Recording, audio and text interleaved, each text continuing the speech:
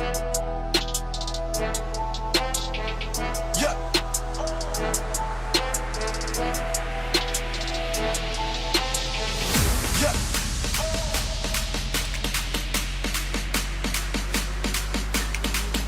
Yeah.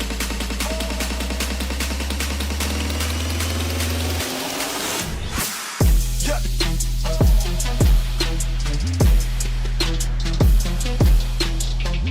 Yeah.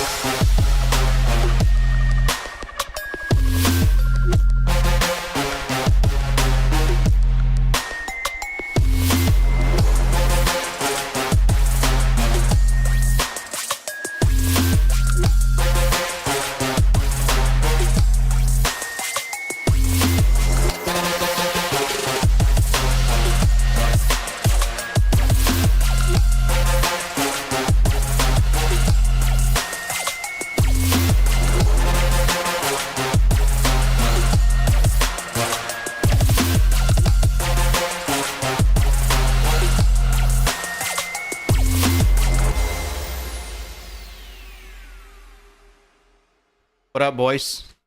How are we doing? How are we doing, guys? We're live. Good morning, good afternoon, good evening, wherever you are in the world. We are live on Twitch, YouTube, and Kick. And yeah, I mean, today's the day, man. Well, not really, just today's the day for quarterfinals or semifinals. Furia was the first team to go into semifinals. Now we have 3 games to watch. First game, Foot Esports versus Mouse. Second game, Legacy versus Falcons. And then third, Vitality versus Team Spirit. So take your pick. If you are putting your money on your team, please do so. Because this will be a game. So Mouse, pick Dust 2 and no, Foot pick Dust 2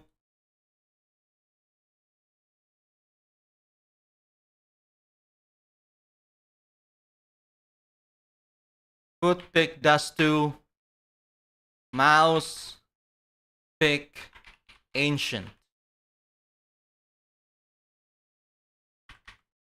And the decider, Mirage.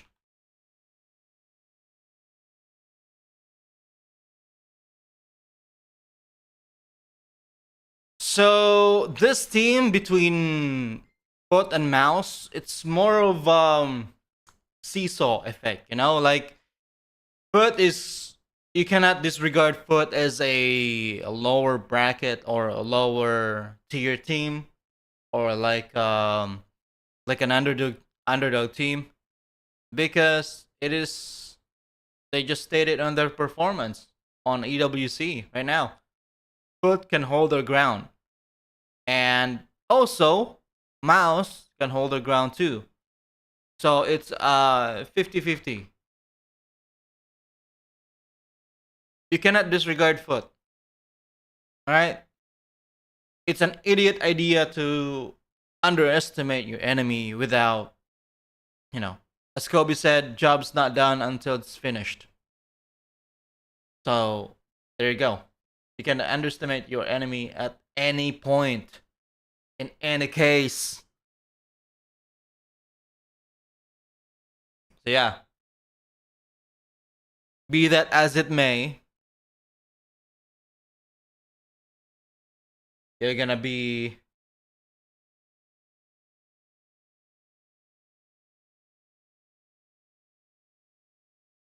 amazed on this match. I'll predict it's gonna be 2-1 in favor of Mouse. Yeah, that's my prediction.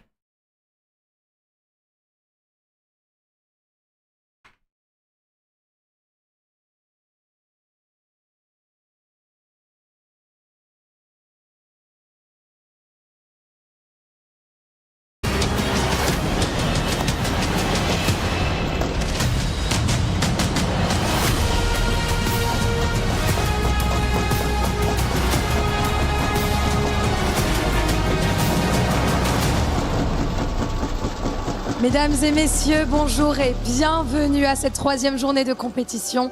It's a pleasure for me to welcome you here at the STC Arena for our 3rd day of playoff. It is Counter-Strike 2. It is the Esports World Cup. I am Lou, and this is definitely not Ian Chambers. Thank you so much, Fancy, for subbing in. It's a pleasure to have you. Bienvenue. Welcome. Thank you. It's an honor to be here. And Ian is busy preparing something very special on Championship Sunday. But for now, we've got more matches for the quarterfinals. 6 teams are taking the stage today. but only 3 of them are going to make them to semis. Absolutely, and you know, we've lost our defending champions. Mongols and Furia got their hands on the first spot onto the top 4, so it seems that the script hasn't been really quite set yet. Yeah, absolutely. We still got the keys to crush at the quarterfinals, along with the hopes and dreams of all the players coming on stage today. Let's see what happens, but it's going to pick up tonight, and it's going to be a banger, an absolute banger. This is going to be our last game of the day, of course. All eyes on Vitality versus Spirit, but before that, we have 2 games, and it is time for us to welcome our 2 first teams. Please welcome Foot Esports!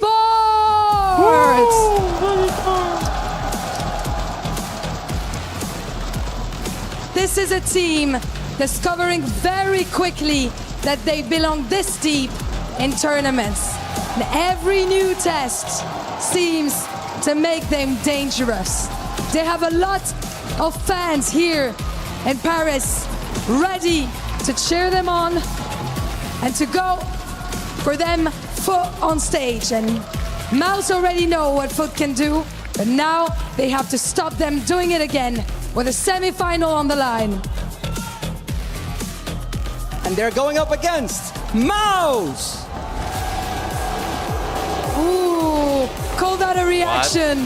What? Absolutely, they arrived in Paris as recent champions, carrying the confidence that comes from already proving they can finish the job. But Foot have become one question they have not been able to answer. This is their chance to finally find one. Probably the team that got booed the most so far in Paris, but they don't mind about being the villain. It is Foot versus Mouse. Our first quarterfinals of the day starts now. Excited for this one. Good afternoon to all Counter-Strike fans tuning in for an action-packed day of quarterfinals today. The weekend is fast approaching, Chad. Furia even waiting in the semi-finals for the winner of our first game. Foot, Mouse, we've heard the desk. We've got to hear what the crowd thinks about this head-to-head as well. We've got Mouse on one side of the stage, Foot on the other, and of course a rematch from that group stage. And this one right now is definitely going to be a bit of a sore point for Mouse. It's not just that group stage game, it's their last 3 head-to-heads, all of which have gone in the favor of Foot. That's surprising when you consider the VRS rankings where Mouse find themselves. Yeah. In all 3 of those series, they're close. They're 3 mappers, they're down to the wire, the devil's in the details, and we'll see if that pans out again today. I don't know if perhaps my estimations of Mouse were miscalibrated, but I absolutely would have, come into this one expecting to see them as the favorite. The VRS says so, but when you look at that head-to-head, it does get interesting when you talk about like matchup-specific head-to-heads. It does seem like we're getting to the stage in Counter-Strike here in 2026 where it's actually team-dependent. Some teams pack a punch versus others. Others, you're kryptonite. You can't seem to beat them, but you're beating everyone else. It's an interesting dynamic. I think if you're Mouse, you definitely acknowledge the aggression of a team like Foot, and hopefully we get that on display today. The 2 previous head-to-heads before the one at EWC were for, well, a whole lot more marbles. We're back on track with ones that cost elimination. During the group stage, sure, all right, it throws you down to the lower bracket. You can still walk on through and make your way to this level of the competition. But an EPL loss in the playoffs, being eliminated from the major back in Cologne, those 2 sting. Ooh. Bit of a grudge then. And this is still Mouse on the rebuild. Rad Exertion is the in-game leader. Sure, that started in the last season, but the roster finalized now. We've got PR in the mix alongside of Zelex. PR, obviously a little bit more notoriety with his time in Gamer Legion. Zelex was through the Academy of Mouse and getting that promotion as... I haven't seen this technique before. Okay, hold on. Processing. Towel around the foot. Yeah, he wants to sit on his feet. He doesn't want to sit on his shoes. Well, I hope he wants to crush the feet on the other side of the server today. Yeah, I'm very curious. I've never seen that strategy adopted. That is brand technique. new. I know some people do like to sit in some funny contortions. Let's focus in on the veto for a moment. We should, yeah. Dust 2 coming through. Mouse, they're actually undefeated on Nuke with this new roster. 5 on the trot. Thought that they would definitely be picking that today. With how close it got during the group stage, maybe wanting to try something a little bit different. With xCloud joining Foot, they have lost 2 on the trot on Dust 2. So Mouse, which once upon a time was their weakness, Dust 2, is a map that they're picking. So a change in the veto, Ancient and Mirage, they're the mainstays. And all 3 of these maps will allow for some brawly, in-your-face Counter-Strike. I think there's similarities between these 2 teams as well, Kreveni. and Exertion, both aggressive in-game leaders who like to make plays, who like to make space. Yeah. No, I'm really curious to kind of get a first-hand glance at what Exertion is capable of, because he's one of those individuals who, when given the transition to leadership, you immediately expect to see it impact his fragging. It didn't. If anything, he actually started dropping crazy numbers. Yeah, when it first kicked off, this man was putting up donk-level numbers, and I'm not over-exaggerating there. It's tapered off, and it was always going to. But he's always called the shots in MOUZ, whether it was in-game leading or not. Him, Torji, Spinks, that's the call that you knew Young Bucks, and they want to set themselves up for a semi-final. A trophy at Blast, another one in their sights, and the easier side of the bracket. Why can't they? All right, let's get this party started. Paris, good morning, good afternoon. Are you with us? We could have a bit of a fight on long early here, Chatty B. Or not. A little bit tempered, but they're out now. They were in the right place. Awkward for Jugs. He's lucky to be alive. Torchy's taking a fight and beheads Demon. Quick one back from X-Flout. Progress made. Bomb on the back of Zelex up close. He's able to find lethality with X-Flout gone. Spinks and Zelex side by side, and it just falls apart. That was an advantage for Foot. A 2 versus 4 just flipped. Very important stuff from Zelex there early, just discussing some of his woes in the last series. Did wake up on Nuke. It'd be great if he can get going out the gates. Obviously, this level of environment, something new. That was rapid. We'll see if Foot can hold on to their frustrations. This is a team that can show signs of tilt. Going back to their series against Magic, they lost 9 clutches within that series. I'm sorry? Yeah, so 9 clutches? 9-1VX is going against them. That is always going to be the recipe for frustration. Still made it here, though. And we get 2 scouts out as part of this force. One for Cemetery, one for Krebeni. Cemetery posts up in middle. I've seen Krebeni's scout do some crazy things. Obviously, this time now on the CT side. And a full investment around it. Just hoping for some tags to soften up for these sidearms. HM on X-Flout. Okay. In position to break that mid smoke to assist with vision. They are playing heavier over towards B. Krebeni going to take that line towards short, while Demon anchors down long. B fake utility being thrown out from Spinks, just applying pressure. They've got 3B. They ain't going to move a muscle here. Reaction is blocked doors. And, oh, good shot. Spinks, hopefully we can get back to that MVP level form we saw at Blast. Out short, and Krebeni finds an opener back. That's a good one. Would have loved the second on the trade attempt. Still, with the flash enabling a cross, he's going to have to concede the site. They need to flush out Spinks. They know he's going to be lurking. Great smoke. That's going to give them some freedom to adopt further angles. And now the bomb goes down. Do you want the double dip? Do you go? If you can get this AK, you could consider the save right now, but they need to deal with Spinks, who's starting to slip up middle. He's finding a safe route out. Another defensive smoke in the site, and this one might just be called off. Spinks is taking some flack. No chance. By PR, trying to stop this from spiraling. Another bit of damage dealt PR and Spinks. Worse for wear. Just about holding on to these guns so they can try again into the next. You didn't hear them. Little does he know, Spinks round the world. He's going to get one onto PR, announces his presence, considering the potential T-spawn retreat for Spinks, but you'd love to be leaving with an AK here. And, well, Krebeni certainly won't. Demon, on the other hand, still up for debate.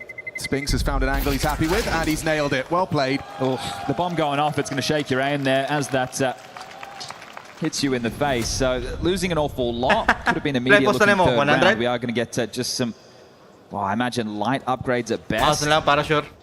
So sure, some resistance, but Spinks does a good job to shave one off early and then plays out that lurk. He's just a nuisance. They're dealing with him. They can't worry about the site. A good start for MOUZ, 2-0 up.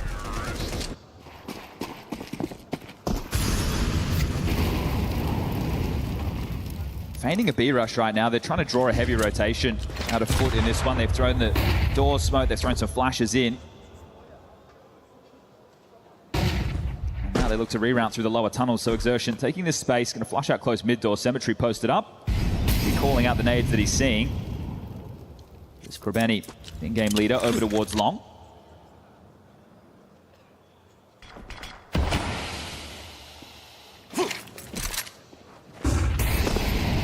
With Exertion on the Mac 10. Be surprised to not see him with a bit of a money man move. So he left the sector clear on the other side of the map, but now probing for the mid to B, a replenish. And that means they may very well wander into this stack. He hit. The bomb's not committed, so Exertion will make his money man move. Info, absolutely nothing. You only know X-Cloud's there. Info Ooh, gathering this gets went weird with awry. Benny finding this timing as well. Does he choose to engage though at this kind of range? Oh, it's not easy shots. He does manage to find Zalex. Will be brought down. An important trade provided by Spinks, but make no mistake, this is still high cortisol Counter-Strike. Needed the multi. Oh, and Spinks will just lay down the law. 3 of them just come running like lemmings into his spray. Problem solved, mission accomplished. Now is to avoid disaster. I thought after seeing that Deagle 3-0 headshot out of X-Flab, we might be onto something. Some decent damage done. A couple of kills in both of these rounds, so still limiting the finances of Mouse ever so. Symmetry will hold on to the AK-47 and we'll make this a 3-0 scoreline to kick things off. So this was Mouse's pick. Ancient, the response from No Foot one. and Mirage if we 50. need it. Okay. With this head-to-header, I just Gamera. want people to understand how close it's been in the past. So the last 3 series, they've all gone 3 maps. And just to recount some of the scores, 13-11, sunod na game, 13-10, Falcons 13-11, tayo. and much more of that, right? We had a 16-12 on Nuke during the groups here. These two teams play close Alam, often. That's 100 why ka. every round matters. Na- Which Okay. also makes me think, I assume, if Ginansya, you're Mouse, 100. every time you're once again against them, you go, right, well, it was so close last time, it's not going to happen again. And again, you've tripped and you've stumbled. So this could be a real opportunity for Mouse to kind of just prove that they can beat this team. It's the aggression they have to deal with, right? I would say that Foot are probably the most aggressive team in Counter-Strike. Does that stand for both sides of Counter-Strike? Yeah, the CT and the T, they'll take the fight. Once they know where they are, they're going to jump at you just like this. But this is a great start for Mouse, exactly what the Doctor ordered as we get into the gun rounds. AK has been dropped across to Krabeni, but both Torji and Symmetry have the orbs.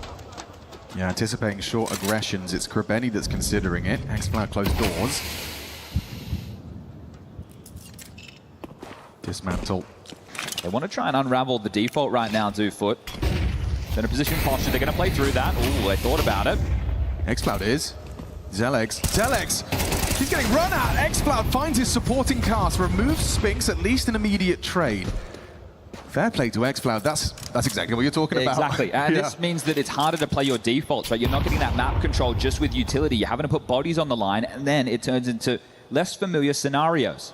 So this 4v4 with 1:10 left on the clock. Also, removing Spinks after the start to Dust 2 he's had is probably a Daw good 200. step Kung in the kana- direction of a kung first Foot CT tayo, daw round. kag It might 200. be less Kana kung worried about mudaog. lurks as well, depending on where this one finished. But look at the posture. Not playing long, not Mao playing gina. B. They just want to May fight mga short kana and kung middle. mudaog. And it's Torji's up. You've got to be cautious of. So Committing dati his kaya jugs. pistol Can't win the round. jug. Alam. Torji finishes Mao him kung off. mag-build sa inyong budget Demon yung back. pistol round. Yeah, okay, peeking back into So the makabuild mo orb. budget, makapalit mo Suicide mission. saktong armas, makapalit mo Yeah, saktong well, armas. Symmetry left in a 1v3. Usog This yung one looks like it's firepower going ninyo. one way. Maybe not fast, but I think we'll get that result. And if you're Exertion, you'd love to take this away. You want to make sure that there's nothing carried through the next. Even though the loss bonus is maxed out, you remove the AWP possibilities. Ala, ginagmay, basta kayo makaginansya Really ka. feels like Bali po Mouse's ng comms dako are flowing yung... nicely as well. They're Mga cognizant daog. of what PR Pero ang has pumunta cleared na and what kung they daog. haven't are going to be... I think they Zero think ka. he's backplat on B. In-insect They don't style believe ba? he's sure. Bahala ginagmay, basta kayo nakiginansya. Info. He's got to play ahead of this. Does so. And nailed it. Okay. Daan palagi ko. PR. What? Yeah, I think he was surprising Jumping. himself right there. Okay. Jump shot. See if we can get that one in the replay. We've seen quite a few of these jumping AK headshots. Shout out to Grex one time. Something in the water on Dust too. Just repeat, yeah. But Mao's aware of it, right? Here it is. Okay. Well, he just took his toes off the ledge. Early days. The 4-0 Foot Dust fan. 2. It's not the end of the world. Footer keeping it together. All right, into a partial. 4-0. Hero M4. Fam has some upgrades in the mix, and you can see the game plan for Foot. Symmetry didn't get spotted on his cross there. So the third man unnoted. A couple of times now they've had this 3-man B start on the lighter buys. But the pack roll mentality of Mouse out the mid door with some pep in the step, 1:30, and they're already starting to dictate the tone of this one. I think that was going to be the key, right? You know the aggression from Foot is going to come. It's about how can you contain it. You can either play into it and try fast, pacey rounds of your own, or you can set up a net, and when they push, you hold the line. You've got such limited resources. You can see the hesitance to drop your block smoke, but it's forced out. Exertion does manage to draw that utility out of the A defense. It's just Jugs with one now on B.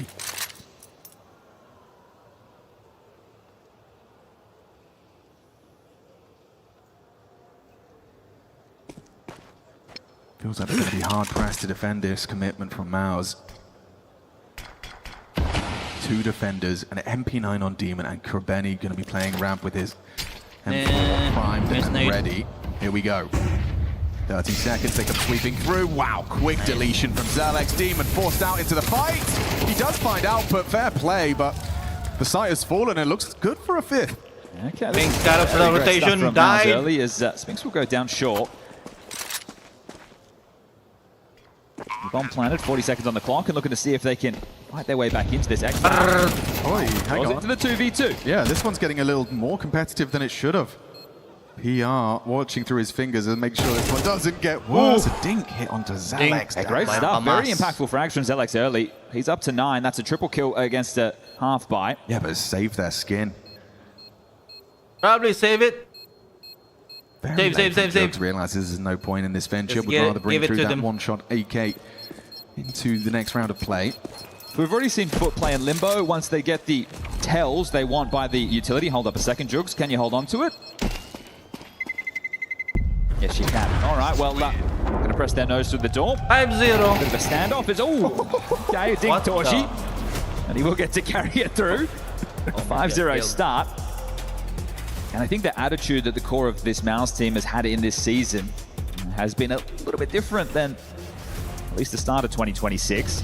Playing a bit more aggressive in your face. Spinks at Bounty, who's making a lot of moves.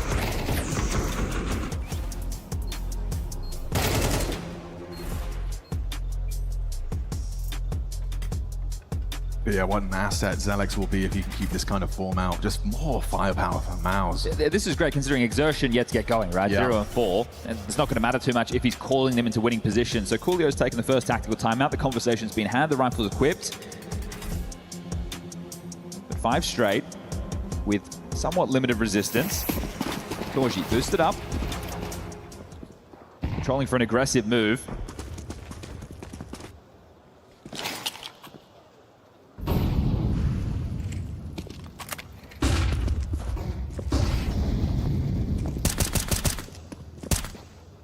This time not set up to clamp down mid against the default, just playing more of a standard round. They took the long control, now they've given it up. They're posting the AWP symmetry towards short. Kraveni will rotate towards CT to be that piece. And Exertion.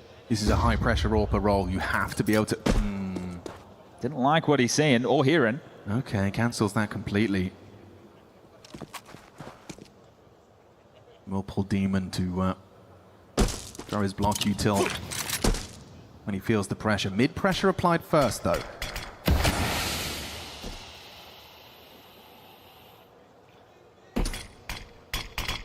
Block smoke in response. Zertion wants to go through. Off the flash they will. Surging out towards that B-ram. Next to each other in the smoke. The bait from Zelex. Is that going to lead to Kraveni overlooking the potential for this aggressive on the fade? Zertion's not cleared it. Easy find for Kraveni. That's first blood. Now pressure applied. This could be Foot on the board. Can Mouse rectify? Operating a man down. You've got PR late long. Symmetry could get caught by this. His attention's drawn towards the cross. Good angle for Kraveni, but better shot from Spinks. Now Symmetry needed that. Cognizant of the long swing, and he's hit it as well. PR cut down to size. Spinks, the victim of Demon, and Foot post their defensive round. Foot is on the map. Foot is on the scoreboard. Chasing Torji. Finally, guys. 1-5.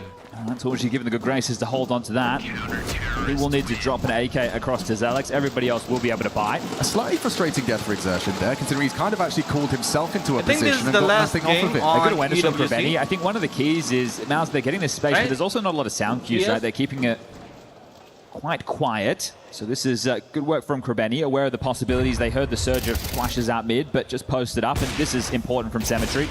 The desk highlighting the difference between a Torji and a Symmetry in the server right now. Ooh, missed shot on the cross.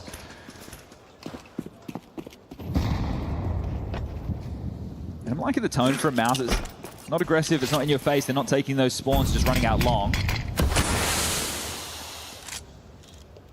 Play heads up Counter-Strike against Foot while these kids shoot hard as going to try the lineup for the long corner as it fades. Symmetry's there. The nade break. Torji removes his counterpart. Demon perfect crosshair, removing PR. He's isolated. They're going to try and deal with him. Yeah, but it's Galilva's AK. Flash from Kraveni. Nice supportive flash. Demon anticipates they're tucked on blue, though. He can spot the elbow against the AWP. A missed shot back from Torji. Nade hurts, down to 79, and oh, Exertion finds Grabeni on the corner. You're not clearing this though. Xploud forward position, bomb at his boots. And Torji committed Bluebin with an AWP. So now it gets weird. Look at the minimap. They've got B, the bomb's long, and Torji's begging for help. Back up, anyone. One bullet before the reload. Okay, surrounded, and oh, he's got Jugs on the hunt. Fair play, that last bullet put to good use, Chad. Here comes Zelex. Demon runs down the AWP. They had to get rid of him.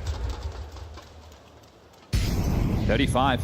They have to pick up that bomb, and that's the fight. Wow, Xploud clotheslines. There's Spinks back. Now high pressure scenario, a clutch for Spinks. Demon last seen close, long doors just goes running at him. Audacious play from Demon. You have to know it's coming. Ain't backing down, man. These kids, they got that W key. It's Ain't moved up and it's held backing down. It's just coming. Oh, high pressure clutch? No. A very important work from the young man towards long there. The pressure done, and under so much was Torji, right? Running out of ammo, has to go down to just the pistol. Xploud, his push is the one that throws the round into disarray.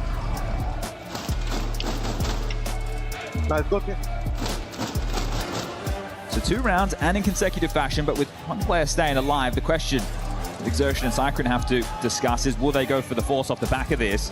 2,400 going into the next, but because you know only one player stayed alive, you can still get back on top of the finances right here, right now. So it's a 3-round gap. They've decided to shove. There's 1 AK in the hands of Torji right now. It'll be a tough round to call. Taking a look at the util. Prioritizing smokes here, 4 of which, couple of flashes, 2 mollies, no HEs.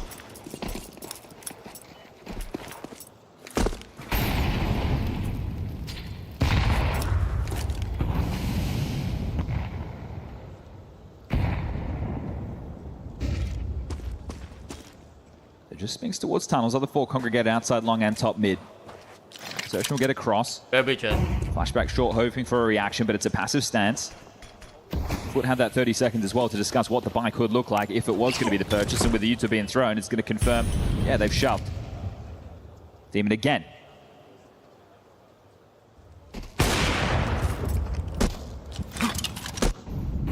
Demon versus 3 on long. Get of the clears, okay, gets multiple bodies, info flows. Now Grabeni can react, catches them on the hunt for the first, and Demon good for it in combination with Grabeni, so Mouse's investment falls flat. Exertion's communicating a lot, but the bomb's lost long. This one's very tough to get back into now. Anything more, maybe a kill, you can save a gun, give yourself something into the next, but do you want that loss bonus or not? This one will just peter out. There shouldn't be too many more levels of excitement, and Jugs will confirm that. Spinks goes down, just Exertion. So stabilizing with 3 straight rounds up foot. This one relatively clean as Exertion, 20 seconds, will need to go down. Does want to get this loss bonus. Put it down towards the mid doors, and Jugs will oblige. Okay. Could be an eco. 4 consecutive on the plate.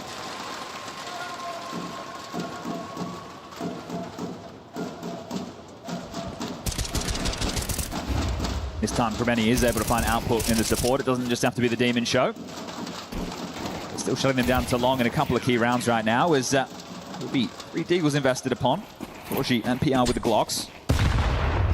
Hello? Yeah, they want to take the fight. All right, they're going to try and bludgeon him here. Very threatening early, aggressive util has Zelex reeling from that deep AG, but it's all just smoke and mirrors. Charge up the guts, throw the nades, and peace out.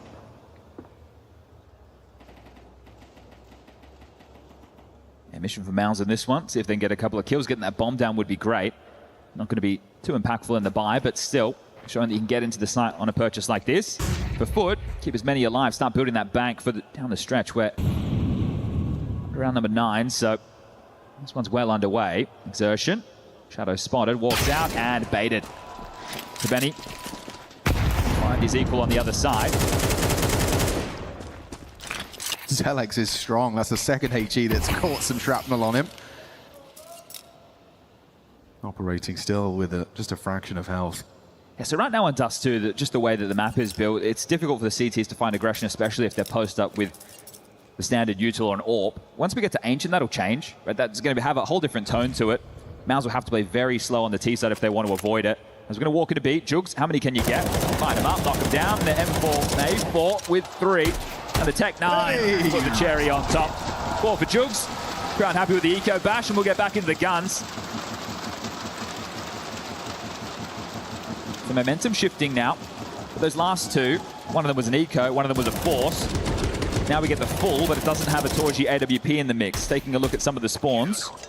There are good long spawns. Exertion could lead the charge here if they want to try and set the tone, get this long space early, and then call off the back of that. He stopped to throw the corner smoke, so not going to be going straight in, but Cemetery is up middle. He fancies his chances. These players, they really are not scared of Mouse. Might be scared of that flash, though. And they will pull the ripcord just in time as this retake util molly lower. Oh, HE's back, a huge. Ouch! That one leaves a mark. Torji and Exertion off kilter. Big nade damage being done there. The fact that they were jarring forward with that aggressive CT stance was always going to slow the default, but now they feel like they're limping around the map. Getting a return to long again. Krebeni and Demon paired up once more. Flat attempts to block the lurk smoke. Straight through. Zelex disrespects the block smoke. That's actually a huge move. Yeah, it looks little in the scheme of things, but the fact he's braved that. Let's give Exertion a little bit more to call around. So short is the gap right now. Long. Demon is going to keep on pushing. Krebeni baiting him here. How far does Demon go? They are going to get into A for relative free. Sure, but it's this fast flank. Torji's still lining up the flash to get them into A. Well, they know it's either short or a B-pop now, and that's confirmed. This gets funky. Check this one out. It's like a role reversal. Is the CTs. No resistance. They Boy, can't believe it. up. Where are they? They can't find them. They're checking every nook and cranny, but he's behind you. Krebeni 2. Demon survival, integral, Jugs chips in, another headshot roll, just Zelex, all to play for and overwhelmed.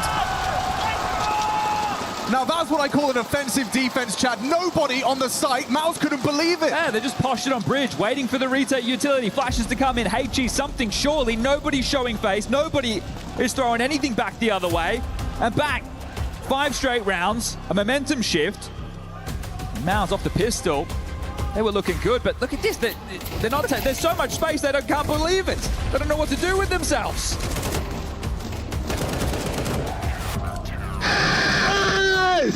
Well, we've lost longs, but we haven't lost the raw. Yeah, they brought that with them. Crazy cool round for Foot to be converting, and that just keeps this run of momentum going. We went 5-0. We are right back 5-5. Have to be the partial for Mouse. They want to get a full buy in the final. Get Torji that AWP. We need to get the man his weapon of choice. Streaky so far. Opening kills for Krebeni. 4-1 in that department. The in-game leader setting the tone with the openers. A couple of Galils, a couple of Tech 9s and a Deagle. They spot this off that Torji pixel, I'm not sure, but it's a double setup. High-low. Zelex does well. Xflow does better. 2 down, tons. Xflow gonna get out of there. We'll have the support, short, and a flash from the upper Cemetery. And Cemetery will send Torji there, bomb down. This one comfortable. It's just Spinks and PR. Got those Galils. See if they can get any damage done this round. Looking like to be 6 straight for Foot.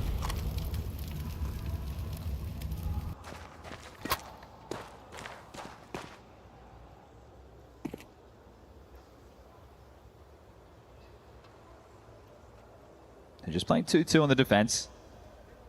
PR or Spinks. They do have it in them to get the multi and then get that bomb down, but Divide and Conquer seems to be the name of the game right now.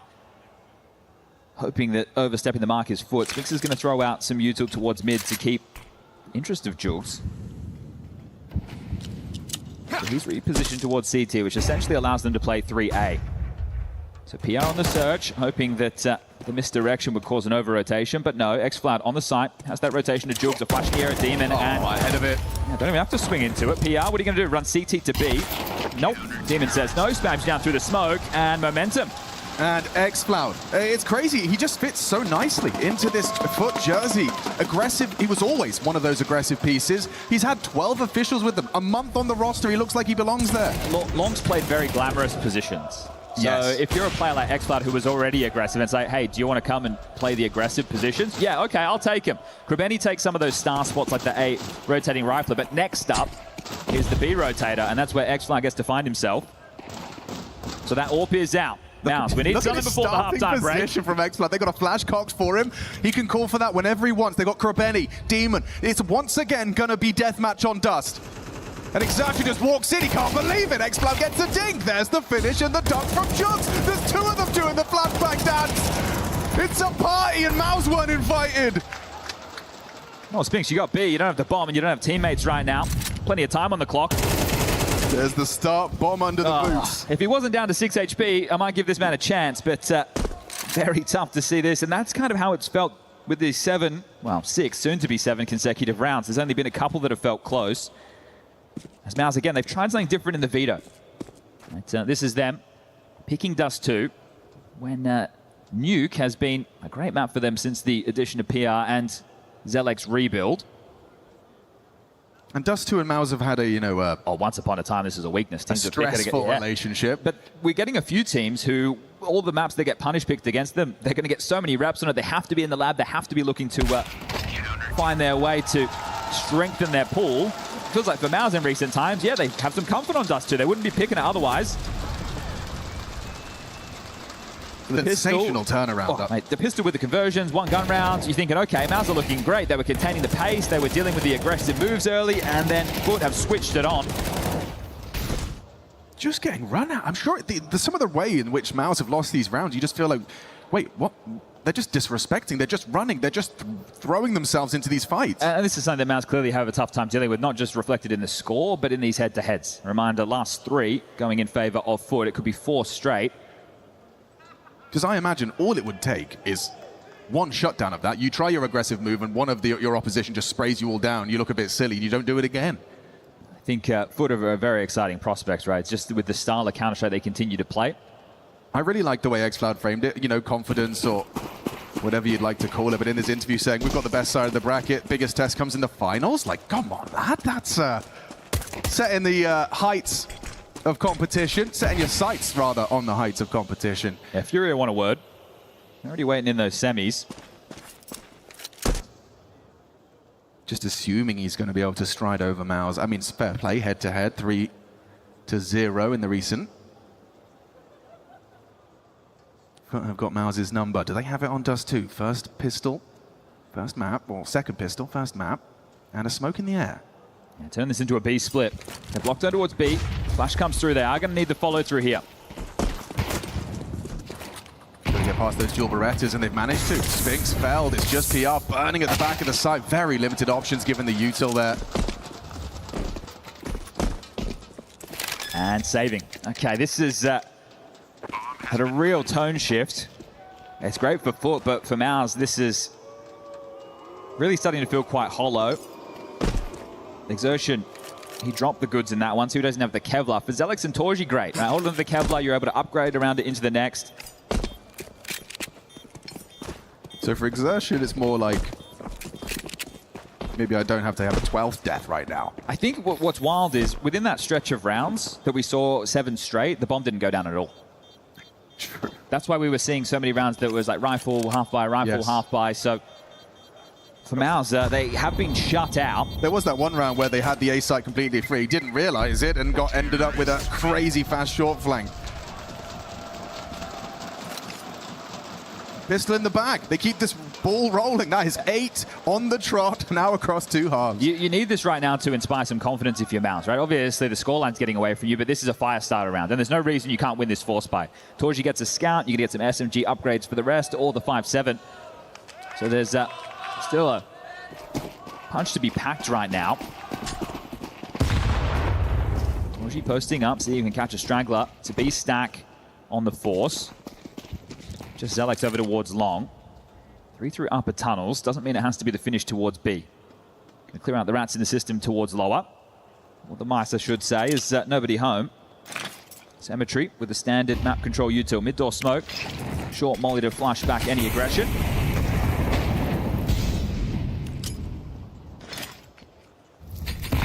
But there not being an immediate B pop, the rotation back over towards A. So Torji will take that scout, and we saw similar things from Foot in the early stages of that first half.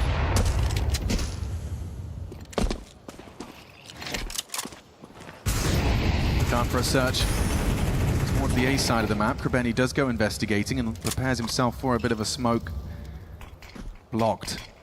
1 minute mark though. You might want to play through it with the MAC-10. Always risky against the lighter buy, but Krebeni loves a good risk.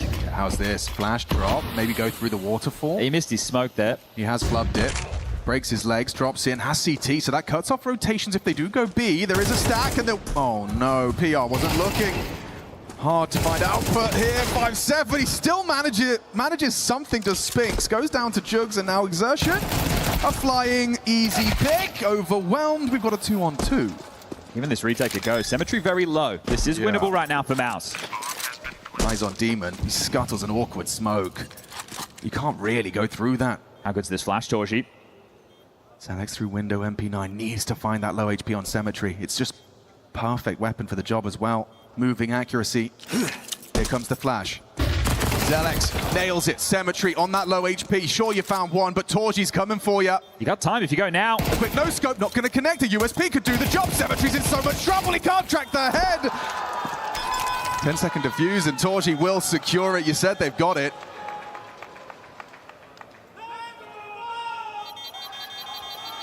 Just in time.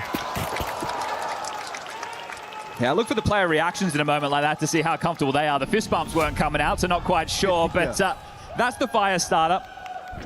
It's quite pitter-patter, isn't it? This B defense does a good job of stalling them out on the way in. It was this one from Zelex, I think, is really admirable. Off of the flash, committing in, finds the healthy Demon, and finds the necessary bullets.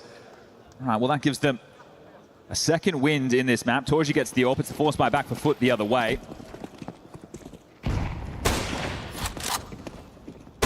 Oh, stagnant. Well, he won't know. Yeah, unconfirmed damage onto one. Nearly hit another through the doors there onto Torji's AWP. Yeah, confirming the AWP is big. Short fight ready. Exertion's going to go overwhelmed. He's going to need some help. Runs out of bullets. Only the one. Missed shot from Torji. They're up down. They're just ready to fight. Happy to oblige. Man advantage Foot. Bit of a red carpet rolled out for the A site right now. There is a push from PR, so no one's on site. And they just go. No resistance. PR making his way back into the site will buy time, though. They don't know it's all four. That's an important find from Zelex. Again, finds good output on his MP9. Puts Krebeni down. Closing the gap on this retake. Upgrade found. Easy pickings here, you'd think. PR got too many to deal with. Wow, fair play output from Cemetery. Up close with that scout and combines with Demon. That 1-2 punch, the scout bullet. Combination with the AK, a clutch available for Zelex, but Demon's not playing scared. Throughout this whole Dust 2, he's more than happy to give you the fights. Very short-lived celebrations for Mouse, straight back to the pits of despair. Yeah, their last force buy, they had the 1900 loss. Now they only get the 14. So it's going to be weaker in the weaponry. They saved that Kevlar for the pistol this time. It's going to be reaching deep in those pockets and seeing what you can pull out. This was tough because they were contained just to the site. So Mouse did a good job of limiting these post-plant positions, but it's still difficult on the way back in. So you had them right where you wanted them, but it's that early kerfuffle over towards short and middle that Foot came out on top of. They just need to convert, and then they can be walking away with Dust 2. I said the series are always close. Well, trying something new in the veto. Why not pan out for Mouse? They must have known Ancient Mirage would be in this one, so they'll be prepared for what comes next as Zelek tries his luck at long and, well, warded away by the AK bullets. Just sees Demon. Now they're saying peek again. Give us another chance. He's playing anti-flash, supported as well by Torji's Deagle. Flashes won't find him. Torji peeks and draws attention. Gets spotted. Team Flash did slow Demon's roll. A third body comes over here, so we're ready to fight. So Zelex, good shot. Torji down on the corner, and yeah. Great basics. AWP hold the corner. That's the power of the AWP. As long as it can hit its shots. Now they can turn this into a finish. Molly at the feet of PI. He's burning, and one through his troubles. It will have to be the eco. which means Mouse likely to concede their 11th round.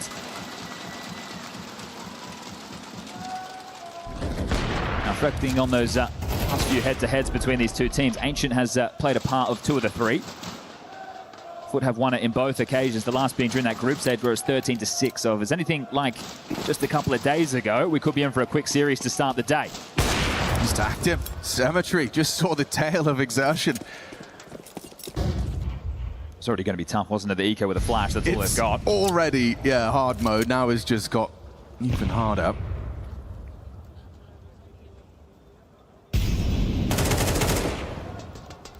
I can see the conversation there. This will just be a mob towards long. They were starting to posture forward to probably flash into bedroom with some numbers. So back to the original plan. After Demon shows himself, cops a dink, but the trade will be there. This one is not going to get out of control whatsoever. Xflad wants his ecos, and that's going to be his 18th kill. Looking comfortable in the Foot jersey. Very.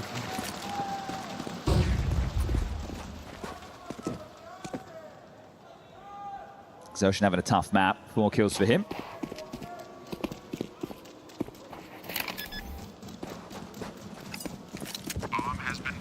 But it has been a landslide. 11 of the last 12 rounds.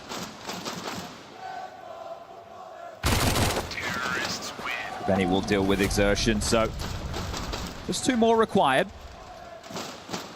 Very comfortable. This is Foot not being made to sweat just yet. And this is such a confidence booster. The fact that, they've moved away from Nuke, a map that they're undefeated on with Zelex and PR. We feel that we made them sweat so much last time, they've had to change their pick to try and be a bit of a punish, and well, the punishment is only going one way. So you get a mental boon for Foot, you get quite the opposite for Mouse, who are taking what to me felt like a bit of a risk in the video, but I like to see this new look Mouse, right? A bit more aggression back at Bounty, a bit more tenacity, a new attitude. I'll tell you who's got some attitude. It's Coolio. He takes this one again, 4 straight. Hungarian TV better start putting him in the ads. Yeah, they better. All right, well, long spawns for a few members of Foot here if they want to keep the pedal to the metal. Torji gets his Orbits glass cannon. The defuse kit for the CTs. And no, they don't want to use those long spawns at all. Cemetery will dip down. Torji's going to post up towards short, looking to see if he can find their suicide fight. Get a fight, all right. Got to back away.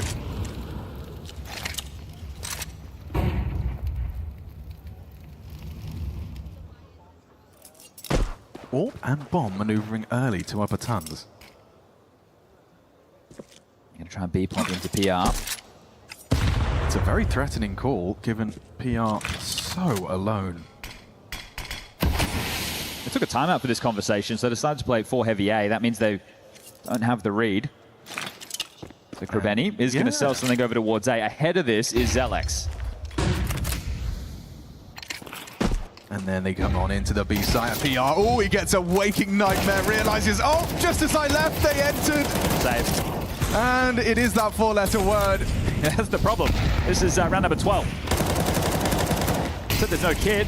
Oh, you just got completely manipulated by your opponent there, didn't you? As soon as these first 15 to 20 seconds of the bomb have ticked, I'm hunting. I'm trying to take away everything. They got 2,900 for the last being the loss bonus. You take away these guns, it's going to be a bad-looking buy, and this is an absolute pantsing on the stage right here. Yeah, and with the players that Krabeni has, I reckon they are just, they're chomping at the bit. They're waiting for him to say go. The mouse. Counter-Strike crowds don't love saves. I'll say Which that. is great. It's across the globe, wherever we go. You want to save your guns, you're doing this weird financial calculation. We want to see bloodshed, we want to see a biff. Okay, I can't believe we're getting a unicorn round to find 12 for Foot. 10 alive in the server at the end of that one. Sometimes you see this. Oh, no, I lied. That's the bomb. All right, well. Explode. He wanted to give us something. Yeah. It's something to talk about. Level of excitement, I'm sure. Rather, this one. Considering how G2 versus Fury went last night, yeah, maybe we're in for a few more landslides. That was an odd series. I mean, I saw a 3-map affair for Foot versus Magic. I was like, oh, I mean, same with Mouse versus Gamer Legion. That was a close battle.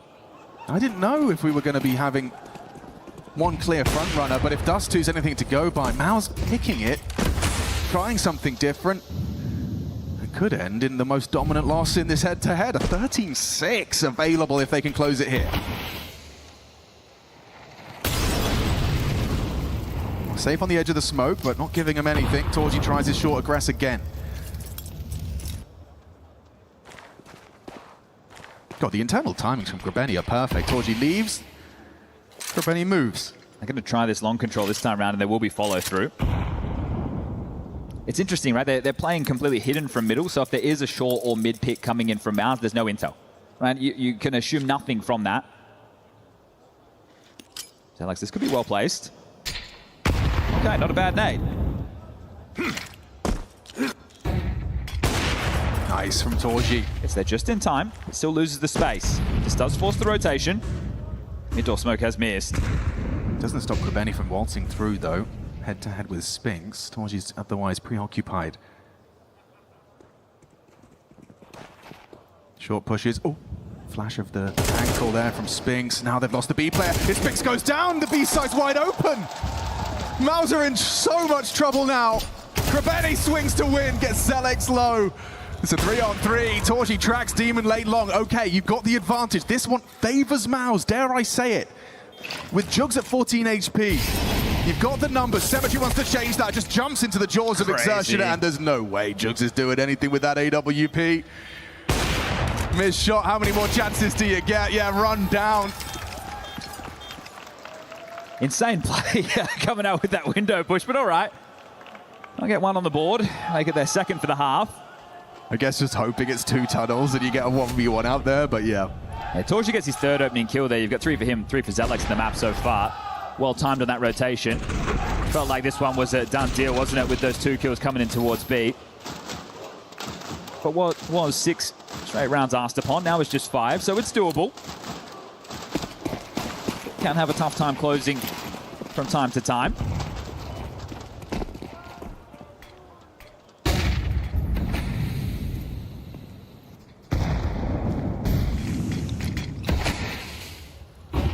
Hoping for the clear. And HE is telling us something a little bit different. So there will be no break to take a head-to-head with the AWP on the other side. Ooh, and X-Cloud's gone down to Spinks there. Just towards the X-Box. Cheeky smoke spam bears fruit for Spinks. Money will be in a bit of question for Foot, remember, so... Ouch. Yeah, Grabeni. Could be a tough round to lose. I'd agree with you. Grabeni 24, X-Cloud already out of the round, and you've got a minute to try and find a way in. Lots of talking there from Grabeni.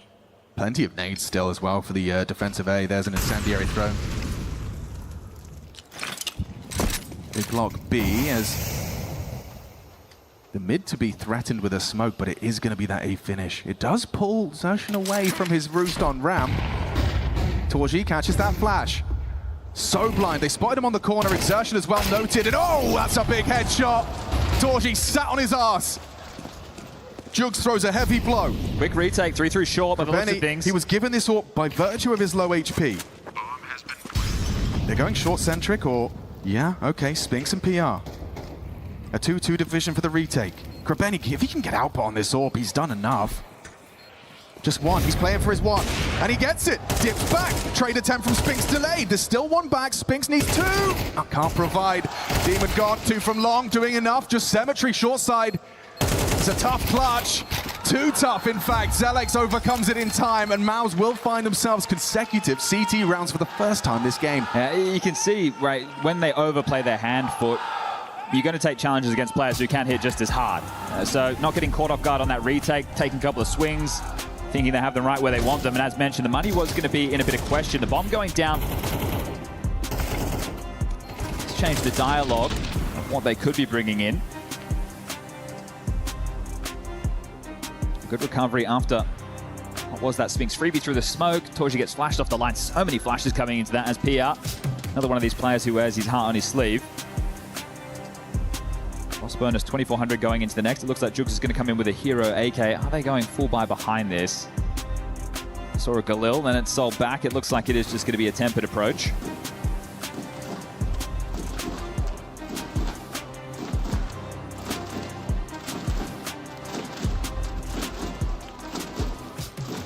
So just smokes invested upon, no flashes.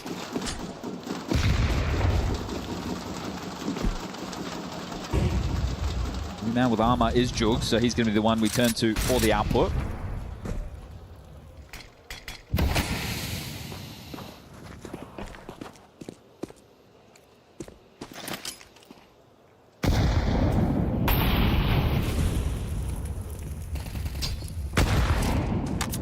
Well placed nade. Jugs down to half HP as they will get this short space. They haven't announced their presence. Torji, are you ready? Primed and ready. Should still get a plant out of this. A lurk from Krebeni. It is slightly interesting, isn't it? They just had a premonition. Yeah, now he's kept two of them busy. It's going to keep him looking, though. That bomb is down on A. They are able to find him. Uncomfortable for Jugs. Oh, a missed orb shot from Torji, but same for the spray. Loses control of it. Not bad. Demon B250's done damage. Hang on a second. Jugs in it to win it. Two of them low and denied by Exertion. Good proactive maneuver and serious output from Mouse's captain. Yeah, we need him to start activating now, especially even if this map goes to the wayside. He's going to be necessary once we get to map number 2 at Ancient. So the fuse comes through. Now it's just 3 rounds. Seems very doable. Looks like they're still believing in this one as well. A little bit sketchy there with just the hero AK and some light upgrades. The P250 output was almost lethal. Symmetry will get his orb. He has a terrible spawn if he wants to try and pick mid. We'll get the boost. This is just a monitor. Ooh. He's got spotted by Torji there. His counterpart takes a little bit of a aggressive line of his own straight to lower tunnels. Eats the flashbang. Has support though. Yeah, Exertion on that short side. They molly lower tunnels, that's the question. They will from Xcloud's side, and so he's got to bail himself out. Does manage to turn tail successful. Pepper through the smoke. 5 on 5. Progress short.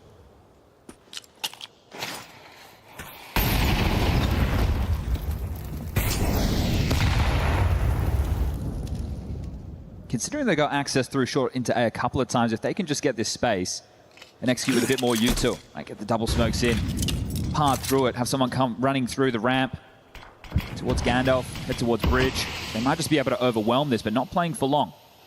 Now they're more worried about a mid to B. Krebeni, can he make a move? Spinks is waiting for him, ready for him, nails it with some precision on the headshot. Zelex activates from the Goose side. No one was looking at him. Torji drew so much ire, so much attention. Frees him up. Zelex now swinging out, even a USP headshot. Okay, that is dominant. As that gap now continues to close. What, 4 in a row? Felt like the bar was set a little too high for Mouse, asking for 6 consecutive once Foot found 12, but not necessarily. Now, the first time the bomb doesn't go down in that stretch as well. So that is going to have ramifications. This one likely to go the distance, all 24 looking needed. As is tradition in this head-to-head.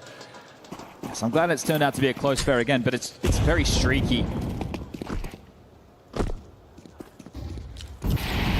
Late long pop, seeing if they can isolate the two. Zelex with 23 frags, he's putting in a shift, and that's a huge nade again. More where that came from. Incendiary buys the respect, X-Flat ahead. That's his time. I don't fancy his chances in this engagement. And Zelex doesn't either. 24th frag posted. He's going to keep teaching us how to count as in comes 25. Bomb delivered and headshots provided. Yeah, this one looking to be flawless now. Oh, they don't know about Krebeni. He does get across their sight line, so a good chance for, one Deagle bullet. That's the only chance he gets. Last round of regulation for Mouse have forged a path back into Dust 2.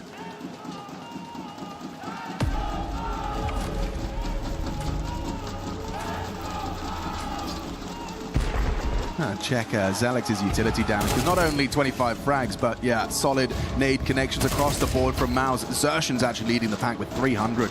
That makes sense for your A rotating rifler. White is the one who gets the extra util to lob towards short. Okay, well, Foot, you're in the driver's seat. You had a great opportunity to close. It was 12-6. Now it's 12-11. The pressure is there. No timeouts remaining, but hey, if we make it to overtime, that's an if. and they'll get those chances again. All right, I'm curious to see what that last call can be from Krebeni before all of that hard work, that lead you had accrued is completely wiped off of the scoreboard. You send Cemetery searching. And it's a contacting walk. That's what you want from Spinks. He gets info. More than that, he gets a kill. Krebeni gone. Exertion call X-Cloud as well. Advantage Mouse. They took a real risk there. No door smoke, just assumed Torji would be starting elsewhere, but Spinks is the one to go get that answer. And oh, Exertion, you're in trouble. Yeah, beheaded by Jugs for the equalizer. Zelex in reaction, PR. Ooh, it's a quick double. That bullet magnetized to the skull. Cemetery in a clutch, in it to win it. And by it, I mean this whole damn map. Torji and Zelex to get past. How does this young man choose to play it? His playground, Dust 2. Up against 2. Timing everything. Spots up just enough info, his elbow poked out, Zelex relays it, and overtime secured a 6-round run out of Mouse. Okay, this is nice and a great performance from Zelex here. Exertion, he's woken up as well, and that's a scary factor if you're foot. We'll get extra rounds. This is great from PR. He's been having a tough go of things over towards B. A few rounds where he's been pulled away by fakes, caught out of position, losing this B bomb site. Lurks have been punishing him as well. Olda, you're insane, bro. What a shot, mate. Exertion. Geeing up his boy there, PR. It's going to be only his 10th frag off the back of that one, but very important as we get 12.5k back underway, and it looks like they are going to be using their spawns and taking long control very early. Just a chain of flashbangs and X-Cloud, a man determined. Partners up with Jugs, full space long. The whole squad here, and look at this reaction from Mouse. This is so proactive. Action long, and Spinks goes searching straight for that flank.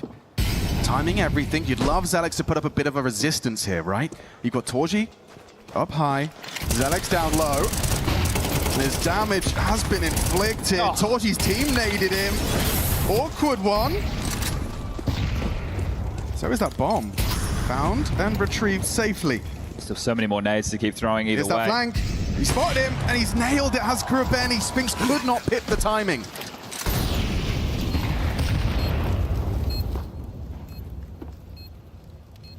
Well, Torji's saving. And PR being asked to do the same. Thought they might want to hang around, see if they could find anything here, but obviously 12.5k, the AWP wants to retain the AWP so we can have it every single round. Isn't it always this way? When you're on 12, you lose 6 in a row, straight to OT, and there's that elusive round. Yeah, that's one of the things with Dust 2 as well, though. How many long spawns are you getting? Are those coming on light buy rounds? Are they coming on full gun rounds? That's something that does play a factor to the calls available for Krebeni. But against the long spawns things, we need to just change the tone of this game. Terrorists win. So they stop another streak. Get back on the board. And then you ask yourself, what's the likelihood they do that again? What's the likelihood they have those spawns again? Tough with that team nade, right? Trying to break, trying to make it a nuisance on the cross right there, but you take your teammate out.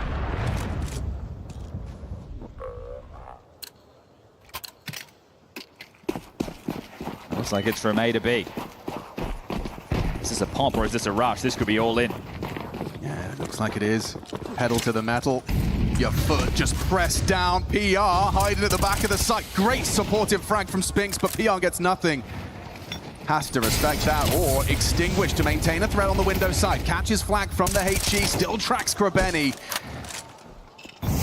It is impeccable from Spinks, and now misthrown util. Foot are flustered. And they've struggled in these B post plants with a man disadvantage. Let's see if they can do it this time. Good util for Demon. Has to try and time it right. He's playing under the window for now.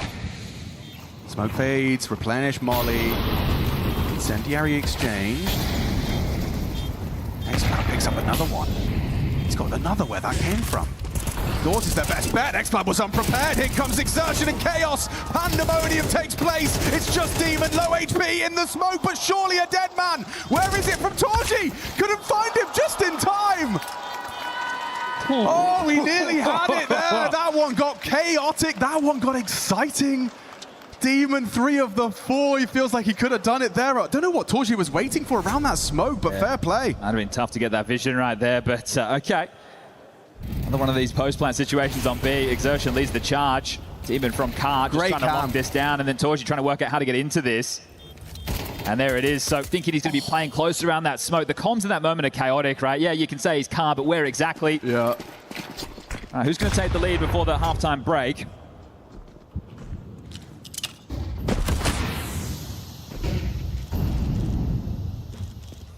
Quite commonplace to see Torji start rounds here. Yet to see it really pay off. Yeah, they haven't been giving him that type of fight, but this is the first in overtime where it's not just an all-out rush. This is more what we were seeing in regulation, so we're trying to pull off the game plan, and going to be sweating somewhat, knowing you could have closed this much earlier. Get some good opportunities on those lighter buys.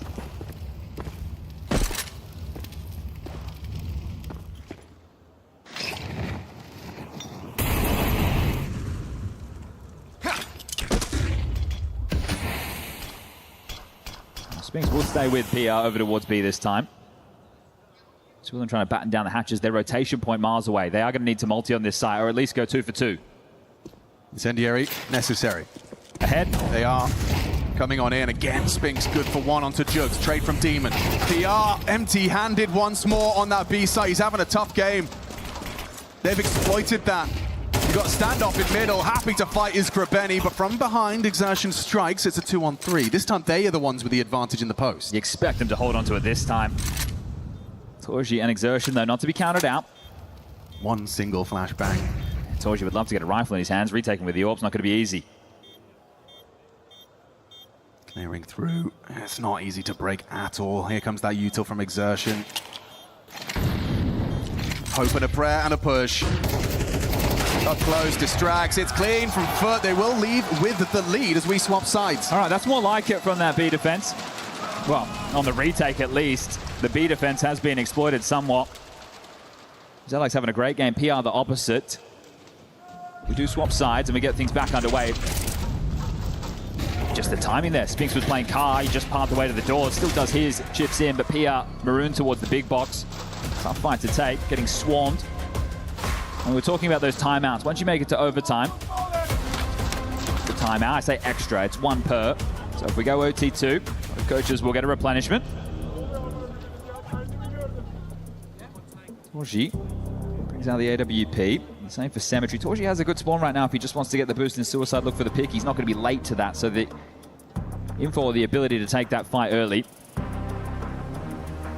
Reflecting on that first half of play where Mounds were starting on the T side, it was the pistol, the conversions. It was only 1 gun round that they got by. Otherwise, they had a very, very tough time getting into sites, getting the bomb down. And that was through proactive moves, whether it was the start of the round, the mid round, or even late round from Foot. He gets that boost. Ooh, yeah, he's too close to the wall, so he's jammed. Right, he couldn't actually get any movement out there. Too many squats from Exertion. That means a lot of questions, though, right? They could be in lower tunnels. He hasn't been able to spot that. Still brave it anyway. Zelek's not afraid. Just charges into lower tunnels, gets the space immediately, and rectifies the lack of information from Torji fumbling the boost. Already up short. It's a good pep in the step from Zelek. I'm liking what I'm seeing. Yeah, and it's going to try and pull Krabeni away from Long, which it has done. It puts it all onto the shoulders of Demon for late Long. Short swing off the flash. Cemetery blind. It's Demon active, and he's gone down. Exertion provides the opening kill. Now look at the box. Cemetery feels like he's put in. He's worried about short. He's worried about Long. He's got his teammates worrying about that side, and they've double smoked in their panic. Alex wants to even go through. Look how proactive he is. He's puffing up his chest. He's acting bigger than he is, but the bomb is retreating. Hey, we've got a pivot here. Eyes on Jugs. Doesn't want to overextend. Spinks is cognizant of that potential for the push. They regroup short. Smokes won't last forever. Action on Krabeni and off angle. He's got to hit the headshot though. Versus the AK. Does very well.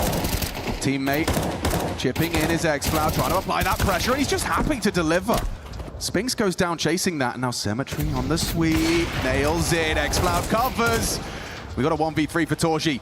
The low HP though, with 20 seconds, everything's against him, and that bullet tracks him nicely. Cemetery puts him down. Oh, that was touch and go there for both teams.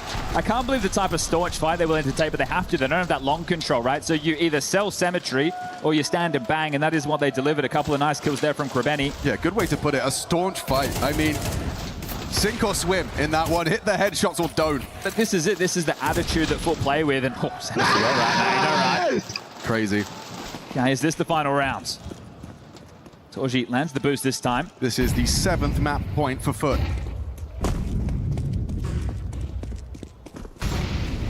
They might go for an upper tunnels push. We saw a long push come in later in the piece. They haven't really done anything too aggressive through upper tunnels, at least not assertive like this. There's a flash. Are you ready, Spinks? Now he's going to be positioned and so blind. Still nearly found one. What a find it is. First blood. Mao's limping.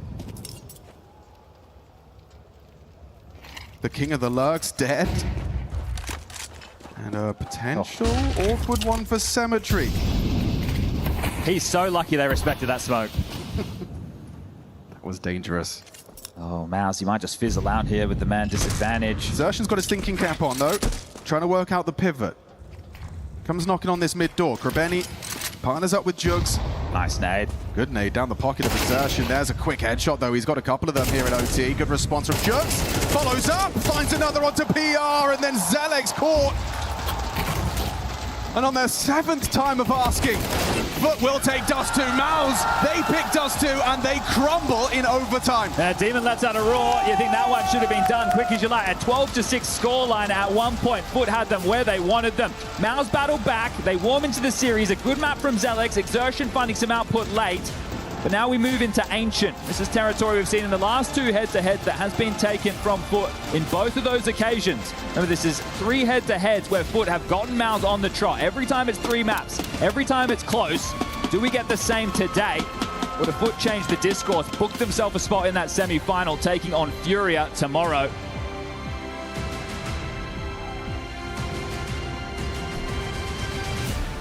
As we take a look back at some of the highlights, I've got MBK alongside Pimp. And Pimp, I want to hear from you first. It was a 5-0 start for Mouse.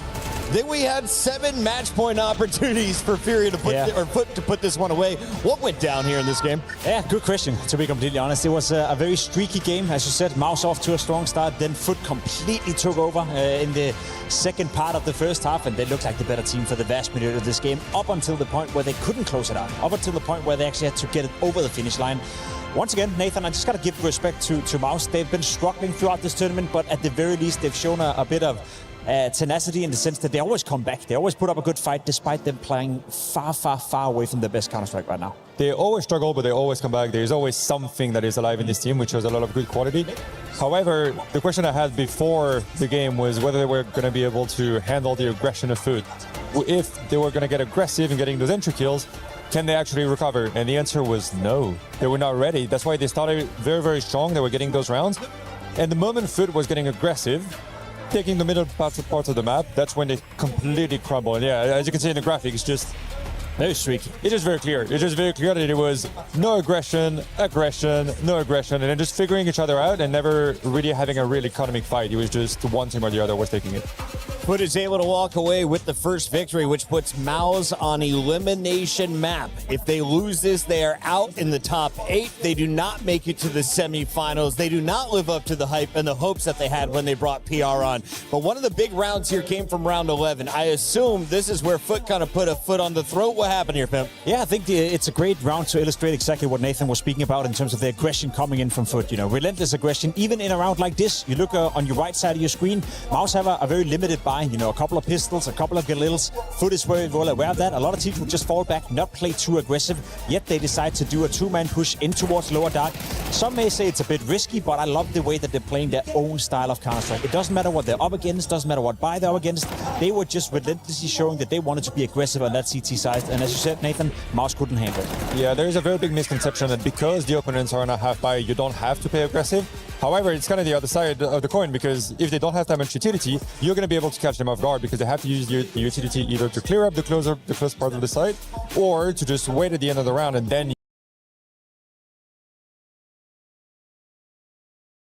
New Sensodyne Expert Repair contains Novamin. The Novamin repairs sensitive teeth by creating a reparative layer over the sensitive areas, and it starts to do this in just 2 minutes. Try new Sensodyne Expert Repair. It works. Knowing that there's going to be even more pressure on him moving forward. Jacob, what does he bring to the table, and what can we expect to see from him going into his second map coming up here? Well, that's the thing, right? We spoke about it coming into the game. Selix had a very rough showing against Gamer Legion on Ancient, which is the next map. However, here in Dust 2, he was once again the player keeping Mouse alive. So he's definitely shown throughout this tournament that he's resilient. You know, he can have a good map, he can have a bad map, but he finds a way to come back into the game. And without Selix, this game would never have gone overtime in the first place. So that's the positive. The negative is, as I said, we're heading into Ancient, and that's where I watched him play maybe the worst game of his career. A game where he was completely out of it, where he couldn't find any footing whatsoever. And going up against Foot on Ancient, you know, having that recency bias in mind, I'm a little bit worried on his behalf. Nathan, the casters were saying some of these players run on emotions, that maybe the mental might sink in. Is that a good thing or a bad thing for a player like Zelix? It looks like a pretty good thing, to be honest. I know they have a very good coaching staff around them. Performance coach, mental coach, they had a bit of everything. So we have seen in the previous matches that they can be down and come back. I feel like they've been down after this map. I feel they expected to win and be a bit more clear as well, like just to be much more active. It didn't feel like it.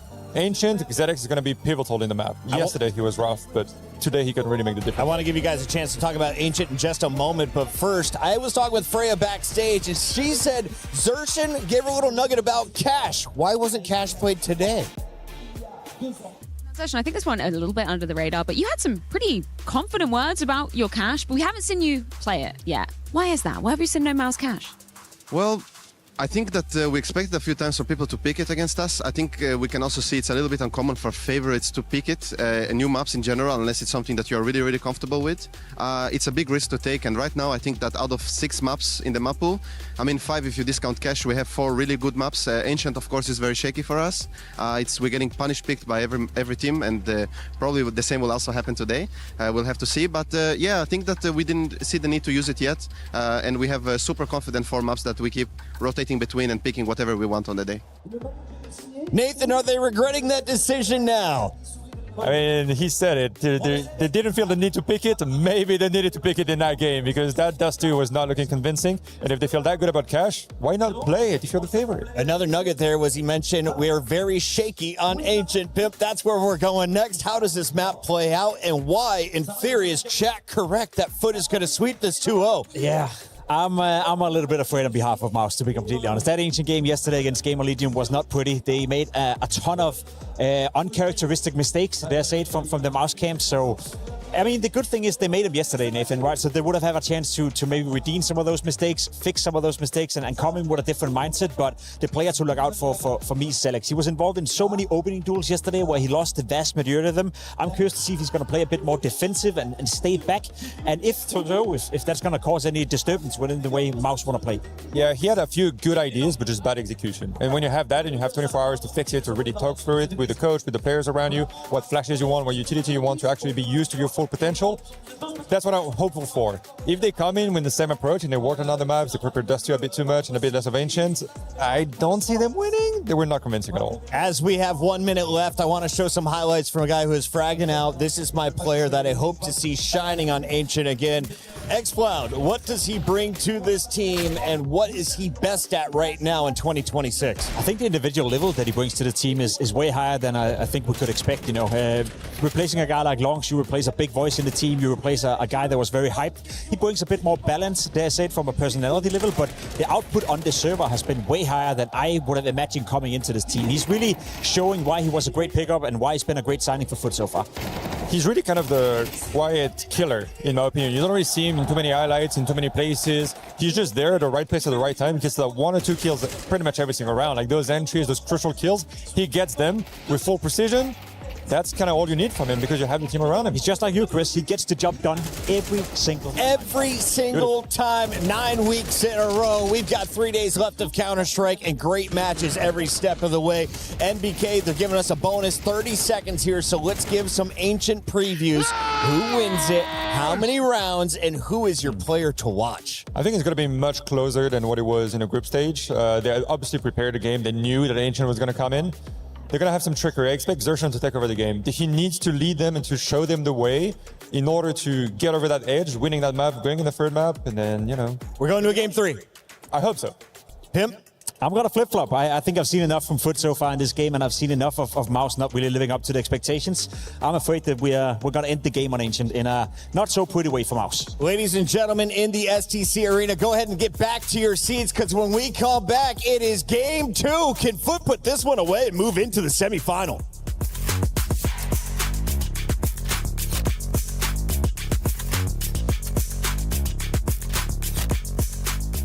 Updated close.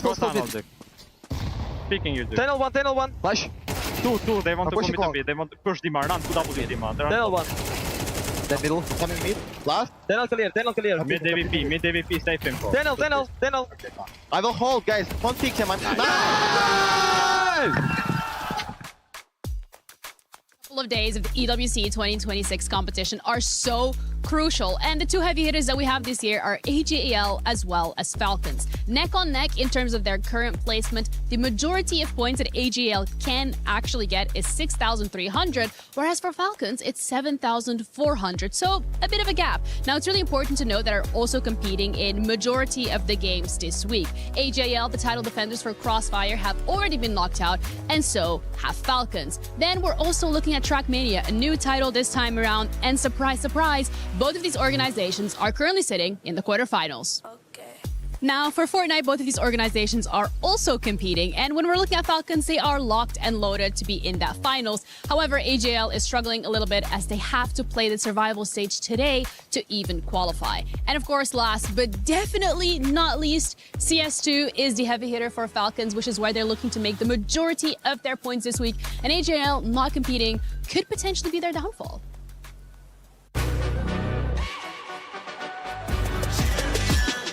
This ain't no regular thing. Came for the ring, you know what I mean. You see my name in the lights, better get right, champion.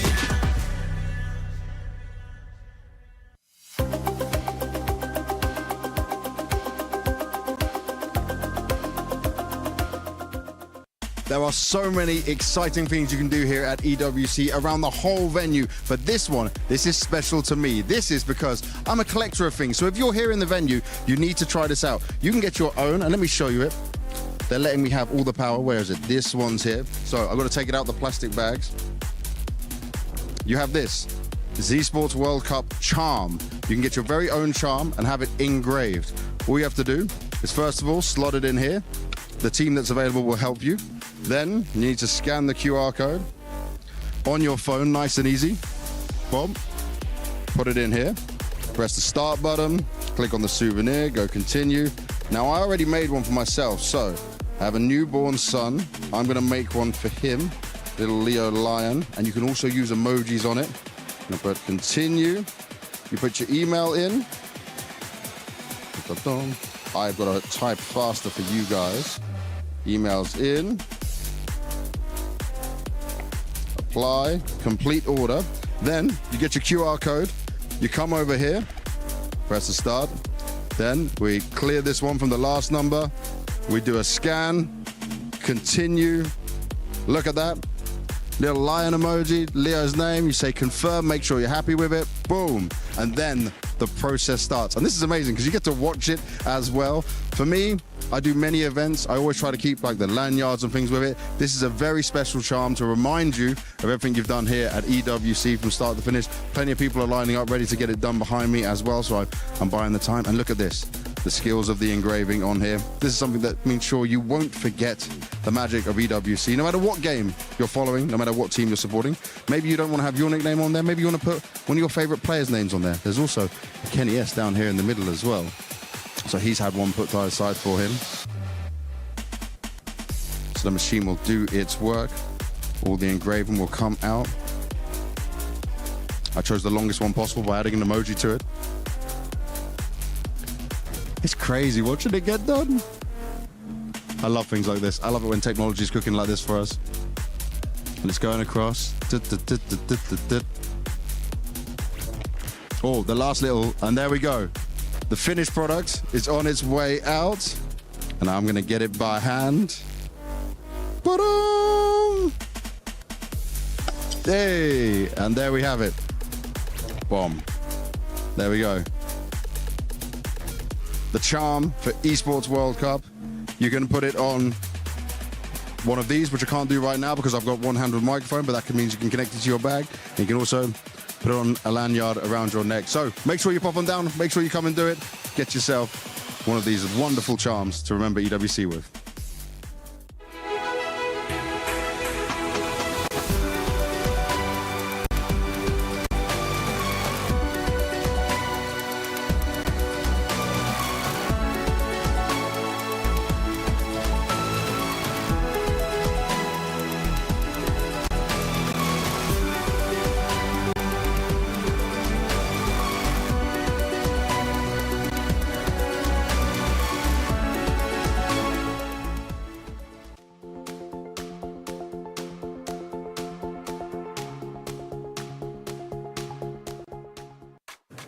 I'm here with the manager of Foot. His name is Nathan. Nathan, you're a French man. You're over here. You find Foot on the stage. How are you finding everything?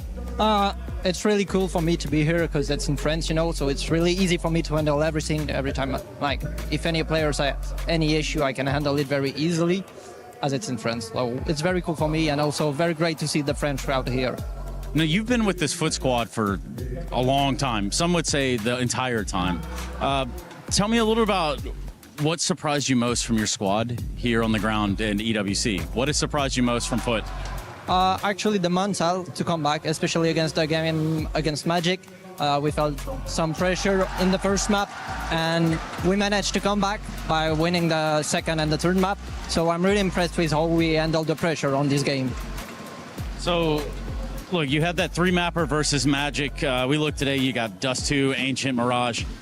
Tell me, what did you guys do from that last matchup to today? What does it look like when you're the manager and you have to kind of herd these cats? I mean, we basically just practice and prepare for the next game. That's all we do. We do some theory, review the previous game, and then prepare for the next one. And that's it. Well, look, man, I'll leave it to you as this. If Foot reached the semis today, what does that say about this project? It means that we are able to win on stage against a large amount of people. So it's very good for us as we are a really young team, and it shows that we can compete with the best of the best. Because statistically, Mouse, you guys are real close, if not head-to-head. Yeah, we are basically, I think, if I'm not mistaken, out of the last 4 matches we played against them, we won 3 of them. So we're statistically matching them. But for me, it's complicated because we won against them in the group stage. And I think it's hard to play them again, especially when you won before. Look, it's about that time. Let's get back into the game. Thank you for your time. Thank you.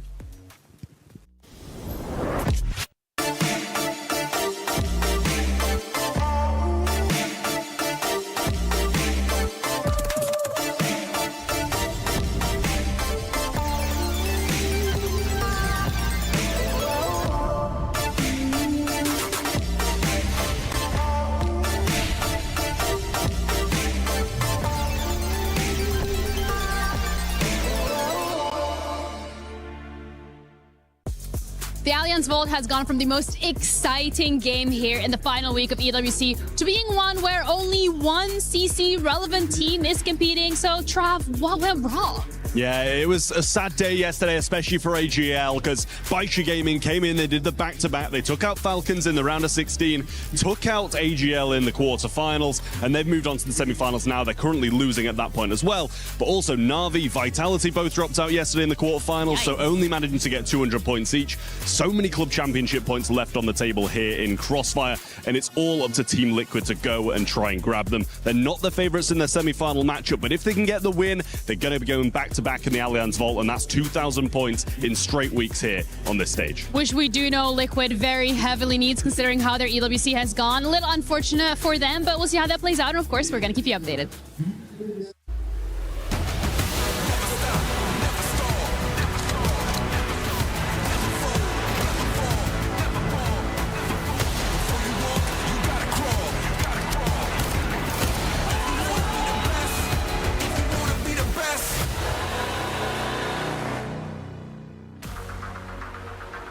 It's quarterfinals here Friday at the STC Arena. We got Counter-Strike 2 on the menu. It's been a 7-week adventure, but we got Counter-Strike 2 for the cherry on top of this delicious pie. And Foot, they're a map up. Dust 2 went their way. Mao's electing to pick it. And you just heard it there in that interview with Trace and the manager of Foot, just talking about the head-to-head favoring Foot. The last 3 outings have all gone the way of Foot. They clash here at EWC in the playoffs, and Mao's are down a map. Is the writing on the wall, Chad, or is this go in the distance? If you think it's possible, I think both teams might be able to take a silver lining away from that map. Sure, Foot because they got the victory, but it took them a while to close it out. Mao's, they were able to warm back in, and Zelex had a very good map. He's going to be holding middle alongside a Spink, so eyes on him as it's just a fake towards B. An early cave smoke, a flash, and that's already drawn the rotation. Torji started to hedge over, but was called off. It makes you think, okay, is it a mid-walk? Is it an A play? Xertion's going to get that info. Yeah, then if you're Xertion, you're kind of compelled to go looking. No play up close. It's an easy one for a Glock and a good flash. You can see Symmetry's going to go for a little middle click pop. Benny's lined up the util for the second go. Oh, just perfect from Exertion. Denies the util throw. A lot of information, though. Still 3 on B to defend. They're in the right place for this. Torji and PR on the long side. Molly makes things difficult. Does destabilize. Good tap from PR, but there's the Glocks back in the feed, and Spinks, he's been gooshed. Just 13 points of health makes it difficult to find output on those dual Berettas. Jugs around the world. He's flanking Spinks. Bomb planted. Spinks confirmed on the short side. The unknown entity is Zelegs. Not anymore, he's not. Demon confirms presence in that cave side. Happy to take these fights, happy to take these engagements. So Zelegs in that 1 versus 3 with time. But they can just pull teeth here. They call the bluff on that first. Gets active to Jugs. Oh, clean headshot from Zelegs. And now Symmetry's next challenge. It gets uncomfortable. Dual Beretta's running him down, and Symmetry is playing this one by the book. A 10-second defuse. Zelegs, you got a couple of kills. You might even find another, but the round, it's going to be Foots.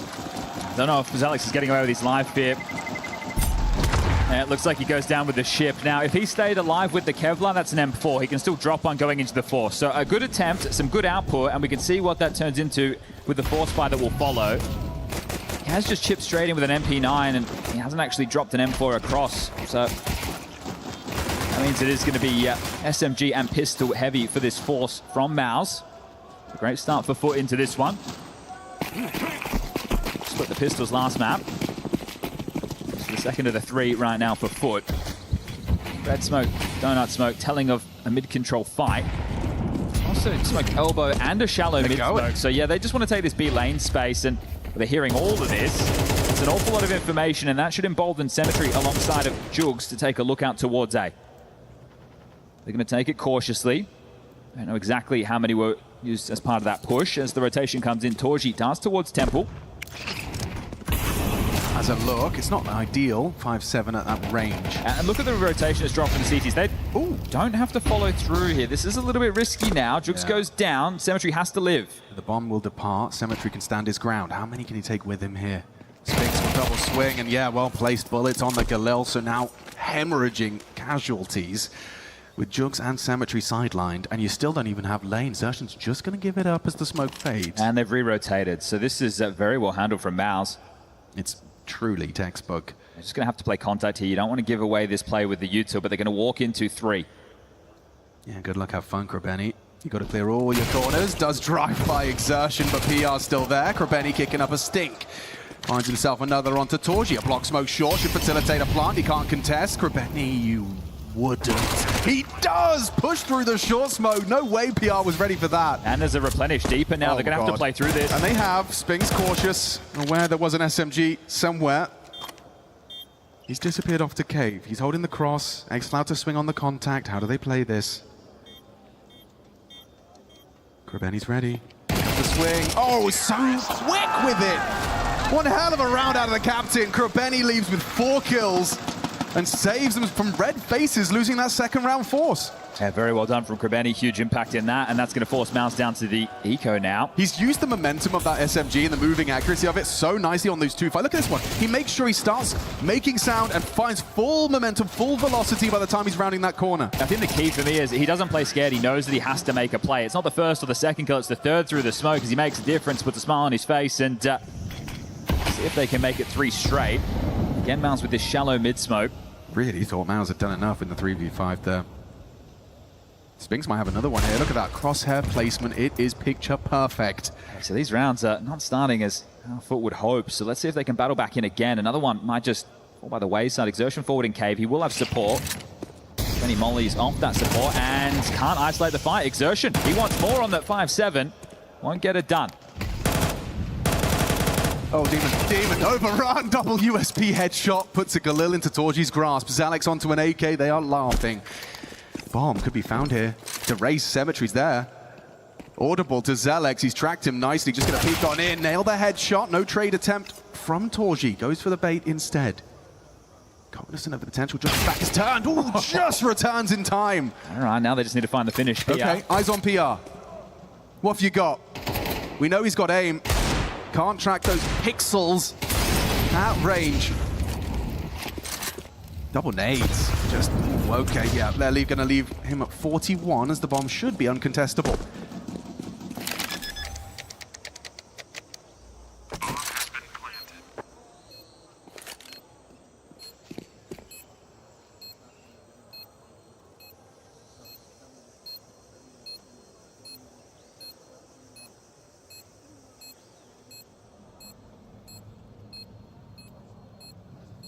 Look how far he's had to go in order to find a little bit of friction. All right, well, that was just the eco. They've kept it costly in a couple of rounds back-to-back, so now it's not the result they were hoping for, but you get a rifle round under your belt and you can start whittling away those finances quickly. Crazy. Judge it is wild. Full pirouette. Yeah, just spinning right there. Okay, well, Torji gets his AWP. Not a single kit in play for the defense of Mouse right now. Rifles for the rest. You're going to have this combo of Zalex alongside of Spinks and Torji fighting middle. Let's see if they can shut this down. Does look like the fight's coming, doesn't it? 3 of them congregated around the elbow smoke. Yeah, they're just forcing these rotations. This is beautiful. Massive gap created, just walking up mid. Spinks has absolutely no idea of this possibility. There's no sound cue tells at all, and they're just going to creep in donut behind him. And it's going to affirm their stack by... Oh, now they realize they've been completely hoodwinked. Booked. And patience from Demon. Nets him a kill onto Exertion, trying to emerge out of that cave smoke. So save the best bet. Can't get going late again, Mouse, and I understand in map number 1 it wasn't late. They started 5-0, but then it was a landslide. It was just an absolute run of rounds from Foot, and they're looking for more punishment. It went 5-0 to 12-6. The Demon has them contained for now. One spotted towards short, cops a dink, and he'll be flushed out. That's a gun upgrade available for Zalex. The M4 can turn into the AK if the man would like. Foot are just going to hold on to this and start to stabilize their finances after a rocky couple of rounds as this stretch becomes 4. But yeah, I mean, Foot are manipulating the rotates so well. That round was so perfect. You look at the radar, you just see this wall of blue leaving as they start to emerge out of that elbow smoke middle. So the ramifications that has in this game is if there is more pressure over towards B in some of these rounds, they're not going to be as swift on the rotation. So we'll see what impact that has. The Cyclone will take a timeout early. It's tough for Spinks. He had to deal with middle as well as A there because that rotation was heavy from Mouse. Means he might have to play for himself over towards that A site a little bit more or sell one of the two. You can't play between both, as you've just learnt. So the saves are there. The buy stronger than the previous. This time they do have the kits in place. So it would be the same opening. They started 3 strong middle last time, but then they were immediately baited away.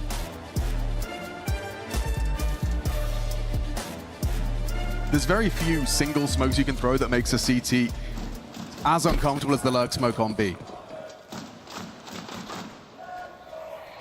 Or standard start here.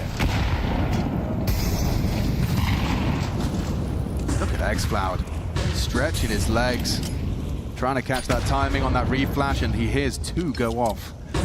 Now the second wave has a look and loads his mag into the red smoke. Alex gets away and Spinks on those smoke spams. Continues where he left off on Dust 2, was finding them consistently, and Symmetry unprepared for Zalex. If they pop in a B, it's just one man in cave. The rotation coming back, they should get here in time. Oh yeah, PR just saw that smoke. He knows what that means. Pulls over. Xerxen calls for backup. Good angle. Demon wasn't looking. Those silent step forwards. Beast. Just Krabeni, low HP. An easy pick for Xerxen to finish off the job. Torji will mantle up and can close things down. Okay, well handled. And thank you very much, Spinks. So through the smoke, gets that opener, and everybody finding a contribution there to get Mouse on the board. So 4-1, 3-round gap. The casualties that have been taken mean that money is not flush for Foot.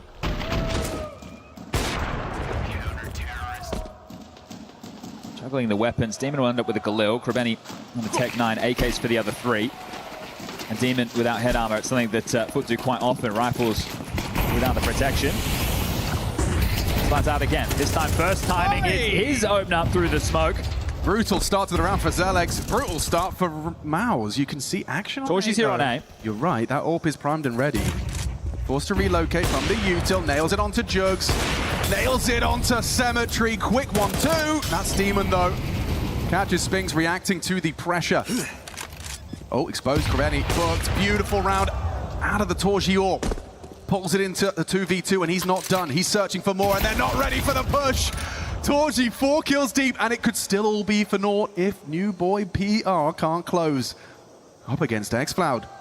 Both of the new additions clash and xCloud just got a laser beam on that AK. Clean conversions, all of that hard work from Torchi for naught. That would have been a great clutch there to restore some confidence for PR after what was a really tough Dust 2. He wins that, sure, it's just a 1v1, but still it gets your team on the board with the second. The money's in the mud for Foot. This is great from Torchi. The clear's there, the cover's not. He continues to press the issue. And that final shot, xCloud showing why in these roles this man can do exactly what Longs could.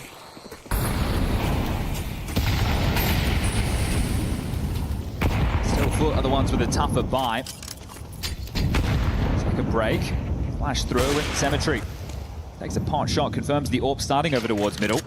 Change util cave, Xerxen has to respect it. Krabeni the only one over towards this B space. Retake util from Xerxen. He wants cave back, he wants the confirmation.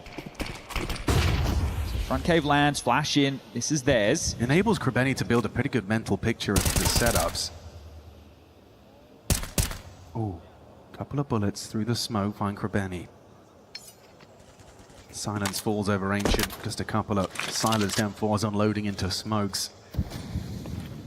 Krabeni pushes back cave again. They're turning this into an A play. So in through middle is clear for Cemetery. Donut needs to be flushed out with a molly. They don't have one. It's Spinks responsible for this with the support of the Torchi AWP again. Yeah, wow, good shot. Tracks Krabeni despite the evasive maneuvers. Cemetery is next victim. Torchi's on one. Just starts racking up multis. Quad kill in the previous. This time, he sat down after 3. This would only compound his frustrations if they don't convert this. You got that A main flank. That should be your insurance policy. xCloud, look at this. This is just pure individual ego. He does not look happy with the way that one went down. On the fade, he's expecting maybe one. Yeah, I think Demon's just going to hold on to this. The money's not great for Foot. It's not planned for him either. We're still going to be worried about him over towards Donut, but he's going to have to opt for the save. The defuse will come through, and Mouse, well, they'll win this one out. So, great stuff from Torchi. Who else can you credit with the impact that they've been finding in the last couple? Fucking go! Fighting fire with fire, showing that he can be just as aggressive with these fights.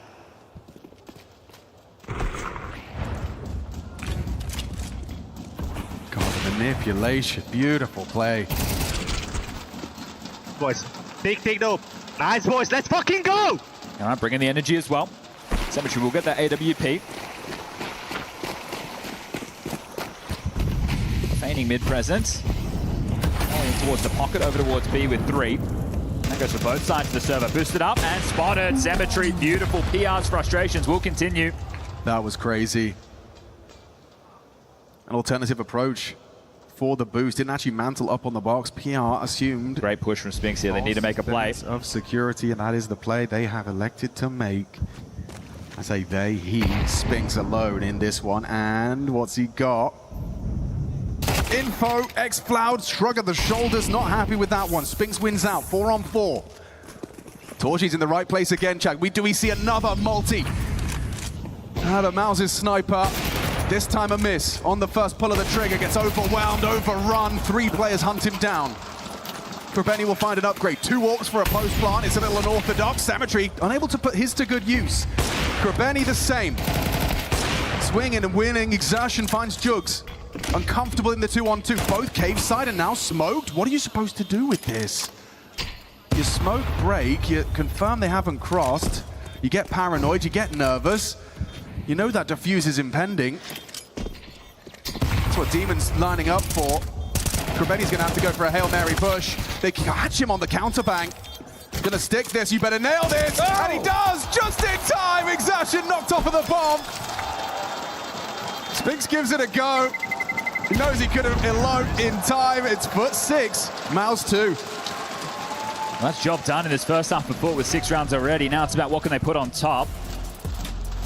Coolio is going to call the timeout off the back of this. Now, nobody has over 4K for Foot after winning the round. In fact, everybody goes down with the ship here. They're aware that okay, I'm back. It's still going to be wobbly. And I like the fact that Coolio is taking this. It's probably to reinforce, boys, we're playing great, right? These rounds are close, sure. We're not going to have the best of buys, but neither are they. That was not an easy round for Foot to win as well. Very compromised, given the post-plant positions inside a cave. So in respect to finding the Galil and all of that. I wonder if they want to play a little bit quicker, right? Because they are going to be lacking the weapons of choice. They still facilitating a lot of utility into this one. There's MAC-10, there's mainly Galils, it's just 1 AK, but that's what's going to happen when everyone's about 3.8, 3.9K.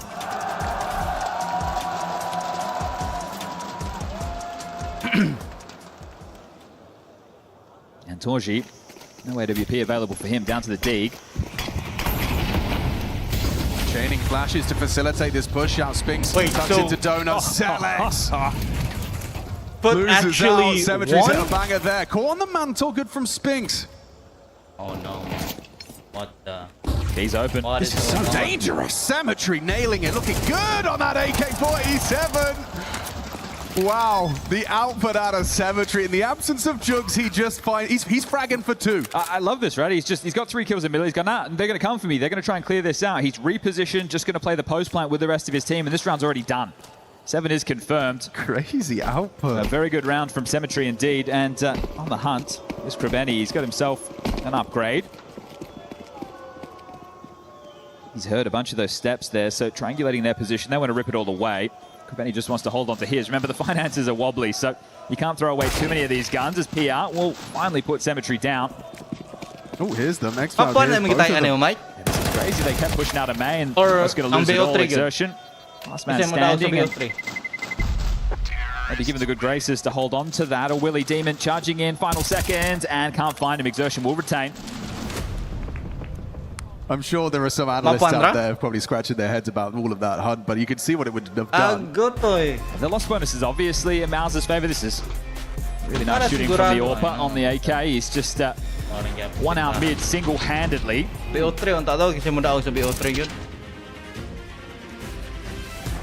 And this one's getting away from Mouse very, very quickly. Returning to these head-to-heads, they've always gone 3 maps, at least in the last 3 outings, and that's where Foot have just been able to post that W time and time again. Maybe 4 on the trot. Will it be another elimination? To the Cologne Major.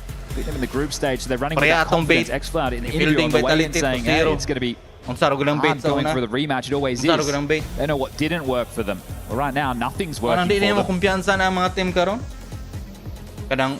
With the one save gun, the lost bonus, it's another buy. They need rounds, right? You can't keep relenting and taking these cheaper options. You need to try and fight fire with fire, and right now it's more mid pressure. Yeah, they're sick of losing mid. Just the waves of Utah, especially these late flashes from Foot, have been great.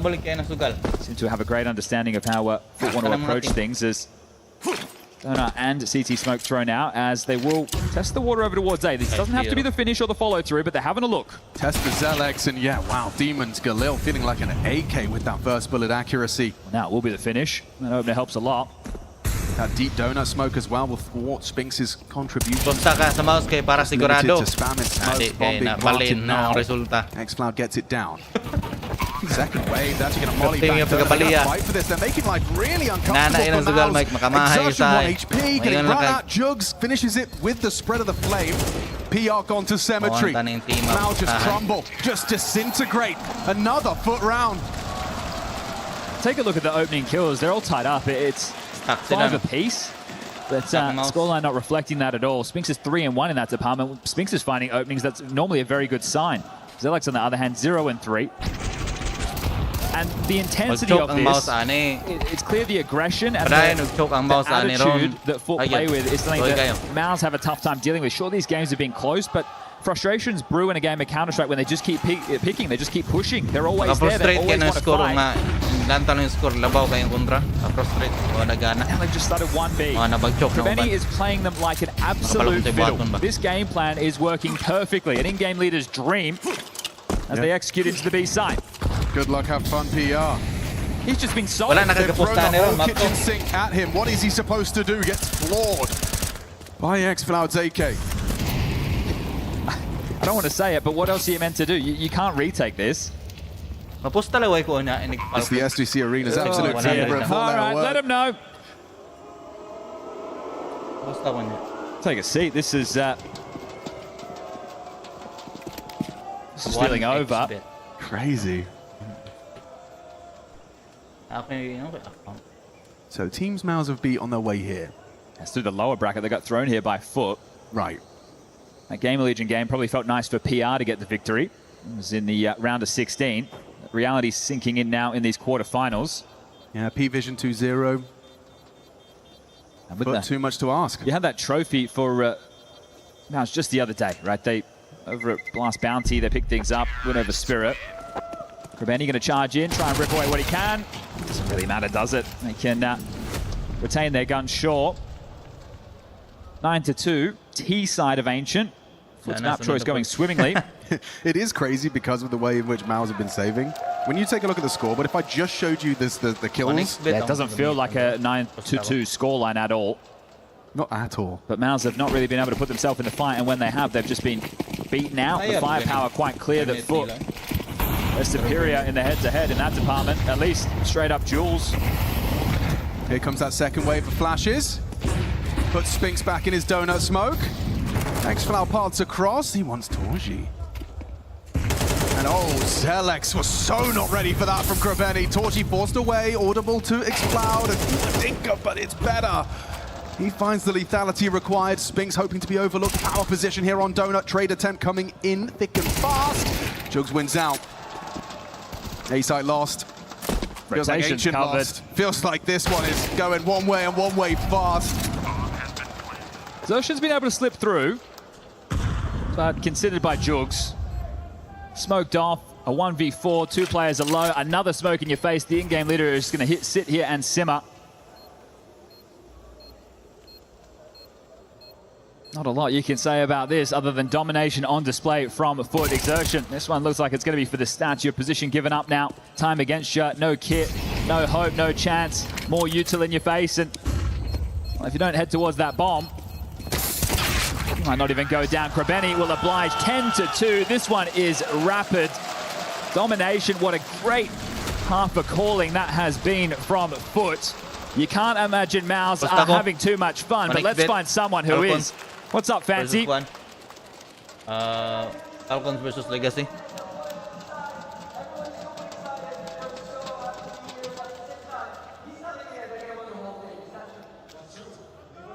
Who do you think is making the same impact? The biggest impact in the game, who do you think it was? This is really easy. They are losers. For that, it's going to be really easy for them. And the EWC, just wait. Champions is coming. The champions are coming. You heard it here first, boys. And right now, Foot are so ahead in the match, and they're only a few rounds away from taking it all to the semi-finals. Are we ready for the next round? Of course, we are ready for everything. All right, then let's go. Hard not to be happy as a Foot fan when you see this scoreline like this. I believe it, they are ready for everything. Just some of those fights as well in a few of the close rounds. CT side for the finish. Yeah, what you got? It's xFloud and Cemetery to be tested. Cubby occupation noted. Zelex up close wall. xFloud to be set up here to succeed. And it's Zelex that sits him down. Nice find. Cemetery in trouble. Forced to fight. Cornered. Cemetery fun to Zelex. 2 on that That's USP. Yeah, he's going to force the smoke out Exertion just to retrieve it. He's got 6 HP. They'll spam away. Good find from Spinks on that backstab. Announces his presence, Donut, and now they do feel boxed in. They've even got red occupation. Hang on. Torchy's going to be slinking through, so they all focus on Spinks. They're trying to flush him. Ow, good shot. 2 on 2, low HP. Bomb, not looking. Backstab from Exertion. What a chaotic pistol. Jug's chasing Ghost right now. Torchy has the rotation, but Penny's just dropped of the possibility. Exertion is going to run the bomb into B. Jugs, can you hit this shot? Torchy spotted that. Now needs to play with Exertion. Bomb getting planted open on the B site. Jugs still worried about this rotation, and the longer he takes here, the less likely the round looks. Torchy jumping up, is going to get caught. Jugs just needs to hit the shot and can't. Torchy will double up in the round. Oh, just to get the sign line, thank you so much for the their follow. third round on Ancient confirmed. A tough one. That bomb down with Exertion dropping the smoke on it. They don't know the bomb hadn't been picked up at that point. Symmetry does very well. The fact he's mollied out of position and still gets output. Miles are holding on. And they came back on Dust 2. Sure, they didn't convert the map, but they definitely made it a much more competitive affair than the 12-6 scoreline at one point was saying. Right now, 10-3. Discord? Yeah, sure. That is absurd, actually. That is my Zelex Discord. down to half health from a 5-7 Hail Mary. At range. Stacked in the right place currently for Foot. Is there anything to pull them away? They know they've lost mid. They have to acknowledge red, but still. Sticking to their guns. X-Cloud with a UMP up close. The armor pen on this could be perfect. Speaking of guns as well, if Demon's D gets 1 here. Surely the util comes in before they swing. There's the util in the air. Demon does connect a little. There's nice huge output from X-Cloud. 2 of them completely collapse. Torchy back with 2 of his own. Mouse, Onside goodbye. pushing through. Worms into 1. Demon's headshots huge onto Exertion. Eyes on PR and Torchy. Got to try and bail out Mouse. Got to try and start something. There's PR. Catches no. Jugs. 3v1. That even better. Wait, finds what? another. Stray bullet in the smoke. Finds Demon. Now 2v1. Symmetry, not the weapon you want in the 1v2. And Torchy's just playing around this smoke beautifully. A pistol upgrade can put that Deagle to good use. And yeah, Torchy will play around his own smoke nicely. Torchy's the man that's been having impact, right? 2 kills necessary on the pistol, but those AWP rounds, I understand one of them was converted upon, one wasn't, but he's putting up a fight. 15 frags, top of the server. The UMP, you can see, perfect weapon for the job during all of this. It's just desperate on the way through to assist. The backpedal, the moonwalk into KPR. I saw them. Well played, bro. Good calmness. All the seeking cave. Okay, Exertion doesn't sound too stressed, right? And that's key. No one's the leader. Unhappy with things. It's an 8 stack. We've got 2 towards middle. There's another 2 for Demon and Kraveni to use. And, well, not finding their mark on anything. Eco should be dealt with as Demon, the Deagle again. Yeah, it's nasty, isn't it? The MAC-10 shouldn't have too much trouble, and a flying, leaping Exertion demonstrates exactly that. 1 back from Jugs, though.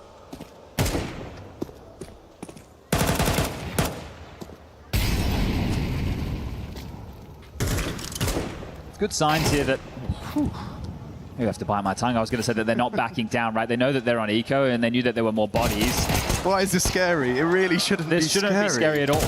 What? 2v2? It was a USP and a P250 and a 1v2 for X-Cloud. Torchy, just don't get headshot by that USP and you're absolutely fine. Spinks cleans it up, but my goodness. It's looking sketchy.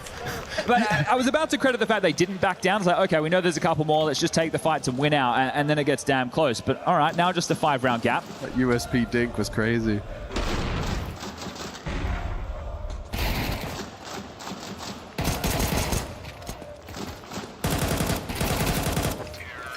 All right, first gun round. Second half of play. It's been sketchy, but maybe the game for Mouse is just getting back into things. Doesn't matter how you get the rounds, just as long as you get them.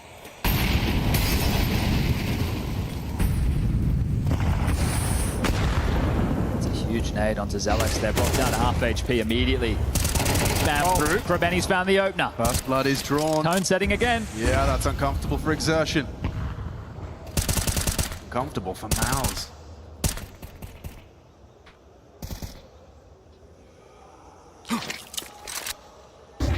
Match for the progressions of Zelex.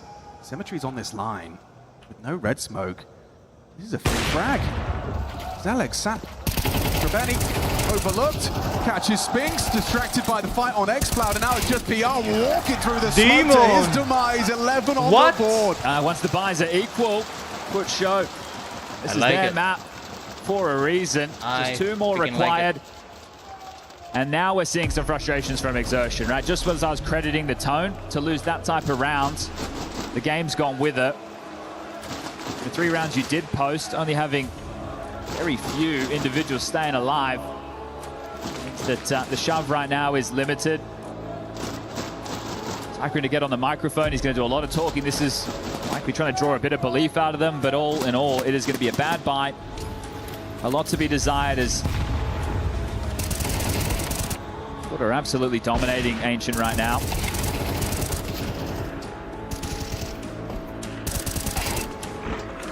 Nice! Let's go! Nice, Nicky!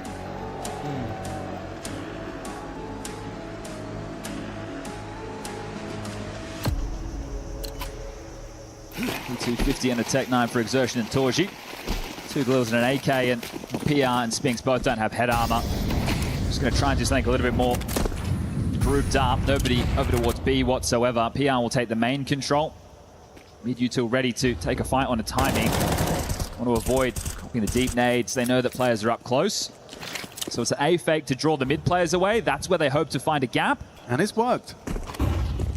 Sure, elbow was replenished, but you're going through that off the Torji flash. Double break. Well, second one not so good. PR boosted up. Exertion down. PR revealed his presence as well. Symmetry still able to catch the tail of the assault. Spinks is gone. Jux. Oh, he's holding his nerve here, and Donut buys enough time for Symmetry for the chip in.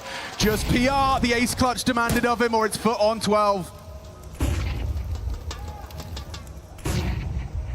Bomb held, AWP on the line. It feels like it's a death sentence for PR, and he strafes to his Why demise. would you pick that? Symmetry Good 3. night. Goodbye. End of the road for Mao's imminent. Yeah. Just shrugging them off here today. Send them to the lower bracket. Looking to send him home, crush that key. And you're not seeing those signs of like, oh, you know, we've learned from that first head-to-head. We've come with a point to prove. Well, there's a whole conversation about Mao's on stage games. I thought we were done with that, but today it just appears that Fut is their kryptonite. This is about to be the 4th straight series where Fut have made mincemeat of Mao's. That's a small sausage.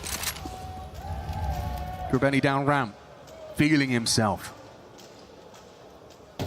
And if you walk through that smoke, your back is prepared. Easy for Krabeni. Trade attempt from the Tech 9. He rounds the corner. It's scary now. Trade should be there. Xploud 1. Zelex Deeg just capable of keeping this round slightly interesting, but look at his health. Torji just a Tech 9. Then again, it's Torji. If anyone on this Mal's roster has been fighting tooth and nail to stay competitive, it is 3v1. this man who must clutch to extend play here at the SDC Arena. Good night, These playoffs, and this goodbye. departure from Mao's. He's got a gap, only 2 bullets in the AK. He's in a cave. He's in the cave. In the cave. Curtains. But the kryptonite of Mao's, they go out with a whimper. They go out with a squeak. GG. Stomping. Goodbye, Mao's. A team effort, and Krabeni calling the shots. That first half practically ended this game. Yeah, well, the comeback on Dust 2 is the only reason that this series seems even a little bit competitive. They were down at 12-6. Mao's brought it back to overtime, sure, but domination on display. They got you by surprise, huh? Fut have got Mao's They got number. you 4 by consecutive surprise. series, sending them home from 3 events now. Good game. This Good is game. starting to Good be game. Congratulations, good game. a little bit of a boon for Fut. Hey, you draw a team like Mao's in these quarterfinals. Now you get to take on Furia in the semis. Be a tall task coming up next for good, huh? Furia. They're looking for another final, but if they can play like this tomorrow, they're in for the conversation. I'm not sure Furia are going to want to let Ancient through in this one, but for Mao's eliminated, the key will be crushed. A quarterfinal exit here at EWC. And not be able to find the same successes as they did at Bounty. And XCloud enjoying the fandom. Turkish team, Turkish player. They brought the support today. We've got Krabeni on the stage for an interview.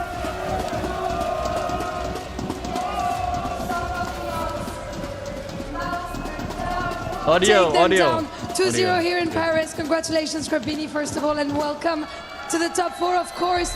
Let's talk about this match a little bit. It seems that, you know, Mouse are a very good team. They won Bounty, obviously, but you guys are literally their kryptonite. It's not the first time you win against them. You won against them last week as well. So what's the secret to defending them, and were you expecting a little bit more resistance today from them? To be honest, they surprised us with Dust to Speak. We were expecting Nuke, and I think on Dust we have improved lately, so it was in our favor. But I think against them we are very confident, like they have playstyle that fit us, so yeah, we were very confident going into this game. And you showed it on the server, definitely. Donc première question, pourquoi vous êtes la kryptonite de Mouse? Comment vous arrivez finalement à gagner ces matchs-là à chaque fois? Bah honnêtement, aujourd'hui ils nous ont surpris avec leur pic de D2, on s'attendait à Nuke, mais au final ça a plutôt été à notre avantage. On est à chaque fois très en confiance quand on joue contre eux, donc ça se passe plutôt bien.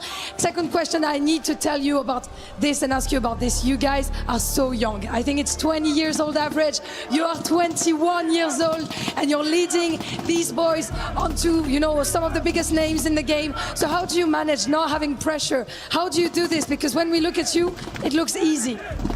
I think in this type of crowd, we felt we're gonna have pressure. I thought we're gonna have, but in the game we show that even though we are a very young team, we can play with like this crowd. Of course, like if we go to the final, will be maybe a bit different emotion.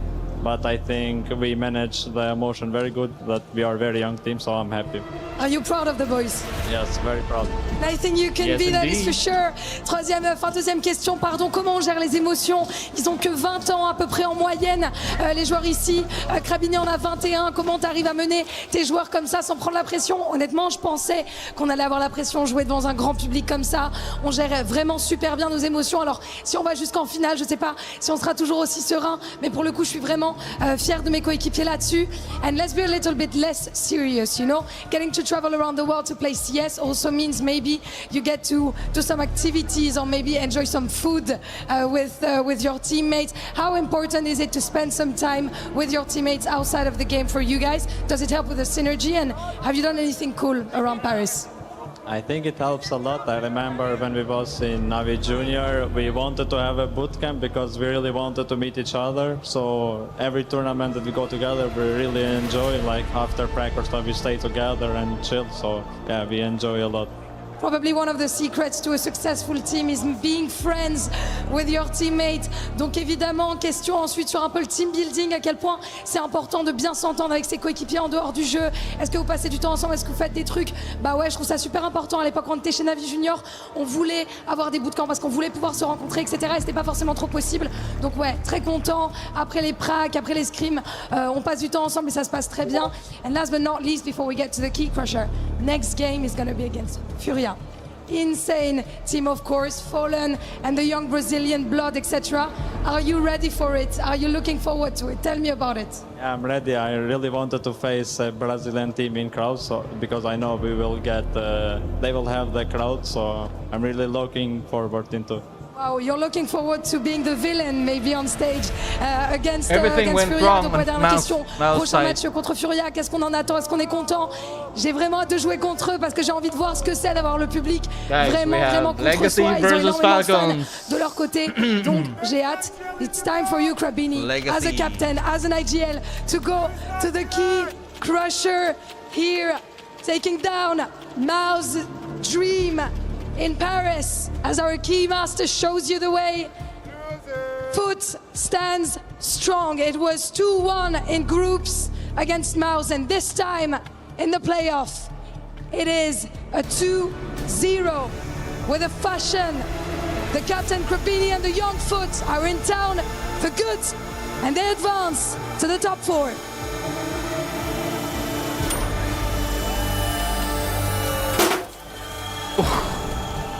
I like it. Handshake. Krabini, I saw you stuttering a little bit. Did you get scared? No, I didn't know it would explode like that. Of course it did. Come with me. We're gonna go and say one last thank you to your fans, because you said that the Brazilian crowd is gonna be hard to beat, but you have so many fans. What do you want to tell them? Well, thank you so much for the support. It was amazing. First time this emotion, so yeah, it was very nice. You're loving it, and I think they're loving you as well. Merci les gars, merci pour votre soutien et pour les émotions. And we're moving on to our next quarterfinals after a short break.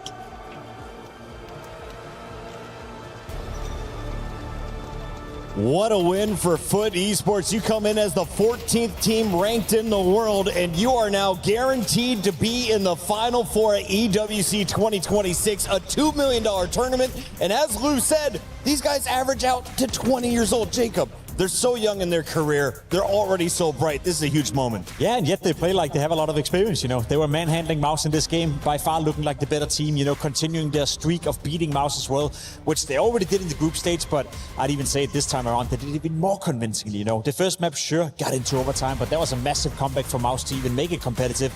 Here on Ancient, they left no room for doubt whatsoever. A clinical performance coming in for Foot against a Mouse team who, so far this tournament, have been a little bit disappointed. Now, Nathan, I wanted to ask you, Mal's mentioned they are shaky on this map. Is Foot good at this map? Oh yeah, you can see the difference individually. The players were so much more comfortable in all the angle they're taking, how they're fighting the duels, how they're taking the space on the map. There were so many things, like so many details, where there was no way to say that Mouse was even competitive, right? There was nothing. There was nothing to show for them. It was disappointing because they expected it to be in the map pool. They probably prepared for it. Where was that preparation? Because Foot was destroying them in every department. Now, when we started the show earlier today and we first came on camera, can we come to the wide real quick? We weren't out to the speakers here in the venue in the SGC Arena. Crowd, can you please show some love for the last time? We got Jacob, a.k.a. Pimp, and Nathan, a.k.a. MBK from France. There it is. That is what you deserve to start the show. NBK, it has been so great to watch both of you throughout your careers. And now, what is it like watching the next generation from the studio? What do you think that is different, if anything, about this new gen? Oh, a lot of things are different. We had to pretty much build everything in this, in this scene, in everything, in Counter-Strike, like creating the strats. Now everything is they're just grabbing what was there and take it to the next level. There's no question about tactics or any of that. They're just better, to be honest. There's like so many points where they're just that good individually, and it's just beautiful to watch. Like, it becomes art at that point. We walked so the youngsters could walk, and run. To be completely honest, we're still getting paid. Still getting paid, to some degree. But back then, when we were like, playing Counter-Strike growing up, we played for T-shirt, we played for Teflon under the mouse, and we played for a lot of weird stuff too, to be completely honest. These days, as Nathan said, they become younger and younger, they play better and better, and the level of Counter-Strike and the level, like a team like Foot, average age of around 20 years of age, it's crazy to think that they can play at this level and be so consistently good, in an environment like this. We'll have plenty more time to talk about Mouse and, of course, Foot, who is moving into your Final Four. But first, we have to say goodbye to the coach. Cyclone is behind the scenes. What's up, Freya? Cyclone, thank you so much for joining me. I imagine it's a tough moment right now for Mouse. Fourth time you've lost out to Foot. Can you just give me your initial reactions on the loss today on stage? Nothing. I would say nothing. A bit disappointed that we couldn't handle the pressure they put on us a bit better. We were hoping for steps forward also in terms of the veto to show a better Ancient. I think it's clear there's still work to do on that map for us. I think we let them have too much the momentum, right? And that team, if they get the momentum rolling, it's tough to beat them. Zershon was pretty honest with me in the pre-match interview about that Ancient that you're touching upon, saying they've had some struggles on it recently. Is there anything you can specifically pinpoint that's been a problem for you on the map recently? It's one of the maps where we changed the most positions, right? And also part of it is that there's more responsibility shared across. Other players need to speak up and coordinate a bit more on the city side. And I think naturally Dory calls a lot on city side for us. And maybe on Ancient there's a bit more of a need for the other guys to step up. As a work in progress, I would say. Yeah, no, I imagine with the Mouse lineup moving forward, lots of moving parts, lots of differences too. I do just want to pick your brain a little bit on the veto, because when we started this tournament, Zershon was saying we've been practicing a lot on Cash. We feel very confident on it. We feel like we could be one of the best teams on it, but we keep seeing you ban it out. Why is that? Why did you decide not to pick it into this series as well? Yeah, he is right. We played it a lot, and we also joke maybe internally other teams respect us a bit because of the practice. Always it was the case that it had to be the third map in the series, right? And then we need to feel like, are we comfortable with the young team that we have? That the young guys will go into Cash and feel like this is the time we pull it out. While Serge and I maybe have is also a team decision, right? We need to make sure the guys are in the best headspace, and why if we can get a Mirage or a Nuke third, would we in this moment decide for Cash, right? That was some of the reasoning. I think if we've earlier in the season had a team pick it against us and we'd at least played it once, maybe we'd be a bit different. But it's a tool we have available, and maybe we have to pull it out soon.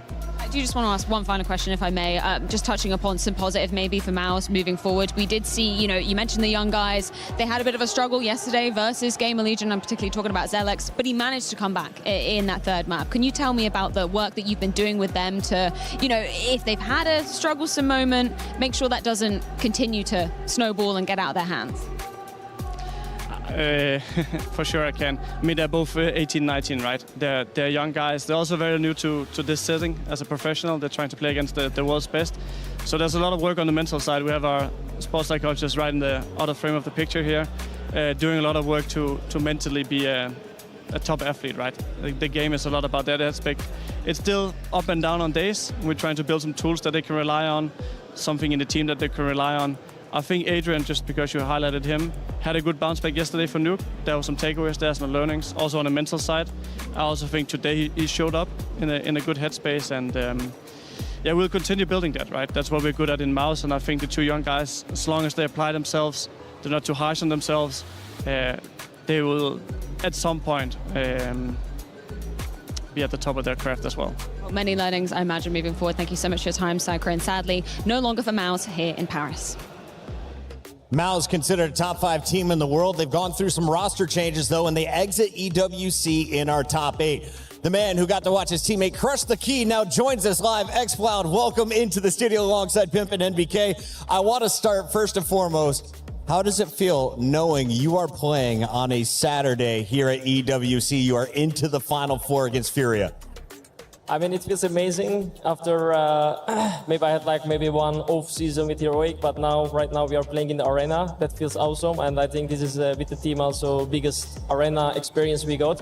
So it feels nice, it feels good. Of course there's pressure, but we are enjoying that. Was it different playing in the arena for you guys? Because on the earlier stages, all through groups, you were kind of behind the scenes. Even when you played on the Bravo stage, it wasn't of this level. Today, you are out in front of a sold-out crowd.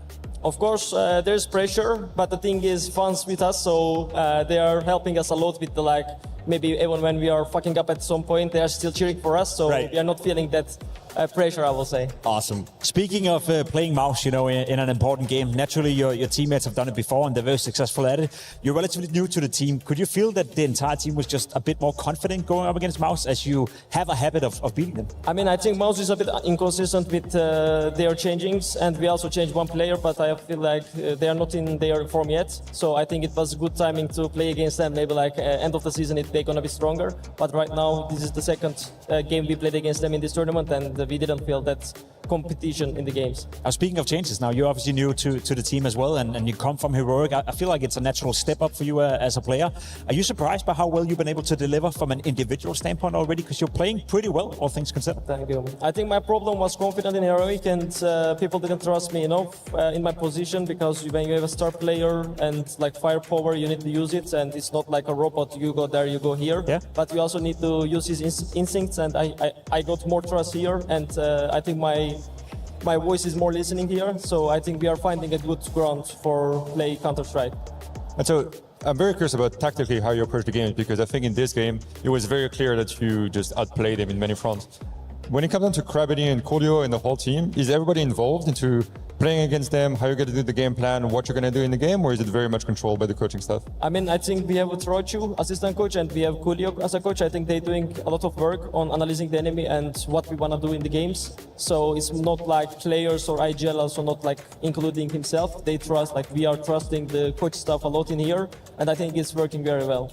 One of the things that we always have been, discussing when it comes to foot is your energy, and sometimes, I guess, too much energy. How do you feel it is to play within foot? Do you think there's a good balance now of yelling, screaming, and maybe also conserving a bit of energy? I mean, in Sangal, I was also screaming a lot. I think some people know about it. But after that, people wanted me to be more quiet, in the team, because maybe it was fucking some freeze time, or we were missing some stuff that's in the last 3 or 4 seconds because I'm screaming. But no, I think everyone is fine. and they want more screaming in the team. Yes, more hype, the better. I support that fully. Talk to me a little bit about what it is playing like for a Turkish organization, because this is Foot's first year in the club championship. I've been here since week 0. They had 0 club championship points until your CS team put them on the map, and now they still have players in Trackmania and a chance to score in Fortnite. You could be bringing millions of dollars to your organization. What does it feel like to support such a good group? Yeah, I mean, we are players. We don't care about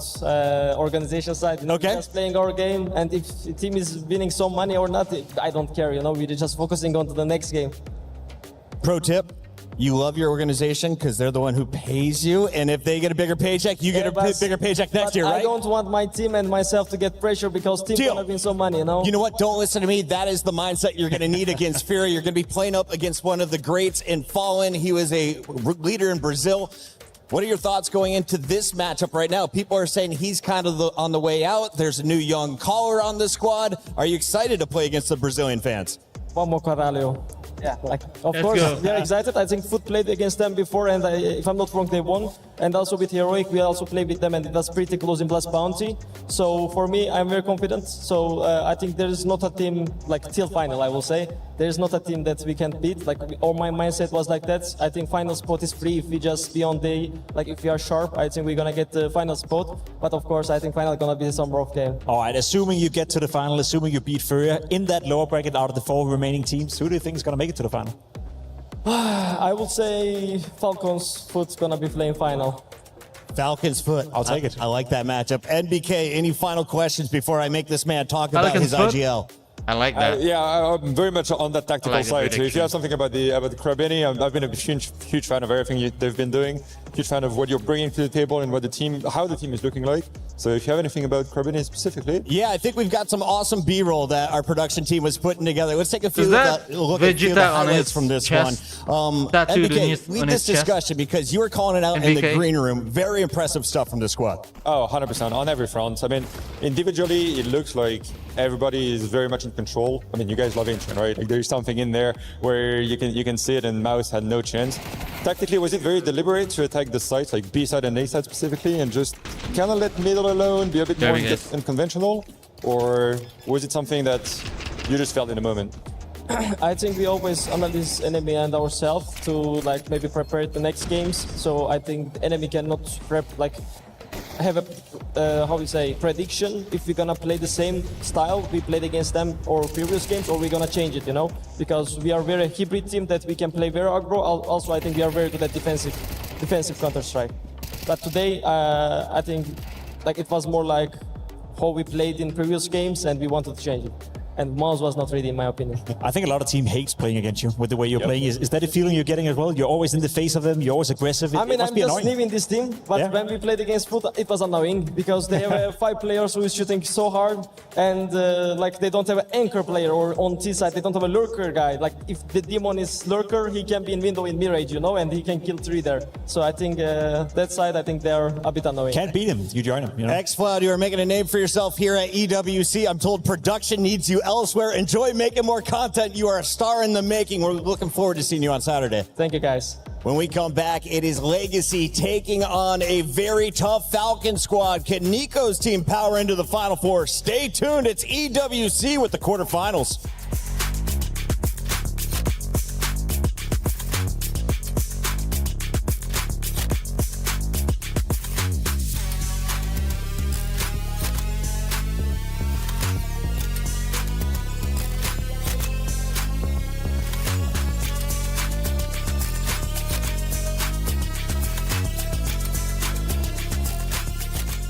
Can be. I But will I can have hold elbow. I will smoke it. I don't think anyone haven't, to be honest. They flash Only from from elbow. Flash. They flash I'm from holding elbow.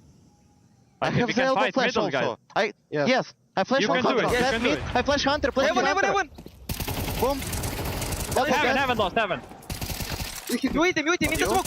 Nice! Let's go, nice, Nicky! Good call, Cloud. Okay, thank you, guys. Our players started out as underdogs. The young Mongolian squad is rewriting esports history. They're up in the series. Mongols close to throwing another knockout blow. 2 kills away. He thinks he can come in here and play my game. He knows nothing but go! Tyler, why? You're done. This is my ladder. You can't climb it. It's better than being hard stuck at Masters. You're going too far now. Your eyes buggy. Your elbows ashy. That airline? That's an L airline. Somebody better hold me. Okay, yeah. Do something. New Sensodyne Expert Repair contains Novamin. The Novamin repairs sensitive teeth by creating a reparative layer over the sensitive areas, and it starts to do this in just 2 minutes. Try new Sensodyne Expert Repair. It works.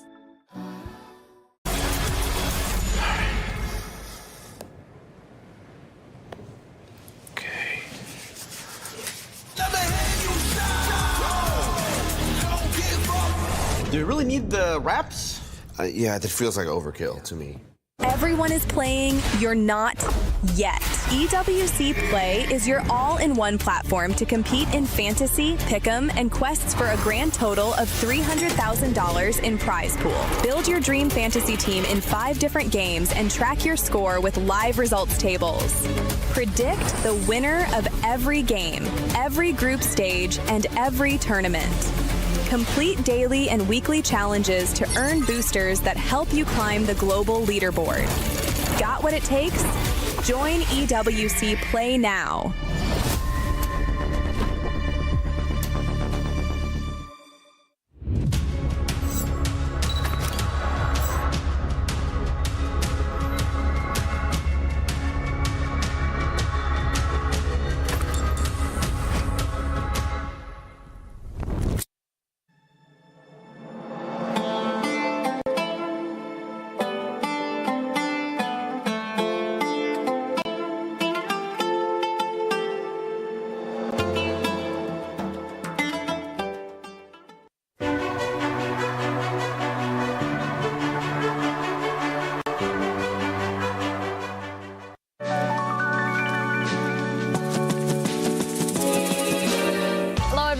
And welcome to Fill in the Blanks with Team Legacy.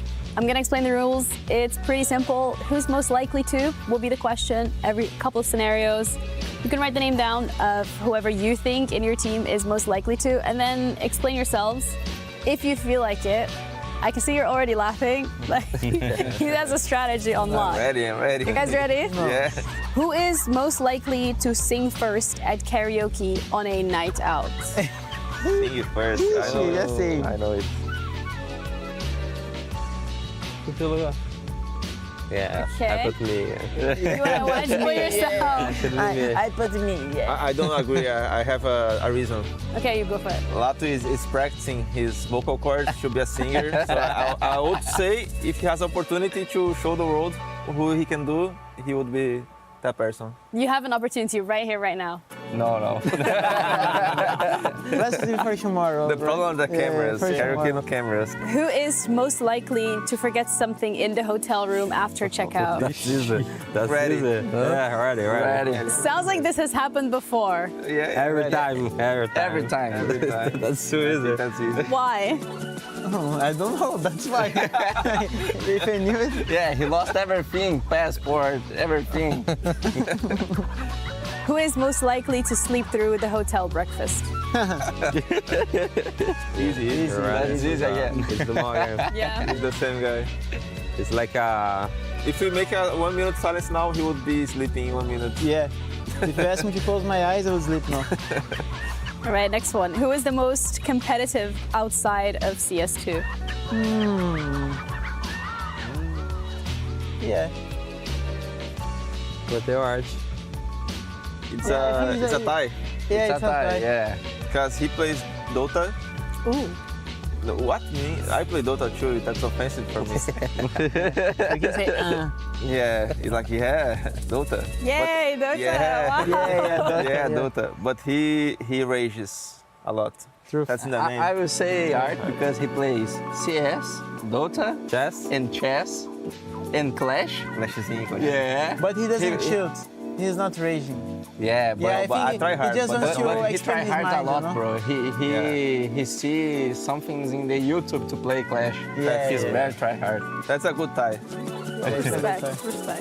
Who inspires the team the most? Me? Coloquei eu. Me? Yeah, but me. Who is me? Me? Why you? Why you? A good guy. Let him talk. I'm a good guy. A good guy. Very good guy. Why Art? Why Art? I think he's Hard worker. Yeah, he's the captain, hard worker. Yeah. He's our locking leader. every game and in CS as well. Yeah. That's it from us. Thank you both. Yeah, Thank you it's all okay. All right, so okay. much for joining. It was fun having you. That was fun. Thank That's you it very from much. us. Thank you.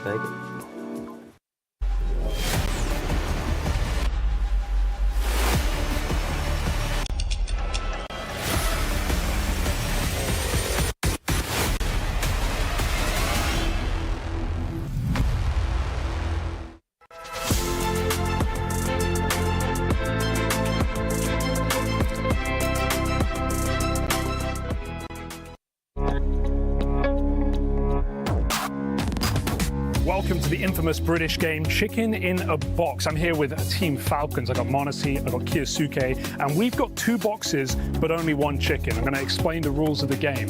Kiyosuke is player 1. He gets to open his box, see if there is or is not a chicken in there. Monesi then has to swap the boxes. Kiyosuke's got to convince him to either keep his box or swap the box. You guys understand? Yes. The winner gets the chicken. Are we ready? Kiyosuke? But I'm not looking. Actually, I need to look quickly. Wait, bratан, nice face. You have chicken? No. What do you think? You want to swap boxes? Yeah. Yeah? What, you don't have a chicken? What's in the box? Nothing? Nothing. Nothing? Maybe chicken. Maybe chicken. Yeah, maybe. Oh, you're bluffing. 50-50? 50-50. What are the odds right now? 100% you have chicken inside. Why do you say that? You have chicken inside, 100%. Do you want to swap with me? Boxes or not? I'm fine with it. Ooh, he's going back. He's double bluffing. Or is he? Tak, listen. I think you have chicken inside, so I trust my feeling. You have, so I would swap. Why do you have that feeling? Is it his face? Is it his voice? Body language Yeah? sells everything. Okay. Is he scared? Maybe a little bit. What if he's bluffing you right now? He is How do you not. know? He is not bluffing. He's not? Yes, I know my teammates. Very confident, very confident. Anything to say to this? No. No? No. Right now, it looks like he's going to swap, so you're happy with that. That's what you want, right? I'm okay with it. Now He's okay with now it? he's triple bluffing. He's triple bluffing. Yes, of course, it's provocation. After you have chicken, give me chicken back. Are you ready? Yes, I hope I have good feeling. Honestly? I open. Do us the honors. Так, братан, and today for my lunch I have chicken. Yes, man. Easy. And that's it. Monesi wins, as they say in Team Falcons. Nicely.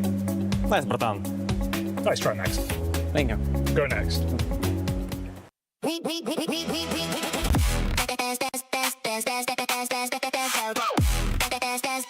So, has it been started? Has it started yet?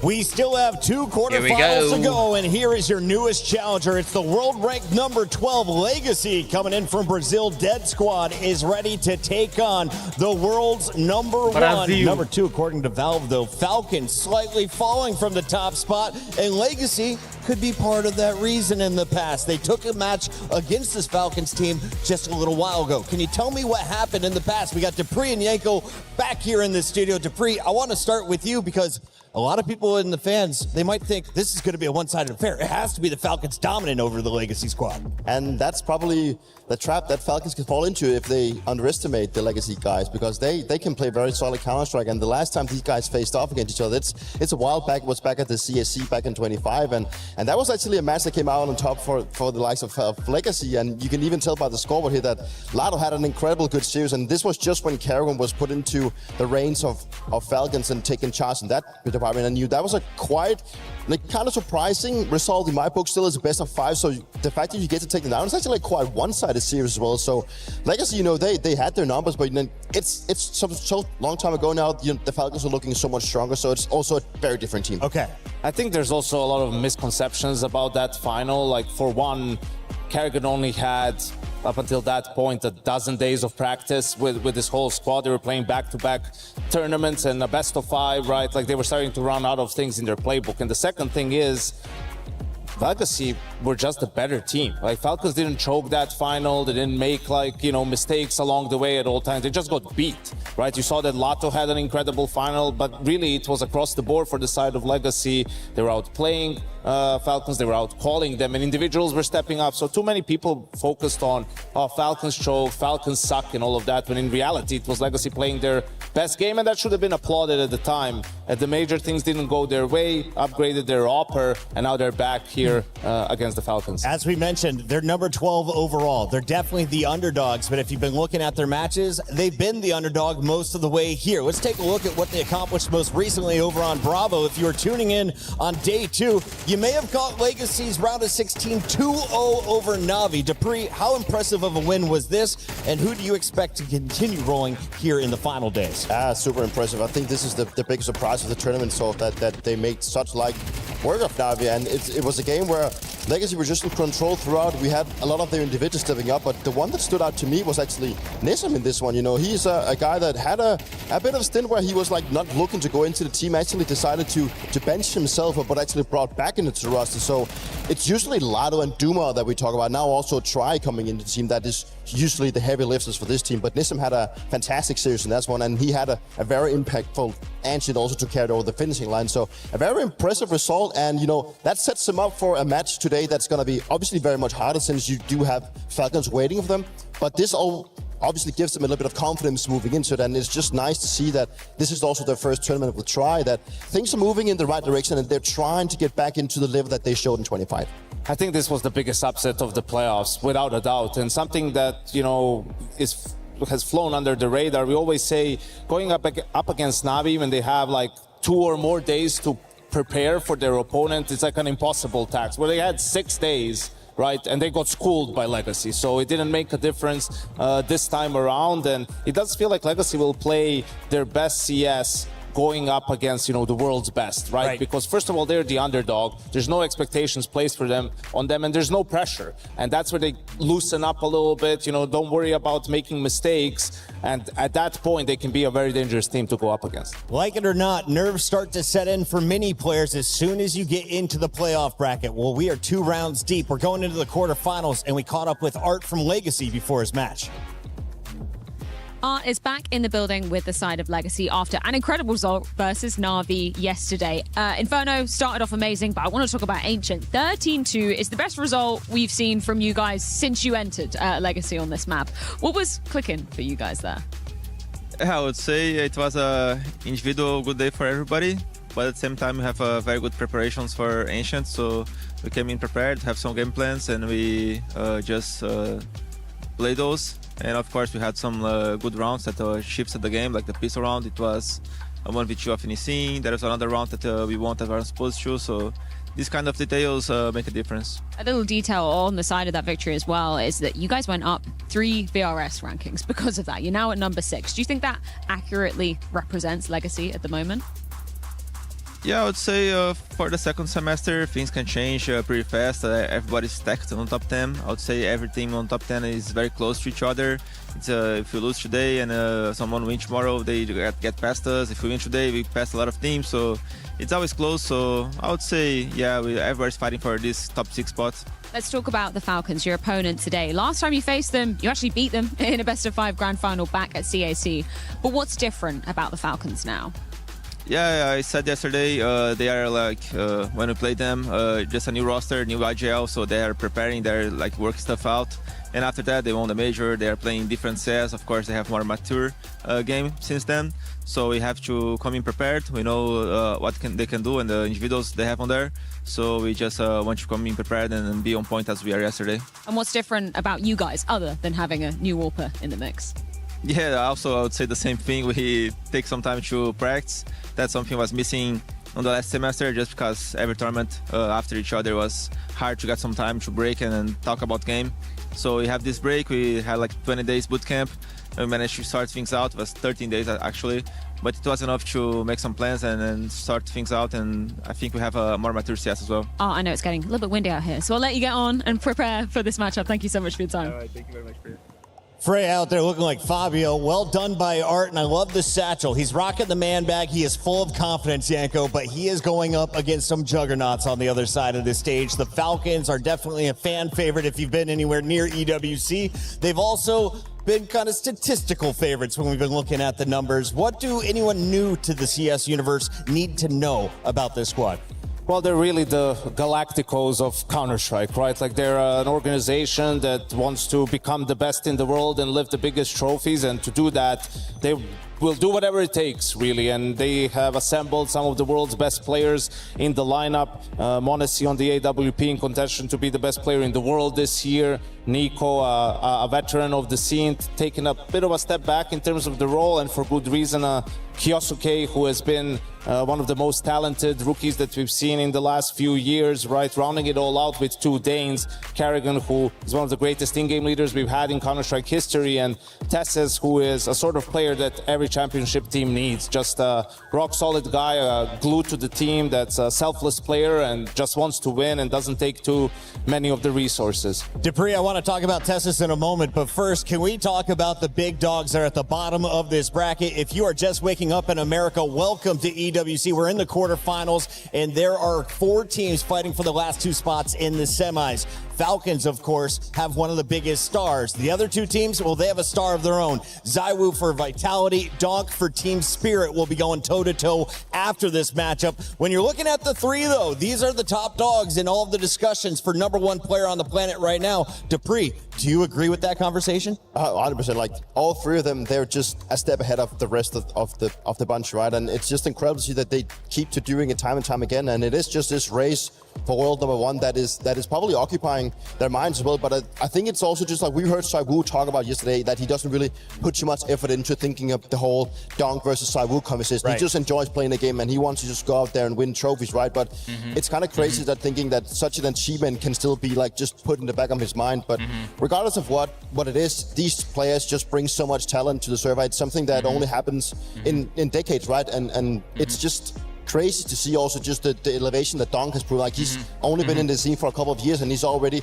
taken it by storm with the likes of Monacy and Zywoo also being a part of it. So yeah, it's a race that's just down the line intentionally. As we take a look at some of the highlights, it's not only up to the fragger though. We got to take a look at, of course, Kerrigan's calls and what we expect to see being played when it comes to maps. The vetoes are coming up here in just a moment. If you're a Falcons fan, what are some good maps you hope to see in the rotation? And what have they shown you throughout this event so far, Yanko? It's another series where probably their best map is the permaban of their opponents, like so we won't be seeing Anubis, but we've seen them every time that happens. Just if Dust is there, they're gonna go for it, and with the skill of their players, it makes perfect sense. Even though it didn't work out last time they played Legacy, I don't think that's reason for them to not go for Dust 2 again. And outside of that, for Legacy, actually they can take it a couple of different spots: Ancient, Inferno, even something like Mirage, right? But I think with how this tournament has gone for them to try, we'll be seeing Inferno or Ancient as their pick.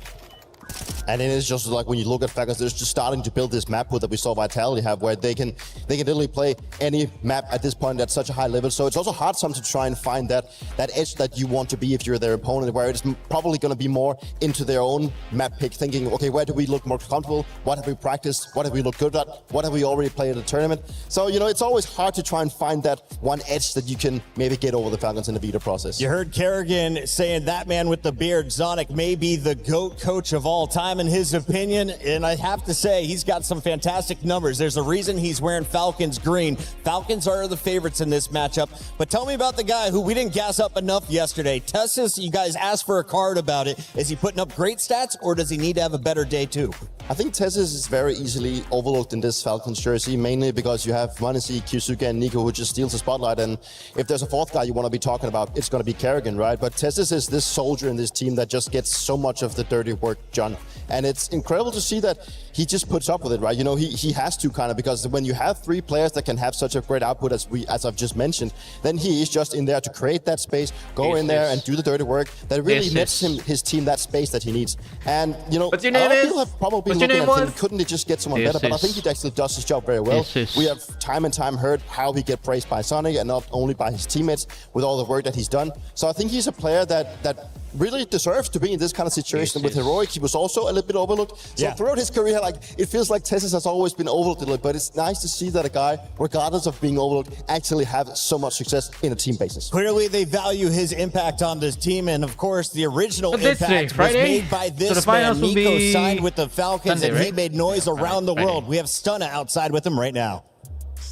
Legacy Falcons quarterfinal in front of us, and for the Falcons, it's been a little bit of easy street here. Not a whole lot of adversity. They did play Mongols, Dust 2. You know, there wasn't really a thing about pistols there. It didn't really come down to that. Was there any pressure up to this point at EWC for you guys? Yeah, I mean, we want to do better than what we have done at the Blast Bounty. You know, we had a very, very bad start to the season, and we knew that we have to, you know, get it going here. And obviously, you know, EWC is a quite big event for us and for our organization. So there was a pressure, you know, all the time before we entered the match, but I think we have handled it pretty well during the game. We have played some good CS so far, and I would say that we are in control in majority of our games so far, and hopefully it continues today as well. Well, you bring up an interesting point there, because it would bring me to my next question, which is, have we seen the best version of the Falcons yet? Is there a gear above the Falcons that we get here? I think, in my opinion, I think we still played better in the Cologne Major, the playoffs, than what we have shown here. Even though we had more convincing results, I would say, so far, but we have also probably played a little bit of worse teams than we have done at the Major. I don't think we have seen the best Falcons yet. From my side, I can see a lot of improvements. I think we could have closed some of the games way earlier. I think there's still a lot of improvement, and we also need to prove ourselves when, you know, teams start challenging us a little bit, which could be the case today. Legacy has been playing very good, so still a lot of room to improve. With Monesi and Kusuke stepping into just about every role you can think of in terms of where the crosshair needs to be in the server, does that change how you need to approach the game? Yeah, I mean, obviously I'm a little bit more passive nowadays, you know, giving them the space that they need to shine. You know, it's always nice that they have games like they did yesterday. It makes our jobs easier for the rest of the guys. For me, I'm just focusing on my particular role, and that's, you know, kind of closing out the rounds and trying to lead the charge on City, and giving the ideas of how we should play as a team on the City side, and it's been good so far. Nico, you've won the Major. You're looking to win EWC. Anything you want to say to them before we get started? Yeah, we wanna win this, and we wanna make Falcons proud. Thank you very much. Good luck. Thank you. Great to see Stun alongside Nico, but Nico's got to get to the stage because this one's about to kick off. Let's take a look here at our maps that have made it through. Yanko, did you get your expected bans out of the way? Yeah, there was no surprises there, and we see actually Legacy go for Mirage, so no Ancient, no Inferno as their picks. Dust 2, no surprises there from the side of the Falcons, and I don't think they'll mind the Mirage pick either, right? I know statistically it's been up and down for them, but when you look at the composition of their players, you know, Mirage makes a lot of sense. I think there's a reason to why Legacy might have gone for Mirage in this one. I think it speaks into that they want to try and maybe get a little bit more messy. I think that's one of the cards that they can play where they can maybe make Falcons feel a little bit uncomfortable. It's a map where you do have a lot of freedom also like on the extremities, and I think that is where they want to be trying to find some of those openings. So yeah, it's I wouldn't say a big surprise, but maybe a tiny bit. And if you're going to compare play styles, are we looking at rush versus controlled, or how do you describe Legacy? I mean, Legacy is it's we've talked about, and we saw what Foot did to Mouse. Like, that's all in Brawl, and it's a little bit similar. It's a little bit less aggressive, but it's definitely about making speedy recoveries and also making those very explosive executes, but also playing a lot on individuals. Yanko, I know you're going to say Falcons 2-0, so give me the player to watch. Watch Nico, especially on Mirage, right in that connector area. He has a lot of control. He's going to be in a lot of those fights, so going to have to keep an eye on him. He has to have a good game. Dupree and I are also going with Falcons. If you disagree, make some noise. It's time to get into your third quarterfinal.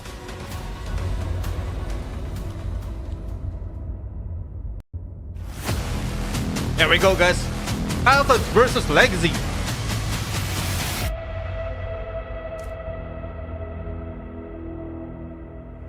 Playing the quarterfinals, it's another day for us. It's going to be a very strong team from now on. They're all as well. Brazilian, As we play right? Navi, we Legacy? play Falcons, and the next team is going to be stronger as well. So we have to play the best as we can.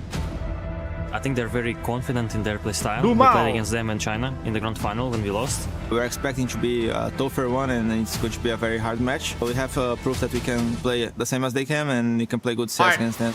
We don't need to It play was anything, we don't need to in rush. We just want Syria, to join the server, show our game that we showed 3 last games.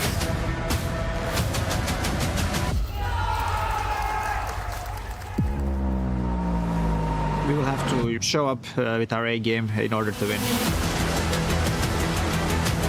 Looking, Carrick at a free frag. The other way. Let's goes down. A little bit more up. Natural bread. Good for it, but Nissim.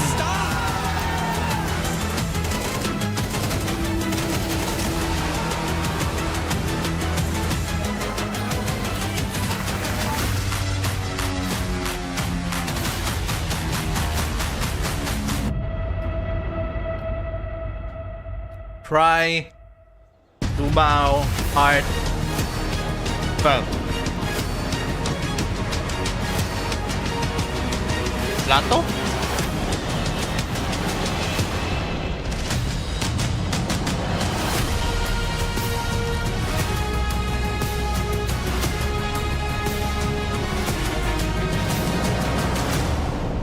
All right, one quarterfinals down, one more match to go as we head into the next quarterfinal. And this one has history written all over it. But first of all, Paris, how we doing? That's a nice welcome from our new host, Fancy, of course. So yeah, we're gonna have two very different stories, because on one side, we have a team that is surfing a big momentum after stomping a statement win against Navi yesterday. And on the other side, a team that could be getting sweet revenge of that grand final at the Asia Championship in Shanghai in May. But truth be told, these teams know each other very well, Fancy. But hey, Lou, that was another tournament, another stage. Today, the stakes are even higher. A win right here will get you a spot at the semi-finals at the top 4, and most importantly, precious club championship points. I think we're ready. Absolutely, and anyways, this story already exists here at the STC Arena in Paris. But whether it's in English, in Brazilian Portuguese, in Arabic, or in French, it is time to write the next chapter. Mesdames et messieurs, ladies and gentlemen, please welcome Legacy!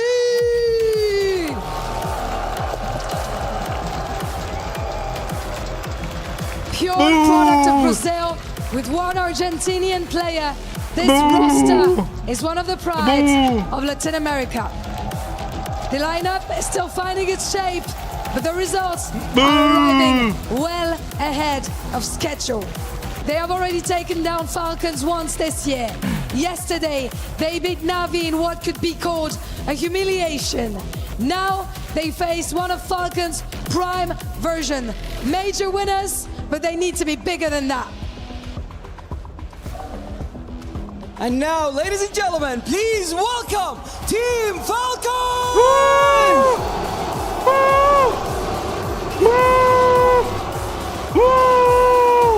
The major turned potential into proof, and Falcons have shown no interest in letting that be the end of the story. They have moved through Paris without dropping a map. Now, an old problem stands between them and the semi-finals. It is Legacy versus Falcons. It is time for revenge or time to shine, and it starts now. Serious potential for a bare-knuckle brawl ahead of us, folks. You got Falcons on one side, the team who just, well, we've got the Falcons on one side, we've got Legacy on the other, who destroyed Na'Vi. I like the way Fancy put that. And then you got Brazil, they're awake, they're ready to watch the boys duke it out versus the world #1 Cologne Major champs. Sure, you heard Monacy, he says it's not about revenge. They just want to get closer to that trophy. It's quarterfinals. Team huddle's going to be taking shape. Coach Zonic with his pile of papers. It's definitely extra motivation, right? I understand Carrigan was just plugged into the roster when they played back in CAC a couple of months ago. But Legacy still took the title away from them there and in relatively dominant fashion. It was a 4-map best of 5, but the 3 that Falcons lost were all very one-sided. 13-9, 13-6, 13-6. Now they're major champs. A lot has changed. More reps under their belt. And Legacy are the ones with the change. Obviously, Try picking up the AWPing mantle from Sadzin. And I think the confidence that they built from yesterday's game against Na'Vi, Nissim, he had a monster performance, especially on that second map of play. I'm not expecting him to do the same again today, but if he does, he'll be blowing everyone's socks off. That was next level stuff to eliminate Na'Vi. Well, I think some teams, they can kind of quake in their boots when they're up against a roster, you know, packing such a punch as Falcons. But for Legacy, they know they can do it. They already have. Falcons do want to set that record straight, I am sure. Carrigan just... Their run so far, the win over Just in the right K27, mood, Astralis 2-0, the Mongols 2-0. So yet to drop a map. Let's see if Legacy can achieve that first before we start talking about the series. He doesn't want to show his the run came to FaZe in 0-2 fashion, but sending home MIBR, and then, as mentioned, that Na'Vi game, that's the statement. Yeah. That is one that cements them in the top 10 of the VRS right now. Because it being a 13-9 and a 13-2, that's not even close. Yeah, but the scoreline on that FaZe game did raise an eyebrow. You know, I was like, oh, okay, did they play cash? No, it was just quite a dominant win for FaZe Clan. So, you know, it leaves me questioning which Legacy we get today. Will the individuals be on? Will they be able to at least take that map off of Falcons? Never mind, actually send them home. That's also a possibility. And if you heard it, you know it. The club championship also it's a big step in the right direction for Falcons. They're at the top of that one, an opportunity to seal it if they can get the win in Counter-Strike. Just getting everyone sat down and situated. Huddles have come to their close. We have Mirage coming up first, the map choice of Legacy, Dust 2. And then the third and decider of Ancient if we do need it. Last series a bit quicker than expected, with Foot making light work of Mouse, booking that semi-final berth against Furia. That'll be going down tomorrow as our first semi. And now with these next 2 quarters, it's potentially setting up the final before the final. Yeah. Vitality versus Spirit coming up next. Winner of that will play winner of this. I mean, all eyes are on these 2 games to see how those semi-finals boil out. Who will be locking horns? Of course, Vitality Spirit, a real treat for all Counter-Strike fans. That's going to be coming up as the last game of the day. Whenever you get the best 2 players in Counter-Strike locking horns, Donk and Zywoo. See if Monacy wants to have a conversation about that major MVP. If he can have a strong season before the year comes to its close, he can put his name in the ring. All right, well, looks like we're ready to get things started. Fist bumps are in. Freeze time ticking on down. Alors, Paris, vous êtes prêts? And that's LA, and it's going to be a T-side start for Legacy. Falcons on that defense, and you heard from Nico, he is going to be a very prominent voice on the defensive halves. Here we go. Carrigan has given himself the dual Beretta. There's a smoke and a flash to block. He might be a pressure point on this B side that Legacy want to test, and yes, they will. This is fast B. Okay, but Kiosuke's been boosted up for that immediate, well, I was going to say headshot, but it's actually Try that puts it between his eyes. And a second this time on. The defense crumbles. Kiosuke and Carrigan removed. 40 seconds on the clock, bomb goes down, and the retake. Do they even want to give this a go? Wonder if they'll get booed in the same way with the save as Mouse did.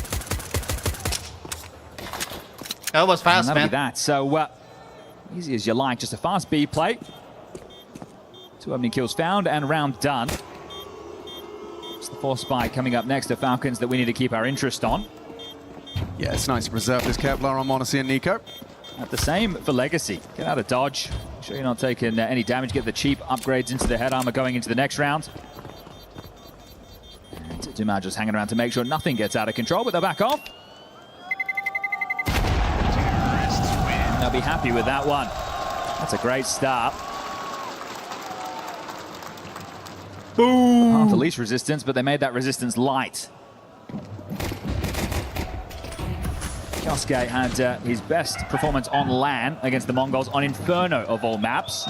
We know he's in fine form. Monacy the same. Yeah, what did he end on? 27-6 or something? That was ridiculous. He was hitting everything that moved and then some. Okay, 4 spy. Scout for Monacy, pistol upgrades for the rest, and smokes to corral traffic. Window smoke. They're going to turn this into a quick A split by the looks of things, feigning pressure towards middle. Monacy's on the surge with that scout, going to try and disrupt towards the ramp player. Rapid. It's Lato, but now he has to pull out the duel. Bereft the flash was perfect. Dumal blinds Monacy, sets Art up to knock him down. Nico has to reposition. Ala the nade, Art down. Good work, output from Tessus with the Galil. Another good flashbang. There's Nico's D gone. Quick pivot. And they weather the storm. Yeah, that was actually a team flash there, so awkward. That one will leave a mark.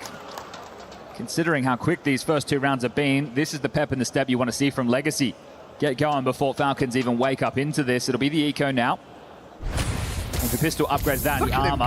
Yeah, and while we know Art, he will take every risk under the sun. This man, always making a move. So everyone's gone for an upgrade. Tessus. Honestly, he's even got Kevlar for this, and we're just searching straight towards A. This is a great call from Art. He's one of these rhythm callers, right? If he can get into a pattern and feel like he's outmaneuvering, outpacing that of Carrigan, it's going to be the stopping power of Falcons individuals that will have to change the discourse. As the Monacy armor saving his life there. Now, smoke's not great.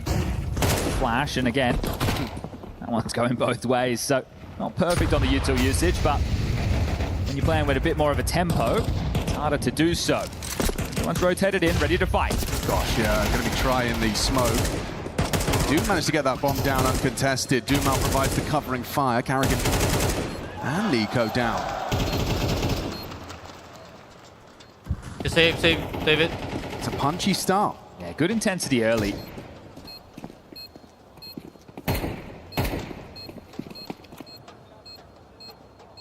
Mirage is a map where the individuals of Falcons can take over, but it's the extremity players of Tessus and Carrigan who I really want to keep my eyes on. Tessus on the CT side, during the Kixon era when players were coming in and out, he was having to do an awful lot of position changing. So just as it felt like he was starting to master that B site, he been shifted back towards A. Try it, we'll deal with Monacy. Josuke will stay alive. Hello? 3-0 start from the Brazilian team. They are with quite the pace today. Let's see if that continues now into the first rifle round. Monacy will have the AWP. As we'll try. Weird off-season for Legacy. We knew they wanted to make a move. Nissan to the bench. Then they end up getting rid of Sadson. Try comes in, Nissan back from the bench. What does that tell you? Well, long season ahead. First smoke top cat, standard opener. The AWP of Monacy starting B. So as discussing Carrigan potentially being bullied, they'll bring Ilya the Kid over to shut this down.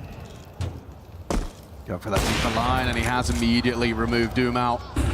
Swing, from Lato, and missed shot from Monacy, so gap taken, they're charging, Lato low HP, weathers through, there's Monacy, finding himself a third, one. Quick scope, clean, one back, but the damage inflicted, and yeah, it's just easy pickings for Nico. Perfect start, putting Monacy right on the money, right where he needed to be, and he leaves with 3. And you got a shot tool like that in your shed. Use him as a bodyguard. B ain't going to be that easy. The question is stubbornness. Do Legacy want to try that again? You mentioned perfect. Perfect was how I would consider Legacy getting out of the gates. Quick rounds in your face. Not too many casualties. And we'll see them go into another tidy-looking buy without a try AWP this time. Now, do you call the bluff? Do you go B again? Are they really going to start the AWP over towards that side of the map once more? Sonic happy with that. And they will start the AWP towards B. So both teams stubborn with the stance. Monacy up to bat again. Are they really gonna go for the same pacey go? Monacy the same move? Will it be that same result? Yes, it will. Doom, I can't believe it. Monacy's still there. Flash is connecting. A missed shot out of Monacy. Does manage to find Output on to try, but there's Lato. It's just Nico, and he's swinging to win. Lato flattened. M4 headshot tracks. Nico could just delay, play that numbers advantage. Those smokes won't last forever. Bomb on the back of Nissim, yet to frag.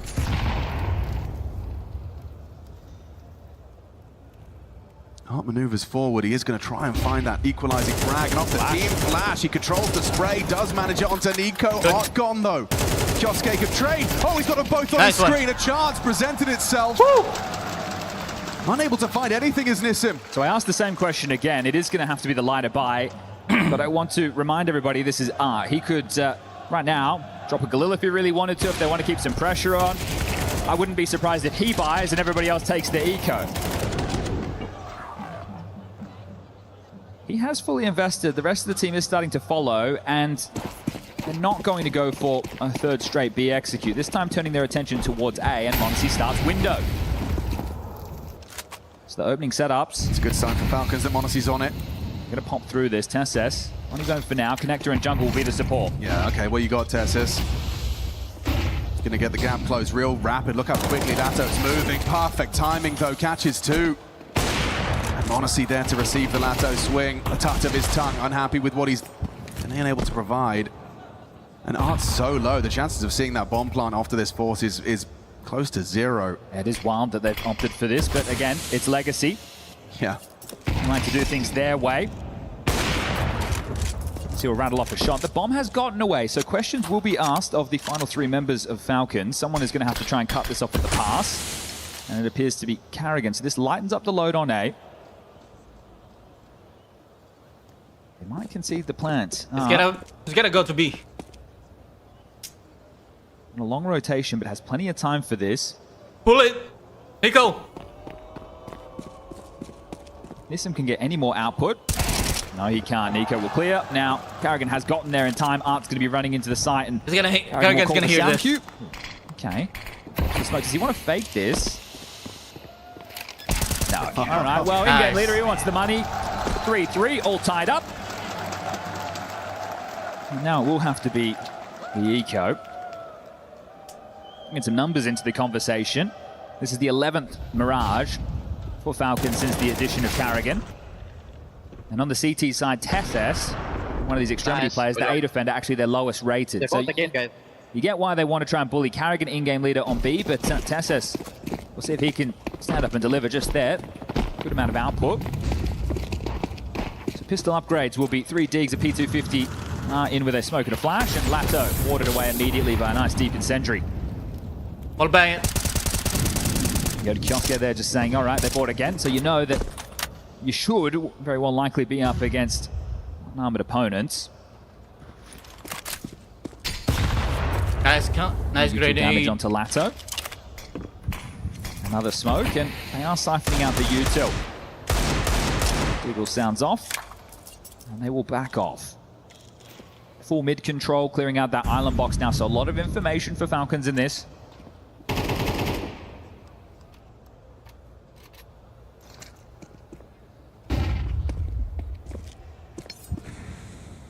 You miss info on Nico calling that clear. I don't think that's where the smoke was meant to land. What is that smoke? It does make things weird though, as far as the angle Nico is now working with. Art throws out another from top mid. Attention drawn, Nico's vision obscured, and there's m0NESY. Catches top mid, Art goes looking. And another one, just easy pickings. There's one back. Lato's Deagle will put the AWPer down. Pistol's not going anywhere. No time as well, so they need to hurry up a little bit here. Lato will grab another shore, but still very tough to see this get out of control. Bomb spotted top middle. Nico peppers that one up. Lato's got the AWP, found a gap. 15 seconds. After time would be miserable. And a little bit sketchy, but Carrigan will make sure it's all good in the hood. Nico was trying to juggle the AK across to one of his teammates. He will preserve the AWP. That means that he will not have the AK-47 going into the next, but there's still plenty of money to go around. m0NESY with another opener there. Made that 3 for his count. I like what I see. TeSeS. I like what I'm seeing.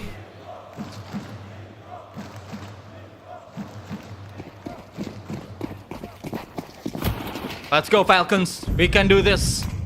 Back to B. Trying this earlier game plan again, thinking there's no way m0NESY can be here once more, and this time they're right. There's no pressure elsewhere on the map. I don't know what they saw or heard. Called it off immediately there. Okay, it felt like they were just primed and ready. The flash forward ramp gives them a lot of information. That means that the A-lurk could be Palace. Completely regathering, retooling, and setting up for now what looks like a potential B split. They still need to garner this mid control, and playing off our Falcons, very site-centric. 2 towards B focused, 3 towards A. m0NESY will put himself across deep into the site. It's a strong position if they do come up connector into an A split. Still lots of time before we know what the finish will be.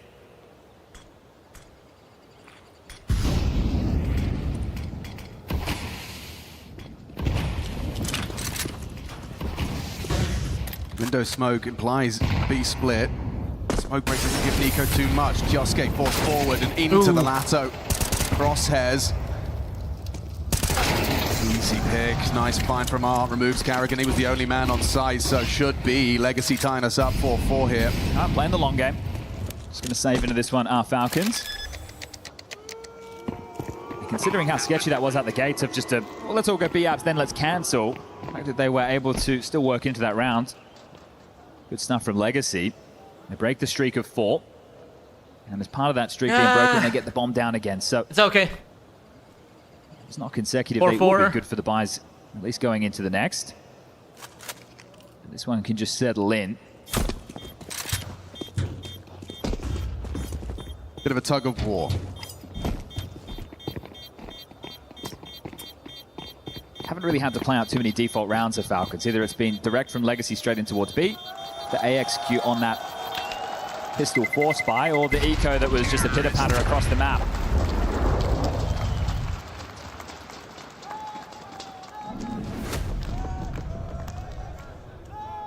That's a technical. Yeah, okay, well, we'll see who requires the help. Looks like it is going to be on the Falcon side of the server. Good opener there. There was a molly deep, and it forced the hand of Kioske there to push or drop back. Took the aggressive option. We'll take a moment before we discuss any of the particulars with the buy coming forward in the tech. Wait till everyone is situated and ready to go. But crowd's starting to pack out for this. We didn't have the bleachers open for the last series. I bet they'll be full for the next. Yeah, no doubt about that. Any Vitality fans here yet? There's a couple. Okay, I thought there'd be more than that. They've already started a party somewhere else, you know, warming up for the big game. Falcons are out here in force.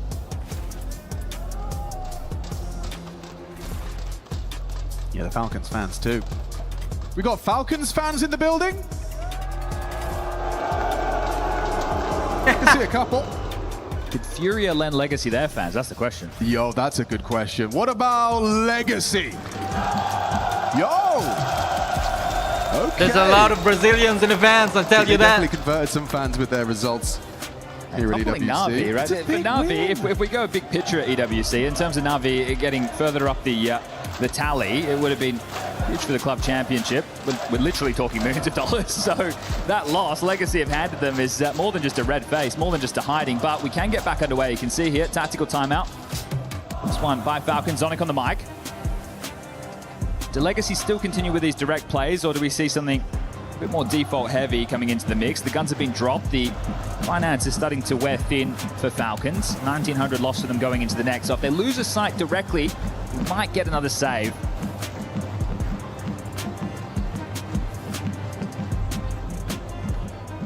Let's see what Art's cooking. That's the top mid smoke. I'm going to get these out rapidly just to keep Falcons guessing. And they're not playing aggressive. They don't believe that Legacy are playing behind this mid util. I say that as they do pipe through short. B is open for business, boys. Crazy. Look at this. It's free. Kioske is going to arrive there. A CT smoke that should enable them to push through. You can see Carrigan, a man determined. He's going for a push through. And does draw blood. Lato down. Nissim! Oh! And then Kioske on top to Dumal. Oh, quick tap back. That's nice. Precise. Onto Nico. Another one on his plate. Takes down Kioske. Clawing back in. A 5 versus 3 goes sideways. Try and not pull us into a 2v2. Oh, overlooked. Tassus, the unknown entity. They have absolutely no idea, but he is stalking his prey. Should be the end of this one. Just had a passing glance. Try a shrug of his shoulders. Art. Oh, nice! Caught in the smoke wall. It's a Falcons round, like it, but not without a little bit of resistance from Legacy there. Thought they were going to be well caught out of position. Carrigan knows he has to make a play. If they get established in that post plan, they get bench control, they've got Van, they start to press up towards market. You're not retaking that in a million years in a 5v5. So he flashes himself, he plays through, and this is impact right here. Carrigan! Try. He's no slouch on the rifle either. Some people are asking the question why bigger and better names haven't picked this man up sooner.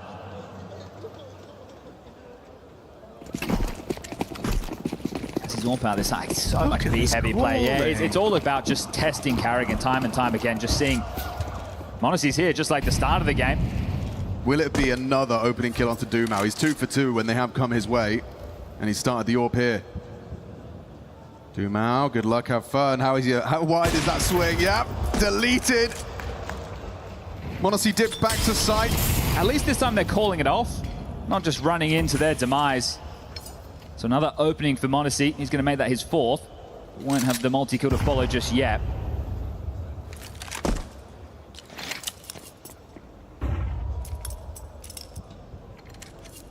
See how they handle this, right? Kioske, the short player, plays over towards A, so in case it is an A execute, they've got an extra man there. m0NESY starting B, giving them the early info to ward away anybody who wants to try and pressure Unk Carrigan. Now having to settle back into things. A window smoke got it in.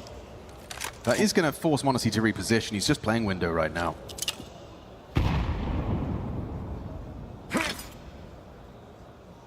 He'll be smoked off at B. Carrigan going to be ahead of this. If R can get a kill and get out.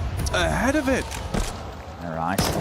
Smoke was not That's up. an info. Just jumps into That's an m0NESY's info. scope. Bomb spotted now. Yeah, Kioske does well to find one under the Molotov's pressure. I know Tessus has to be A. B is somewhere, says Nissim.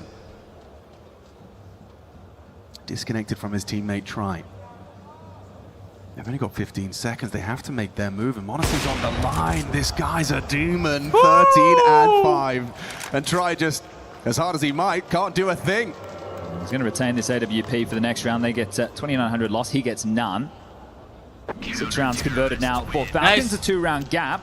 2 rounds yet to come before we get the swap at half. It's Legacy. We'll take the timeout.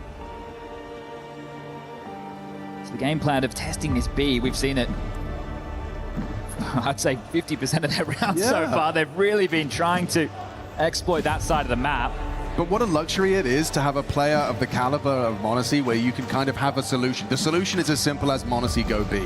I think, Brad, if you take a look at this game plan, it's clear what Legacy are opting for, but it's also clear that Falcons are wary of it, right? They haven't really played too hefty through middle. There was only that one round where they piped through short. And that is right, reminding everybody, a couple of months ago, second event for Falcons with Carrigan in the roster.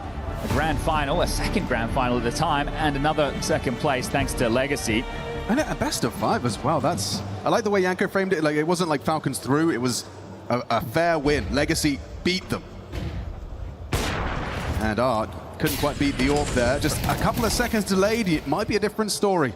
Yeah, you're assuming that m0NESY after the opener has continued to reposition. He did, just not as far away as you'd hope for.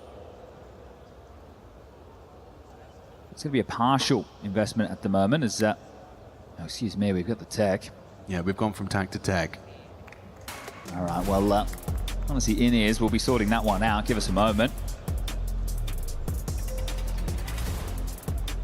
It is, you know, it kind of warms my heart to see that Art's unique calling style is still carried over. Even as they rise to power, as they climb the VRS, these boys are still, they play like no one else. They're doing it his way. Yeah, they've had to balance it. It's not the same art as the Furia days, but definitely he still goes for some of these crazy rifle binds where the rest of his team's eco. You see the shotguns come out. But even still has that flavor. This stubbornness towards B. Most teams wouldn't be trying so many all-in maneuvers, especially after consistently hitting the brick wall that is the m0NESY AWP. Competitive half still available. 4. Could become 5, even if it is with some compromises in the buy. m0NESY starts A.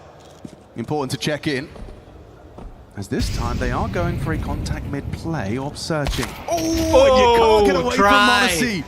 Why did you unscope? At nowhere, at the same time. Nico, overrun by R. He's done very well with the Tech 9. Nice. Tessus chips in, finds Nissim. m0NESY's nade onto R as well. Advantage Falcons, and the rest just disintegrate. Dumao down, clean headshot from Kioske. Flash, flash, flash! Now! Lato retrieves the AWP, but watch this for the slam dunk. Once that smoke's fading, m0NESY is going to provide a flashbang for Tessus. Didn't quite nail it. What? Lato does on the quick scope. All right, light off the mark. He's boxed in, Carrigan heading towards T-spawn, so no way back. We'll have to battle forward. That's 50 seconds, and that's if they don't just swing him. m0NESY will take another multi-kill. Another opening frag, continuing to rack these up, 5-0 in the opener, 5-0 in the multis. It's a very short list of players that can just take over the game.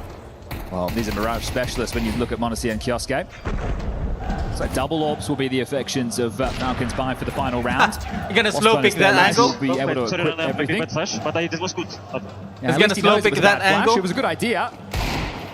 Just poor execution, as we're talking about him being the executor. Carrigan is just going to use the orb over towards B. That frees up m0NESY in this. Look at Kioske. Flash fight. Lato was anti. Still goes down. Can't believe he's got one there. Ready and raring to lock him down and still able to find some impact. So they will get this mid control. Feel for a player like Nissim. He's only got 1 kill and he's going to be called out here, but he hasn't been able to fulfill his role.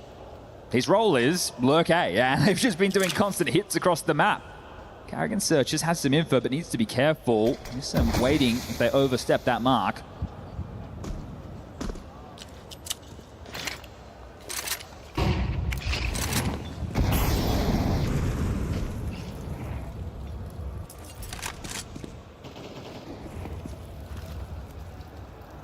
No secret of their mid-occupation. On an island is Carrigan. And m0NESY unable to hit that. Spots out one towards Con. It was Doom out. Gotta flick up to this. Yeah, Carrigan quick. Ooh, not quick enough. Missed shot. B open for business. Carrigan falls in this last round on the T side of Legacy to rectify and find 5. Nico's back turn. Doom out collects. Gotta flush this out if they want a chance for the retake. Nice bait and switch there. Tessus and m0NESY going to try and show off their movement skills. m0NESY gets there. Tessus. Come on, lad. Second time of asking, he's up. 2-on-3 retake. Not easy on the AWP. Art spotted. Info flows for this post plant. Understandably anticipating a fight, and m0NESY's been given one. Nissim goes down apartments. You have to take this fight. They find it cleanly. Tries, goes down. It's all onto Art's shoulders. This is so awkward now. Eye to the scope.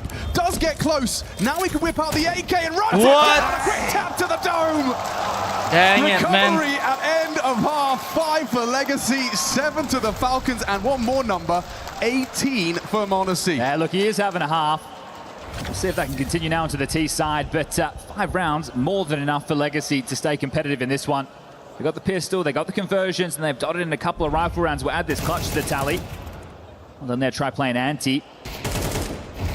Breaks in, takes down the orb. It's a little bit clunky. Not playing the bomb, wanting to close them down in the choke point, but then pressure on Art, and look at that one. Much more impressive with X-ray off. Leader straight back into the calls. So just a 2-round gap, and that can quickly be tied up if they can get this pistol. I don't win with some dual Berettas. There's a decent amount of U2 on the CT side. There's a kit for Nissim. Smoking a flash for Art. Double flash for Try. T side's got a molly, flash, and double smoke. And heavy towards B out the gates. Now they're waiting for some form of a push. Seeing if there's any investigation top middle. The jump spot is Nissim. And it's a 3-man B stack from Legacy.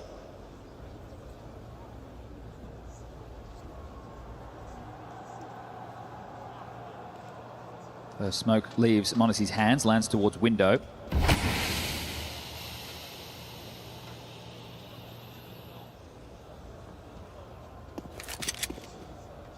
Boost is perfect, and Doom now able to react in time.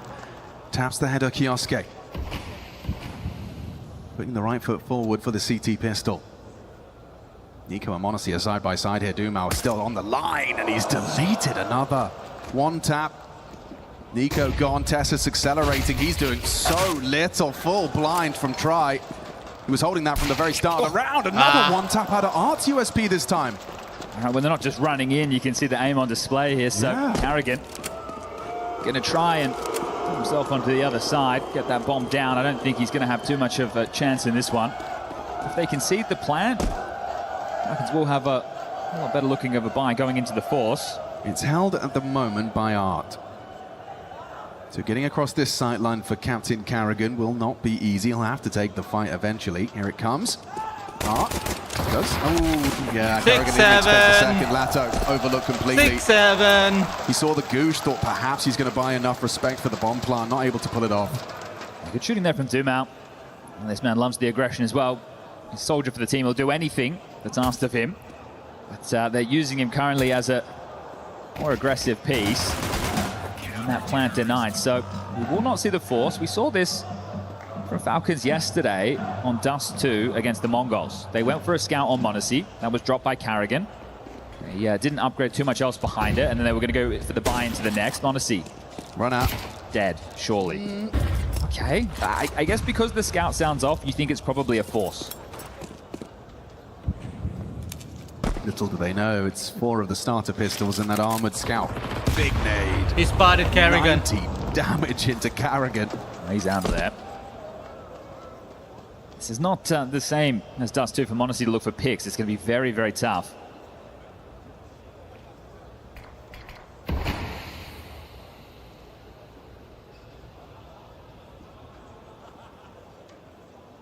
Yeah, it seems like Legacy, after hearing that scout bullet as well, are positioning themselves to avoid it entirely.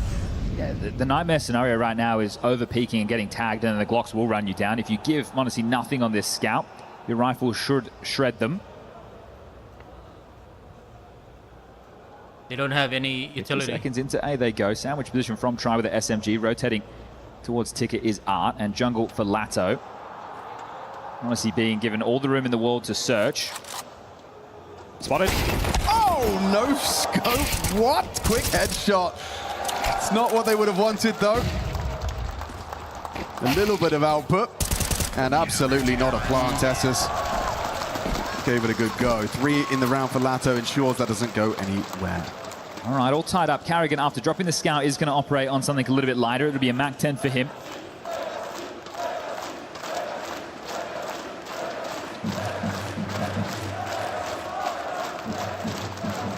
Oftentimes when Carrigan pulls out that Mac 10, he's going to have a AK and Kioske behind him for the trade. He'll be doing some wide swings. Yeah, Kioske's either going to be paired with Carrigan top mid or Nico towards underpass. Look at Carrigan. Oh, window missed. Cat missed window. That is an unforced error that's cost them the opener. That's a simple smoke on windows, man. Immediately. Test on B. A pace change. You got Nissim MP9. He's greeted them with bullets. 2 quick headshots. Round done. Just with a missed smoke, right? That's very frustrating. Just a simple smoke. That's the basics you can't be missing when you make a call like that. Honestly, we'll draw one back short.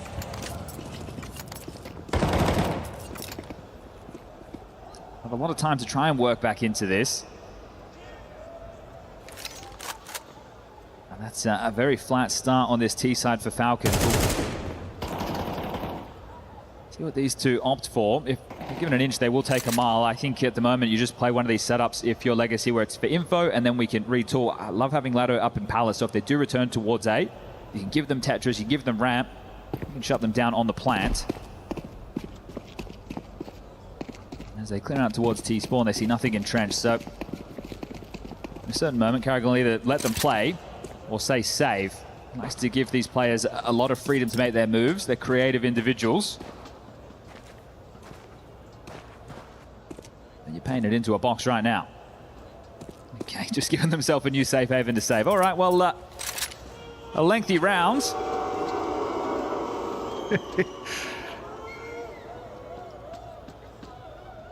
Just have to sit and watch the clock tick by. It is going to be 2,900 lost into the next.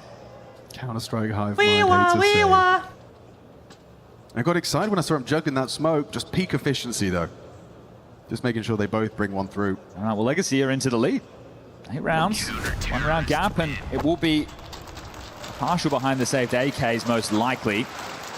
Now it just comes down to a missed window smoke. Second tactical timeout called. Back on the mic, has 1 more available down the stretch of this. And great from Nissim. He has the SMG and the quote-unquote bonus round. Yeah, blink and you missed it. That was over quick. Being made to work for this. A reminder, throughout the run so far, Falcons are yet to drop a map, let alone a series. Legacy looking to be the first to do that here today. Continue their run. They make a name for themselves as giant killers, as that they took down Na'Vi just yesterday. Casually. Their domination display is, okay, the upgrades around these AKs, you want to get the bomb down if you can, so and Monacy will be able to buy into the next fully with the loss bonus. Right. So primary objective, get into a bomb site. yeah, look, it's just so everybody at that point will have an AK. Otherwise, it's likely to want to see getting dropped something from Carrigan. Has been a cool 8 rounds from Nico. Big fight from everybody, unless your name's Monacy, really. Yeah. Oh my goodness, the smoke break sets up our Kioske round over. Disruptive. Plenty of block util still for the CT side. Incendiary under the window, a smoke in front of Carrigan. He's walking through that with the bomb! Oh, he had to hit that! He's taken down Doomau. Art smoked off, unable to chip in. Searching is Monacy. Lato, an unorthodox position up on the boxes, leads to Monacy's demise. Tech 9 from Tessus doesn't hit it. Lato's hitting everything. The triple shutdown, no plant. What Legacy the? 9.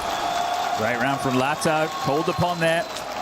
Shuts things down with ease, and the openers in the second half continue to flow. They've only dropped one so far. That was Monacy with the scout on the second round to play. Otherwise, love that from Art, playing for info, breaks it open, even gets the kill.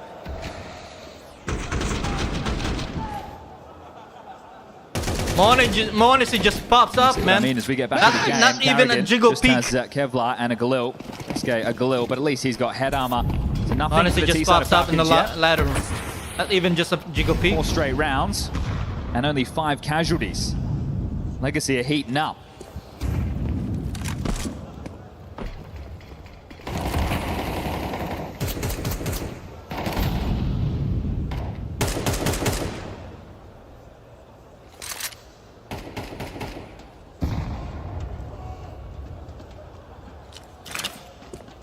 Nectar smoke from Carrigan keeps the mid presence.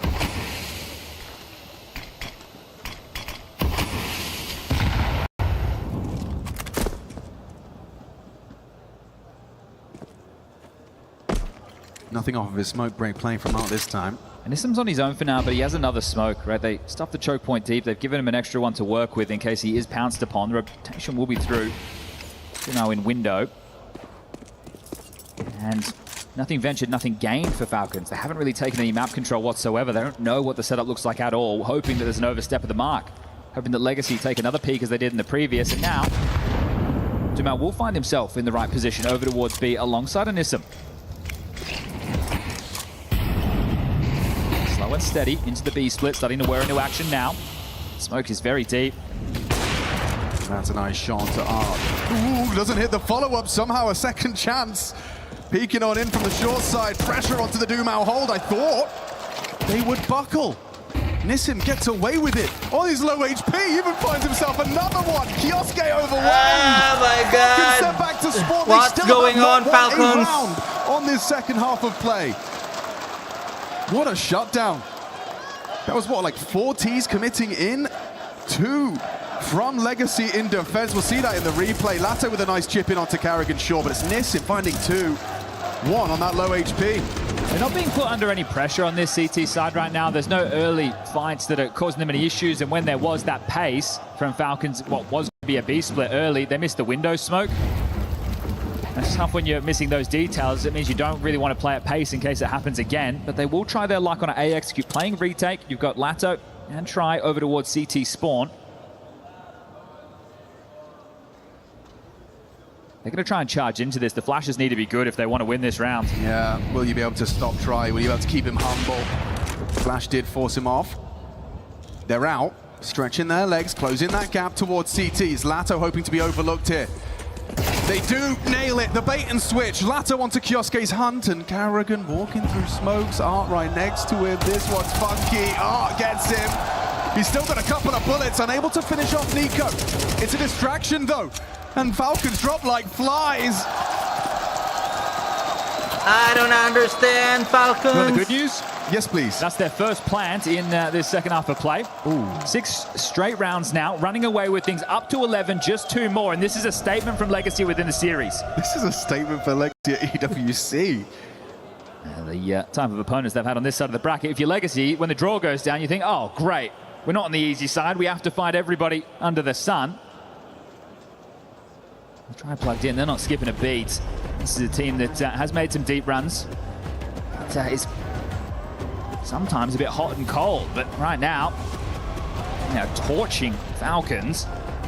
Carrigan, how do you call your team into this? You have just Monacy, who was fragging up a storm on that first half, but nobody is getting going here on the second.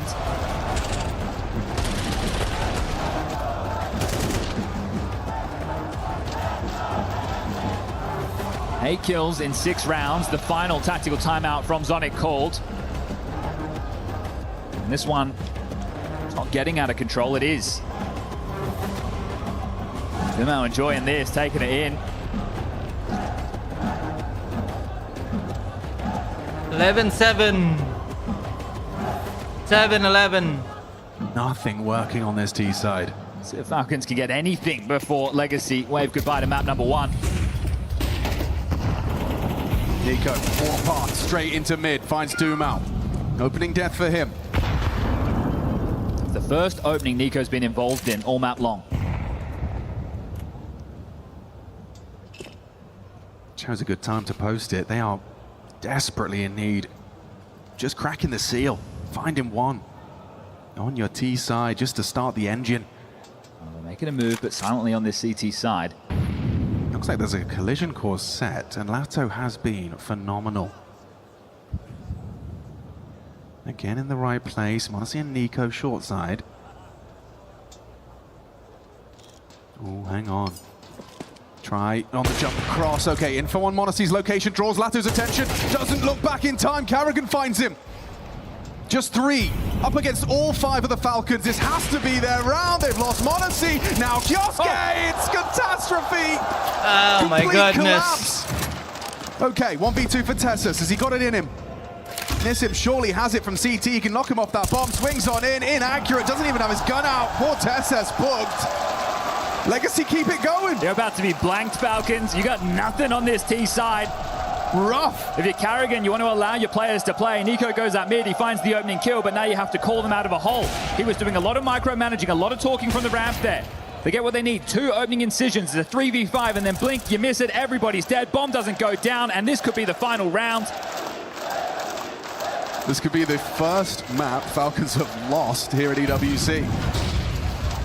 And in such a stunning way, Legacy have managed to take control of this game. Caps pop. Pacey, nice headshot, there's Lato.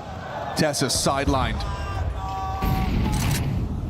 Nico out, undetected. Never mind, he's been spotted on his descent. It's easy for Lato, that's 2 kills. Oh. Make it 3, taps off the head of Monacy.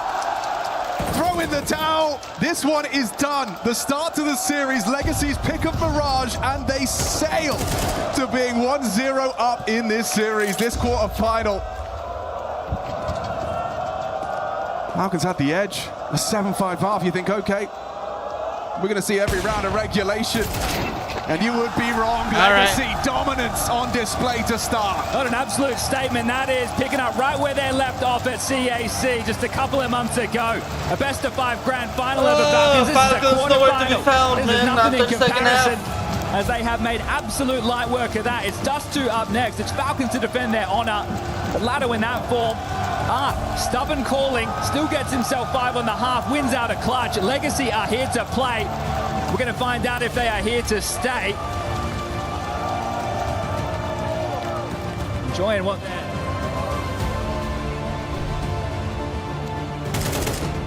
Thank you, Sponge Machine. And as we take a look back, Legacy came in with a new map in the pool this time around, and it is paying dividends. Dupree, I was a little bit worried about halftime. Yeah, they silenced those doubts in the second half. This is exactly one of the reasons why you cannot really not look at Legacy and thinking this is going to be an easy match. You can't really look at them as a team that we should be beating, because what they just showed this time around just paints a picture of a team that is on the rise, and we can tell that they're moving back into why they were a team to look out for in 25. You can also look at the painting of a picture of a team that is very stubborn, specifically on their T sides, but when they turned their attention to CT, they had a lot of good rounds and by far the better team on the server today. Yeah, that was a very strange map, I think, especially in the first half, but I thought maybe Legacy missed out on an opportunity to have an even stronger first half, and it might cost them the game, but fortunately for them, Falcons had nothing on their own T side, right? Just couldn't get anything going, and yeah, a dominant CT side from Legacy wins them the map. We're going to be diving into some detailed breakdowns. I want to start with you, Dupree. You carved out rounds 4 and 5. What do you see? Well, in 4 and 5, that is again the stubbornness that I talked about. It's the B explosiveness in their executes that is just really coming into fruition here, and you can just tell they rushing the piss around. This is the first buy on the T side. It's a B pop, and I think they expect Carrigan to be it, but they do find Monacy. So this spearhead of Dumao is actually taken out pretty early in the round. But obviously at this point they've spent so much utility that they have to keep going. And Monacy gets a second one, and this one gets a third one, and buys that all-important time for Nico to roll in and just clean up the table. And at this point, this was a very important round for Falcons to kind of stop that momentum. But then, you thought Legacy, they want to try something different, but nope, they just do a complete replica of what they just did. Duma once again goes down. Monacy again on point, finding him in the beginning, gets a second one at this time around, but Lado gets a way better entry into the bomb side. But Nico again showing up to be that pillar to set up the defensive line to buy the all-important time for Falcons to rose it in. And at this point, these rounds, it paints a picture of Legacy. They found something on that B bombs that they want to be abusing, and they're not going to give in, because this was not the only time throughout the game that they continued to do this. Yanko, this next one says, Yanko wants Dumal's deaths. Is this like he's sacrificing himself and we're going to give him great praise for being a martyr? Just roll it and see for yourself, right? Like, this is arguably your second best player on the team, right? The guy that's super explosive, that should be the difference maker. This is his first gun round. Then this is his second gun round. This is all he got to do. And then even after this in the half buy, like, you buy again. Actually, it's another full buy, and you buy again, and now you rush in, and he dies again. Like, honestly, the rounds 4 and 5, you could somewhat justify them, right? Okay. It's the first gun round, you had a game plan, you went for it, Falcons had a good read, Monacy was there, he countered you, that's fine.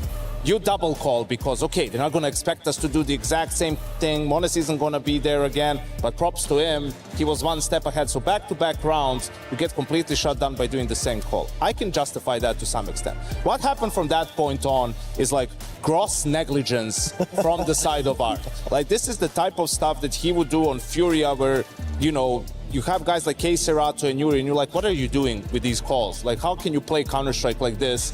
And I think he's relapsed today, into some of that. So if we have the rest of the examples for that to dive into it, because it's fine that you have like plans and you want to counter your opponents and you see some tendencies, right? But if it's not working, you can't just keep to it. Like, you need to be able to make adjustments. So after a few rounds, right, they do the same opening. It's just that this Molotov comes in, so they cancel. They were going to do the same B pop, right? But they cancel it, they go back, they actually end up winning this round by doing a slow B split. Following round, same opening. And they just go for it, right, when they don't see the Molotov. This is the round where they actually got into the bomb site, but ended up losing it. Third round in a row. You go back to the same exact thing, and of course Monacy is there again and he kills. Like, this is no way to play Counter-Strike. Like, you cannot just flip a coin every time and pray that an op isn't gonna be there, that they're not gonna have good protocols. It was just ridiculous. I thought 5 rounds they got gift. Like, it was a miracle they got 5 rounds from how they played the gun round. I'm gonna say it's kind of safe that you're surprised that Legacy walked away with the win. No, yeah, I mean, obviously they won it on their CT side. Like, there it was, they played a strong CT side. Falcons couldn't win the pistol. They missed a smoke in the first gun round, lost the first gun round, saved 2 guns. It was just a really bad T side from them. But, if this stays the same for Legacy's T side, you're going to lose this series still. But that's the thing, like, it comes down to a game plan. Like, they obviously spotted something they want to continue doing, but it was just too much. And that's the thing with the T side of Legacy in this one. It was too much. And at what point do they realize that if this doesn't work for you, then where do you turn? And the thing is, like, even you could see the Falcons knew it. Monacy knew it. So he was there twice in a row. So they know what you're trying to do. And you still don't realize that and make the adjustment. There were timeouts. Actually, when they took a timeout, their coach actually called a slower default. And of course, they won the round again, right? Like, they punished the aggression from Falcons. So it's just crazy. Like, you have to completely change it. You can't have the same approach in these last 2 matches. Well, gentlemen, before the match, you told me there were 3 names in the world that were all in contention for the #1 spot. We're going to see Zaiwu and Donk in our next match, the final quarterfinal of the night. But in this one, Monacy was also on that list. How did he perform in game 1 so far? He was the only one that kind of turned up today. And he was being a big nuisance to Legacy, not only in the B openings, but also when he rotated over to the bomb sites in late rounds. He's always a force to be reckoned with. And it's always difficult when you go up against an Arbor of his caliber that has this output that you can just tell by the 7 opening KD here. Like, he had 7 opening frags, and he's a 22 and 13. They lose this map quite heavily, and he still has this kind of performance. It's good to see, that is one of the reasons why he is in contention of being the best player in the world right now. But still, we need more out of the team because he can't carry this solo. It wasn't their map pick. They get theirs next. Before we get to that discussion, I want to check in with the Brazilian fan base. We got our co-streamer Gaules live from the EWC floor. Gaules, can you hear me amongst the drums? Yes. It's getting loud in here, my guy. It's all fine. Now, when we first had you on, I said you were a big Furia fan. You corrected me and said you are a Brazilian Counter-Strike fan. How proud are you of Legacy so far? They're up 1-0 over the Falcons. So proud because these guys are very young and talented guys. We know them for a long time, and it's incredible to see this making matches against Falcons and players, the players that Falcons have. Was a masterclass, the first map for us. Gaules, do you think it's a possibility that Legacy might win this one 2-0, or do you think it might go all the way to a third? But because we have Dust 2 coming up, and we know how good Falcons play that one. We expect that will be a hard match, but we understand that maybe we can close 2-0. The guys from Legacy, they are, if Nissin, Lato, Dumal, Art, if Try is the new addition, if they are in a good day, they can put 2-0 in the score. We know that these guys can be, in the beginning of this tournament, I say to my stream that this guy can win any tournament in the world, for me. Gaules, I know you have all the inside info, right? Tell me, why does Art hate Kerrigan so much? Why does he want to go B every round, man? He just, every gun round, I'm going to go B. I'm going to find Kerrigan. We say that Art is a dog. Oof, oof, the dog Art. And the dogs love to catch the ambulance, right? In Brazil, if a dog see an ambulance, they oof, oof, the dog of Art. That's why. We've had a whole lot of woofing on this show. I'm really happy what Counter-Strike brings to the table. Gaules, real quick though, if you're looking at the 5 players on the stage, who do you think deserves the most credit for their success? They're guaranteed top 8. They're 1 map away from breaking into our Final Four. For any team? For any team. For mostly this team, Legacy. Let's talk Legacy. Legacy. For me, I love the Nissin. For me, Nissin, it's a very talented guy. It's a hard position that he had yesterday against Navi. He did a very strong map and match. For me, Nissin, my favorite, and Art. I love Art too, and everyone, but Nissin and Art, for me, it's the best ones. Thank you very much, Gaules, for joining us here on the Watch Party. We got to let you go because we've got another map to talk about. Yanko, it's going to be the Falcons map pick. I just saw the Rocket League champions from the Falcons walk around. Everyone is here to find out, will the Falcons bounce back? Their match is against the wall here. You lose, you're done at the tournament for Counter-Strike 2. Yeah, and they need to reset immediately because the T side was non-existent. And arguably, Mirage is their weakest map at the moment, but you're going to start on T side of Dust, right? So if you have a slow start, remember last time Legacy was playing in their face, Dumao with those aggressive cat plays, so they're going to have to hit the ground running to avoid elimination here. And I know you have 3 star players on your side, but if you want to have one of them showing up, and I know Monty had a really good game, and he also does some of his best work on Dust 2, but we want to be seeing more out of the rest of the squad because Monty can't carry it alone. It's going to be a fun ride. Falcons fans know they need their team to perform. It could all come down to Trackmania and, of course, Fortnite. But here on the Counter-Strike stage, we have 2 more quarterfinals. We are going into map 2 at 42 seconds. So real quick, Yanko, for anyone just joining the show, we're about to watch the best team in the world, second best in Falcons? The best. The best team in the world against the wall against number 12. Where do you have them in your power rankings? Well, I think they've shown, right, they're still new for the team. There's still a lot of things to be done, but this is a real good showing for them as a new team, and or at least getting try into the team. So anything can happen at this point.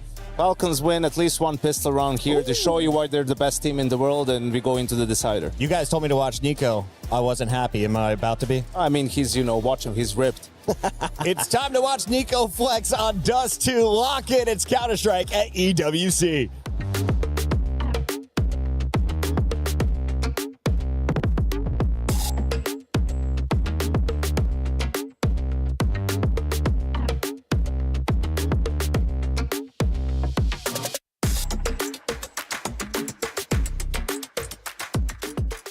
E meu? Direito. Deixa eu splitear de novo, pode ir. Tá até cravado liga. Esquerda da liga e a escada. Esquerda da liga pode ir, Art. Liga morto, mais um, força. Dois base. O plant aberto é meu. Tá. Tem base com você. O fechado na real meu, fechado é meu. Clicou. Default. Boa! Caralho, Traz, isso é insano, moleque. Boa, Trazinho, boa arte. Boa, gatão. Virou LP já.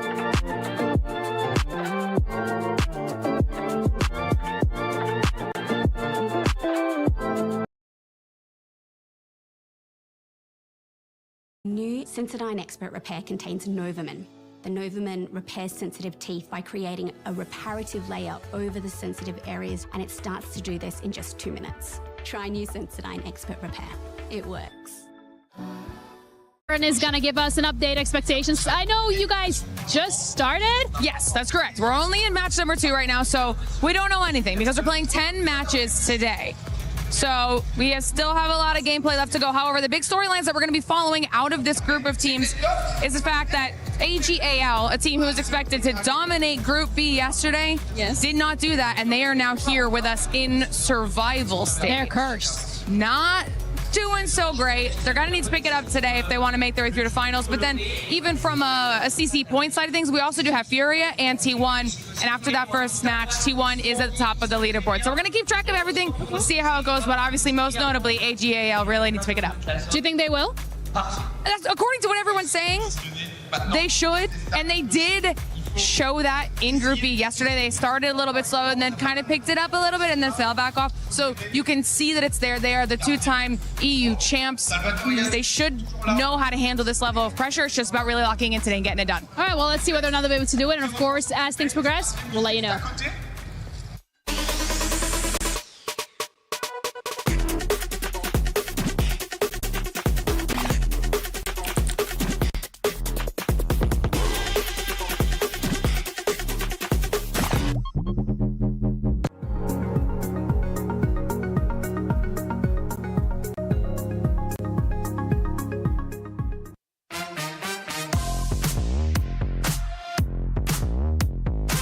This one's going to be a bit more difficult for me to explain. I need you guys to visualize this one.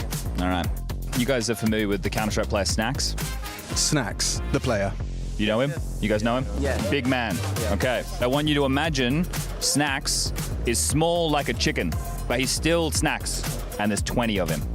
So we got 20 little Snackses about 60 centimeters tall running around. Snacks, I mean, from the Snacks. Yeah, Snacks, the Polish Snacks. Would you rather fight 20 chicken-sized Snackses? Okay? Or you fight one giant snack-sized chicken. Wait, what? Snack-sized chicken. You think you could fight a snack-sized chicken? 20 chicken-sized snacks is a hard way to deal with. Because they can overwhelm you. Yeah, they're gonna grab you. They're gonna hold on. I mean, how small they are. A chicken, the size of a chicken. Just kick them off. Yeah. One. I will kick off the movie. Even if you're trying to like hit with your legs or whatever, they're gonna grab onto them. They're gonna start biting you and shit. Like it's gonna be awful. But like one snack-sized chicken. Yeah, one chicken of the size of snacks. Do you know they have like beaks and claws and stuff, right? It's easier to fight one big guy than 20 small ones. You know this from experience? I know this from experience. Oh, okay. Good chicken scaled up to the size of snacks. You'd want to fight that? Just have to go for the legs, I think. Oh, you think of the tactics? It sounds better if you win against 20 small chickens. So 1v2. No AOE. If you win, it sounds better in the story. So 1v20. When you see the big one, it's like you're scared. About your eyes is scared. But when you see 20, you're like, oh, I'll start it, and you. Technically, we could have 4 stacks of 5 mini snacks on each other's shoulders, and then there'd kind of be like 4 snackses. Yes. Okay. Oh wait, they have the hands and everything? Yeah, they're just little tiny humans. So, like, let's say they reach about. Yeah, that's about a chicken, I reckon. That's about like a cool kick. Yeah, I take this one. I take this one. Also, to take one is good, like 1 versus 1. Yeah, but it's a big chicken though. Bro, like you need just to catch him in a good position, you know, like. Yeah, the big one, I think. Okay. It's like at least it's 1v1. There's multiple, you know. You need to have cardio because it's gonna be a long fight probably. Okay, all right. Well, you're thinking about the cardio element, all right? So it's not a human, you know. Like maybe she's gonna think I'm a friend or whatever, and then I come and like. At his size, but he's like this. Yeah, Snacks is like 6'4" or something. It's huge. 20 chickens, little 20 chickens? Yeah, you can just 20 chicken snacks. shoot them away. Like football? Yeah. Okay. Yeah, okay. We were there for every click, every clutch, every respawn. We were there for the years of grind, and we're here. Now, the proud founding partner of EWC, powering the biggest event in gaming, shoulder to shoulder with the world's best, making history. Greatness deserves a stage. Lenovo Legion, reach your impossible.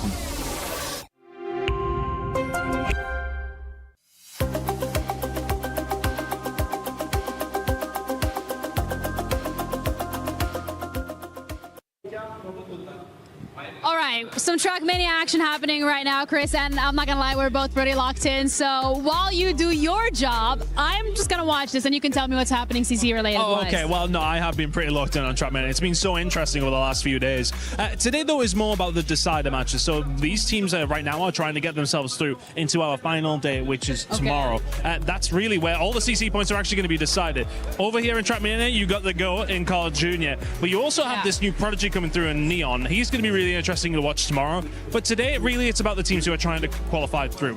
The real big story today is Pac. He is, well, former world champion, and the guy that won DreamHack Birmingham to qualify here. He plays for Vitality. He still is not through to that final day. He's having to do it the really long way. That's what he did in Birmingham. He dropped down the losers bracket, didn't necessarily look too great, and then went on to win the tournament. So all of a sudden, things can change very, very quickly, and that's how we're going to see today. Let's see if he can do it. There's other, of course, teams involved in this. You're thinking about Twisted Minds, etc., etc. So look, they're trying to qualify through, but really the story is about Falcons, and see today if Vitality can find their way through. But Falcons, absolutely the favorites, Jenny. All right, well, thank you so much for that. That's it from us. We're gonna keep watching because this is actually pretty fun.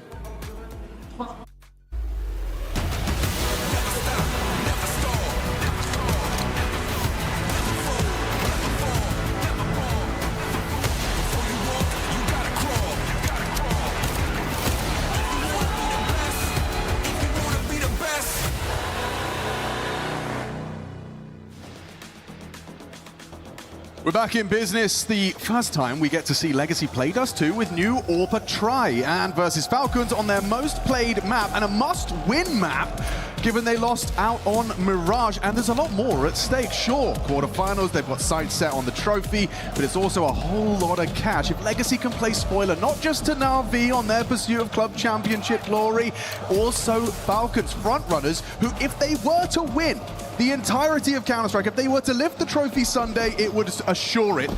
And that would keep it wide open if Legacy could throw a knockout blow here on Dust 2. Yeah, extra organizational pressure there, but now just trying to defend the moniker of Counter-Strike's world #1. Execute lined up. It's going to be Mato back of the site, and Nissim tucked in with dual Berettas, ready to unleash the fury. Lato had a great first map. Can he track heads and provide here on the pistol? Molly makes it difficult. Nissim was blind, still manages to find some output, removing Monacy, who was the only player in the double digits. Quick retake. And here, just trying out though. Oh, nice tab. Tracks Carrigan, a 2v4 goes 3. Doesn't want to overextend himself, wants to enable, try to synchronize, and slowly, methodically gonna close the gap a little. Head-to-head with Nico. Oh, he's found it cleanly. It's 2v2. This was supposed to be a guarantee for Falcons, starting off with a pistol. Yanko demanded it. Oh, and a click, quick click. Tessa's in the clutch, pivot. Just got to live. Just got to play the clock. Oh, head-to-head. Tessa's down. Legacy, turn it around. Ooh. You think that the last half of Counter-Strike we just witnessed was unforgivable. That one is going to rub salt in the wound. The aim looking on point for Legacy, poised in that, and nothing to lose going into this one. Yikes. They know they've got that third map in the back pocket guaranteed. I can't believe Nissim gets a kill there. Carrigan, he's having to unleash Try. That is a beautiful shot. The only way back in, and steadies his aim. It's up to have another captain's clutch. Dantuma loves that.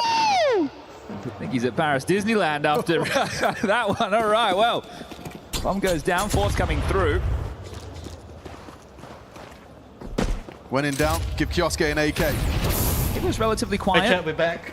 Map #1, but so was everybody, unless you named Monacy. He was great in the openers, great with the multis, and great up against Art's game plan in the first half, but then it just fizzled out. Carrigan's probably going to feel a bit more responsibility with the calls now on this T side. Yes. Let you make your plays in that first map, and you didn't stick the landing. You even missed window smokes. Right now, you're going to have to reel them in. try and call your team to some success. So far, not a single T-side round in the series. How long will that last? This is a very disruptive setup. Art, he's going to get the first contact. Attention drawn towards him, and then Try can feast with his MP9. Kioske, though, with a head-to-head. Dumao's here as well. Ooh, good one from Kioske. Kept humble. Back and forth. Output from Try. Still solid for 2. It's m0NESY Scout, the difference maker. You got access to the site. It's granted. You've picked up rifles. Looks like you might already be given the good graces of Legacy. Nissim and Lato don't look interested in this one. Just going to hold on to their guns. So Lato over towards B and making some space is Nissim. Yeah, good difference maker there, that frag from m0NESY. So it looks good. It's also very fragile, right? It requires you lining them up and knocking them down, and it felt like they should have at that point. The SMG able to find a huge amount of output as Nissim will put his to good use, carrying down. And with how far away Nissim is, I think that confirms for m0NESY and Tessus that it will be the save. But Kioske finds them the opening kill there through shore, and important stuff to get the account open. Just as I was saying, not a single T-side round yet. There you have it. I would like to see them go on as we enter the Force by Wars. Decider. With FAMAS and MP9 saved. So Nissim gets himself a scout there at the final second, so he can throw that over to Try. Even as a Deagle picked up, so this can still be a pretty punchy round. It just depends on the pace that Falcons want to operate with. They have a lot of B spawns. Nothing just to jaunt out long, and that's always risky. Sonic having a word with League Ops there, but we are underway. Oh, missed smoke. Absolute no man's land, so not going to cost them anything. Wasn't a pacey play, but not the first time we've seen them miss some of those details. Cost them on the first gun round back on Mirage. Couldn't land the window smoke. Carrigan runs out, goes down for free. It's transitioning the defense now back into something a little bit more B-centric. Deep nade. Slight damage done. Try can get back towards car or ramp with the scout. This setup is still going to be quite... Ooh, more missed nades. It's funky. Yeah, not what you're expecting, right? They played this map 20 times. One at 15. Not quite vitality numbers, but still pretty impressive.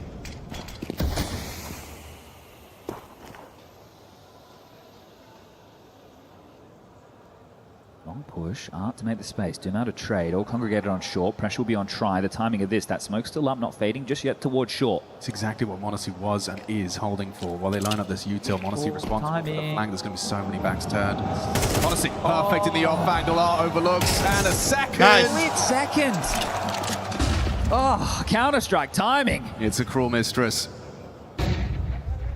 Nice tracking, nails the headshot onto Carrigan, does Try. Kioske for that response. There's a flash, set himself up. That's another. What a hell of a double. Nice. This finally stops him.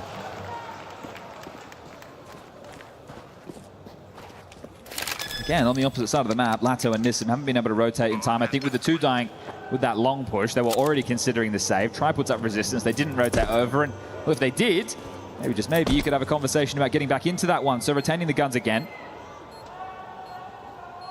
Means that round number 4 will still have something to fight with.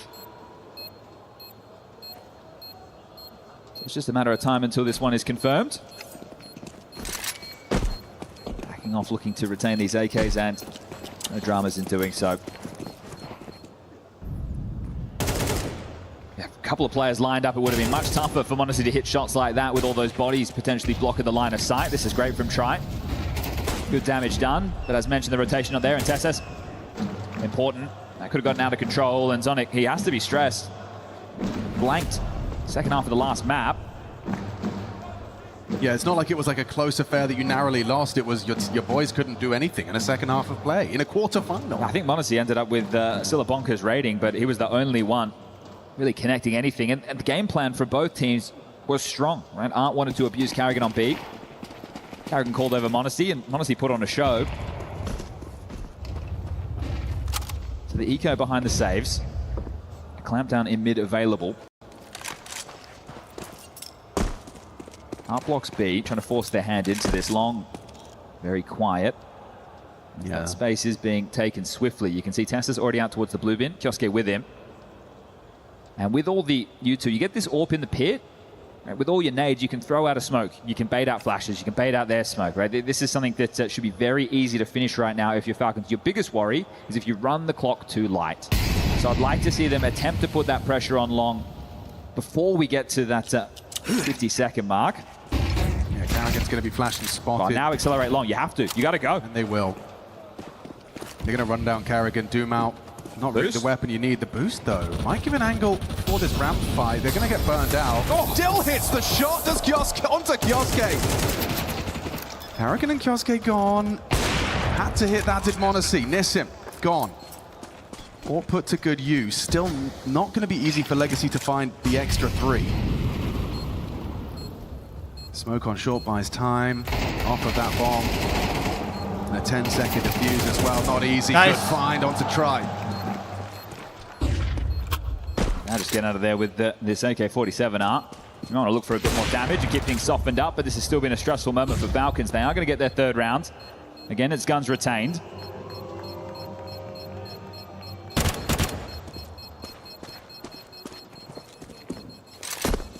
All these saves means that Legacy are going to be more threatening in future rounds, right? Because they've been stacking a bit of cash. They're not saving the most glamorous guns or Famises, but still, ability for the Tri-AWP is there.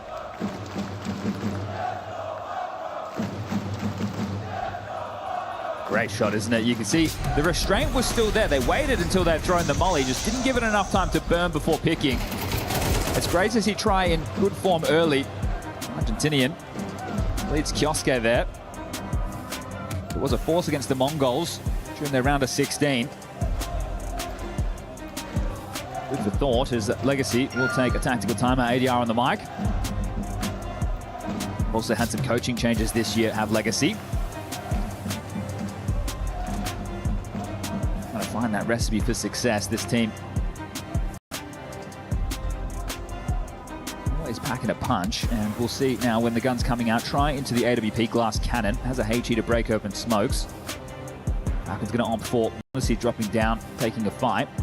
So we might get the head-to-head clash.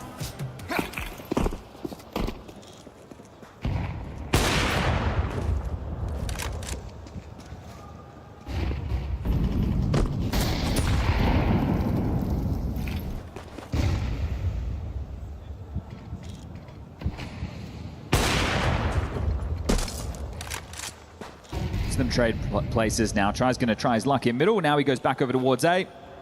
Send Latto over to join Nissim over towards the B site to shore up for any mid to B or B plays. Just giving themselves as many options for that AWP to look for picks early. This time a bit cleaner on the default with the util. Latto perched. Dumo dismounts. Oh dear. Could be an invitation to walk through if you're Latto. Anti-flash. Made it in again. Latto, he's hearing all of this. And still yet to commit. Now the block smoke thrown. Oh, it's so tempting to try and walk through, especially as they start to throw utility over towards short. He knows. Oh, at least he thinks he knows. Yeah, they come off that 3rd flash. This time Latto overlords. He's got ready for 1. Good output considering the flashbang connection. Bomb pivoting. Eyes on that radar because Nissim's got a lot of work to do. They've parked Kioske here in CT. Umau struggles to flush him out. Try trades. Just Nissim. 1 man versus 3 on B. Unloads his mag. Finds the first frag. Carrigan's gone, delaying the inevitable. Now Monacy couldn't hit the shot, and that is Legacy. Finding number 2 again, trying the feed for 2. Good job there on that B, anchoring, just slowing it down, making it a race against the clock. There's the money. Need to take a look at for the Falcons side. They're going to take a timeout. You would feel for Latto after being anti for the first 2. Yeah. Mid-door smoke, you're expecting him to start to channel up short. But he didn't get anything there. That could have been a death slam moment, but kept his cool as Try will polish that one off onto Tesses. Crazy from Nissim. I mean, that is an anchor's dream. All the pressure on your shoulders and you're able to provide the multi, you're able to delay. I know it's still early stages in this half, but at a certain point things are going to They're a little bit desperate for Carrigan in the calling department, so you might start using your spawns. When you have a team with all these stars, we even spoke about this with Kixon in the roster, you want to give your stars an opportunity to look for their fights, which means you as a leader needs to strike this balance between calling what I want to call and letting my players make their moves. At the start of these rounds, Money's going to go, I have this spawn. Kioski's going to say, I want to do this. And then Carrigan has to either say no or try and facilitate those type of moves. Clear intent off of the rip. I think it makes sense to play heavy towards upper tunnels when you have Monacy on the AWP, right? Because more often than not, he's going to hit a tag or find a frag, and then you can pounce into B. But right now, no scope as Tries is posted up close long doors. Tessus, this is troublesome. Wow. Tries having a map now is reminiscent of that Monacy CT half on Mirage. Carrigan walks to the smoke. Dumau can't beat him. All onto one man. Actually, tell a lie, he has help this time. Lato is over there. It's not just the Nissim show if they were to test B. Block doors. You've got 70 seconds for Falcons to retool. Yeah, it's a good idea to reset there. They know that Lato and Nissim, the B defenders, are still alive. It's Dumau, the rotating rifler, and Carrigan. He continues to make the moves. Might catch this one for free. Try says no. Just gets his eye to the scope there. Carrigan couldn't find the precision necessary. Advantage Legacy. Try on the line. He may not be done. The Argentinian sniper, 11 frags deep.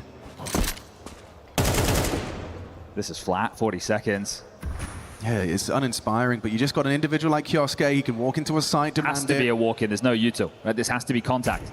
Yeah, and there's an AWP posted, ready for this fight. Kioske, down to try number 3.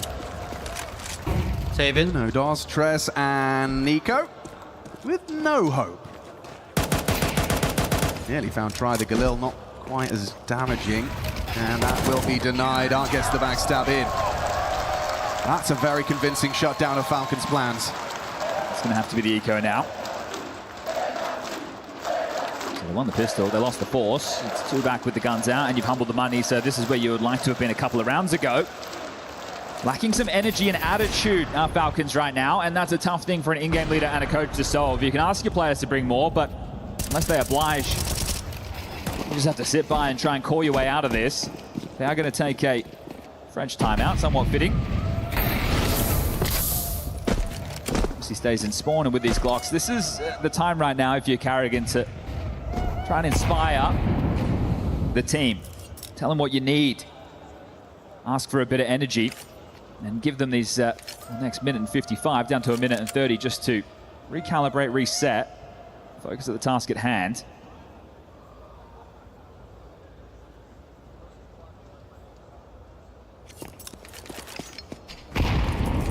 Going to be a whole lot of excitement in a round like this. No, sir. Not even a deagle. Just going to siphon out all of this utility from Legacy as got a couple of smokes, a couple of flashes, and an incendiary left as we hit that 60-second mark. Going to try and pipe out long into Try, who has already found himself a couple of openers. The multi-kills are flowing, and well, this is a chance for Art to farm some up. SS is going to leap, see if he can draw that crosshair. Down to the 40 seconds. And is going to be forced in a moment's time. Just seeing what Kioske finds on his short walk, and it's nothing more than a flash in the face. And it's time to play. Yeah, you've got to go, boys. You've got to start making a move. There you go. Tessus leaps. Takes that, and he's just going to get a chance to get the in-game leader tax 3 for his name. Try will grab the 4th and doom out the 5th as the 4th round now confirmed. And Legacy, this is looking great. 3 straight rounds. Only lost 3 players in those rounds. That was the eco. You're not expecting a lot there. Curiously, this is a Legacy tactical timeout. Talking of expecting a lot, I'm sure that is something that crosses Falcons' minds here. Walking out into that quarterfinal stage, knowing there are expectations circulating. You just won the Cologne Major. Everyone's got expecting to see, you know, on the podium. I think when you take a look at us in the second season of 2026, there's been musical chairs in a couple of the teams, but not the top dogs. No. Falcons have kept their roster as is, the same for Vitality, Spirit the same. Furia 2. Na'Vi didn't make a change. So it's more of these underlings, the hungrier teams who have made some moves, and Legacy looking good to at least make waves early on in the season. Tries fitting like a glove right now.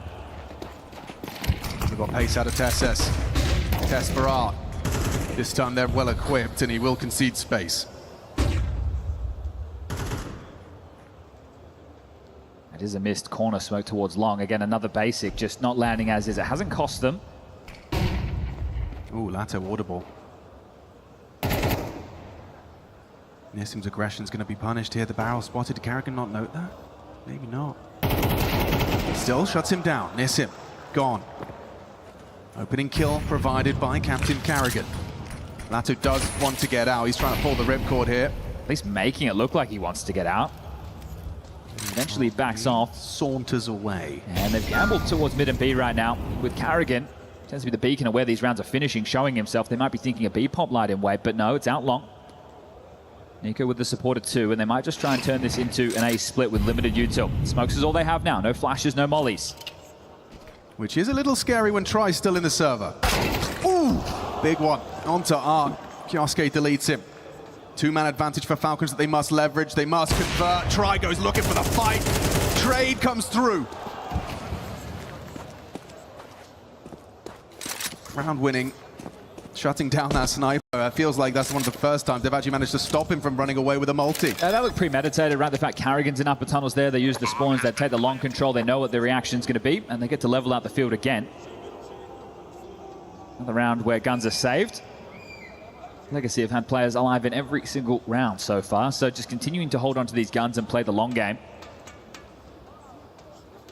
No issues with Try getting out the AWP, even though lost bonus under the barrel, he's going to have that. And we know that Art could bring out a secondary.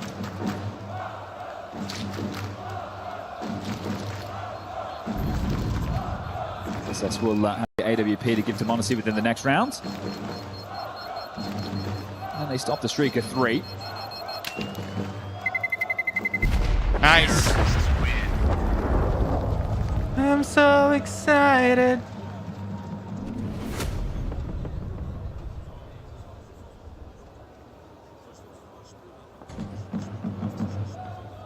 Just as I mentioned it, that's exactly what Art has equipped himself with. So,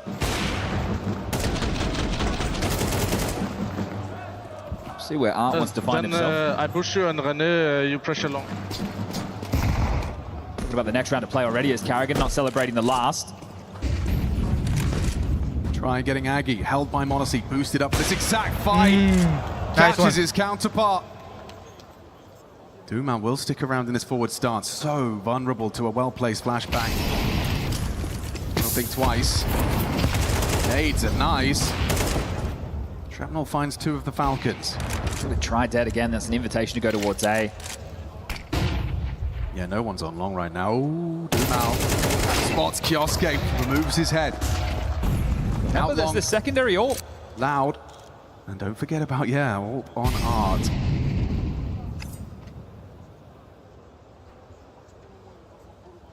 Push-pull trying to force these rotations. This time, not into upper tunnels for the info. They know they've lost long. They've still got this staunch position from Doom out towards short. Floating between is Lato and over towards Nissim, who more often than not finds himself on an island. A block smoke behind Doom out. They're getting tricky.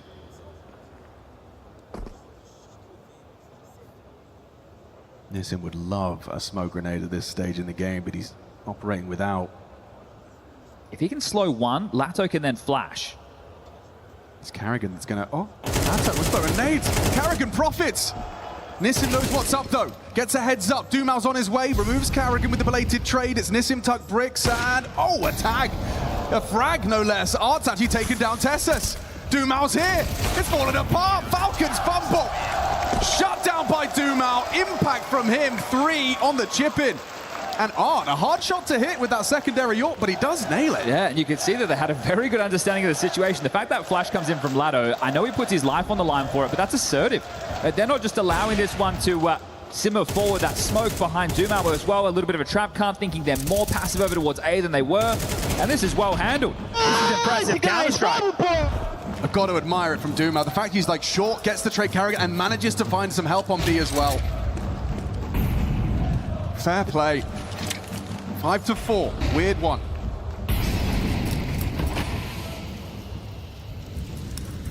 You can take more risks. Look at that from Kioske, straight out, burrows in on the other side of the door smoke. Smoke break play. They want to just turn this into a mid to B now. The fact that you have that room. Oh, Carrigan flushed forward. He's not forced into the fight. Walks back into the nade though, doesn't he? 50. Not ideal. It's clear Falcons don't want to play with a pace.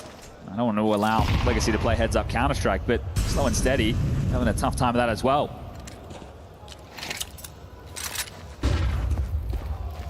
All controls theirs. Hearing this will be Doom out. Half blocks long. Try there for support. Looks like they're going to try and pipe out short.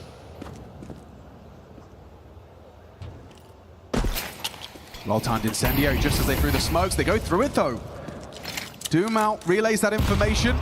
They're onto the site. Nice shot from Try. Continues to be a thorn in Falcon's side.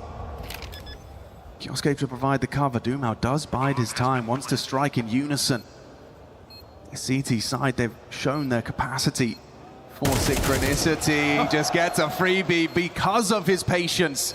Tessus went up. Carrigan comes round, tries not looking, so orb removed, that's a good start. Quick reaction out of Dumal's there. Kioske needs the multi, will deny, it's another Legacy round. They can't do anything right, man. Into them. They don't know where they are, it's so slow, it's so steady, and then out of nowhere, you're dead. 6 rounds confirmed, 2-round gap, and I just think they need to start playing at a pace, right? Put your players in positions where they can fight back, because otherwise they don't even know where the jewels are coming from. Carrigan there, he gets the kill onto Try, but he oversteps immediately. He thinks he's needed. He goes down for free. Kioske gets one sure, but m0NESY has everything to worry about. Really, really like the way the last 2 rounds Dumal's played. I love the way he's approached them. And you have to look at how Falcons have gotten rounds on the board. They won the force fight. And they're able to take control of the economy, but right now they are struggling with these gun rounds. And I say gun rounds, last round was cobbled together. This round is 2 as a partial. Next round with the 2900 will be full, and that's just to salvage the half. Oh, Kioske is gone on a smoke spam. It was just Art solo. He manages to find an opening kill, and then Lato builds on top of it. Falcons falter. That's a line bite. You're not expecting a lot, but either way, it's just Legacy with a whole lot of confidence in these jewels, just happy to take them. Giant Killers Legacy are taking strides. Supposed to be a comfortable map for the Falcons, but it's anything but comfortable here. Flash that Tech 9 around the corner. They're ahead of it. Supposed to in the dance. Lovely. m0NESY rectifies. Finds rifles. Lato this off angle's unusual, but oh, Nico's hitting shots too. Just in time. Nissim looking to piece together that second. Try from the short side. Spotted Nico. Oh, they line up for him. The Argentinian sniper, Santino. Oh my God, Falcons! What the fuck is wrong with you? What's going on? An insult to injury, just as m0NESY tries to break them back in. Look at the face of Nico. Tessus. Second tactical timeout. You want to say, we got a bit unlucky there, boys. Well, no, you're in a 3v5. It was just the partial. You got to work hard for this. The run and gun, the scrappiness. m0NESY will get you the double sure, but this is the double that counted. Bang! Line up. So nice we saw it thrice. Crazy. He's nonchalant about it as well. He's a calm. The comparison to the player that did it and everyone that saw it. Definitely a juxtaposition between the two, but I mean, if anything, it speaks volumes as to his, stable mind. Legacy like that one in the staff room. Well, let's see, do they stay in motion, Falcons? Nico's got a long spawn, that's about it. Another poor T-half. At least this time they got something on the board. Oh, the ambulance. But not for Legacy. Not ready again to clamp down on middle. Flash the ready from Lato. That'll set up Dumao. He's going to float back. Nade scuttles in. Doesn't find its mark. Avoided, but try. Ooh, haven't seen this maneuver from him yet. Another smoke behind play. Just going to play on the cusp of this. And if you're Nico, do you stay vigilant? He is. Perfect awareness from Nico. Where are the trickery? To kill onto the AWP. And this conversation is it still 2 players towards B? Still Lato and Nissim. What we can see, just Nissim. Oh my gosh, Art did not expect Tessus to full commit to the spray there. Another advantage for Falcons, a heavy advantage to end this half at a respectable 7-5. He's dead. Nissim's closed doors, it will be hard cleared. Nice from Kioske. All right, well, they're going to get into B, 50 seconds, plenty of time, and Legacy have to give this one a go. Final round of the half. They're about to see sector clear. So Latau and Dumau. Legacy's duo for the longest time. Paired up to give a 2v5 a go. Best of luck, gentlemen. Yeah, good luck, have fun. Well, they are going to slowly make their way. This is not a round that they should have anything to say about, and Carrigan will confirm it. Just Dumau to find. A rotating rifle up. I think he just wants to be a bit of a nuisance. There's no way he's winning this round. Carrigan. Go on, They'll get it Carrigan. over nice and quick. Okay, salvaging Falcons. They're forced by a couple on the trot, and then spotty rounds towards the tail end of the half. We've got Fancy standing by to see if we can get some energy out of the Falcons fans. Thank you so much. I am right here with the Falcons fans. Their backs are against the wall. They're not feeling too good about this. They have a long way to go, but I do want to ask you, how are we feeling about this match? We're feeling good. Yeah, we know it. We know it. We are not taking the lead right now, but we know we will do the remontada and we will win, inshallah. Well, the players can hear you right now, and this is your chance to cheer for them. So what do you want to say? Just let's go, guys. You got this, and they will win, inshallah. All right, let's see if they actually got this. And right now, we're going to jump back to the match. Getting into that second half then. A pistol and they're back in it. That's all it takes. It just has felt flat. It's not as punchy, right? We talk about this team as all the individuals. Monesi, Kyosuke, Nico. That's before we get talking about the calling. The Legacy. They're happy to take the fight, and so is Monesi. Straight up the guts. Yeah, right up mid, and actually immediately deleted by Dumau. Long range Glock headshots. Pluralized as he finds another one. This is so quick, and now it pulls Nico understandably away, and you've got the timing for try.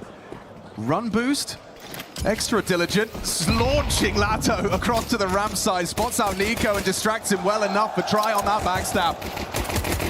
This one is not going Falcons' way. Both pistols, Legacies. You say both, that's all 4 in the series so far. Shell-shocked is how the Falcons look. The energy, it's not there. Today they're not here to play, but Dumau is. Nothing's hitting. He's not taking a single bullet. How is he getting away with that? It's insane. These are players, we talk about their aim, their pedigree. Crazy.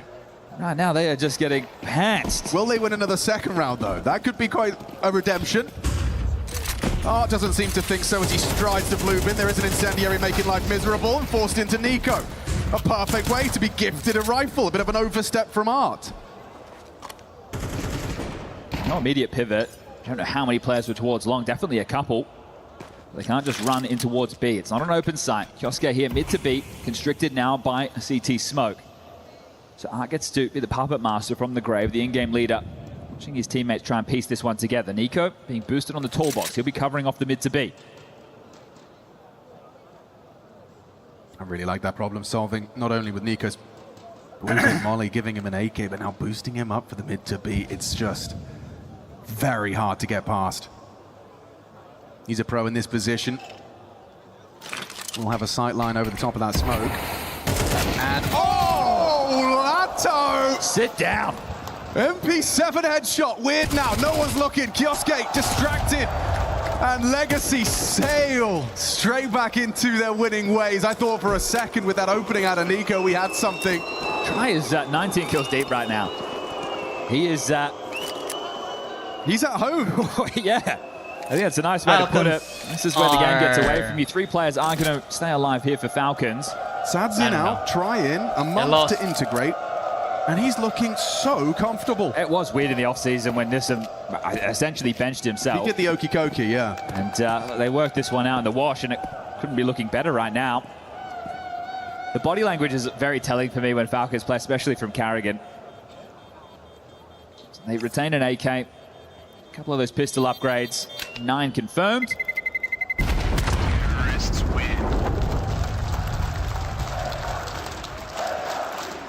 will remind you at this stage of the game at 9-5, already a map down are the Falcons. Being eliminated here in that quarterfinal does blow that club championship conversation wide open once more. Everyone expected it would be a bit of a shoe-in for Falcons just to win a couple of games here. It's win all a couple good. of games. It's not a drama. Legacy are looking to add another name to the naughty list. Let's see if m0NESY can get going. It's not the AWP in his hands, it's that retained AK. Starts over towards B. Faster than this Legacy, straight down, charging through lower tunnels. No secret of the position. They know they're up against the lighter buy again. Back roll mentality. Yeah, Nico's Deagle, you know it can be deadly. It also can whistle a couple shy. Texas 5-7 stabilizes. That's the bomb on the back of try. You've got to be careful when you commit that in. They are running into Kioske. Playing up close. He doesn't choose to swing, and they're allowed to leave. Carrigan, that was audible. Hopes it would slow their crawl and deter a pivot to the A site. Acting bigger than he is, and it might have worked.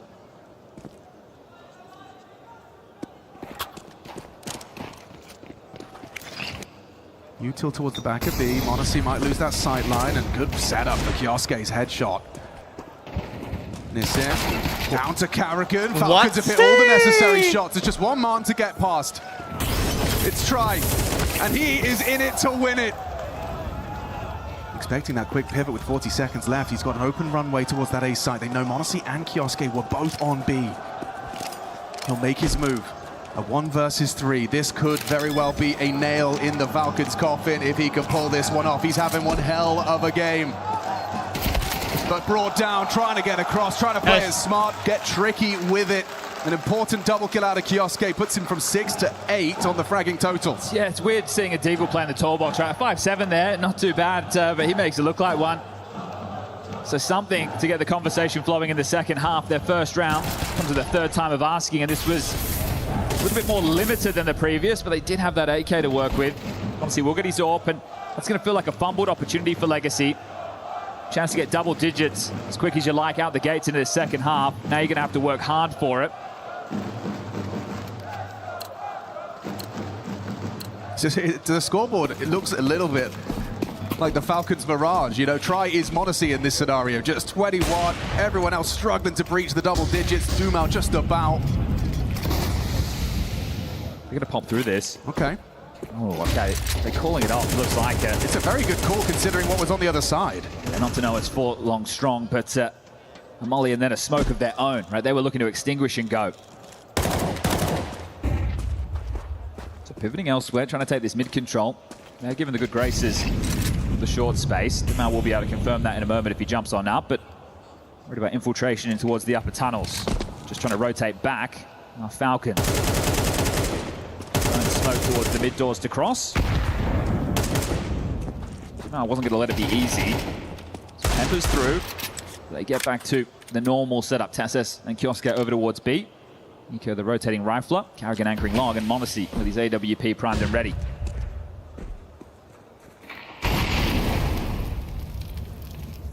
Active from Carrigan. Confirms it's not a late long pop.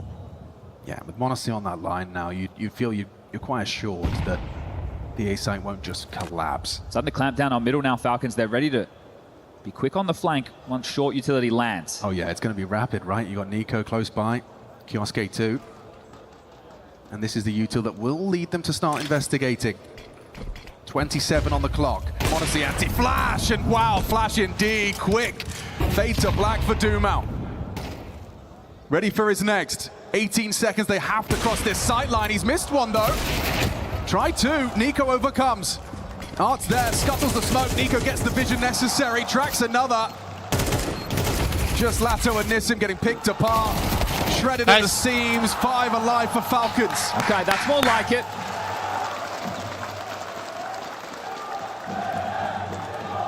It's like Mirage, it's a weird spot for the Legacy buy. We saw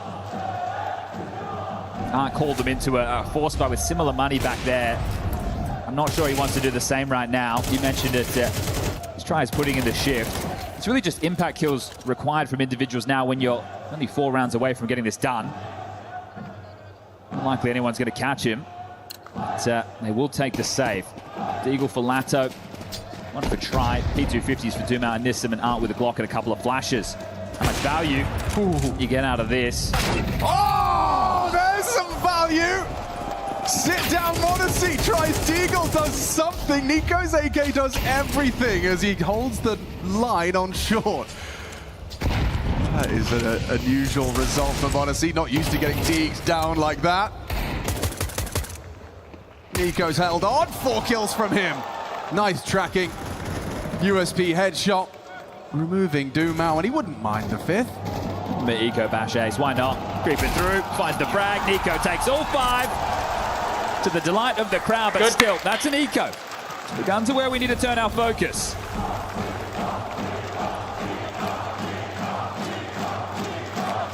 No AWP for Try. No long spawns for Legacy.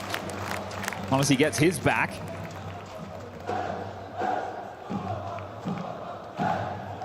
Be consecutive. Let's see if they can make it 4. This could be a B rush. It's either a B rush or a B pop. Something fast. Yeah, B-door smoke from Art, blocked. They're going in. They're going. Nissim with a point to prove. Tessus readies himself. There's Modesty, immediate chip in. The 1-2 from the car position. Try and Lato holding on, getting in. The site is theirs. Take a screenshot. Let's see how this one unfolds. Truly. I always find that smoke so valuable for a CT side to keep the options open for a walk through the door. They have to wait for Carrigan, though. He's pushed long. He's a long way to this. So smokes will start to fade. It's just flashes on Art. They might want to make a move with these out window on Try. Another door smoke lands. How do they play this? Art masterful around the smoke, typically. Once he's picked up extra nades, this is going to feel like a very long 40 seconds. Held on Simmons incendiary. Position now noted. If he peeks again, he's a dead man to the AWP. There's Nico. He provides perfect from the Falcons on the way back in there. No missteps. We've got a tight ball game. They might make that look easy, but I can tell you they were sweating as part of that retake. It's not an easy round to win. Sure, you have the man advantage, but it's tough to break. Those lurk smokes could have been used against them as they scuttled them in for the question. Good response time from Modesty to get there to assist Tessus. He gets his. They do concede the plant and the site. With the loss bonus starting to trickle upwards, they can continue to apply the pressure, but we're all tied up 9-9. Yeah, I was going to take the tactical timeout. He's going to get the conversation flowing with Art, and looks like a partial coming together now. Try in with a scout. A little for Nissim. Did not yet to buy. He could go hero AK. I wouldn't mind it. Bash is stacked high for Falcons. This was the Eco Bash in the previous. Easiest kills of his life right here. But mandatory, someone's got to get him. And this time it's going to be Nico. Let's go. It won't be going in the highlight reel.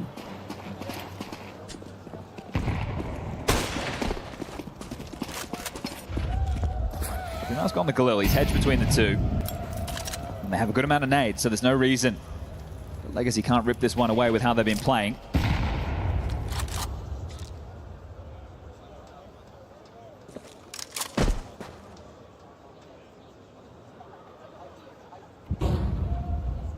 Control established and guaranteed with a deep smoke. Harrigan, if he feels like he has to do a little bit more because the team is lacking, we could see him go for another long push. Peppered through, Doom out in exchange with Nico.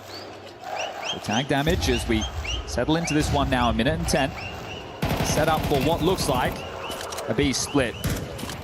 Big crisscross on the menu.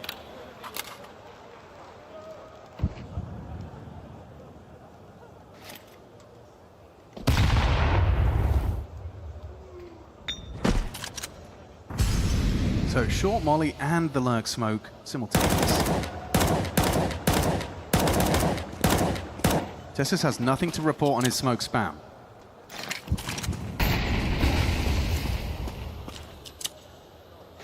Now pressure amplified. Block smoke doors is good. Tessus freed up to focus on the lurk push. There's one. There's two. Legacy hit the wall.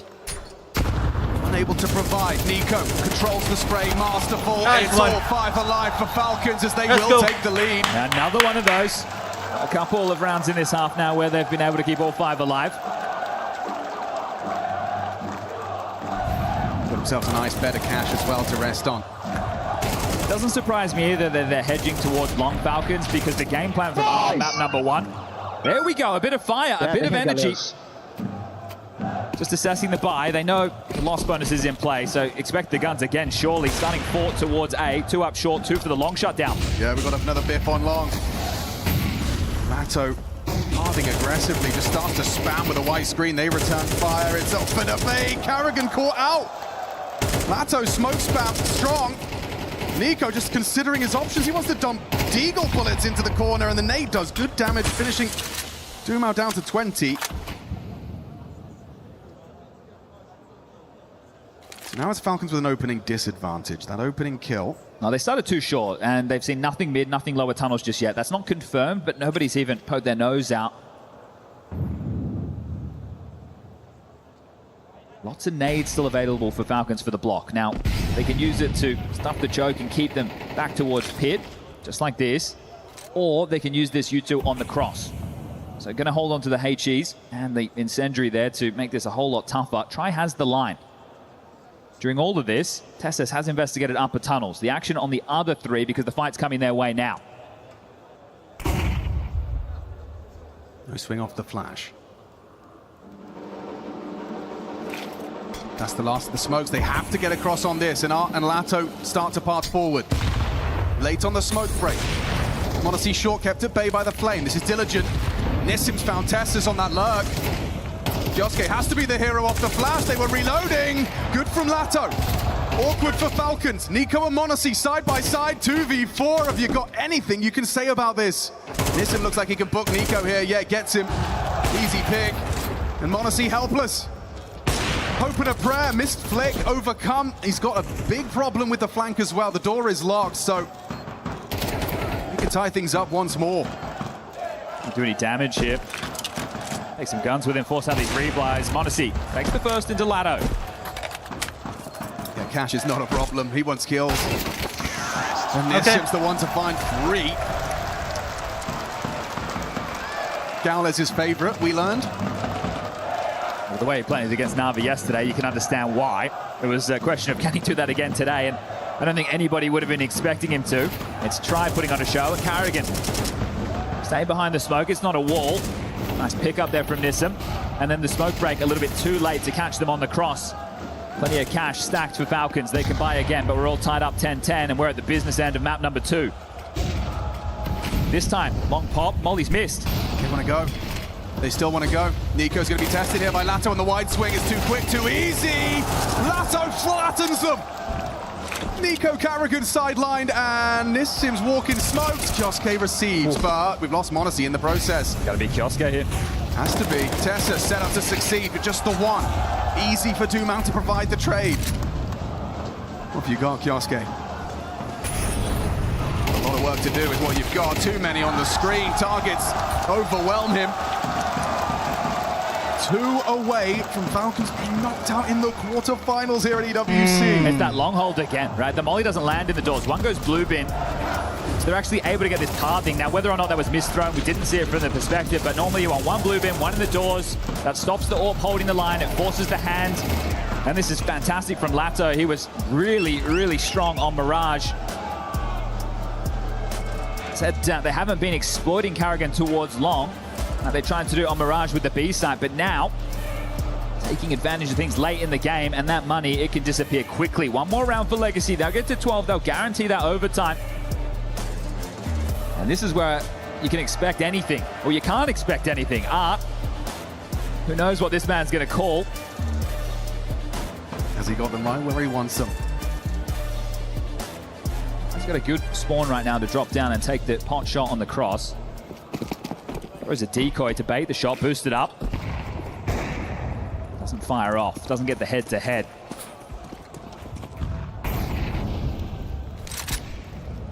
Falcons really don't want to lose long this time.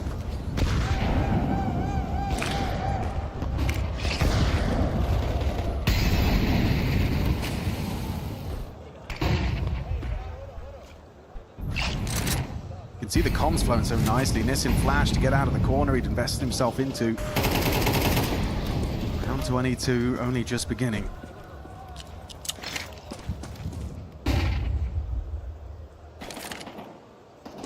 Mid to be threatened by the smoke grenade. Response in kind from Nico. They might choose. Yeah, not too risky for Dumao. Doesn't want to go through. Good pressure early, though. You're counting out these smokes. See push back now.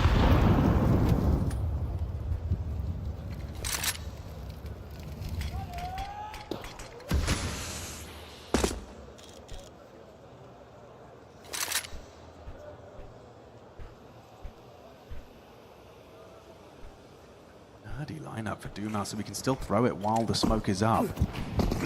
Then a smoke break. Monacy holds his nerve, lines up the nades. It's going to be, a little too late. Carrigan's gone. Monacy forced to address the long pop. Finds Lato. Needs Nissim on the cross. He's just going to stare at the floorboards. Good angle for Dumao. Not good enough. Art will find him, though. Up to Tessus and Kioske. Announces his presence. That's suboptimal. You don't want that. This is for 12. They've got the advantage. That bomb is ticking. Every second closer to that 12 for Legacy. Kioske leg shot from Trizor. They know where he's coming from. They know the angle of approach from both of them. And he's hit it the second time around. Jumps up. Oh, come on. Try. Cannot be tamed. Goodbye, Falcons. Cannot be stopped. You did your best. Enjoying his time on the stage is the coach ADR. And why not with the Counter-Strike? We're seeing that flash a moment earlier, a chance, but Carrigan has to dodge it, has to turn it. It had to be close. They knew that possibility, and as his toes leave the box, Try hitting everything, 26 kills deep, and he's got that long spawn. This could be the knockout blow. This could be Falcons going home. Can he really draw first blood as well? Twist of the knife, the fire of the shot, full white, and Long is under Falcons' control. Turns his attention to mid, counting on a smoke break plate.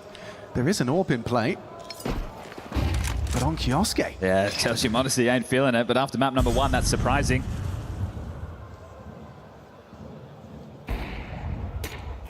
Carrigan's trying something cheeky. Oh, a risk he could not afford to make. Goes down. At least he can coordinate from the grave on this CT hold. It's a 2-2 division of labor.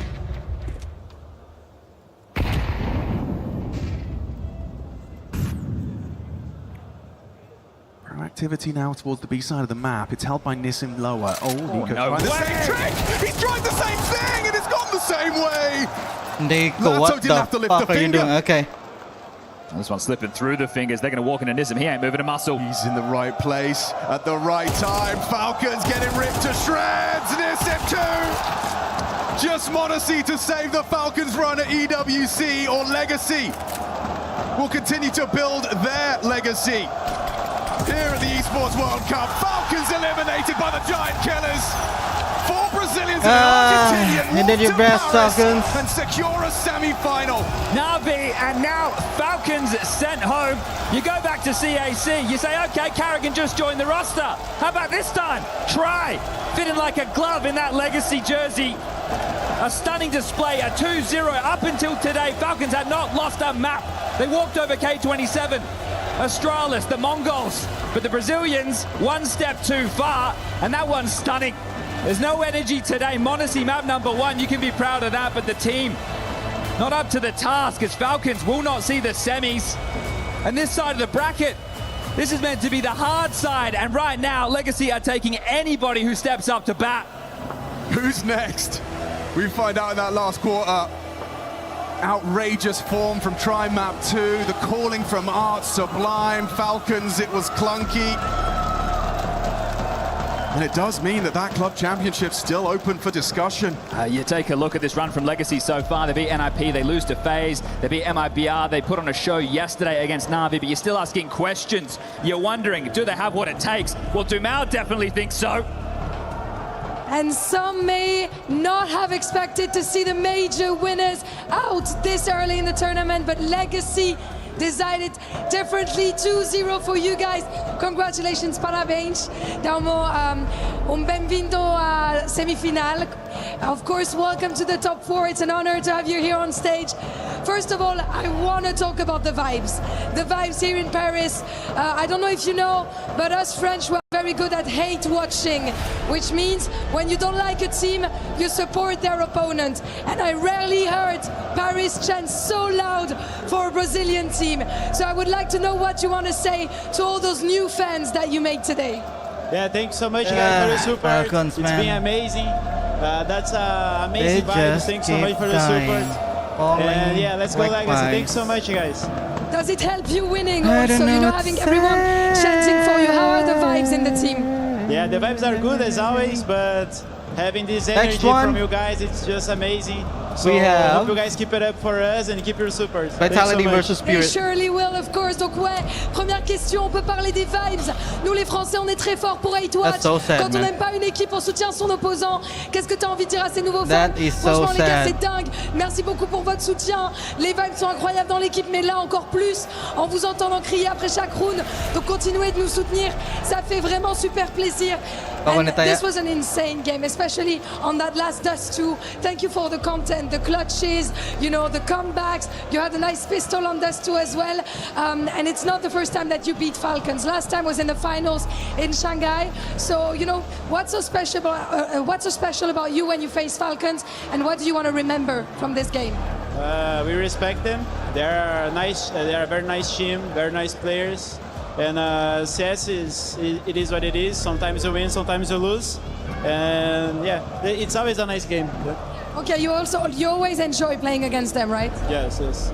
I mean, maybe they don't today because you won against them. Aga Petit, la deuxième Falcons. question, c'est pas la première fois que vous battez Falcons. La dernière fois, c'était à Shanghai pour le Asia Balik naman sila Championship. squad. Qu'est-ce qu'on en pense de ces games? C'est toujours un Ano honneur ba de jouer sunod sa contre eux. Falcons? C'est une très bonne équipe Sunod nga que tu respectes. Je suis toujours content Blast. de les affronter, évidemment. Blast And now, Open Fall two Brazilian 2026. teams, Prize Brazilian pool, names are in the top 4. 1.1 You million. and First Furia. So I prize. want you to tell me what is so special about Brazilian CS. 250,000. I know you have an Argentinian player as well, and that the roster is international in Furia. Second But prize, what is so special about 160,000. that passion Third for prize, CS in Brazil? third and fourth I think there's prize, a lot of players and people behind 115,000. the scenes who are trying to bring So good sa Brazil and South start America date to the top. August 26. So, yeah, I think it has been a long time, September but we don't have like a top 10 teams, like September 3 South America teams, the rankings. So, and now in a top 4 in a big event. So yeah, that's very nice, and it's nice to be climbing up and be. Oh, lagi basin. And we could definitely get 100% Brazilian final as Kay, well. kusog Of pud biya course, sila? we're not teasing anything. Mais ouais, Ipil- pourquoi le Brésil, deux équipes déjà ipil di brésiliennes po dans nila le ang top four? Falcons sa Qu'est-ce atong qui est sa spécial à propos du Beijing, no, Brésil? ito? Il y a de la passion, il y a Sa énormément de ambot gens na qui limot kung sa travaillent itong behind the tournament scenes, sa donc Beijing, dans les hill to sa coulisses Beijing. pour faire briller nous les joueurs Hindi ba brésiliens, sila- et ça fait plaisir Pan- aussi. sa On n'était pas finals dans na. le top des Sa rankings finals depuis na assez sila longtemps, et gaabot. là faire 2 top 4 avec 2 équipes différentes, c'est un honneur. And now it's time for you to Dili lagi shine. ko kumpiyansa Once again, ng mga tomorrow we're gonna head to the key bang team ka lang, mga crusher. low- How low- are we low feeling tier ba na about sila? crushing Falcons key? Number Yeah, 12 it is guna what lang it is. standing nila. Wala guna It's sila nice top 10 because we won, but that's it. sa yeah. rankings nila. Always always respect HLTV. towards them, of course, but you're gonna BRS. see how the Wala na crush sila sa kwan. goes. Wala It's na sila sa- complicated. For wala na sila ka Falcons, they top 10 gani, ganing needed team, those Legacy. club championship points to sila guarantee the sa top top 12. 1. Kwan, Now number it's 12. out of their hands. Ang top- Legacy move on. ang Falcons Top naas, 4 number 1. for Brazil and Argentina Agad nila. in Paris.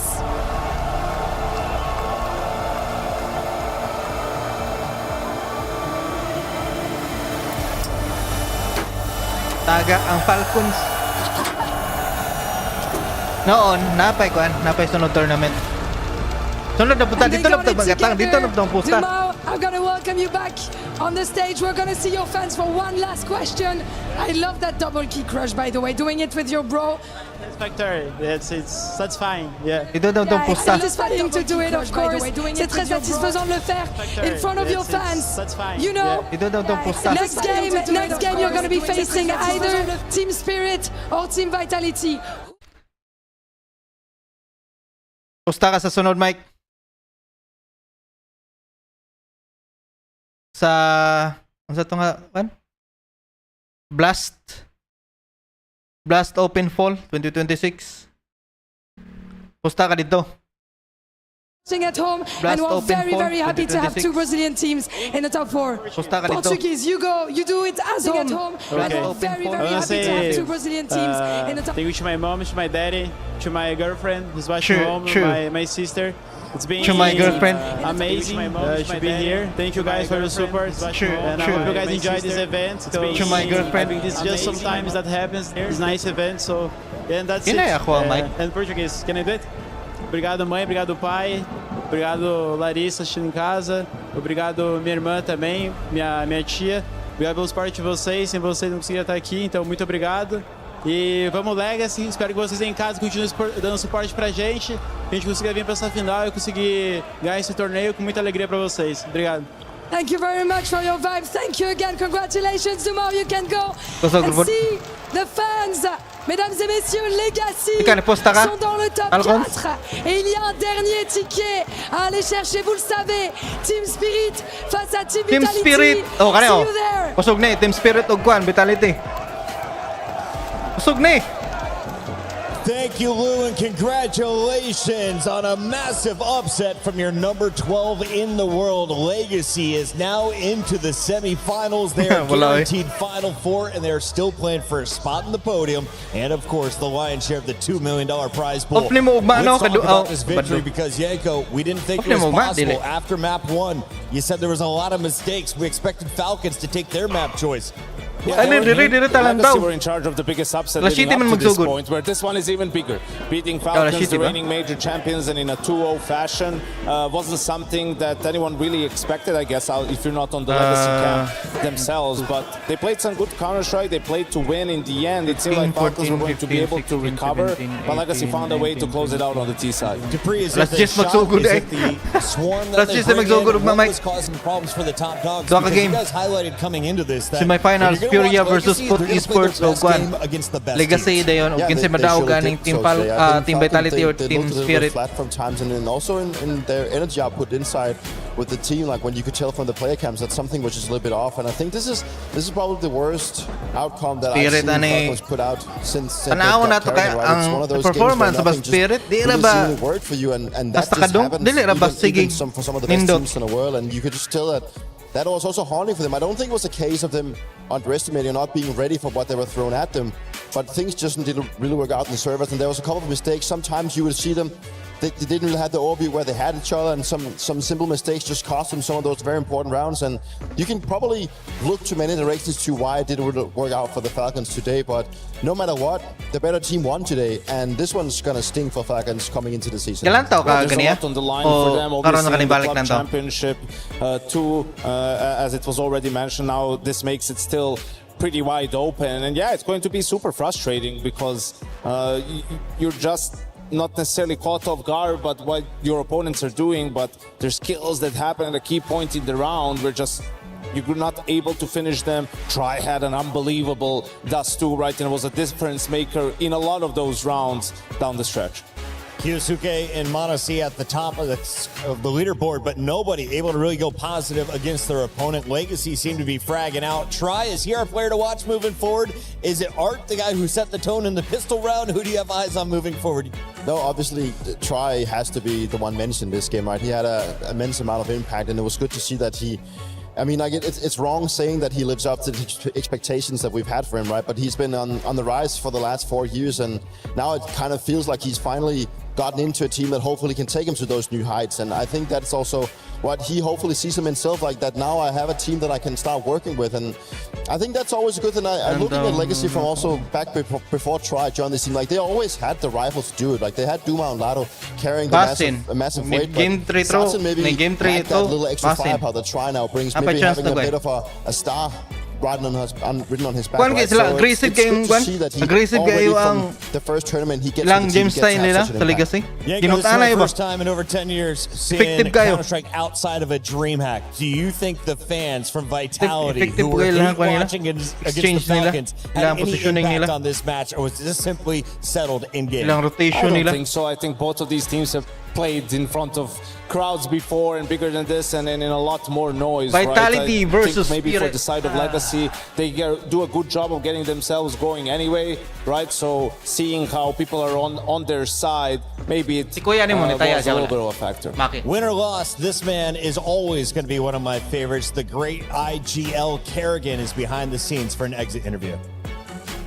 Kerrigan here on the outside of the Falcons' loss and elimination on the Counter-Strike 2 side of things of Esports World Cup.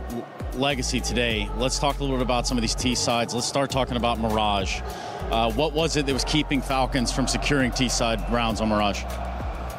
I think it's a map we're still working on. Obviously haven't been a good map for us since I joined.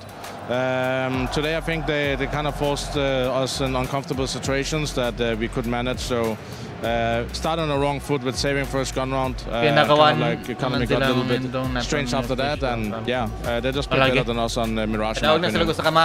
Monacy at 7 openers, 22 frags. Kerrigan, on a personal level, you've shown the CS world a glimpse into being a very direct sort of leader. Maintain lang to nila ilahang momentum and making these players do what you need them to do in the server. How is it that you think that went wrong here? Overpeak. I think Legacy is a good team to challenge your playstyle. They are trying to enforce their game really upon the enemies. They want to control the game a lot. And I think they did that really well. We also had issue with them in Shanghai. So when they're playing like this, they're really a tough opponent to play against. We saw what they did to Navi yesterday. I think in the end we should have had those two, but we didn't play up to our best on those two. There was a little bit maybe stress or tension within the team just because of the way they play. We are not giving the same situations that we normally do, and yeah, I think they played a great game, and I think I can answer that better if I rewatched a bit. Yeah, and that's fair enough. Look, and I happen to notice Kaosuke back in the server warming up before the desk is even done talking about map 1. So what was said? What happened out there? Yeah, I think we kind of reset from the map. I think we came in pretty good to those two, or showed the mentality in the end, but they just kept pressuring long, and we're losing a little bit on information. And like I said, I think they played great today. Did we play our best? No, probably not. That's a learning curve we need to be part of, and again, it's a journey for the team. This is a team who beat us twice now, so we need to find a solution for next time when they're playing this good. Commiserations, Kerrigan, and thank you very much for your time. Thank you. Thank you very much, Kerrigan. Always a class act, and we have a very happy player now joining us in this studio. Let's turn our attention to a man who is frying in that final game. Welcome in, Tri. How are we feeling after the win? And this is a big one in Paris, but how big is this for your career? Thank you, first of all. I'm very happy. This is my first time winning on a big stage. This is my first time playing actually in playoffs, so like in a big stage, so I'm really happy. Tri, I want to ask you, obviously, first of all, congrats a lot. That was a massive performance out of you, and you've been a player that we've looked out for maybe the last 4 to 5 years, and now you find yourself in Legacy. Can you just put a little bit of words in where you see yourself in your journey in your own career? Yeah, so like the past few years, they have been rough for me. Like I played with the guys before, Lat on the Mao, and they kept like going up, and I felt like I didn't progress in my CS career. Same with 9Z, like they were like winning events, getting playoffs, getting top 5 on Valve ranking. So it's been pretty rough watching from that side, but this is my first time that I get the chance to play like on tier 1 team, and I'm really happy. Do you feel like this is what was holding you back, just sort of not really being in the right situation for yourself to shine, but that the skill was always there for you? I mean, yes and no. I've also not been in shape the last few years, like the last 3 years in my opinion. Maybe at the end of Imperial I was playing well, but in my opinion my level was not on point.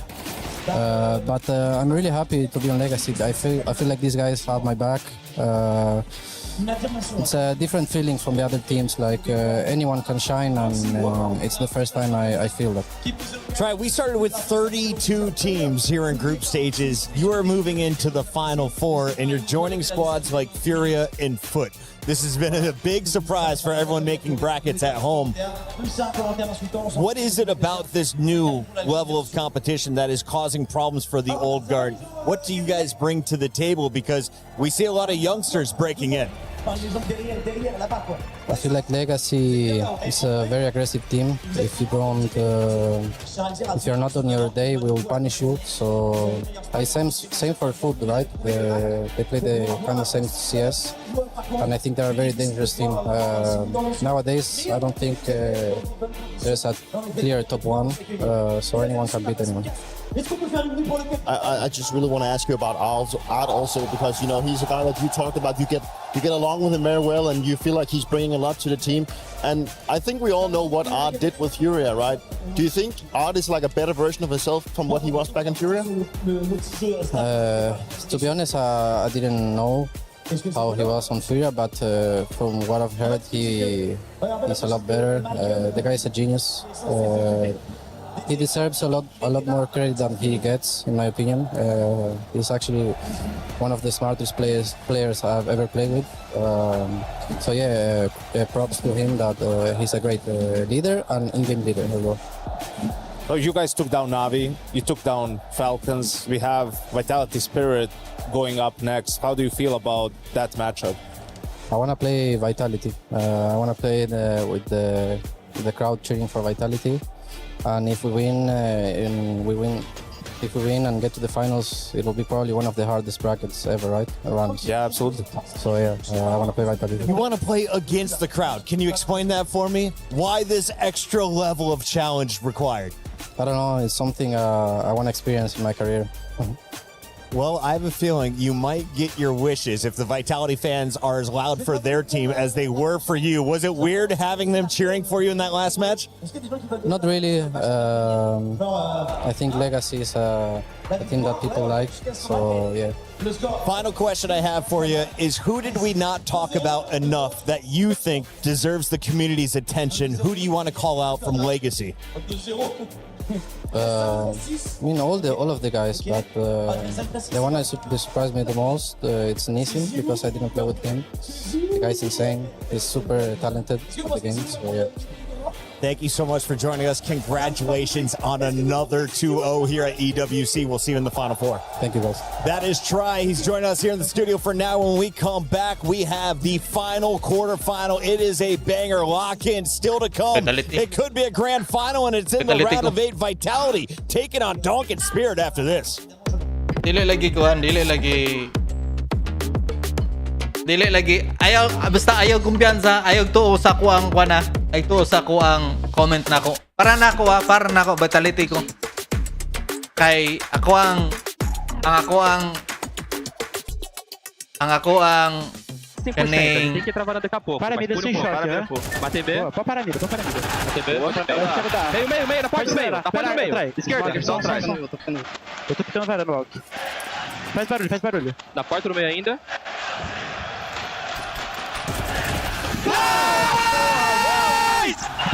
Boa, caralho! Sige lang. Sige. Send mo number sa Gcash. Sa ako ang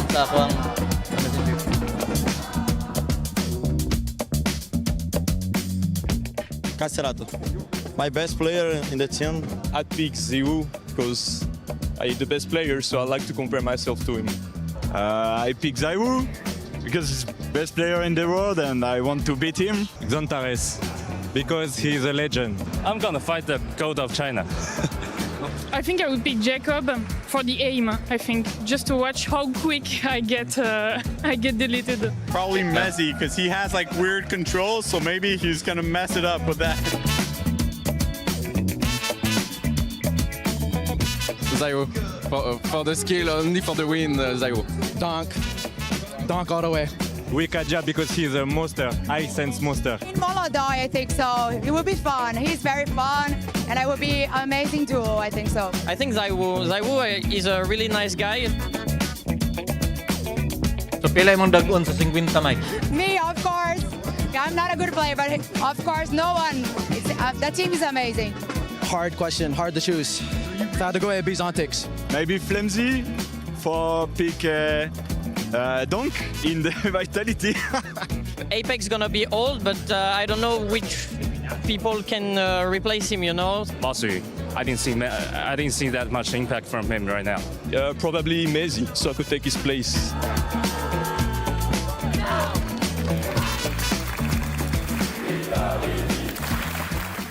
The human body was built to move. Not trapped at a desk in one singular posture for 12 hours a day. It's time your chair evolved. This is Secret Lab Titan Evo. Ergonomically engineered for you. Gamers, hybrid workers, artists. Backing your every move. Super important game happening today. Spirit against Vitality. It's a quarterfinal that we're going to be watching. But ahead of that, we have the lovely Taurus joining us, the Chief Growth Officer from Spirit, to give us a bit of an insight as to the club championship points, because of course CS is very important, but so is EWC with the CC stuff. I want to talk about the way that the organization has performed this year. You've won MLBB, quarters in Dota, now your quarters in CS2. Was there a plan heading into this year's EWC in terms of the teams you picked up and why? No, we hadn't any plans. Is not available at this time. Our main goal to show the good performance for the game, and this club points is a good bonus for us.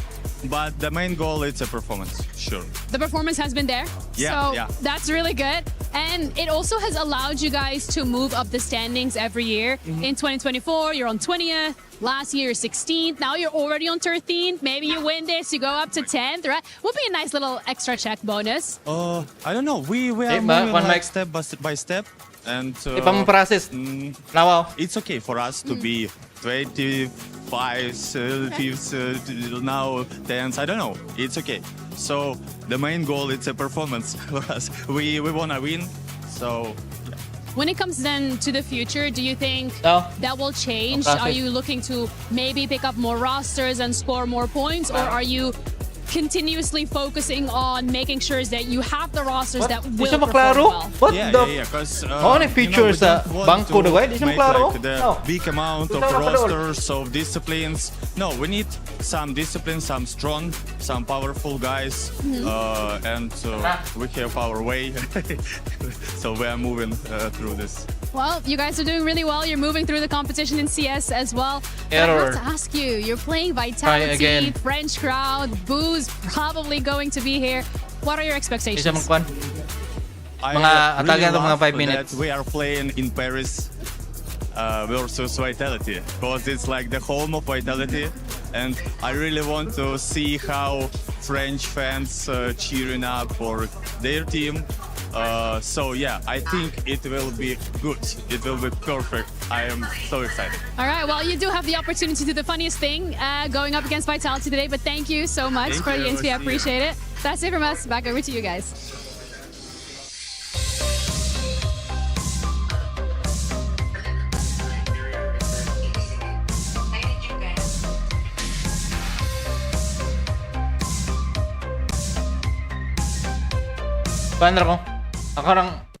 Orang isendonya balik. Look at this. This man thinks Dong is better than Zyro. He's asking people to change his mind. 30 seconds to do it. We got a Vitality fan. Let's see if it's possible. Start the timer, my friend.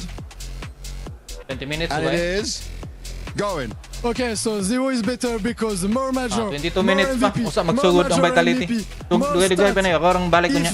If Dong cannot play, Spirit lose every time. So, but Vitality win if Zero not playing. Zero is better with AK, with M4, with Glock, with USP. Better mental, better history. So you can't say that.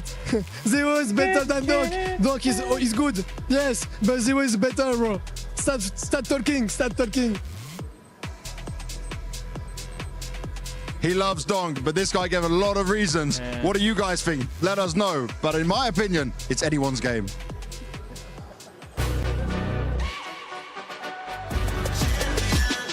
This ain't no regular thing. Came for the ring, you know what I mean. You see my name in the lights. Better get right, I'm champion.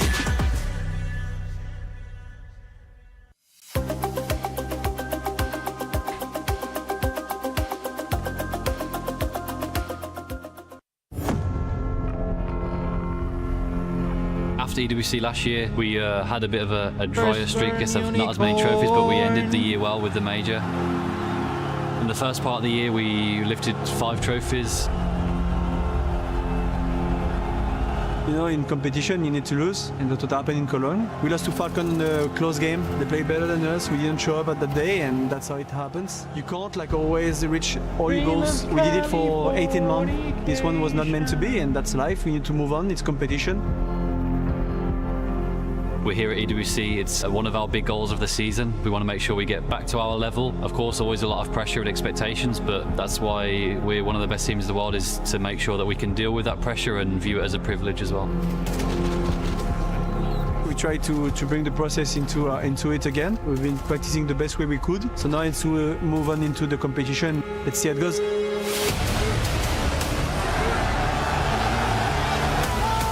It's always nice to have the home support and a lot of fans there. I think, especially with Vitality, the fan base is so great. They've always been so supportive when you're playing on your home soil, especially for Apex and Zoe, who have that feeling as well. And I think everyone wants to make the fans proud, to make it worth it, and that's our main goal, is to bring this trophy home. Yeah, of course, I hope we're gonna play in front of them as much as we can. It's in like the place we won the last major, so I really want to play there again because it was like the best memory I have in Counter-Strike. The Golden Hornets always great support, they're always loud, we always make sure we hear them, so just a huge thank you and a huge shout out to them. I think it's such a pleasure to have those fans cheering for us, and we just want to make you guys proud. We know we're just a few steps away of being back to our best. We've had good preparation coming into EWC. If we play to our strengths and focus on ourselves, we should be in a good place to lift the trophy.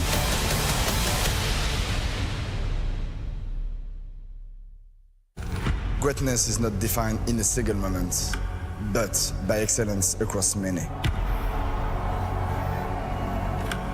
Doing so again and again doesn't just define a legacy, it defines an era. Okay. But like the greats of all, every era must end. As strength wanes and losses mount. Before you wish it, your reign has ended.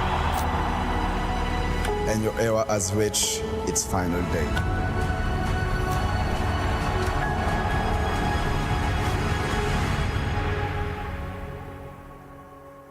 But not today. Unsay man Marco?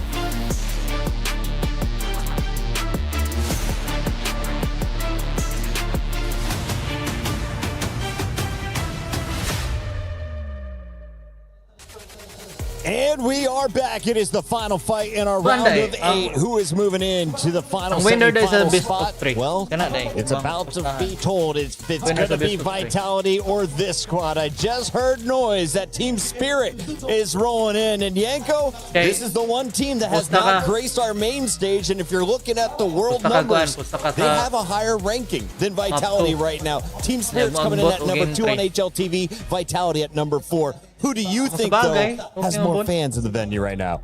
I think Vitality, without a doubt, probably in a lot of spots where they go. I think it would have been Vitality. But yeah, we were saying coming into this event, like, it's going to be a chance at redemption for a lot of these teams. Spirit losing to Mouse in the Bounty finals, Vitality losing to Falcons at the major, Spirit as well. Who stands where, right? And both these teams now have to face off against each other after having even shaky games here, right? Spirit losing to GG Cow, Vitality losing to Bait, so a lot on the line in this one. Dupree, let's take a look at some graphics while you rest that hand. I saw you signing countless autographs here in Paris. This guy is famous, the 5-time major champion. Well, you're playing among some familiar faces, but Vitality has had Spirit's number. In the last 6 meetings, they have beaten down their opponent. Is this a mismatch? It's either legacy or... Well, it's always interesting when we get to see some of the best teams coming out against each other, and also when we do get to have this Wudong face-to-face. But like, the team history just speaks for itself. Like, the head-to-head just speaks in the favor of Vitality. The last 6 times these guys have faced off against each other, Vitality has won. And at this point, you know, Spirit haven't beaten this Vitality iteration yet. So there's a lot on the line for Spirit. They haven't really been cracking the number. We've had some pretty close series, but in the end, Vitality has always been out on top. And in all honesty, I don't think anything's going to change today. I got to know what this is, though. How are you a number 2 seed in the world, but struggle with the number 4 seed? Is it a play style? Is it a star player in an op position? What is happening here? I think also, you know, the rankings can be very volatile at the time. Vitality has been the best team in the world for the last year Tanaw and a na half. to kung sa abilidad sa And I've been informed for much of that. Spirit with Donk is always going sa to be a abilidad sa contender. Legacy. But the interesting thing to me is they only played once this year, right? They Nigma, hadn't had the tubang opportunity nilang to face off against each other some more. And that was actually Vitality. when Sotvik was Tanaw to behind kagwanta Spirit sila. for the first time in Rio, Karon and they kay had that gipildi great sa performance getting all the way up Legacy to the Aqua grand Manok. finals. So not as many opportunities to Dito square was off Vitality against each pusta. other, but I still think Vitality will be the favorite in this. Dupree, we mentioned there are 3 superstars in the league Vitality right now ko that are dito kung fighting for balos, the number dito kung pusta. 1 spot So, in Counter-Strike with Kabalo Monacy mo on kung the Vitality rin sideline for the rest makapildi of this sa tournament. It opens the door for Zywoo and Pan. Donk. We need to Vitality highlight the rin 2 players makapildi on the sa left. What do casual fans Legacy. need to know about Rockstars in this scene? It's obviously 2 players that are bringing in firepower, they're bringing in star potential, and they show that time and time again. It's also 2 players that are very different because they also have 2 different, very different roles, where Donk is obviously a rifler when Zywoo being the arbor over on the side of Vitality, but both players have such a great output, and it seems like it's this constant battle between these 2 about who can actually make the most count and be the best player of the world. And I think it's a conversation that keeps going back and forth, right? Because then you see Donk pop off and you can see the output that he has in his team where some of his teammates is lacking, and then you turn to Zywoo, who is like the better, because Zywoo has everything. I don't feel like he's lacking anything whatsoever. I'm so bummed that didn't get caught on camera. They're launching T-shirts in here. One of them landed right next to Dupree, and a little boy tried to jump this wall. Failed. I picked it up, tossed to him. Yanko, while that was happening off screen, you guys were locked into what we're about to see on screen. Let's talk a little bit about our teams, starting with Vitality. They had the fans on their feet. They were going off in this venue in the phase matchup. What has Vitality showed you, and who is their star player in the initial matchup on stage? I think Vitality has shown that even when they're not playing their A game, they can still do enough to win, right? And that's what happened on Dust 2, which was actually their own map pick, and you know, just managing to eke out the win 13-11 was actually huge. And then Zywoo happened, right, on the second map on Cash. First time we've seen Vitality play it, and it's going to be a very important map for them moving forward. Show that they can play Cash on a pretty high level early on. That was one of my favorite plays from Cash. Of course, Zywoo and Apex just playing with their food outside on the boxes. And as you mentioned, this man started dropping the numbers that you were hinting he could, Dupree. Does Zywoo have a bigger game today? Does he need to against the likes of Shiro and Spirit? Like, Zywoo always shows up, and in the games where he doesn't, he still puts out fracking potential that most players can't even catch up to. So he's always someone you have to be counting on, and he's a big part to why Vitality has found so much success. He's a player that just keeps on bringing and and he's such a humble guy, but he's not humble towards his opponents, I can tell you that.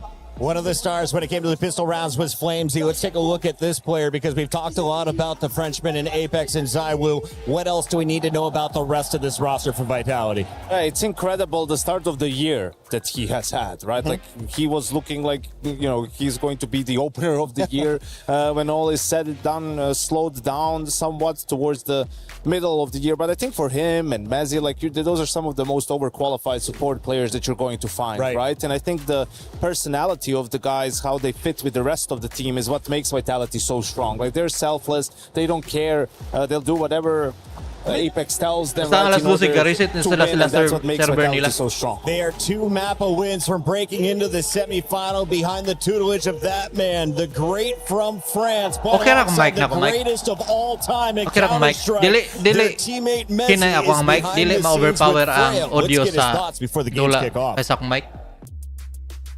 It's a big game. Everybody is talking about its Vitality taking on Spirit. But Mezzi, you haven't had much of a problem since you faced Spirit. I believe it was back in October 2024 was the last time you lost to them. Why have you always been able to get the better of Spirit? I mean, I think stylistically we match up pretty well. I think we prepare the game very well as well. And I mean, Donk is always good, pero but dili, asay kusog, ako ang mic o ako ang not been the usual Donk against us. But you never know, like, I mean, kinala mo mas kusog gamay ako ang mic kaysa aning had a lot of teams numbers, but in the past, dili matabunan ako ang tingog ba sa audio sa dula. We've not looked our best, and I think of course they didn't play a flawless tournament so far either, but I think we prepared the game as we usually do, and we're looking forward to this one. Now, Donk versus Zywoo. Zywoo never really seems that bothered about it, but you know him better than I do. Does it matter just a little bit to Zywoo to be getting a win and some good numbers versus him? I mean, Zoe always wants to be playing well and making sure he can help the team win. I think that's why he's been number one for so long. Is the reason that he still has a bit of an ego, because you have to have that as a top player, and he wants to make sure he's performing and putting numbers. I mean, that's what you have to have as expectations as well as a number one player. You need to make sure that you are consistent. And I think Dunk is the same. You know, he wants to make sure he's playing well, and yeah, I mean, of course he cares and wants to make sure he performs well, but the first thing I think Zoe is always wants to make sure that we win as well. Final question for you, Mezzi, just because the next event we're going to be seeing you on parental leave. So what do you want to prove before you have a little bit of time away from the server? I mean, I think for me it's just about getting back to winning ways. I think it's been a few events where we haven't lifted a trophy, so it'd be nice to get back to lifting a trophy. And yeah, I mean, hopefully we can do that. I think we're improving with each game, and yeah, of course we have some tough games. We have maybe the tougher side of the bracket, but teams that you see upsets all over the place. You see teams not playing the best, and I think for us, yeah, we just want to get back to winning ways, and it'll be the perfect place to do it here in Paris as well. Won't keep you a moment longer then, Mezzi. Thank you so much for your time. Good luck. We got all kinds of kids popping out in the esports scene. Love to hear that from Mezzi, that he's going on parental leave. Apex, of course, mentioning in his winning interview that he is expecting a lot of growing up has been done in the last 10 years in the CS scene. But on the other side of the stage, you have a lot of youth. It's going to be led by Donk, of course, when we look at the statistics. And I want to know, Yanko, is chat right? Is he the only good one on his team? Because they're just pointing out the stats and everyone else has red numbers while he's got green. Well, I think you'd probably put Shiro in there as well, who has had some bad games at this event, but for the most part is pretty consistent. And I think it's when you look at that second star on the rifle, right? Like that's what Tanir was sort of you figuring out. That's what he's brought to be, and in their uptick of form Spirit, he was getting more responsibility, he was being more proactive, he was finding that impact. And then now with Halley coming back, you're seeing some of those positions relinquished to Zontix, and his output just hasn't been there, and that's why some games it really does feel like it's the Donk show. And that's just where a little bit of my issue with Spirit, where there's something rotten in the team right now. I think there's something that is, you know, that's not really under control. And just looking by the stats, we know how good Donk is, so we can just put him out of the picture. I think Shiro has always been a sidekick, you know, try and step it up to make it competitive. He's a very solid player. But it's when you turn your attention to the rest of the three. I'm not sure what type of input I'm supposed to get out of those guys. And right now, it just feels like they're having a hard time figuring out where they want to be heading with it. And when you look at the side of Vitality, you know the output you're going to have from Saibu, but you also know the output from the likes of Robs. And then you can turn attention to both Messi, but also Flames. And that is where they just look to be more solid as a team. And it's really where I think this matchup is going to be put into. I really think the fact that Vitality have more players with a higher impact, with a higher output, is going to be the deciding factor when you take a game like Spirit. Because it allows you for Vitality to just focus on Donk. That's what I mean. Like, and send two guys, okay, if you trade them 2 for 1, like, we're fine. Like, because the other guys can't punish us. And that's the thing also with Shiro is, like, he's a good player, but he's not the guy that's going to create you advantages, right? Like, he's the closer. He's incredible in the clutch. He's good with the pistols. He's a smart player. He's good with utility, you know, but he's not an op like Molodov is or Monesi is, that Zaiwu can be, and some of these other guys that are really aggressive and go out there and try to find openings and set the tone of the game, right? Like, he sits back, gives that space to the likes of Donk, and then he steps up in the mid to late rounds. Team Spirit is fighting for a spot in the semifinals for a reason. We'll be dialing in on the squad in a moment, but first, let's get our pulse on the crowd. Fancy, welcome back to CS. How loud is it out there? Oh, trust me, Bucket, is quite loud out here. The crowd is electric, and Team Spirit fans, they know that they're gonna make it and they're gonna take their revenge. You can hear the boos, but they don't care. They're right here. Balu, what do you got over there? What did you say? You said loud. Loud with the Spirit fans. That's what I'm calling loud here with the Vitality fans. This is not the first time that they've taken down Spirit. So I want to ask you boys, why is it going to be the same this time? Pourquoi est-ce que vous allez encore rebattre Spirit aujourd'hui? Bah, comme d'hab, hein. Donc Shiro, c'est gentil, ça marche bien, mais là on est à la maison là. Donc ça part pas. Donk is cute, is kind, but here we are home. Bah parce qu'on a Zaiwu en fait. Pas mal comme raison, because we have Zaiwu. Fancy, do you have Zaiwu in your team? I don't think so. We might not have Zaiwu, but we have Donk. But what do you want to say to the crowd right now? Not even Donk. Just one thing, guys. Zaiwu, try to stay calm, brother. We coming. They're coming. They just told you they're coming. I'm telling you, Lou, Spirit, I think they got this in the bag. We can barely hear you guys. We can barely hear what you guys are saying. Vous le dites, on vous entend pas, mais c'est vous qu'on va entendre, les gars. Back to the desk, we're gonna get one shot from Vitality to show the French passion. Guys, let's go.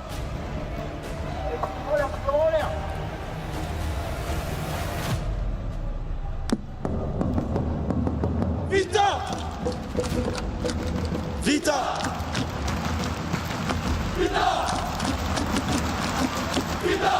Nothing like grown men in full-size onesies dressed up as bumblebees cheering on Daddy Apex. Vitality fans are roaring here live in Paris. You see the dictator flag flying in the back.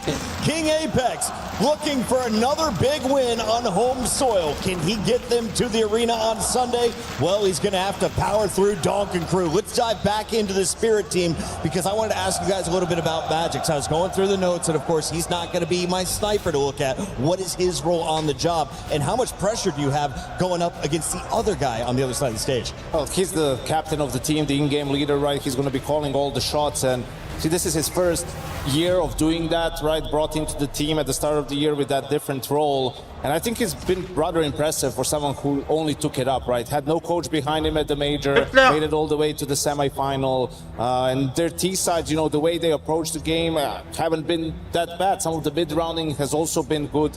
Had to go through these coaching changes. You know, Halley had to take a leave of absence due to some health issues. They had Sotvik behind him. Now Halley is back. And these dynamics change. Magic's had to do a lot more in the meantime. So I don't think he's going to be feeling the pressure that much. Dupree, we just got some new graphics on our screen. Walk us through the veto process. Well, first of all, I think the fact that we don't get to see Inferno is a good one on Spirit. That is their permaban, and that is the best map that we have been looking for Vitality. And we do get the Anubis pick in here, and that makes perfect sense in my books because that is that one map that you've been trying to look for a weakness in Vitality's map book for so long. And they've played it 4 times, but they haven't won it yet. So there's a lot of good, interesting picks in this one. And then turning attention to Nuke, that is also Vitality. They're having a really good streak in that one, and Cash is not going to be in that one. So obviously right now it looks like Spirit is cooking something. Dust is the decider. No, Vitality actually goes for Mirage over it. I was thinking with their results historically, you know, that would be something where they want to take it, but they go for Mirage. And yeah, Anubis is just where people have been targeting Vitality in the last couple of months. You know, the likes of Falcons, Navi have found success against them on that map, and we'll see if they were able to sort of, in the off-season, put some work on it and improve their level. Can you tell me a little bit about that second map, Nuke? We haven't seen it yet today. Dupree, expectations Vitality, when we get to game 2. Anubis. Well, obviously, Vitality picks Anubis. Cook something up, and I Spirit think it's also picks a map where you Nuke, get to Decider, isolate Mirage. Donk a little bit. He's going to be looking for those fights, and isolating Donk is always going to be a good thing, right? Either you want to avoid him or you want to try and isolate him, make it a little bit more difficult for him. But it's also a map where Vitality have found success in the past, so and Apex can really go in on the T-side and try and make things work for the team. So all in all, I mean, like it's a map that also makes sense picking against Spirit. It's also a map that Spirit have had their struggles on lately. So all in all, I think it's a map that speaks in favor of Vitality here. Yanko, the last 2 times we've been rushing you at predictions. I told him, give us a bonus minute to break this one down and nibble on it. So with a minute to go, 76% of the fans at home are choosing Vitality. 24% feel that Spirit is moving into your Final 4. I think that's fair because Vitality as a squad is just stronger, right? And despite the fact that they had a couple of rough results, I mean, we're still talking about arguably the greatest team to ever play Counter-Strike, right? And their last year and a half has been absolutely unbelievable. I think they deserve the benefit of the doubt that they can bounce back here, especially in front of home soil. We know how much it means for Apex and ZywOo too. Like, they'll be extra motivated to take down Spirit. I'm just fairly confident that Vitality is taking this one 2-0. I think it's because mainly the teamwork on Vitality is so much better, and I have not been impressed with what Spirit has shown so far, and they are so reliant on having Donk having such a good game, and I think Vitality will have the exact right plan to go out and make sure he doesn't. Final call, 2 maps or 3? Let's say 3. Let's give the fans a show. We're going to 3 maps here. The final battle of Friday night. Make some noise for Counter-Strike live at EWC Paris. We're very happy that now we made it to playoffs and we know we can start playing our game because this is where we know the other teams, we know how we play and we know what we're capable of. So it's going to be way better for us and we're very confident. Well, Spirit are a good team. The biggest matchup, Donk against Zaiwu, and that's something exciting even for the players who are on the server. It's gonna be a very exciting game for all of us because we know how good the teams can play.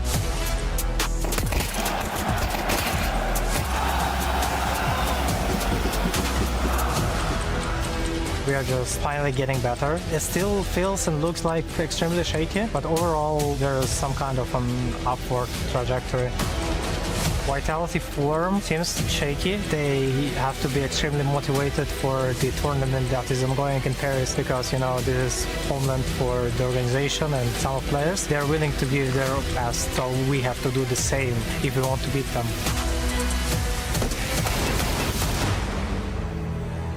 So I want to say thanks to the French crowd. You're amazing. You've been so loud to us and so supporting and so energizing. I'm excited to play against Spirit because I know we have one more player in our team with us, and that's definitely you. So see you on the server, and I'm excited to hear you guys. Chubis. I hope there is going to be a time for revenge. Just cheer for Team Spirit.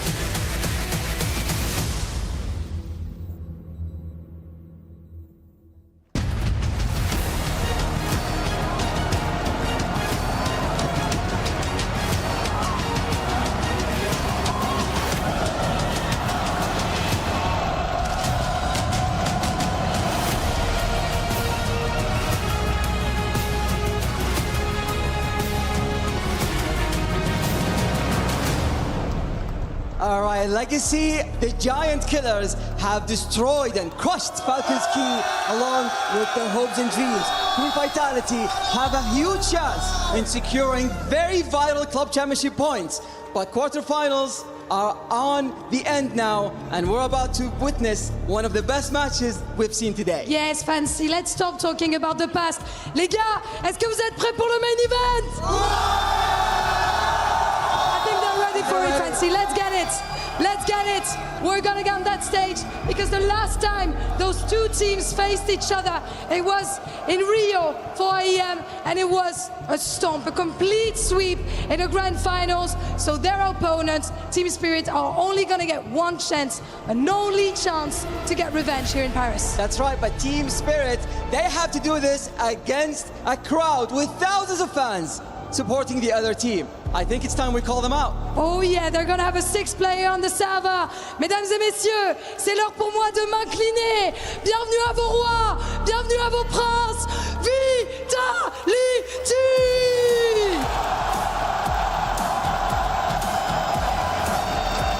This is a team that has spent the past years making winning look easy and established a standard. The entire CS scene envied them. V for victory n'a jamais été aussi vrai que sur les dernières années pour Vitality. They are the absolute crowd's favorite in Paris, but that also comes with immense expectations. They stumbled once and surged immediately, and that is exactly what made a roster a great team. Mais peuvent-ils être les princes de la ville encore une fois, ici, à Paris? And their opponents, Team Spirit! Their route through Paris has had its rough edges, but Spirit at full speed remain one of the most fighting teams in Counter-Strike. But the crowd is riding against them. Vitality have been a door they have struggled to open. If they want the semi-finals, this is the night they have to kick it down. It's the Hive versus the Spirit. It's Dawn versus Zaiwu, and so much more to come. This is our last quarterfinals at the STC Arena. Ladies and gentlemen, faites du bruit! Two of Counter-Strike's best rosters, but a head-to-head that tells one story. Team Vitality, they've never lost. No iteration of Team Spirit has been able to take down Vitality since adding ROPS at the start of 2025. We're talking 14 maps to 2. We're talking 6 series to 0. We're talking groups, playoffs, grand finals. None of it has been enough to a Team Spirit. So here on home soil, what will change today? Yeah, it's certainly the most kind of stressful circumstances for Team Spirit to try and break that streak that Vitality have. And I mean, this is a Spirit that have looked far from their best here at EWC. They've had their struggles, they've had their pitfalls. But you could say in those groups, maybe the same about Vitality. Some early stumbles going to pick up a bit of steam, a bit of strength as the tournament went on. Yeah, there we go, chat. Stepped up inside of the playoffs at least, delivering 2-0s in their round of 16 game. Falcons thrown to the wayside. This half of the bracket is now opened up. This is your chance. Team Spirit with a punish pick, a map Vitality have struggled on since its reintroduction to the map pool. 5 losses in a row. Spirit here to punish. Dust 2 banned out by Vitality to finish a BO3. They've shown weakness on, the Donkers always loved. These teams know they're susceptible. It's all about who shows up on the day. Spirit. Okay. Sige. Okay. So Team Spirit in the huddle leading into this one. You heard from Magix, you know, not shying away from the struggles that they've had, but feeling like the progress is there, the moves in the right direction. But there's a lot of questions swirling around this Spirit squad. Some of the games we've seen from them here at EWC. A trend that sure is moving in the right direction, but is that enough when you're up against the home crowd heroes? Dili lagi kwan kumpiyansaan ng mga Spirit full kumpiyansaan ng mga abilidad sa mga underdog. Pero hindi ka mga Spirit noon, hindi sila underdog. We've seen some lows from Shiro in groups. We've seen Zontix struggle to get going at all. And so you've got to rely on the guy, the man, who you always do here inside a Team Spirit. Saiwu has also not had his best event. Of course, the standards are so high for these 2 best players in the world. But what they may lack in one player, they make up for in others. Vitality throughout the last 18 months have proven no scoreline is too far gone. No game is lost. Some incredible resilience on display, even yesterday against FaZe on Dust 2. I think it's for the best that Vitality have found it out in this matchup. They always do against Spirit, who always pick it against them. Pag maka-final ang Vitality, lisod kayo pildi yun bisan pag underdog basta final. Ako sa Piladula. Lang, final ka na. Siguro na gina sila. Lolo PUBG. An electric atmosphere. Spirit having to get used to getting booed again. They just turned the crowd around. Sa finals, di na gina yung normal ang dinulaan mo gawas ko mag-choke ka. Para ka-confident ba sa mga call-outs mo, mga decision-making ninyo. The faces of Counter-Strike this past year and a half. And sure, they took their stumble, they swallowed their pride at the major, but here they are in their home city, where they want to get back to their winning ways. It's home soil, it's the team that kept Counter-Strike on the map and then swallowed the spotlight whole. Paris, are you ready for a quarterfinal?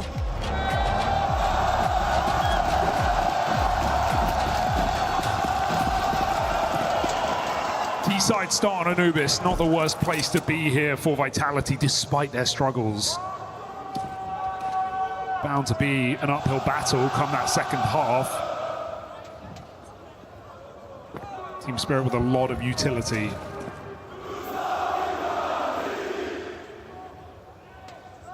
Slow and steady, but you can see my Vitality are ending just based on that mini-map. Spirit right now don't have the read.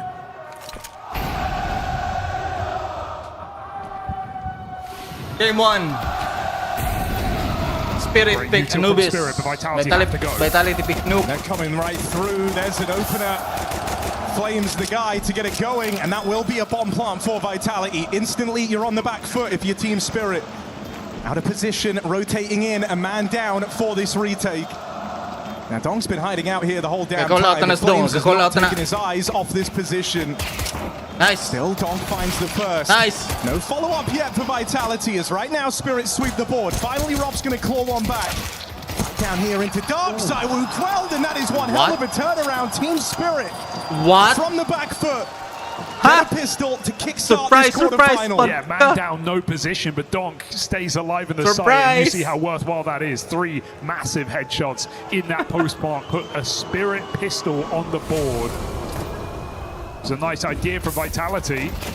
Even though Spirit's util didn't do much to slow them down, that bomb plant will certainly speed us up. Force Spy going to come in here in the second. Oh no. 2 AKs. That might catch you by surprise. Oh no.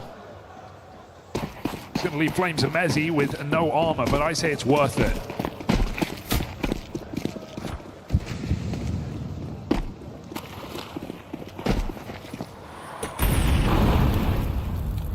Quiet in anticipation. Saiwoo's going right through that. No respect paid to Zontix's smoke. And in comes the hit. Again, it was the opener for Vitality. So another retake being demanded of from Team Spirit. Donk leads the charge. He's got Tania in alongside him. Trades go even this time around, but there's a follow-up from Shiro, and Mezzy's living on borrowed time. Again, Spirit pulling through a man down. Oh man, these are impressive rounds for Spirit, right? It seems like Vitality had the perfect read there. Zontix anti-flash, and there is no flash. Saiwoo just comes through the smoke. Full back turned, easy 5v4. Bomb makes its way in, but doesn't even go down here for Vitality. And I think, you know, with how these first few rounds have gone, these are great kind of pressure alleviators for Team Spirit, right? You felt the moment they walked in to this arena, just how hostile the environment was, right? The cheers for Vitality, I would say, outweighed by the boos for Team Spirit. You get a couple of rounds like that where you're on the back foot and you still find success, and that is just going to dial you in. So a chance now to dine on these pistols, a chance at a 3-0 lead for Team Spirit. Ooh, okay. They're going to get them for free up against Vitality. These D-balls get a lot of ground out towards mid. Careful. Just can't jump the gun here. 3-on-3, Vitality is pretty split up as far as it goes. Mezzy lurking out towards this B-bomb site. Bomb floating around the water. You have these 2 players trying to roam and search. You're not going to get any more of these freebies on smoke pushes. Spirit getting curious in the mid-round. Push here. That leaves a lot of timings open, but timings that haven't been taken. Vitality getting grouped as well. May kataguan ba? Desert Eagle. Never far away. Kalitan na mo pick. Looking over his shoulder still. 35 seconds as Vitality tried to split this bomb site. Oh my goodness, that's a Mezzy dig. If ever I haven't seen one, he's caught Donk. Zontix now really feeling the pressure as they clamp down on him. And so a lot being asked of here, right as Tania rounds the corner, he gets iced out. I mean, they can't win the easy ones, put them in no armor pistols, suddenly it looks free. Excellent shots by Mezzy's Deagle, and I love the way they isolate Zontix in heaven there. They got the spot off his jiggle, and they 3-2-1, same time peak on digging Donk. Not something you see often. And a massive pickup here for Vitality early, because for every round the Spirit get on this CT side, Vitality have to one-up it, and they have really struggled on this map. Donk, of course, armed and dangerous. No one else.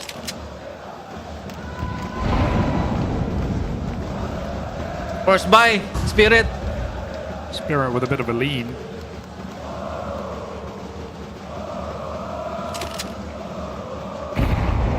Vitality, they've got a bone to pick with Zontix. They just double naded the corner in A main, really trying to punish this A anchor.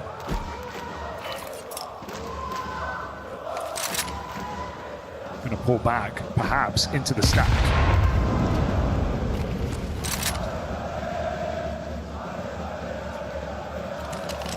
Getting their ducks in a row now. 1 minute on the clock. Executes levied. I mean, you just kind of think for Spirit fans watching around the world, the question isn't really around Donk. It's around what version do you get out of the other 4, the rest of this team. And they will get put through their paces here.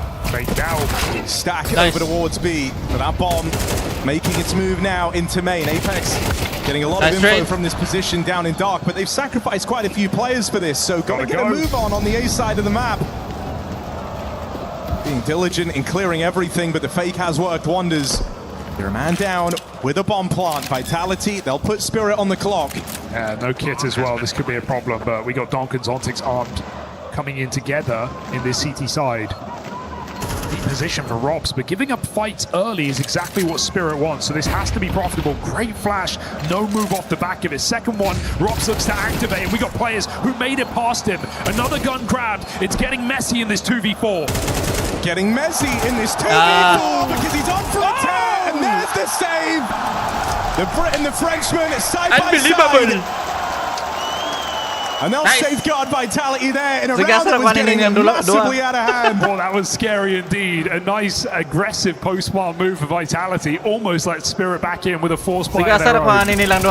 Love to see the Spirit at least being sacrificial for Donk right coming around corners. Letting him trade.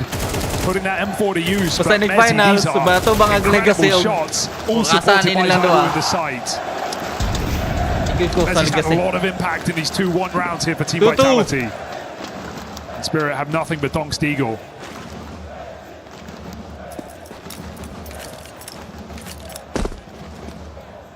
I think Vitality was shocked at how well that fake worked. All 5 players of Spirit pulled off to the wrong side of the map. Eco, Matic, Eco round. Yet to see any threat in the water from Spirit in this game. Vitality getting full control. That's the first attempt. Denied. So has his captain's back. Good thing he did. I think that would have been a very frustrating death for Apex. They're side by side for a couple more years at least. Should be no world here. Flash comes through. But we got numbers for Vitality shredding through Team Spirit.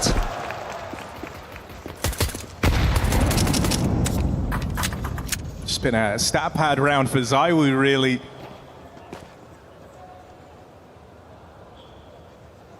I love how cautious they are, right? Sure, they're waiting for the bomb.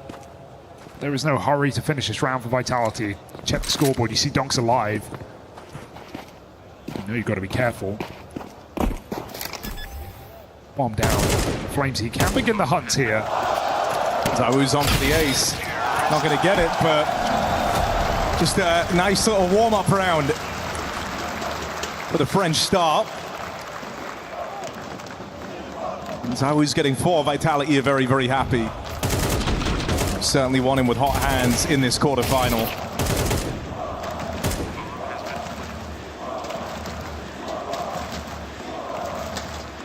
All right, we get a gun round now. Everything to play with for everyone. You have to see orbs in this map.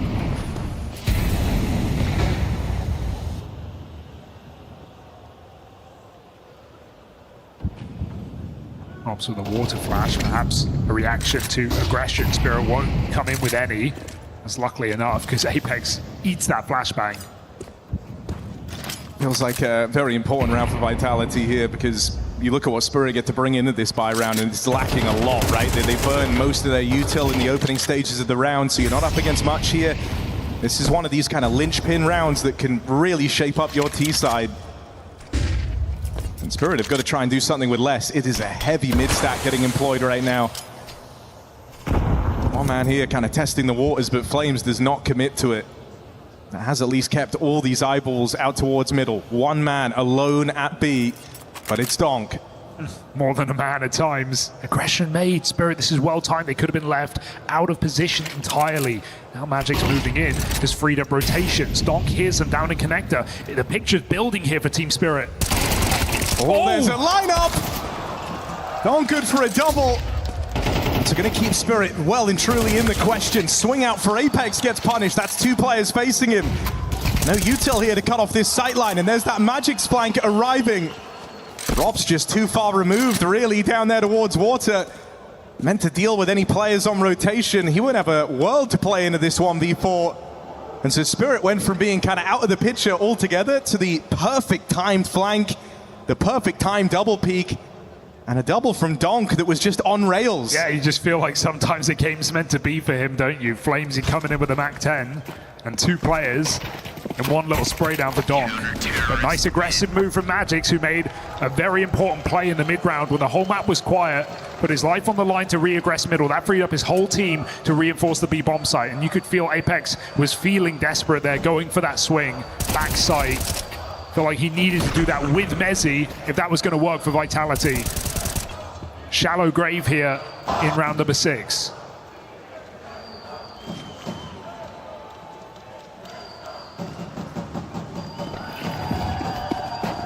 Warps out though.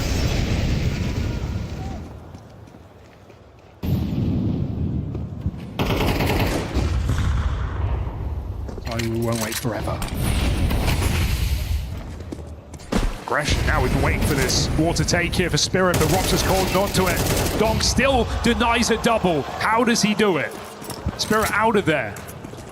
I have no idea how Donk picks them both up.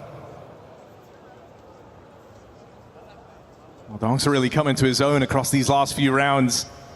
This is where Vitality would have loved to have their point man getting involved. ZywOo on this AWP trying to force a fight, but it takes Flames to play for the trade. I mean, already Vitality just down to these 2 players, Mezzi and Flames, not together in this endeavor either. This is a round you might start weighing up if you even want to attempt. Spirit aren't scared. Look at them go again, re-aggressing in middle. A dangerous move, but one that could catch good timings. Flames has just crossed by.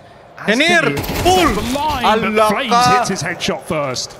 Well, if they want to play in the numbers game, that 1 kill, suddenly you're pretty interested in this. They're boosting up and Donk doesn't know. He's going to flank stairs. His bomb is in the open. And that's what he needs to find the timing on. That's Donk's whole round. If he can catch Flames, stop the bomb, round's done, but Flames has gotten away from him. Now Mezzi arrives from that boost, A site secured. Spirit are crossing their fingers, hoping that this backstab from Donk can provide the salvation. Can deal with this round before it becomes a problem. But there's smoke in his way. Nice one. Magic's on for the first. They've lost track of Mezzi, and amidst this, now Donk arrives on this wrap round. All round you've been waiting for Donk to play his hand. But Mezzi's pieced it together. Util gives up the aim of the game. Mezzi's got a bomb to play with. The last thing you expect from Donk is that he just says, this is a play. You always think Bax's aim. And Donk uses that to his advantage. Yeah, I think Mezzi's hoping he'll get a bit of a surge, won't he? He'll get a bit of a warning, but Donk just ice cold on that bomb, sticks it in a dangerous 1v1. You're right, Ari, that is the last guy you expect to do that. Look at how Donk opened this round. It should, whoa, what a transfer. It should never have got this close. Donk even heard them jumping around below the boost. I really thought that Spirit would have realized what Vitality were doing. Shocked to see him find that gap, but it's still not enough to win the round here for Team Vitality. Donk just doing it all. And that can't stop in this round. Vitality are approaching him. No, saya pa hinong kay Mike. With 4 players. 3-4 pa hinoon. Pero di mo usab ning momentum anay Spirit. Just looking for naka-double kill, naka-triple kill. Great trade for Apex. Sure, he has to play through his own Molotov. He ends up dying, and it looks a little bit foolish. But you uproot that 1 player in the bomb site, and that is going to let ZywOo get this bomb down. Double nade. Too late. Willing to give up his life for the good of the team, for the good of the round at play. And look at who you've left in this clutch. You couldn't think of 2 better Vitality players in this 2v2. Save. It was this duo that at the rise of Vitality took the world by storm. 20 seconds. Does Spirit have anything to play for here? Smoke lobbed in, smoke for the bomb, but ZywOo plays ahead. Big damage dealt on his Ontix. And so low on health, so low on time. He knows there's no playing for this. Still goes down with the bomb. There's a round teed up for ZywOo and Rops to close. And Messi just timing on that B hit, right? Like they lose 2 opening kills. It takes Tanir's double to do anything. Apex, a high risk, high reward play here in the molly. And I think the danger of Spirit was they waited too long to throw those HGs. I think they wanted to do them at the same time, and that's what let ZywOo get off the bomb site. If they just threw them, might have been able to clip him on his escape. A big round for Vitality keeps things even, trading back and forth now on the T side of Anubis. Ali. Put Spirit's money in a suboptimal position.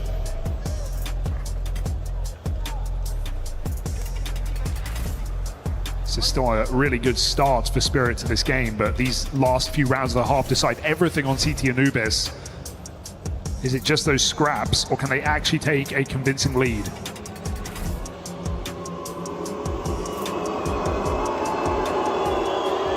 Timeout there for Spirit. And I think, you know, in the groups, we actually saw Hallie taking a pretty hands-off approach. Felt like he wasn't talking as much as usual in those timeouts, but now that we've hit the playoffs, now that there's so much on the line, certainly been more keen to get involved. Saw a lot of those chats back in the group stage games. It was Magic's doing a lot of the talking. Vitality just doing it again. Oh, you know, the old saying, if it ain't broke, don't fix it. I like this line as well. Don't any smoke. Jiggle, any info play here from a Spirit player is going to get punished from the high-low. Even Don can't get out of this corner. Oh, no smoke. Molly to the front of Con. Will trap Donk in position. If you want it, come get it. At least disrupts the setup. Does well to stay alive, but they've got a lot of util bound for Donk's position. Doing everything they can to make him uncomfortable. Still, you put a lot of resources into trying to force this opening fight now. Yeah, I don't think it's tempting for Vitality. They wanted a kill from it, and now they know they've thrown all these nades, shown all these presents, and so Spirit are likely having rotated into this bomb site. Spirit making the aggressive play and water at the same time. Tamir's going to get an early warning system, the canary in the coal mine. That canary's singing. You lose him out towards A, and the map feels like it goes dark all of a sudden. Might be feeling a pressure to make a bit of a move on this other side of the map. The Vitality is still coming towards the stack. Still destined to play through to it, and time low. A couple of kills for Spirit would make a world of difference. Still Vitality collect. God, how do they win these rounds? It's so crazy late. They had 10 seconds coming through main there with Magic's in a Joker position beside Donk. Comes down to Robs late in the connector. It almost felt too late. The Vitality right on time with a 5th round, getting rid of a very threatening eco indeed. Sick. That was not meant to be an easy round. This one should be.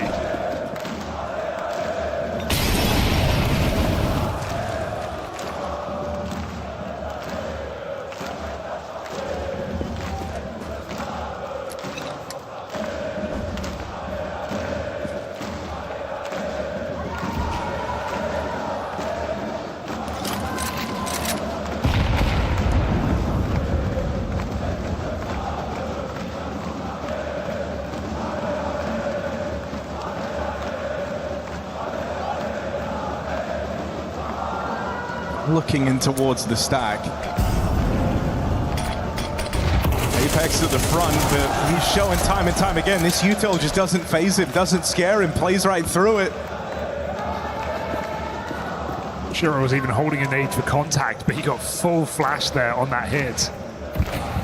So it doesn't go into the hands of Vitality. Who've been fine to cancel plans, move around the map, re-establish control later. They give up A main. They offer it to Team Spirit, 40 seconds, wondering if they take it. Spirit have had good stacks in this CT side. This is another one.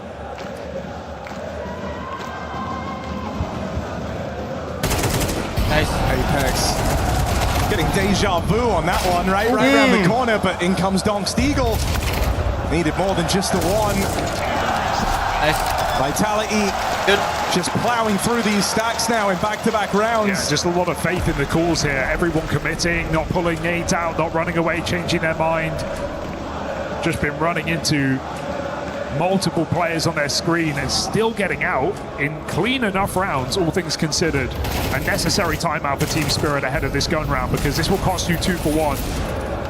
Absolutely need to get on the board now on the CT side of Anubis to ease some worries.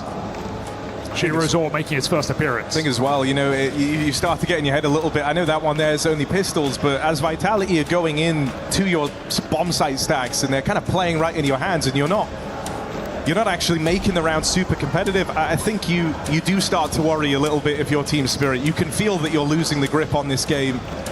Now it is CT side, right? You would expect Vitality to come out looking a little better here. But you know that you've had great chances in these rounds if you're Team Spirit. You got the play you were hoping for.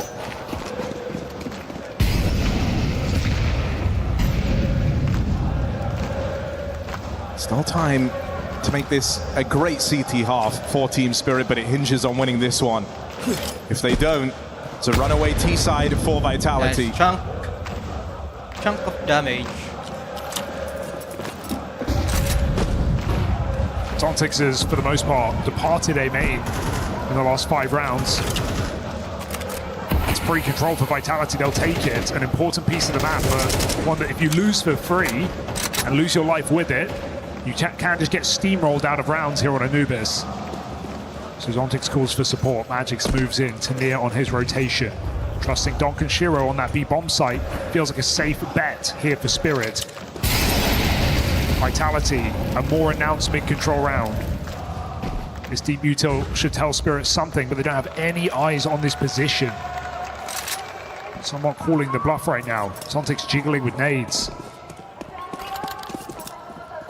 So will it just be an execute with this late lurk from Flames? Long time wasted on this B site and not much time left to waste. 30 seconds and you're throwing a main smoke? Vitality, there is almost no room for error in this site hit. They played a couple of rounds like this where everything is to go right. Thus far, it hasn't been a problem, but what if things now do start going wrong? Magic's dead, but there's layers to this defense, and it's layers that Vitality is struggling to break through. Even as Flames arrives, he's got 15 to put on this bomb. Put it down, but I don't think he believes it. Donk and Shiro make their way over. You've got your fire starter and your round closer for Team Spirit. This has to be enough. Connection for Shiro, and Spirit are still in this half. Well. Poor, breathing easy now. That is a massive sigh of relief. A very dangerous Vitality executes. But Team Spirit with a stack in the right place, and Vitality, I think they were hoping to really draw Spirit into middle with that amount of utility. They don't get anything from it. It's just one man faking. Vitality go through their own smoke. But Magix and Zontix hold the line.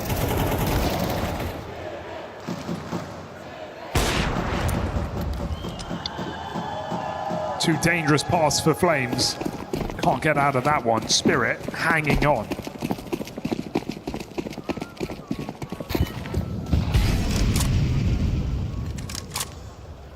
Seeing this early B con nade to try and keep Dunk honest, and finally connects in this final round of the half.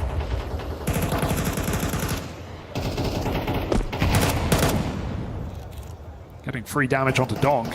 Will not complain about that.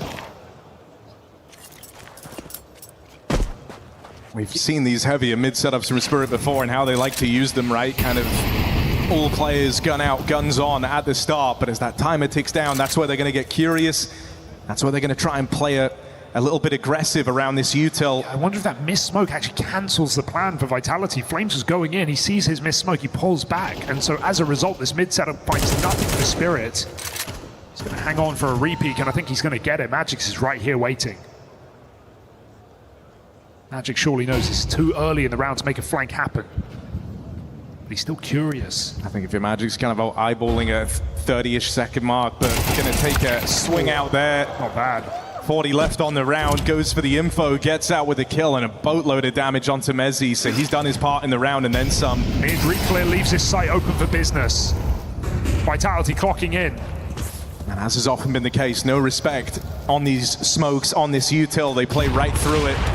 Shiro, AWP on the line. Second shot comes up short, but the rifles now move in, and Zywoo has no support in this. He is fully alone. Messi's trying to get a move on, but with 10 seconds left, there is no winning this. Got to play through the smoke and hope that something goes right. Spam connects. Spirit, they'll split the difference on this half. It's packs of twos throughout, just chaining together 2 rounds wherever they can. A solid CT side on Anubis nonetheless. Yeah, those last couple of rounds feels like one more kill for Vitality on the site here, and that's their round every single time. But Spirit do a really good job of stabilizing, calling mid re-clears at the right time. A lot of well-positioned rounds out of Magix. And Donk started very strong in this game, giving Spirit that early lead. I won't say he's cooled off, more so been out of position for these last few rounds on these A hits. But Spirit are not going to be saying no to a 6-round CT side here on Anubis. This is where Vitality have had their troubles in this defensive half.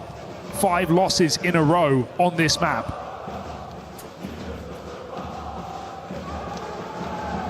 Have not won it since May.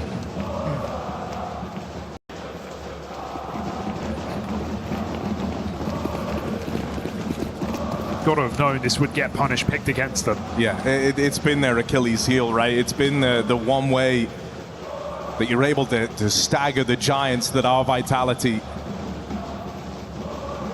And it's been these CT halves that have felt so problematic. Oh, a little ugly for Zaiwu. Perfect nade. Apex is not going to get a lot of respect out here towards mid. Flame's even been heard. Here's them scaling out towards mid. Now it's Apex's turn. Rops gets 1. 4 players pushed up towards Temple, but they go back. And that's keeping a stack over towards B. Rops now uncovers the true intention on this round. He's got 4 guys coming his way. Isolated, put down, bomb plant for Team Spirit as they look for both pistols on Anubis. Nice great shot here on Apex. That's going to make this impossible for Vitality. No position, no advantage, and bomb looking planted. for an exit kill with another pistol. Exit kill na lang ka. So much confusion in that round. Pushing all the way through middle, going to Temple, pulling back into A through the smoke. Spirit getting wild. Oof. And Tanir's going to lock it down with a 3K here in this pistol. Vitality, that is worst case scenario, isn't it? You know, we remember this team all last year. When you look at their map win percentages, there was often nothing below 80, most on 100. So a team that wouldn't even lose games, wouldn't lose series. But now we've got just a bunch of pitfalls in their veto. Dust 2, which was such a formidable pick, now drying up. Anubis, of course, the Achilles heel, as you put it. And there were questions on Cash, but I think we got our answers yesterday. That's why Spirit banned it out. And in all these head-to-heads, we never really saw Spirit try this new map. What? Oh dear. What? Oh, nice. Well, no better time like the present. Still, you've just seen Spirit have a real tendency to get kind of weird and wild in these moments, right? You hear players down towards water, they instantly play for the space. And so they've got the A-bomb site. Util still to deny a retake in through main. And a decision to make for Vitality. If they get this B kill fast enough, gonna see them look very, very interested. Rob's hunting down this wayward Tanir.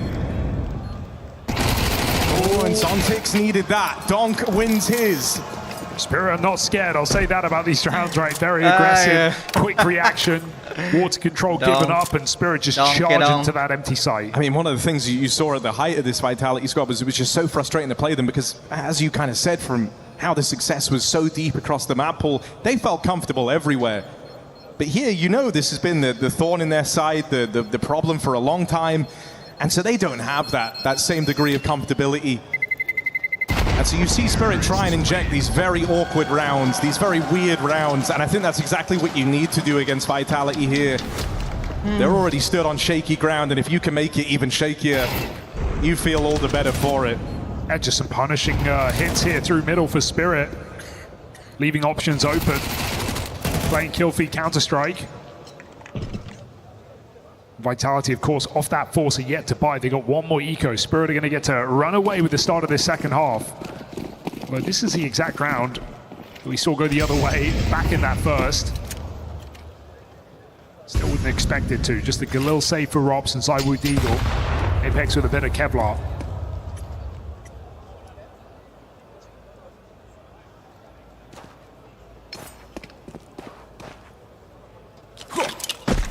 Camera smoke. This Magic sells middle.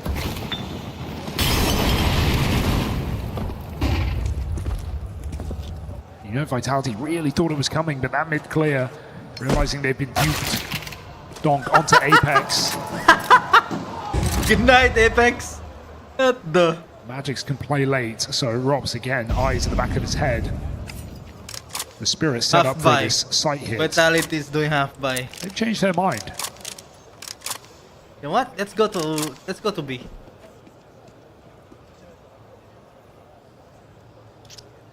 No better time to change your mind. They even throw Temple Smoke. This is going to keep Vitality rooted in this stack.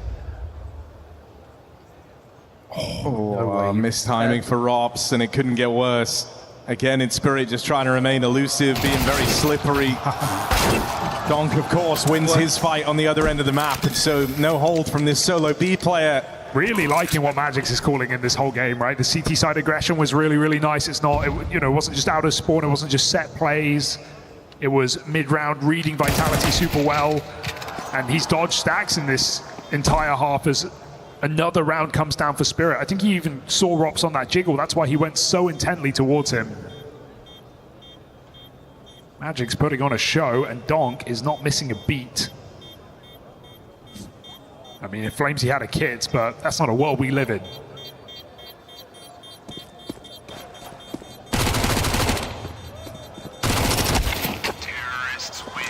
Good night. Here we go. There's any hope left for Vitality on Anubis. It must start now. Nice try by Flames, but he doesn't have any kit, so yeah. At least get to have everything they could possibly need. You got kits in play, full util, really and an AWP for Zywoo. Yes. Haven't really had to talk about that Zywoo AWP all too much, right? Donned it a couple of times in the first half. Finals. Wasn't really a defining character with it. I would love to see here on the CT side, a bit of freedom to pick and choose his battles. Furia and Vitality on the finals. Because on this CT half of Anubis, there's always a time in the round where you have to be the guys initiating a play. You have to try and get the info. Chance to fall in. To try and figure out where Spirit are ending up, especially with how they've approached the early set of rounds on this T half. Maybe there's still a chance to win on EWC. Though it's not a major, but I mean EWC. But Spirit clearly the call is not to die in the first 30. They're playing extremely passive, letting Vitality feel some nerves. Price pool alone. Vitality smartly have held on to almost all of their utility, not throwing anything off of spawn, not expecting a rush. Now the pressure comes in, hit for Spirit at the minute mark. Smoke's traded on B. Mid execute comes in.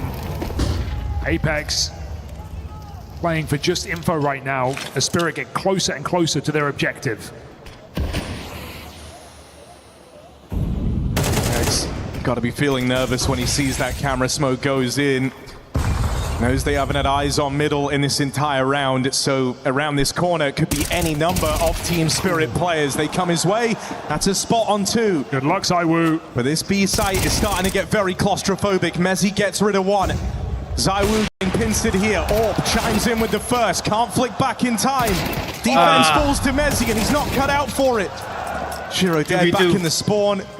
A 2v2 retake, but Flames is very wounded. Yeah, that was a kill that would have won the round straight up. But now Vitality have a question to answer. Can they retake this site? Zontic's AWP. Not something you get to see a whole lot.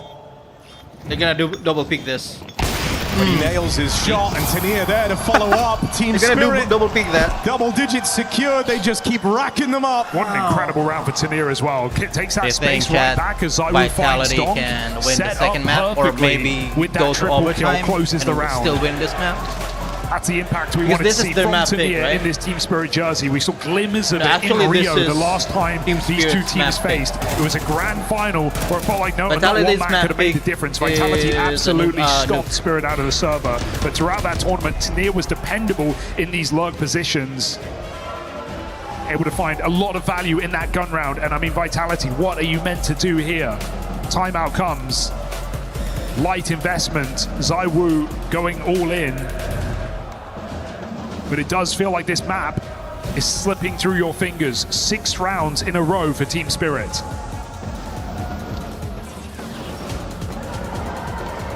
I think you've been seeing that from Tania just more and more, right? Like, less in his head, a bit more comfortable to make his plays, make his moves. I think when you join a squad like Team Spirit, you know there's a lot of eyeballs on you. Everyone's waiting for you to be the guy to make mistakes, for you to be the problem. And I think when he first joined this team, you wouldn't be wrong for saying he was, but the improvement's certainly been there. I think there's a player where you had to see the jump in playing a different caliber of Counter-Strike. This guy was kind of, I don't want to call him brainless, but he was just running in first, getting sick entries, sick highlights, multi-kills. He wasn't having to play late rounds against the best teams in the world. And so a lot more demanded of him here in this Spirit jersey, but right now stepping up to the task. Shiro's orb with an opening kill. ZywOo felled first. Flamesy picks up that gun. He's going to get flash play here in middle. Timing is nice, but Magix jumps away. Careful, re-swing, dangerous for Magix. With Ego. Extends the advantage here for Team Spirit. That gun in no man's land.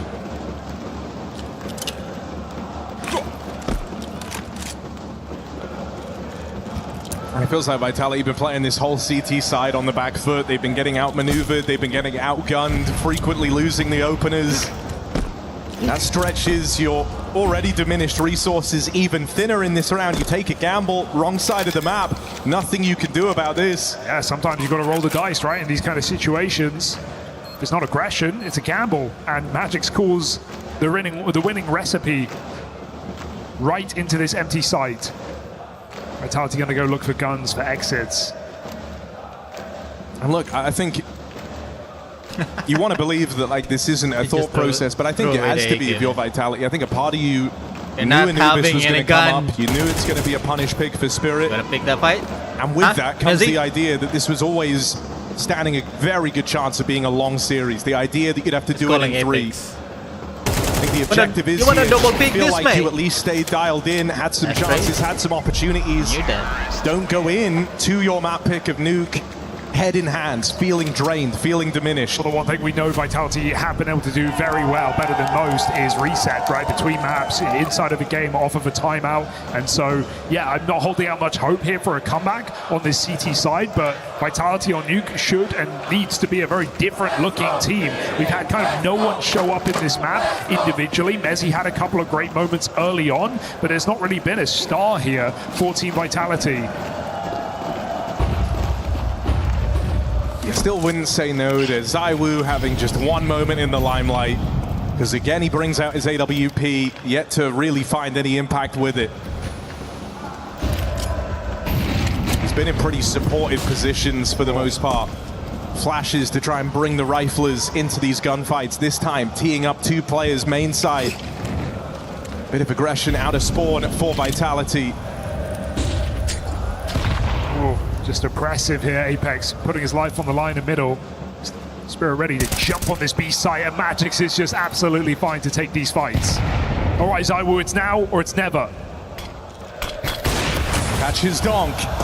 Clash of the Stars. ZywOo gets him out of the round. Smoke dropped in to try and allow him a reposition. And Spirit now have a decision to make. Do they want to go in to that AWP with mid presence still a factor? You don't have to.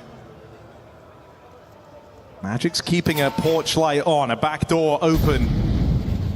What is it? I think Vitality are realizing as well. Okay, Molly. Re-clearing the map is too quiet. Spirit stay grouped all together. Seen Flames in a number of awkward fights around this mid window on the CT side. This time hoping a boost can give them a way in. Timing there for Mezzi, but not fast enough to deal with this mid player. Shiro's even beaten the timing on Zaiwu. And so he gets out of there. Now backstabbing these two players main side. They will at least get rid of Shiro. Still, the real task laid out in front of them. It's this A-side retake. And a world of uncertainty, because a lot of times passed since Spirit got those openers. They could be anywhere. Magic's hiding back site, and they just use their nade, so they can't get him out of this position. There's no kit right now on Vitality. The clock is against them. Smoke goes heaven. Zaiwu needs to hit this next shot, and so he shall. They're on the bomb, and Zaiwu has that cover just in time. Vitality snip the wires and sneak back in on this CT side. Called upon Zaiwu to do something in this game, and that triple kill has to ignite a comeback here. Because Spirit have so many chances to end Anubis. Let's go, boys. No.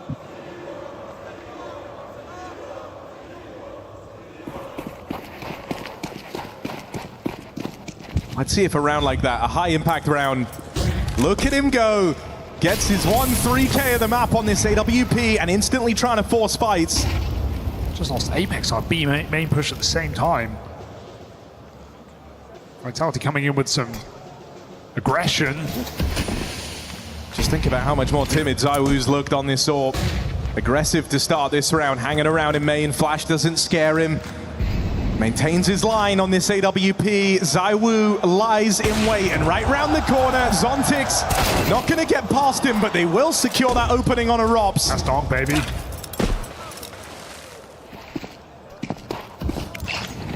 Unforgiving as the entry comes in. I don't think Vitality expects Spirit just to recommit here on this site here, but they look very tempted, don't they? Flames in lacrosse, but smoked off. That nade could find Donk. Just falls short. 4 health the difference, and will that make the difference as Spirit come in? Flames certainly feeling pressure because Zaiwu's trapped behind this smoke in the camera. Flash in, he plays right through. Across. Zaiwu's gone. Won't have a chance to play here. It's gotta be Flames or it's bust.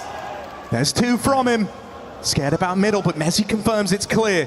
Don't have to look over your shoulder anymore. Just got to fight these 2 in front of you. All in that sight.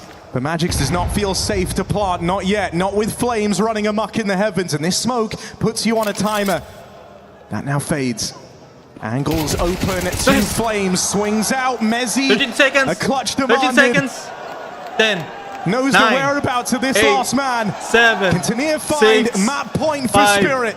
4. Pulls the bluff 3, on this bomb plant. 2, Molly makes him 1. hot under the collar. And there's Mezzi with the swing. A touch of class. Clip that, man. Nerves hold in the 1v1.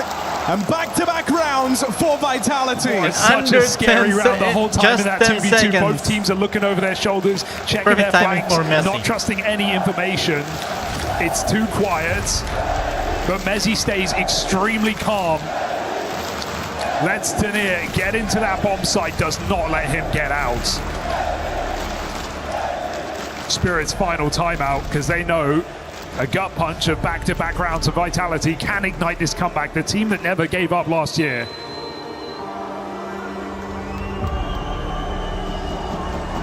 It is certainly not feeling impossible.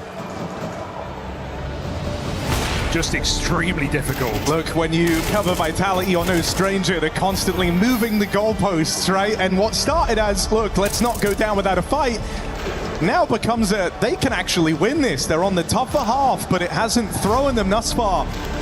And as you build a bit of confidence up, you start actually working your way through some of these rounds, denying these bomb plants, successful in these retakes. Yeah, this is you start to believe. They can put Spirit on pistols with 1 more round win. Suddenly this game is almost even. I think one problem for Vitality has been Robs. 6 and 12. Dinked Donk in main, still lost the fight. Had some trouble in his position. Spirit don't look scared of these A executes, so could be more pressure coming Robs' way. And I think so much of how Robs kind of envisions the game hinges on everyone else finding their success, right? He's like at his most effective on some of these lurks, some of these extremity pieces. Yeah, when his teammates hold their own on the other end of the map. And because it has felt a little bit touch and go at times, I think Robs has looked pretty vulnerable in this one. If you're winning, Robs will make you win harder. Yeah. And so sure, hasn't been a solution, but has Vitality regained a bit of control over the game? I don't think we've seen the last of Robs in this map. Spirit can relieve any tension by just winning this round. It will put Vitality in a tough spot. It would lock in overtime. But without it, suddenly the entire story changes. I think the problem for Spirit is you certainly had Vitality on the ropes. You had them doubting a lot of their moves. They were making misreads, missed gambles, mistimed plays for info. But that's kind of started to change now, hasn't it? And so suddenly perfection being demanded of this Team Spirit squad, as is often the case when you play Vitality. And this is a team that like to inject chaos. I think that is what makes the Donk versus ZywOo head-to-head so interesting. ZywOo kind of the perfect Counter-Strike player, the guy with phenomenal reads, always seems to make the right move. Donk the kind of guy who knows what the right move is, but he would rather go for the least expected, the least anticipated, like a push through the molly looking for an opener. He won't get it though. 1-for-1 trade, and now into the ZywOo AWP. Can he do any more? He has support arrive in the form of Apex. Right now trying to play for time. And as ZywOo just buys you more and more seconds, more and more players arrive to deal with this A-hit. This make or break round for Spirit goes nowhere unless Shiro, with 10 seconds left. But that ain't happening anytime soon. Oh, ZywOo's hungry for more, is he? Careful, don't put the AWP on the line here. Shiro could go for a risky punish. They're gonna run in knife out, careful! ZywOo! A massive no-scope bails them both out. Shiro's got $50. Oh dear. ZywOo's put him in debt. And this game continues to close up.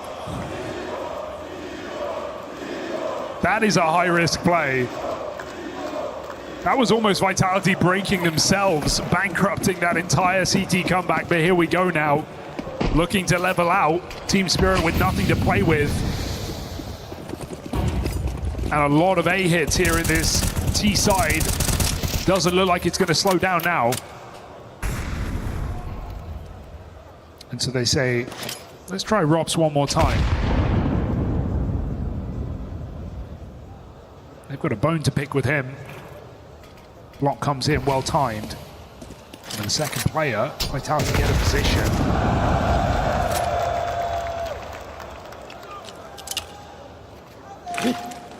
Execute from Spirit, but only too strong here.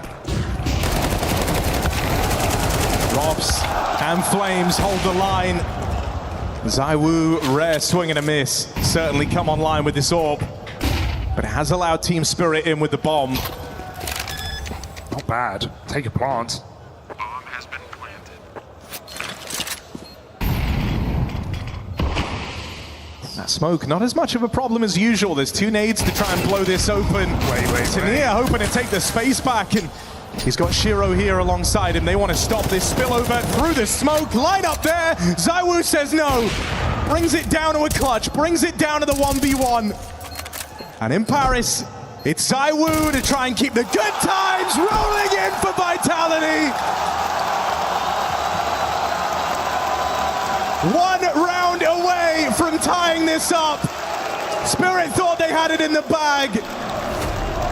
But you can't get ahead of yourselves when you play versus this squad. I mean, that was so hairy. That was so sweaty. That was a Glock on Magics in that round. Spirit had no business putting themselves in a winning position, almost stealing it away, but almost don't count against Team Vitality. Can Spirit close on this 11-6 lead? Or is this really happening? What a reassuring return to form for ZywOo, and he is not done here in this quarterfinal. Life on the line in pursuit of a man advantage. Flames, he'll get that fight. He saw the leg, easy kill. Those fights at Magic's once won, no longer. And even with the missed shot, Vitality don't get punished. They get to get out of there. Even just the type of plays that the Vitality are making, you know, they weren't doing this rounds ago. They were a lot more fearful, a lot more timid. You can see how that confidence has started to surge. Ooh. Opener now for Donk, who has been getting bested in a lot of these entry attempts as of late. Careful. That's got to reignite some faith. Advantage taken. Two low players here, and Apex caught with nades out. Flames, backstab gets denied. Tanir and Donk, this terrifying twosome, have dragged Spirit back on the board for one more round. ZywOo, you don't have the money to go for this one. You may be rich, your team are certainly not. Tanir's double entry, him and Donk have been the fire starters on this T side, winning out Spirit's most important gun rounds, forcing a 12. ZywOo, I know you're considering it, but this is a high-risk play. Spirit hear the booing, and Tanir's not biting. I think that's a save. ZywOo's still hanging around, but time too far gone, and Tanir close by, main side. No chance for ZywOo. Yeah, it's the right play. I mean, it's such an unlikely round win here in that 1v4. You need the money. Play for your team. ZywOo can drop a couple of rifles over. And the promise of overtime here for Vitality as they need just 2 rounds to get there. Nice to see Spirit go back to that B side though, right? And all of this comeback for Vitality, it's all just been A hits. It's been mid splits, it's been A main, they've been finding those entries, but still not enough. And I think if you're Vitality, if you're Apex, this poses a massive problem, right? A was the clear object of their desire. It was where you felt like you were fumbling rounds, but that A defense came together beautifully. Now you feel like a hole has opened up on the other side of the map. And the question you're kind of contesting with now, you know, you've got a broken buy. ZywOo was the only guy with money. He's dropped over what he can. The problem is, do they stick to their guns, go back to these A plays, or do you get dealt another B hit? I wouldn't be surprised to see Vitality try and do some fighting in the water, not necessarily a rush out the window, but just something towards Con, because that's where Donk found his entry. Just up against 12, doesn't that feel terrifying? I mean, you've got to make risks. Can't make an omelette.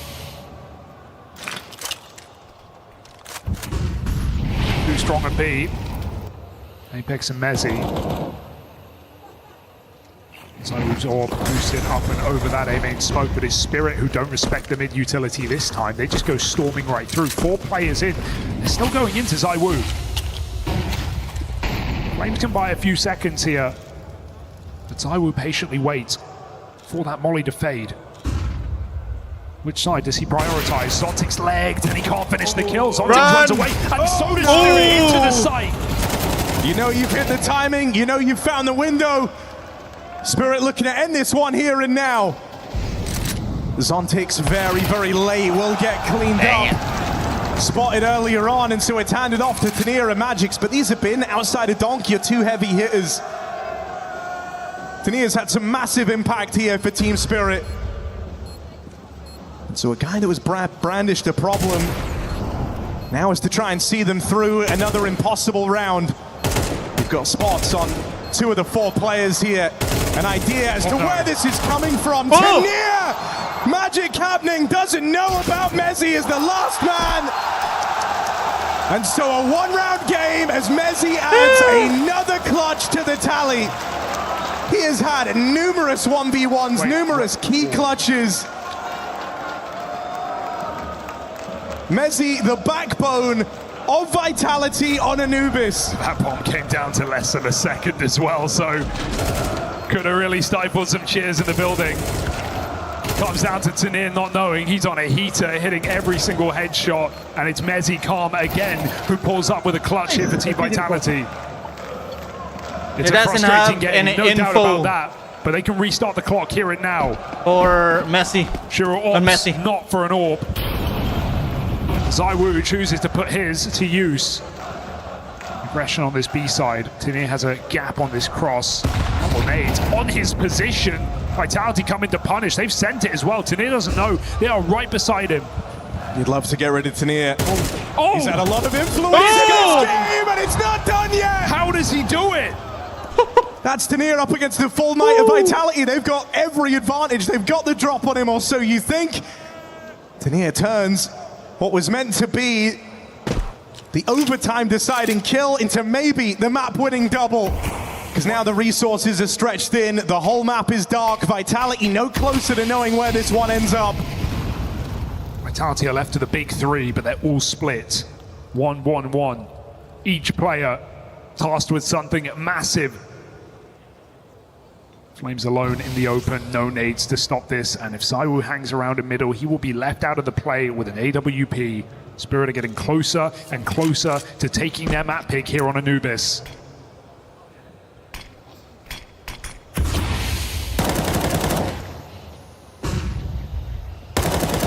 They're going to lean into a gamble. They bring ZywOo over. Damaged as soon as he turns his head out through the temple. ZywOo! Nice! Not cut out for it, and now you've got a very quiet Rops throwing into a 1-on-3. Have not had to say his name all too much in this opening map. Spirit knocking on the door of a win at the start of this quarterfinal, a recovery from the Vitality comeback.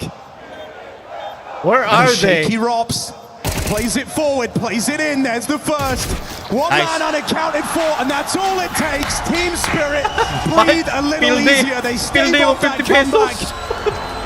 Anubis goes their way, and a map up to start this quarterfinal with Tanir, the guy, firing on all cylinders. 9 months since Team Spirit were able to take a map off of Team Vitality. 9 months since November, back on Dust, and they've done it again in style. It wasn't just a win, it was a win when Vitality leveled up. They came back stronger in that second half, and still Team Spirit dig deep. Clutches go against them, but the map in their pocket, Tanir, that is one time and one way to show up on this stage. We got Vitality's pick a new cup next, and they've got some thinking to do. What a day for Harry to get healthy. Coming in for the best match of the tournament, potentially. Spirit popping off, but we came out here early, Dupree. It looked like they were able to close out this game after finishing 6-6 in the first half. Their CT side was looking so clean. They're off to that fast start on the Terror side.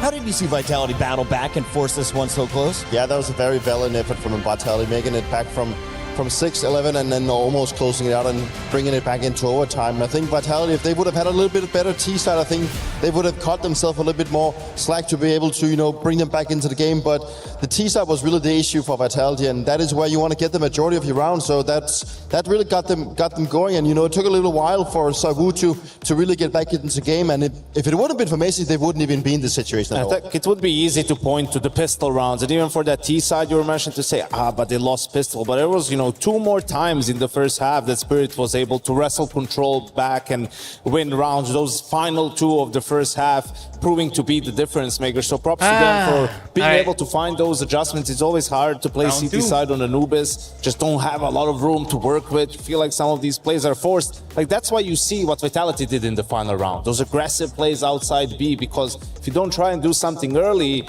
mid to late round, your choices are going to be just going from bad to worse. We have a bunch of stars in this tournament, but one man we should shine the spotlight back on is Tanir. We didn't say his name enough in the pre-show. He just dropped some huge plays. You saw the closer with the opening 2-piece. 26 and 17. He had 8 multi-kills, ADR of 88. What are the expectations for him moving forward? This, of course, was their map pick.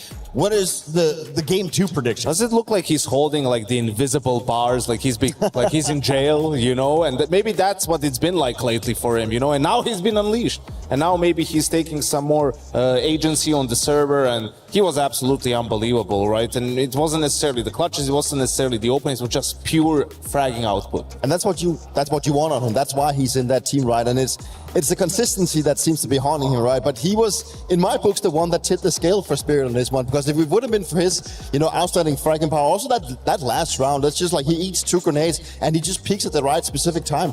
It's good to see that he can show up in these games, because we need someone alongside Dunk, because we already praised how good he is, and he also had a phenomenal game. But it wouldn't be for Tanir, they would not even be here. Also because of his style, Chris, right? Like he is more aggressive. Zontic's a very passive player, Shiro a passive opera, and of course, yes, you have Donk and then you have Magix as the IGL, but you can't always just be sending out the IGL out there to sort of create the space and to be traded away. Someone has to throw the nades too, so Tanir being first of all, put in positions where he can be aggressive and can, go for plays is monumental. And then him having games like this is exactly what Spirit needs to get back on top. Now, production, I know you have a ton of clips, so feel free to run them. Dupree, I want to start with you, though. This is a Spirit win early in the game. Talk me through round 7. Round 7 is just one of those things that we talked about. The C side can be so tough to get rounds for. It's also it requires you to do these type of aggressive plays, and Dong does it so well by coming out of K with a lopsided sacrifice for himself, and he gets a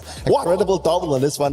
That puts, leaves some of the pressure away from the Sun Things. He almost caught here fumbling with grenades, and magically so, Vitality brings it back into a 2v2 situation that they shouldn't even have. And once again, it is a Dong that's going to be the main character of this round. Magix finds this kill, but Dong finds himself now in a 1v1 situation where he has to come and salvage things.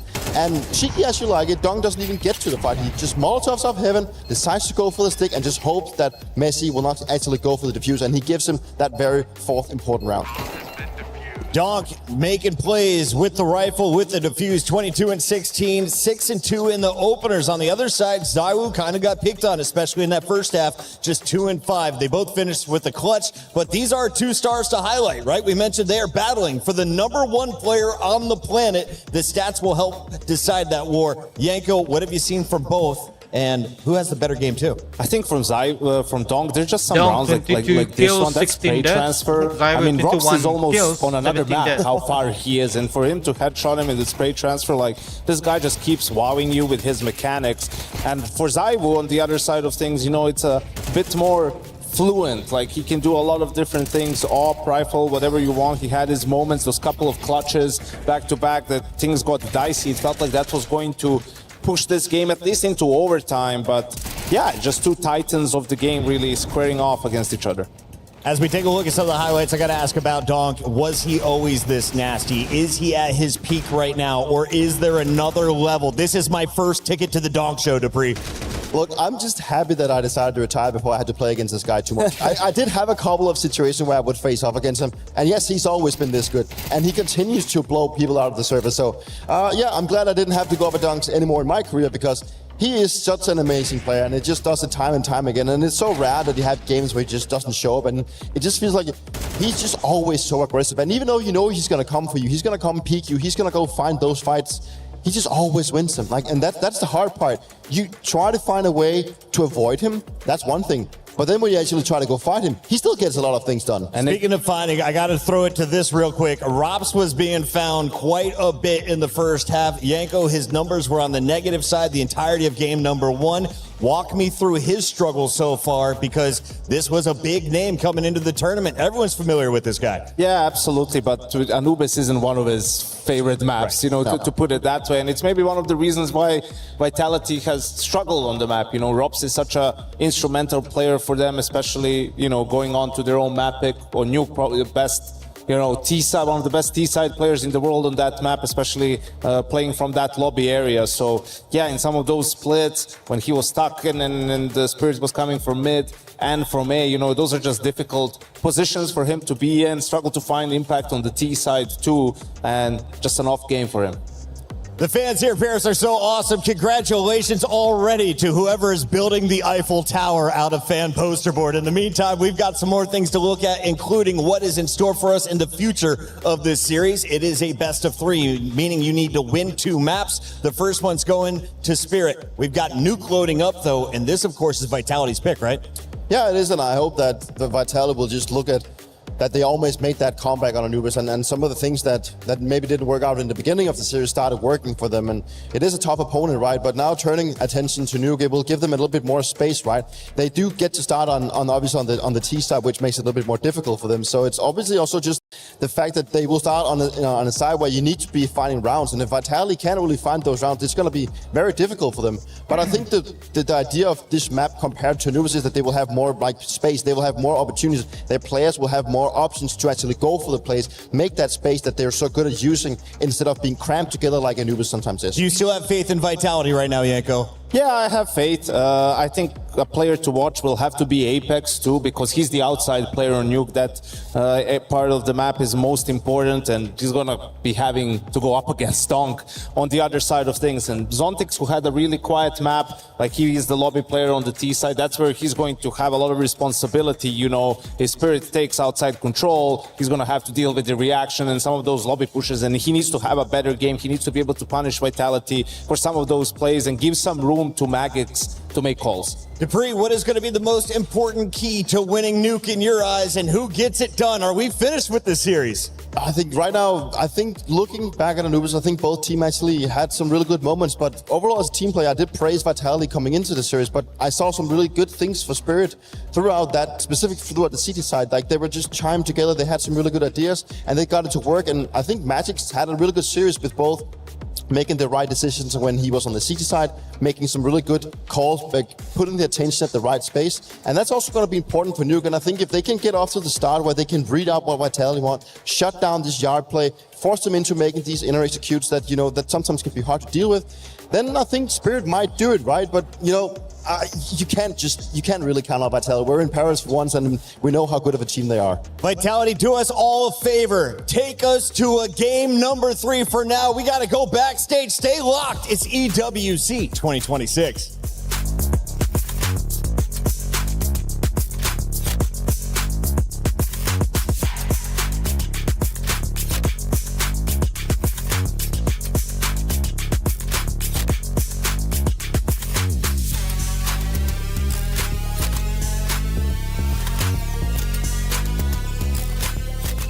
Банана нет. Банана нет, парень. Хотели бы темпл? Звук дайте. Я смотрю в дым. Да, давай, я... Не смотрю в дым. КТ чекаю. По тебе пикну. Я прячусь. Темпл выйдет. Я прячусь, дефолт. Пошел, дефолт. Не знаю про Мирика. Ебать и бог игры, это пиздец.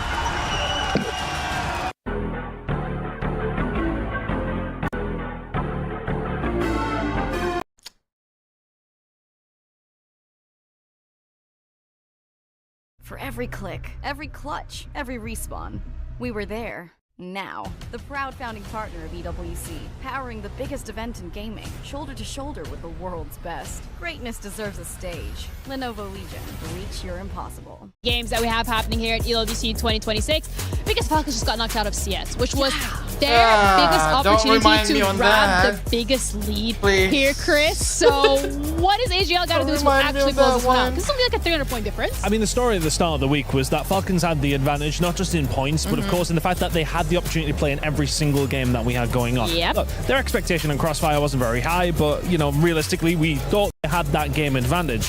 Then for AGL to go out in Crossfire, you're like, oh, dang, this is signed, sealed, and delivered. Couldn't be farther away from that now, though. I mean, what I genuinely couldn't believe it for them to go out. Ginny, I've lost my train of thought. No, honestly, like, I just want to like have a conversation with the script writers, because they have everybody on edge at this point, because Trackmania as well as Fortnite are now the only 2 games left happening this week, so today and tomorrow, where both of these teams are actually competing. But I know that Fortnite is also a little bit more complicated, Lauren. It's slightly more complicated, but the way things are going, we might just end up back in the realm of normal. Falcons obviously made it straight through to finals out of Group A, and that was the same expectation that existed for AGAL, except they didn't do that same level of performance. They're playing today in survival, and right now, before we finish out all of our matches, do have themselves in the top 6, which is where they need to be. They're currently surviving. Something would have to go terribly wrong in the last few matches to have that not be the case. Oh. I don't want it to be what happens.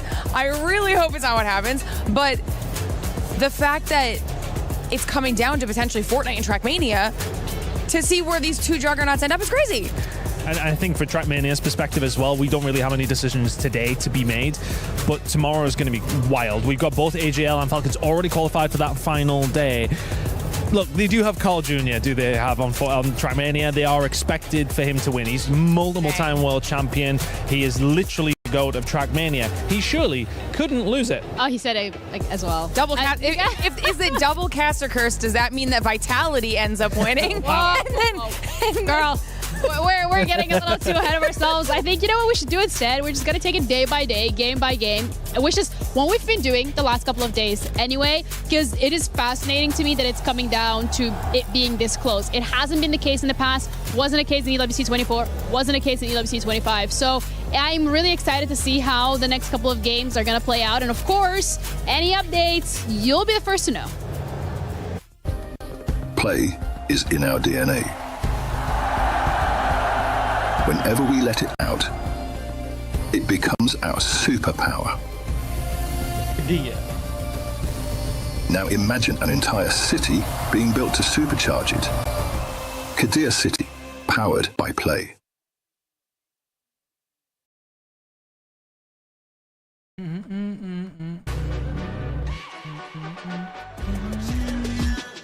This ain't no regular thing. I came for the ring, you know what I mean. You see my name in the lights, better get right, I'm champion. Maybe kick dunk from Spirits, and in 2 years maybe in Vitality. Wait. Kick dunk from Spirit, bring him to Vitality. Who would he replace? Hard to say. They're all good. Maybe Messi, but I like Messi, so I don't know. It's pretty hard to say. In my opinion, Legacy has a chance to win because they're doing really great to counter Navi, Falcons, and maybe Vitality, I think. So I think it will be beautiful see if they could win the trophy. So you think Legacy could win the whole tournament, even beating Vitality? And you sound French. You're French? Yeah, I'm French. I hope Vitality wins, obviously, but maybe a little surprise of Legacy. Otex, Dunk is the best player of all time and the next GOAT, and he will be more MVPs than Zaiwu. Okay? You're French and you're saying more MVPs than Zaiwu. Simple is the GOAT, actually, and better than Zaiwu, okay? Simple is known as the GOAT of CS. But look, listen. Zaiwu, he was born on the day of 1.6. He was born on the day of 1.6. He's proven himself many times. For me, Zaiwu is the GOAT of CS. Simple is good, but Zaiwu is the GOAT. Zaiwu is the best. He can prove himself many times. He's the GOAT. I would argue that's not even a hot take, though. I mean, come on. A lot of people, it's 50-50. Nah, what is a king? What is a king to a god? Yeah! Who's the king? Who's the god? Zaiwu is the god of CS. Maybe not that much of a hot take. Might be the king. Simple is the king. But Zaiwu is the god of CS. He's a legend. Zaiwu is at home. Yeah, exactly. He's at home. So okay. Are they going to win today then? What do you think? Gonna win. What do you think? I mean, hometown. Come on. Is the sky blue? Yeah. We're about to find out as they keep rhyming and singing along with it. We're on the city of the bee. We're here right now. You guys gonna see it later tonight. It's gonna happen. Of course, baby. Zaiwu. Let's see if it happens. Let's watch what happens. Give me your hot take, my man. I think Legacy gonna do a better year than Falcons. Wow. Just from this game, you think that? Yeah. Legacy look especially good. So I think Falcons gonna do bad this year. Okay, let's see how it goes. What about you? What's your hot take? Yeah, I think Legacy gonna win for sure because Nico's a fucking choker, to be honest. And Kerrigan is just, washed, to be honest. Even they won the major. And Legacy just a better whole year, to be honest, on the year. So, yeah, Legacy gonna win. Maybe just like a 2-1, but Legacy gonna win. Okay, they believe in Legacy all the way. That's their hot takes with it. There's a lot of hot takes coming out of here from EWC. Don't miss it. There may be more coming your way.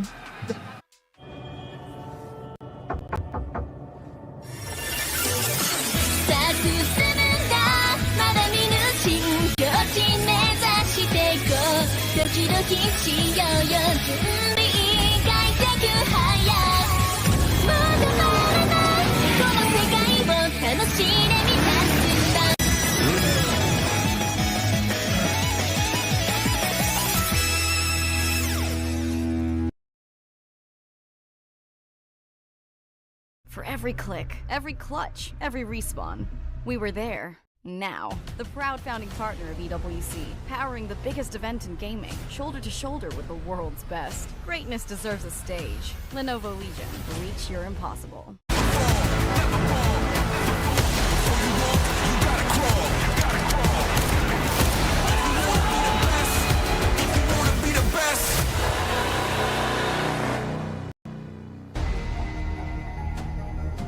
Spirit have done what they've not done in months, almost a year since they took a map off of Team Vitality. A series they never won with any iteration of their roster since Rops joined. For Vitality, have they been awoken? A late recovery, a late resurgence from ZywOo on CT Anubis, and it felt too little and too late for Team Vitality, but now we go to Nuke. A map that Spirit, for the most part, have gotten away with avoiding in 2026. Vitality, it's been their best map of the year. And time to show it, time to prove it here on this stage, still searching for a run back to the A-Court Arena where they won their major in 2023. This is a quarterfinal for crying out loud, and Spirit are showing up. Team Vitality, put up or shut up. Yeah, this is where, you know, you're meant to turn it all around. This is where Vitality is supposed to hit back even harder after nearly taking down Team Spirit on the punish pick of Anubis. But will it go that way? There we go. Vitality on one side, Spirit on the other, as they try and fight for a spot in the semis. Nuke. Vitality's map pick. We might have something pacey right out of the gate, because Vitality waiting back in the lobby. The smoke down. They're getting ready to go. Molly comes in, and that should signal the push. In they go. Vitality with an opener. Space getting taken. A-site starting to crumble. Lack of reps here for Spirit. And a clean sweep in the pistol out of Vitality. Oh, brutal hits. They didn't win a single pistol round back on Anubis, so starting Nuke off on far better ground. Nice patient play for Vitality. They'll let Spirit kind of show their position, spam the smoke, use their utility, and then just a quick explosive hit here in this pistol. Tanir's shotgun comes out. What a game for Tanir we just got to witness back on Anubis. Not every day shows up like that. I think at times single-handedly won them rounds late in that T side.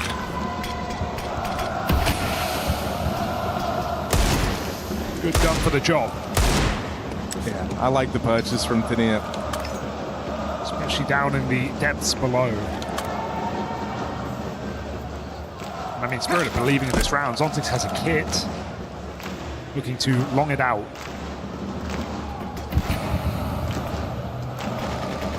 Vitality standard second round, outside control with smokes. Looking to play the range. Donk happy to meet them there, but no spots over this smoke.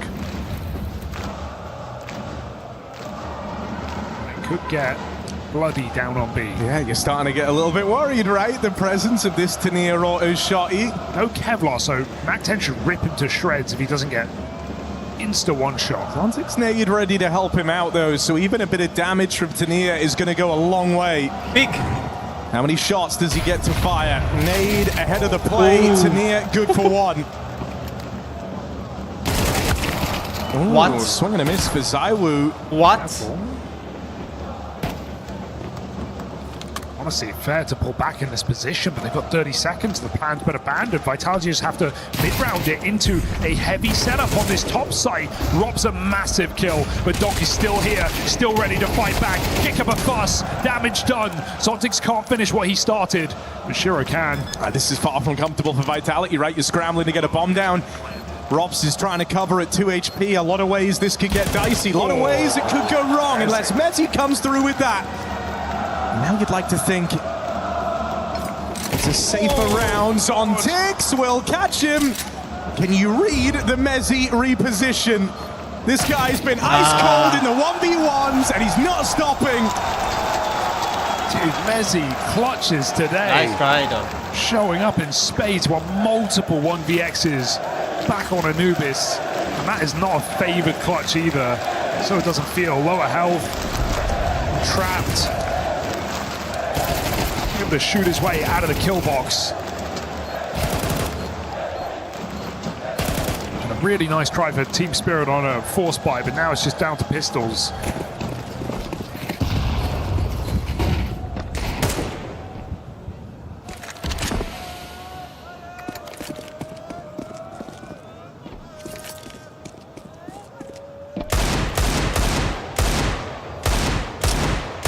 while, you know, back on Anubis, we saw some really well-called rounds from Magix on a macro level, getting some good stacks in place, some man advantages, even in lost rounds, right? Vitality going into stacks and winning them.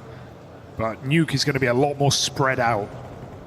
Going to have to really trust all 5 individuals on the CT side. It's also just a map where like all your protocols get tested, they're going to get pushed to their very limits, and that's where you do think about the lack of reps in officials for Team Spirit on this map. You know, Vitality aren't about to come out here and make this CT side easy for you. That is for certain. There's going to be some trickery, there's going to be some fakes. They're going to try and pull you around the map and make you feel very uncomfortable. And you'd like to think no issues here. Apex was meant to get that second kill, but the bomb's walking out through the hut. Right as Spirit move in lobby side. Now hear these footsteps. The lead's got a fast flank ready to get active. You don't know about this second player in the lobby. Robs went back to check for it, but Magic's on a forward timing. Pressure still on. Donk now arrives, heaven side. Messi keeps eyes on. He got a whiff of Donk playing through that smoke. Knows better than to just commit to the bomb plant till his teammates have his back.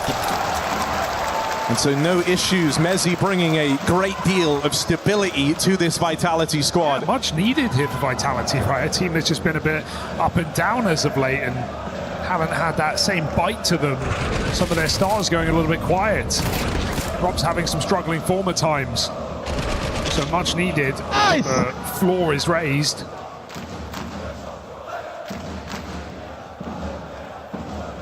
Round was a couple of shots from going the wrong way.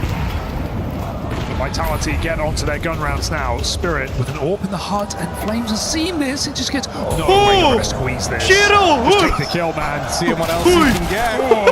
What the? Didn't want anyone else to die for that, but still rewarded for the discipline. Just throws all the timings off on that A-hold in this first rifle round for Spirit. Starts with I don't know disaster. where he's looking at, but I would love to hear the comms of that round for Vitality. Flames like, I've got one. Get ready, get ready, get ready. Let him get way too close. But Flames nails those 2 opening kills. Worth wait.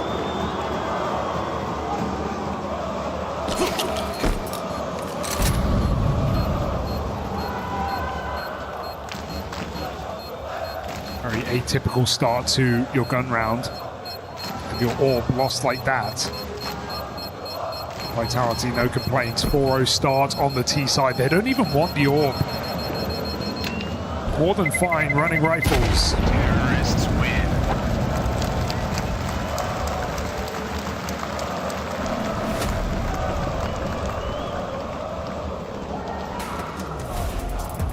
Look how close Shiro gets.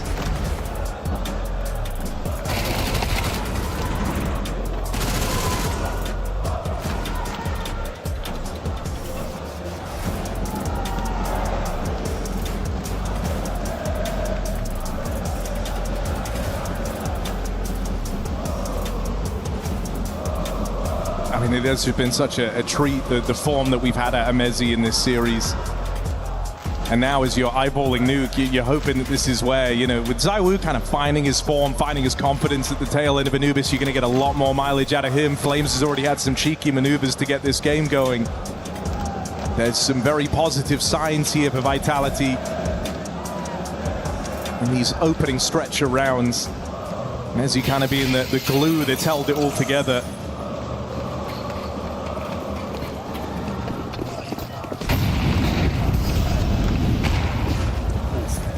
With that save, Spirit still have guns to work with here, so not out of the woods yet if you're Vitality.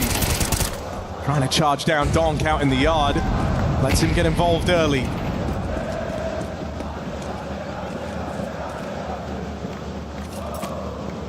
Even cognizant of that boost, think he caught a bit of an eyeball of it earlier, so very aware the tricks Vitality might look to employ to get rid of him. They can kind of confidently call their knockdown secret as well, so I'm still looking for fights outside. Context is dispatched for B. Shiro on rotation. Vitality tempted an upper again. Got nades on the roof for Nezzy, but not many of them.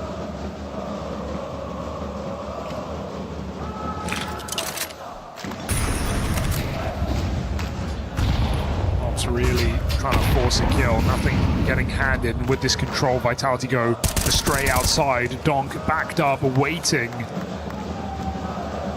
Punishes a second. No, surely not. A third for Donk from this given position. 30 seconds now for Vitality to do the impossible. They've got to go get that bomb. Saibu loses outside control. And it might just be an elongated save here for Team Vitality. Yeah, don't think you love this. You know, it was Spirit coming into this on the back of a save, kind of cobbling together a buy around it. They're working with limitations, but that's the effect of Donk, right? That's what he brings to the table. 3 kills from him out towards the yard, and jobs are good. And it's like Vitality kind of wanted the fight, though, right? They didn't do the deep smokes outside. They only did one of them. They allowed engagements to go down. They didn't cross anyone secret for pressure. So, hey, swing of the king, better not miss. Donk does his job, and then some in the yard. Spirit on the board.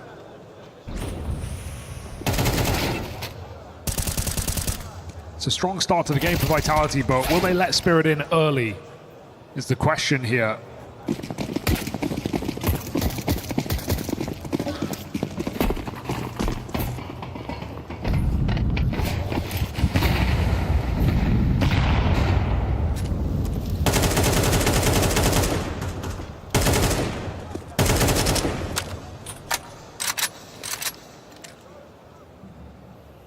It's no secret that for Spirit they were massively helped over the line by the Tania game we got to see on Anubis.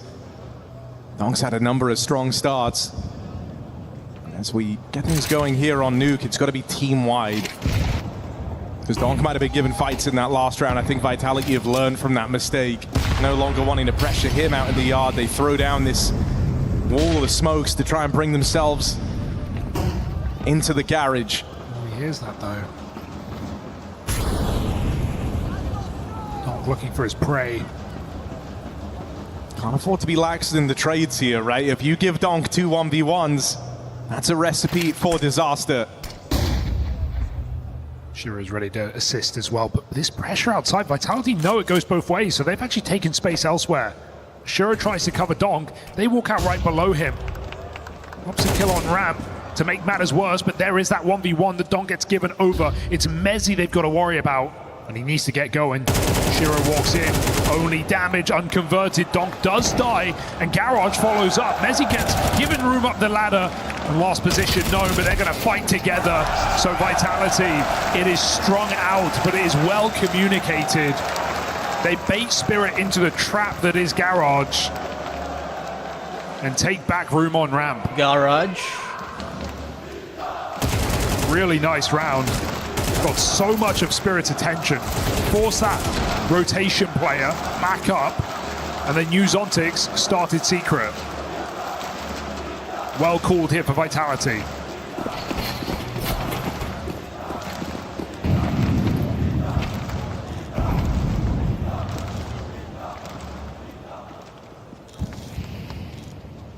And so again, you kind of have Spirit push to the end of their tether, right? Money on the line. A chance just to begin that streak anew. Break on the smoke, but it's nothing for Shiro.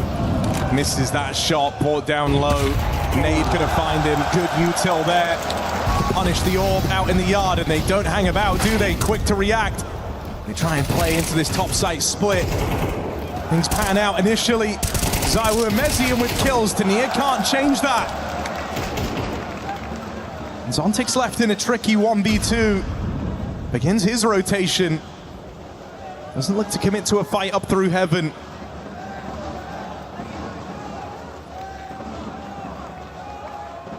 Now, money is on the line. He's going to hang around here, see if anything gets given up. Any type of Vitel.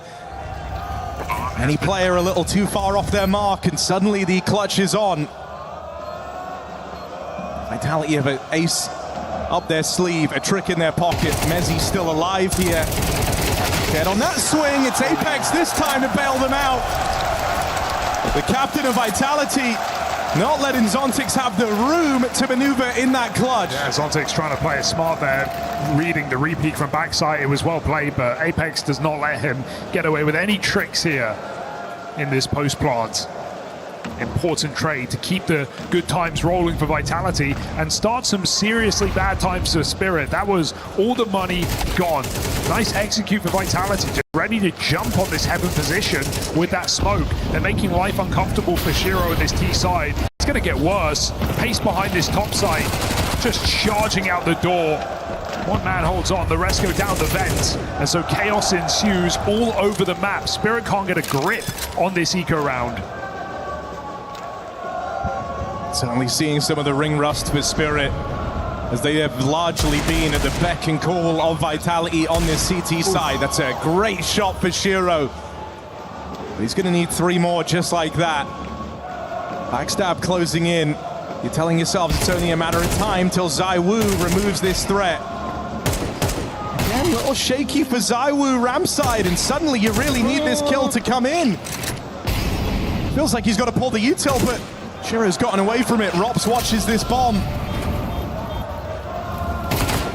Oh, you really need ZywOo, but he just misses the opportunity. Rops has the clutch, leaves it to chance. Time's on his side, and there's no winning this for Shiro. Oh, God, it's terrifying. Every one of these rounds coming down to wires, but Vitality picking it up.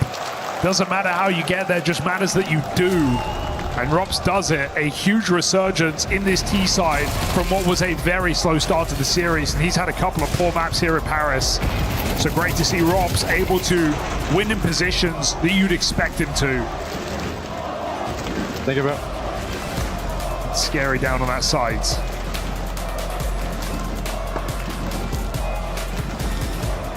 A vent dive against pistols. I mean, Vitality, they've been cooking on this map. They've got some cool moves already. This A split with the wall smokes outside. Vitality making a lot of set plays.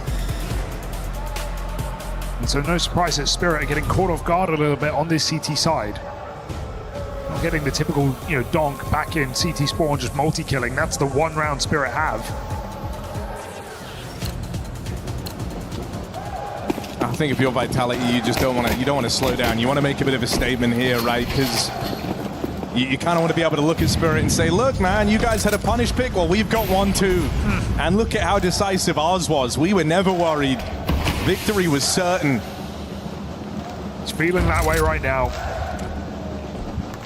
It's the Spirit's best chance to change that. Zontix alone on ramp. Might just get popped through the smoke. Here they go. Nuke CT, just such a punishing map. If anyone feels uncomfortable.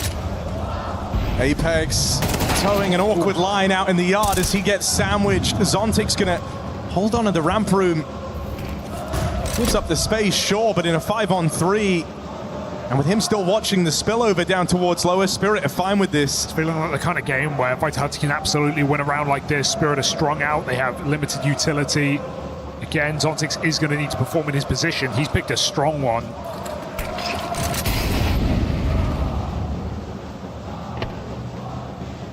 He's staying active as well, so confirming the rest of Spirit can root their feet in place, hold their positions down, and Vitality get funneled into donk. And he's not playing this for a jiggle. Donk's here for the long haul, out in the open. Wide angle, and that's why. Takes 3 players to trade out Donk. Mezzi caught on the ladder. And so again, a bit of a response from Team Spirit. Vitality have been the guys going on these streaks. You haven't had Spirit with back-to-back rounds yet.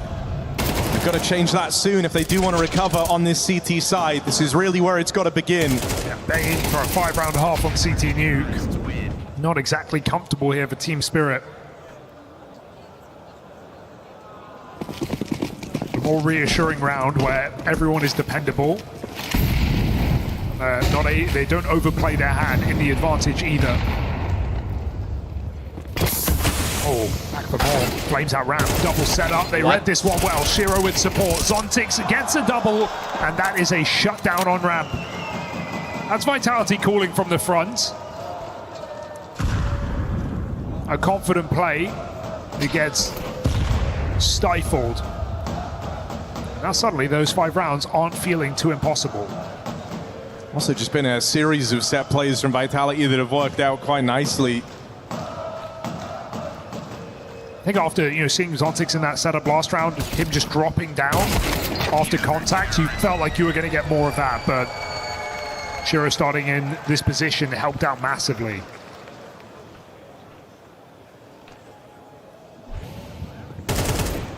He's choosing not to AWP on this CT side, worth noting. He keeps having money for it and not going for it. So after that one round where he got punished in Garage, just going on the rifle, I think he's realizing how mobile he needs to be. One rotation, because Vitality are keeping you guessing.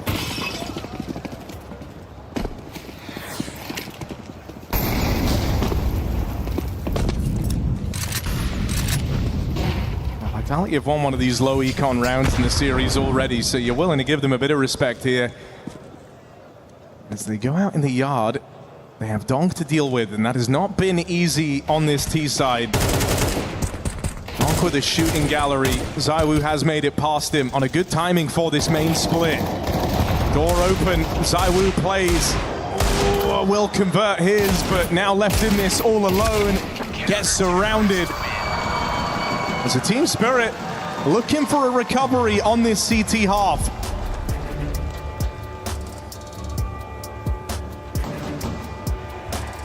See, the Vitality are aware how the game has changed. From 7-1 up, you do not want to feel like you've given Spirit a second chance. And the worst part about that is I don't even mind the rounds Vitality did, but it came off the back of just ramp pops, right? Going through the smoke, getting aggressive, and either getting mauled or just that round where Zontix gets one and Spirit fall back. Vitality were doing really nice set plays outside, smoke walls, making Spirit uncomfortable. They put it a bit down to chance here in those last couple of ramp plays. And I'm not massively worried for the map, but it has certainly let Spirit in. Only time will tell if that's a decision that they will come to regret. Can they top it all off here at the end of their T side with one more round?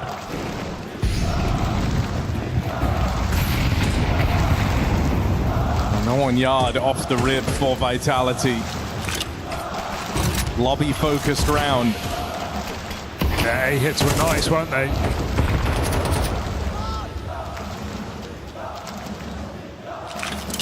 Shiro still rotating ramp. They don't believe it, not convinced as Vitality goes down vent.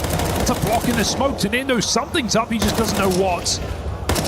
Apex makes it in. Ramp aggressive, Shiro shuts it down. And so the path to B, to meet up with these two down vent, is closed. And I don't know if Spirit realize how much has gone down in that smoke. A couple of players have slipped by, but the bomb cannot join them.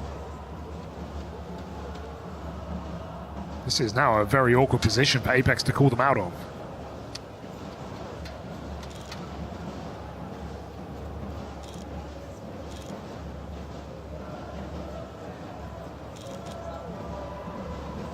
You're myself wondering, you still have this smoke on Mezzi. Do you try and bring the bomb down the vent? It's a pretty awkward decision right now that Vitality are having to make. Apex feel like he wants to try and come back up, but you see Tania here, and that should put fear in you. They try and sink back up on the top site, but Spirit are more than ready for it. No issues there. Door slam shot on what could have been a runaway T-half. Instead, Spirit answer with 4 in a row. 4 decisive rounds of that. Vitality not getting more than 2 kills in one of those rounds. So Spirit really woken up, at least in this game, opening up the possibility of a 2-0. That would be shocking, just when you consider everything hanging in the balance. The club championship for Vitality, the open side of the bracket now with Falcons gone. They're head-to-head between these two teams. And what's waiting here in Paris in the Accor Arena? So much to play for Vitality. Pressure is mounting now as Spirit come back on their CT side.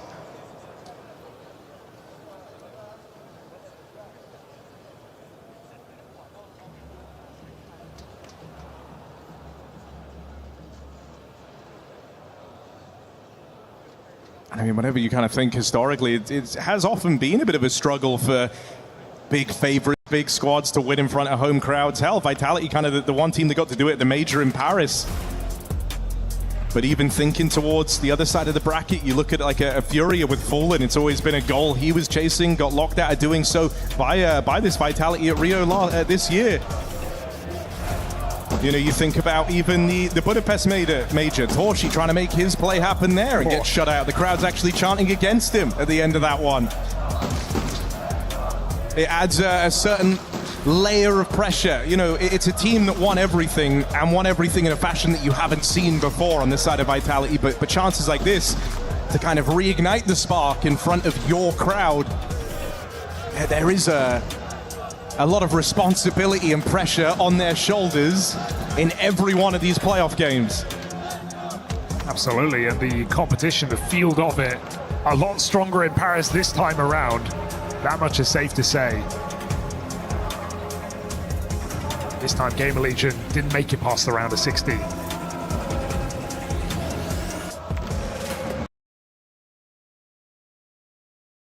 For every click, every clutch, every respawn, we were there. Now, the proud founding partner of EWC, powering the biggest event in gaming, shoulder to shoulder with the world's best. Greatness deserves a stage. Lenovo Legion, reach your impossible.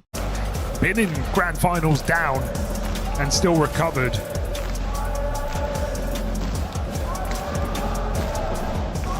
So you'd like to think this is just another day in the office for them.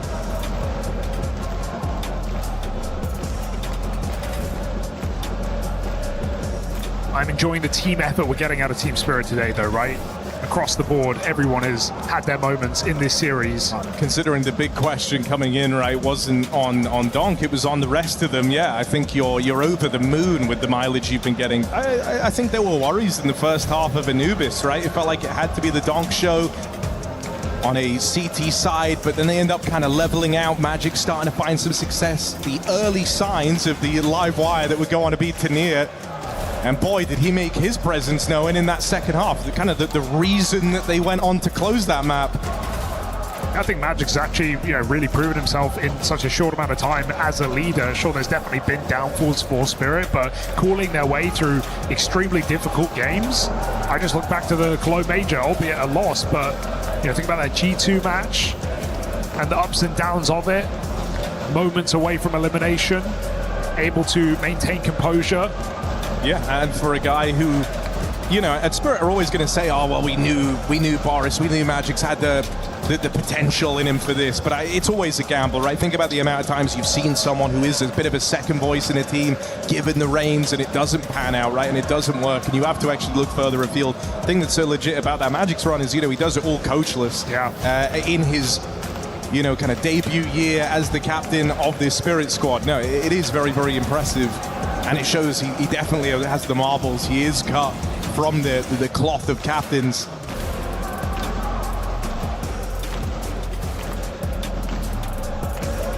But we're back live. Vitality, a strong start, fizzled out come the end of the first half of Nuke. And now a Spirit searching for a 2-0. Looking to defeat Vitality on home soil here in the playoffs of EWC.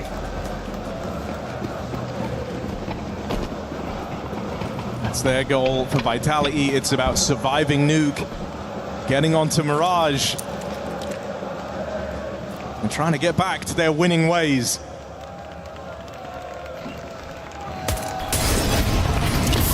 The top site exec from Vitality and their pistol. Awkward for Rops on the quick switch. Apex has been quiet here on Nuke. With these dual Berettas, gets nothing done. It's Zaiwu arriving Heavenside that proves to be the remedy.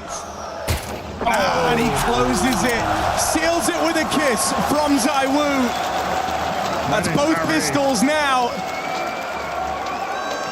And Vitality are off to the races. Chance to close in on that finish line. Yeah, it felt like that was the difference maker on the first map. Not having either of them converted by Spirit for the most part. And now Vitality both in the bag. Should get easier from here. No force buy. Donk, Eagle Armor, everyone else sitting back and waiting.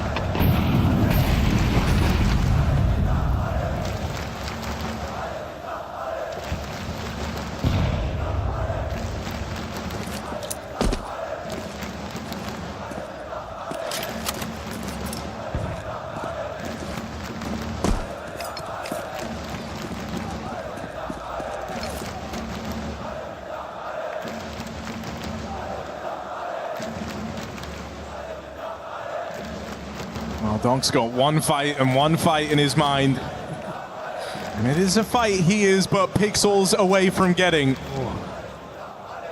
Flames plays over these stairs. It shows Apex has the cross, so there's no reason for Flames to peek as long as his patience is there. Curiosity is a funny thing though, isn't it? There will be that voice in the back of his head telling him to take a peek on over. Just a tag from Donk. Lucky to be alive, I'd say. But no real fear in this round for Vitality past that point. Eagle roams outside. Tight lines for Vitality with 30 seconds. Is he in position to stop this? He's going to get the warning sign. Apex sees a bunch of bodies in the yard. Getting a bomb plant is a tough ask here for Spirit, and so one by one they get shredded. Let Mezzi finish this with the SMG. Donk extracts maximum value from this round. He still can't get more than one. Team Vitality converts.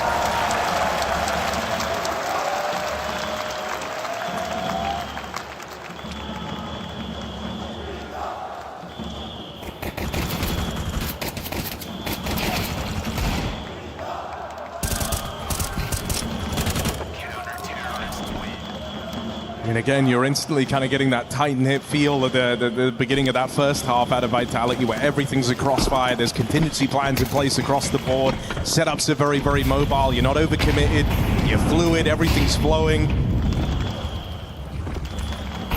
Started as a play to deny the outside rush, and then so quickly becomes a triple crossfire out towards A, so no worries.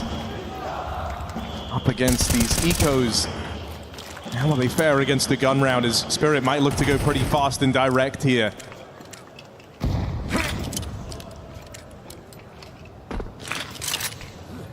Lurk smoke.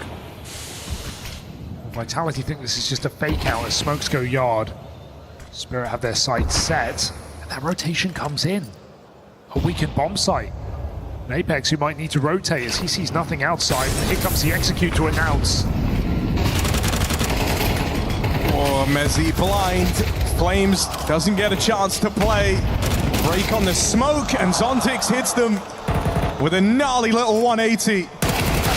Shiro back lobby side does get overran, but it shouldn't be a worry for Team Spirit. 4v2, bomb planted. Hey, I mean, it worked perfectly. They pulled Vitality out of position exactly like they wanted to. Smokes go outside with a vent smoke. Flames goes into the vent to not only block that, but also be on guard to rotate quick lower.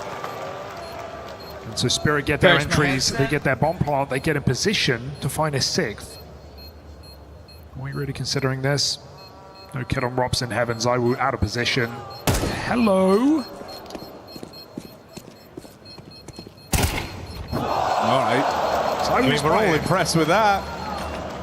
Playing great.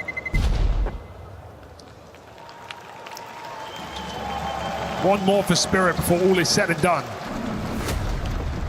A well-called execute here with a double entry from Zontix.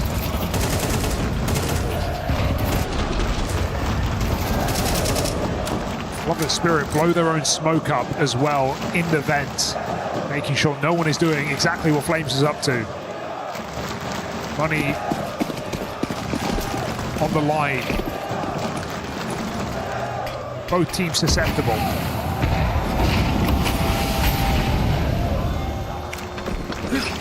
Zawu brings out his AWP, starting ramp. That frees up an extra player to go and roam elsewhere.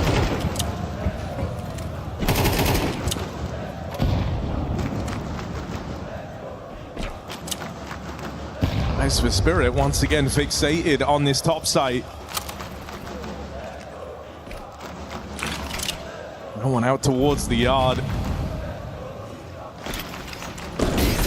So are they really just going to run it back? Molly in, displaces Flames, puts him in position for a double. Mezzi gone, that's a hell of a pickup for Magix, but there's a third man here. Molly. It's Apex trying to play the fly in the ointment. Waiting at the back of the bomb site, the captain has this whole round on his shoulders, gets the first. Spirit come knocking on his door, they're closing in for this. Flash goes out, Apex goes down. ZywOo in Paris, been here before. And you hear that orb go off. Is it ZywOo that heralds the end? Drop down in towards lower, trying to get ahead of this, but Shiro has outsmarted him.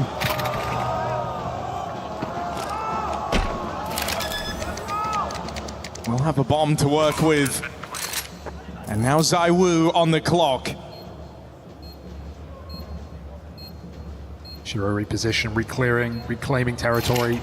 ZywOo announcing presence. He's got the kid to work with. This is coming down to the shot. Is ZywOo quick enough right now? Looking for a reaction. Shiro's not biting. ZywOo makes more steps in this site. Smoke is going to cause a reaction here from Shiro. Ney goes onto it. ZywOo looks for the fight. Shiro doesn't bite. He fakes him out and hits the headshot. ZywOo down. Spirit back with another round.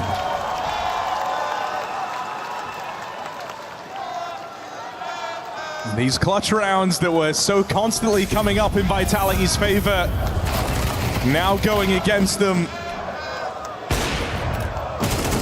Spirit are closing in.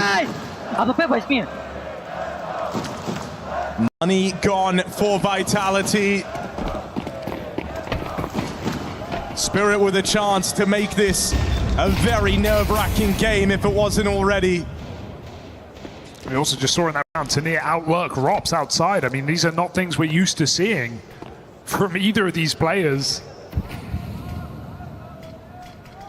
Felt like the swing kill that put Spirit in position to win that round. And despite ZywOo's best efforts, they do. A 9-5 lead into a game that is about to get very close. That's something though.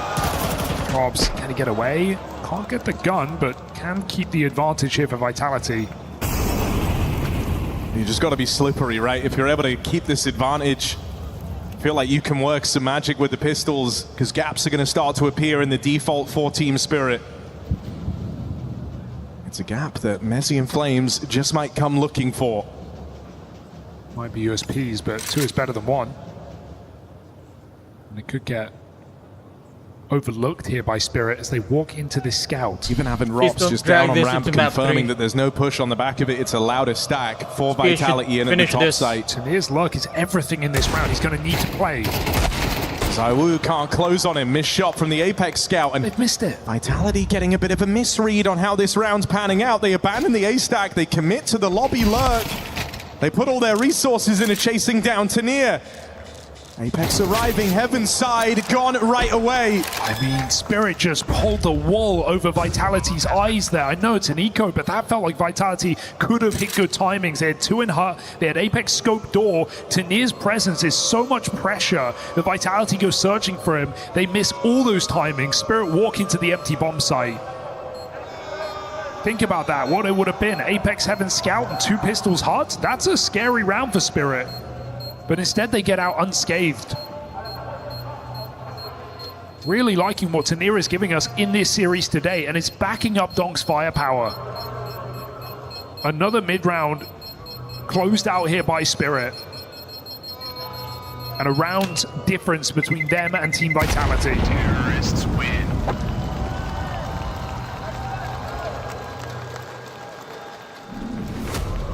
This one will cost a couple.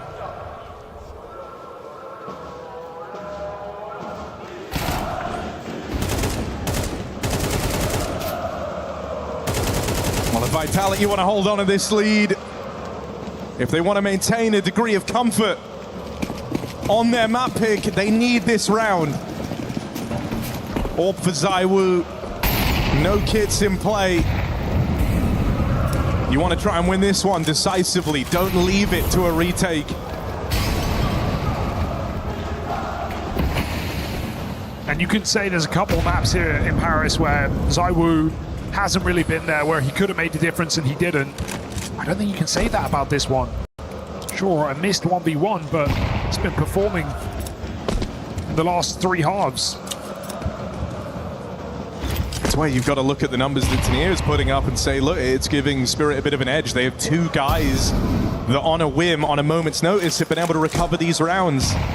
Down to these anchors of Vitality to show up now late in this game. just saw that Messi hadn't got a kill in 8 rounds. Well, now would be the time. Went from being the glue holding this whole thing together to now called into question. You only remember the end result.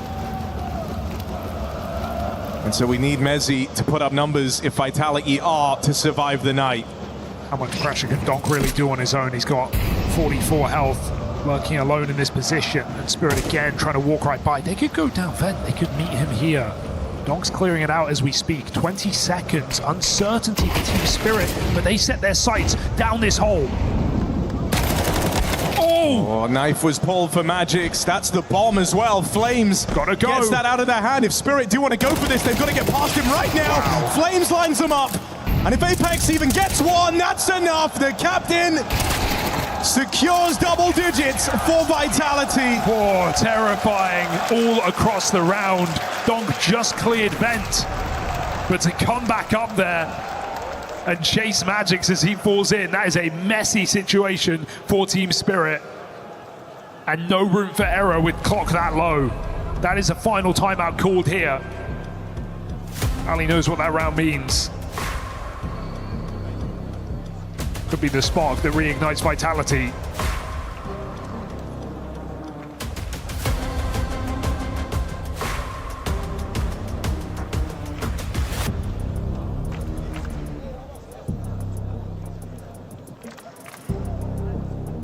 Huge shutdown for Flamesy.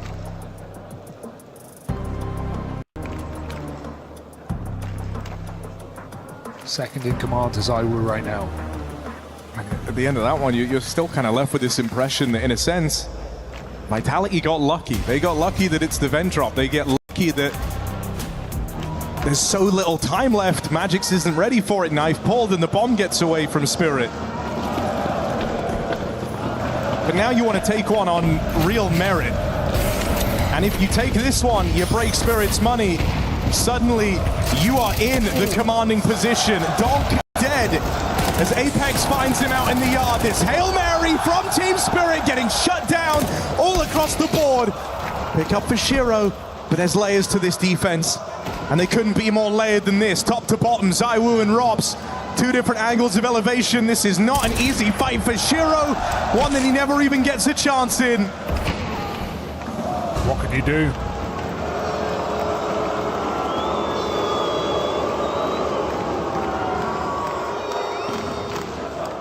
Zontix has to use his brain. Positional CS is the only way he can win this 1v2. Don't have the health to long out a fight here. So if you're able to just remove one, strike one of these 2 off the tally, no one's ready for this on the side of Vitality. But they're not leaving themselves open. Love this rotate. They haven't had eyes on Zontix in this entire round. And so they leave him to waste time looking for players that don't exist. What a reposition. It is perfection. They hear him scaling, they hear him grabbing that bomb, and now they know they've got him right where they want him.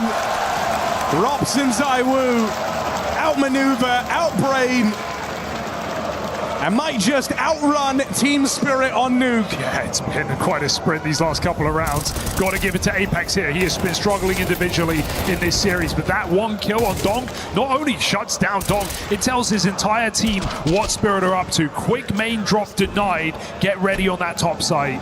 And so Vitality pull all players into position, stopping Spirit dead in their tracks. The little pocket play from Spirit denied, leaves them with just pistols in this one.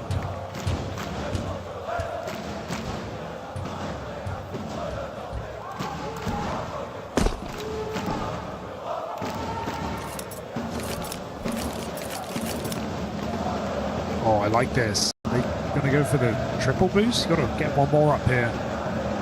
Wait, that's nerfed, no? Haven't they patched this thing?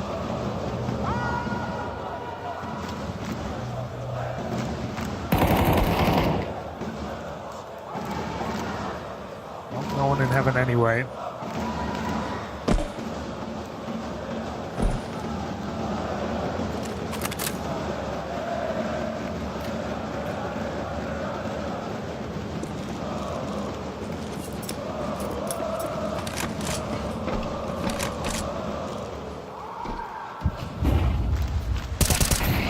No worries here.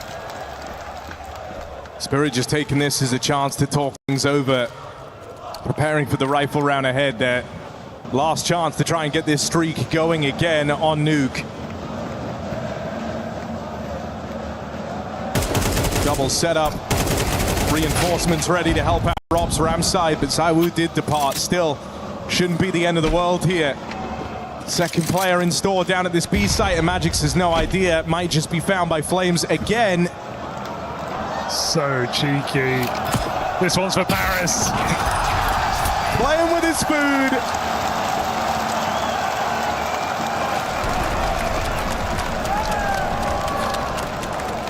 Showboating here in a quarterfinal.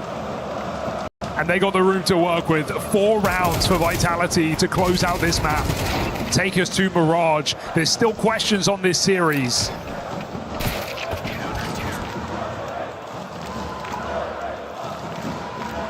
Vitality trying their best to give us some answers.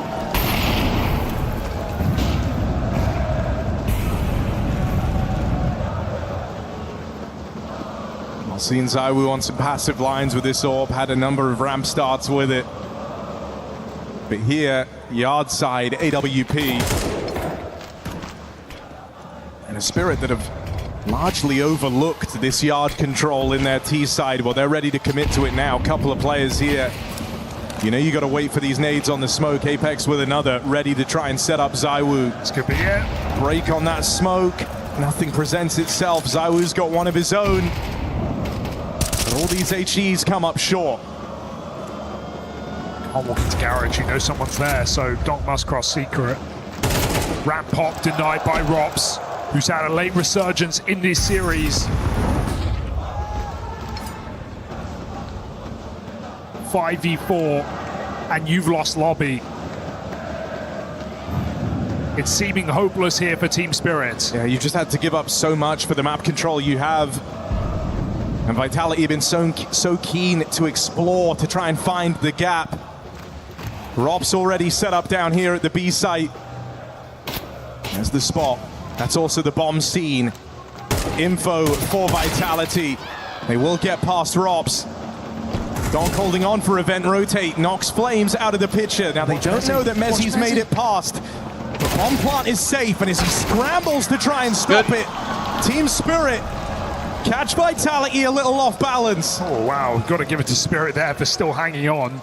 Rob's maybe getting confident on B, but it opens up a world into that lower site. And Spirit already had Donk with a lot of control, so he cuts rotates. Spirit refused to give up here. A difficult round, but one that has put Vitality in a threatening position. Which have a hero orb. Apex with a rifle.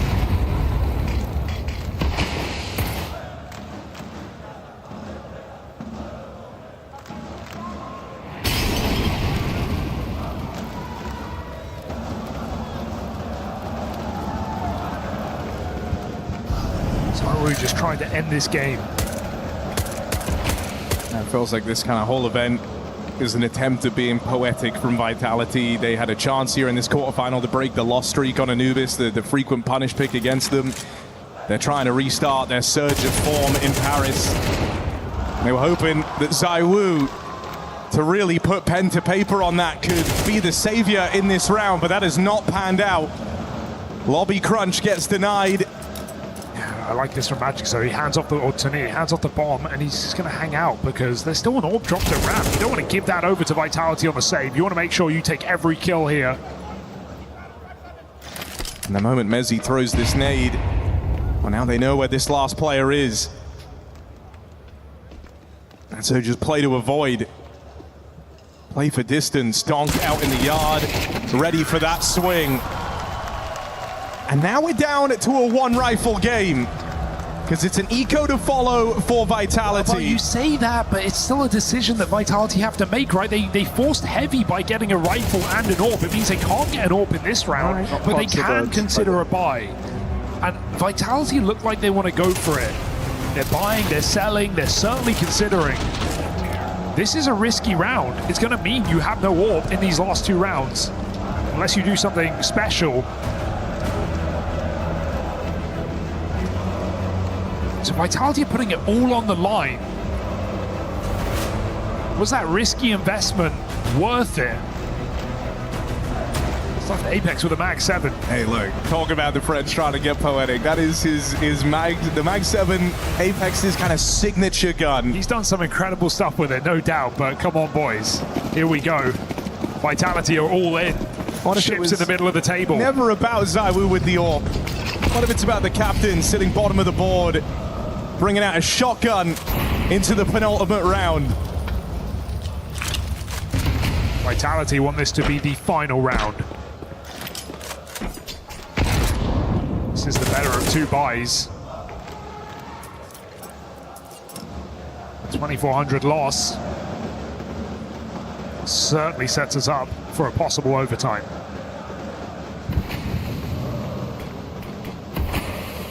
I think Spirit would expect an eco here.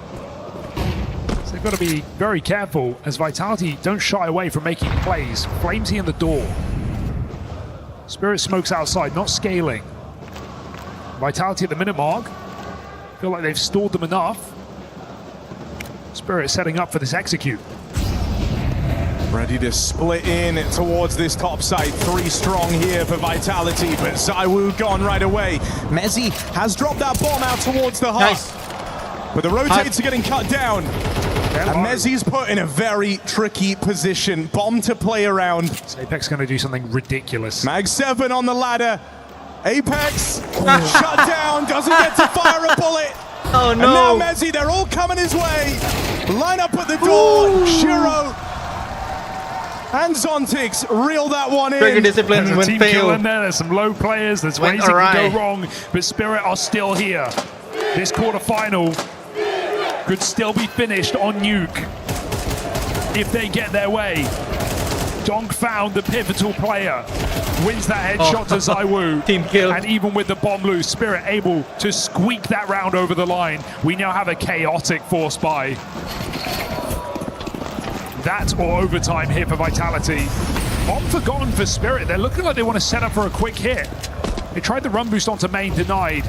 Missed it, and you can't mess around forever as Spirit are right here. The Barbarians at the gate.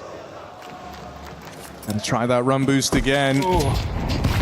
But there's only so many times you can fumble it before you've just got to write it off. And look at what it's done. It's left 3 players getting bullied by Util out towards main for Vitality. Wish you had that run boost, because look at this reset right now for Spirit. After showing 3 nades in lobby, they're going back to yard control.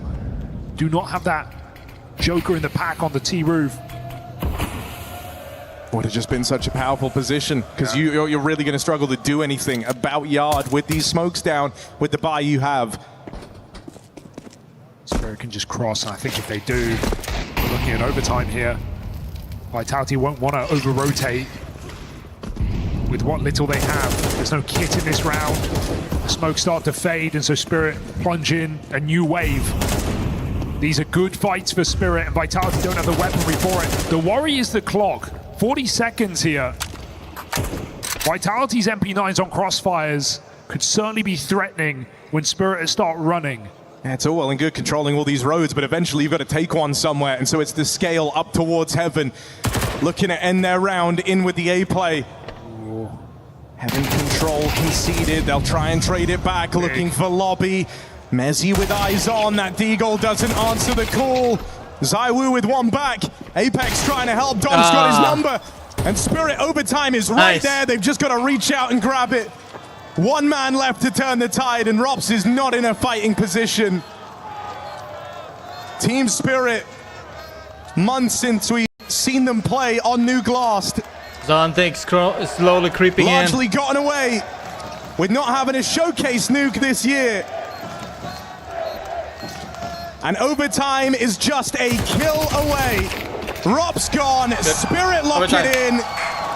They want to end this in 2. Both these last 2 rounds were on the edge of a knife. They could have slipped, and Spirit could have got split in either of them. They come down to seconds difference, but Spirit still steal them away.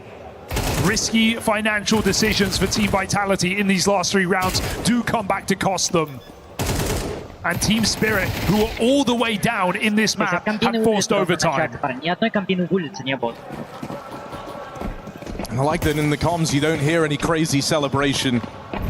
Spirit well aware this game is not yet over. There's still a lot more to do. This run boost is hard, but it is viable. Vitality trying to pull out a trick. Oh, Apex getting caught off guard. Team Spirit were 9-5 down in this map of Nuke.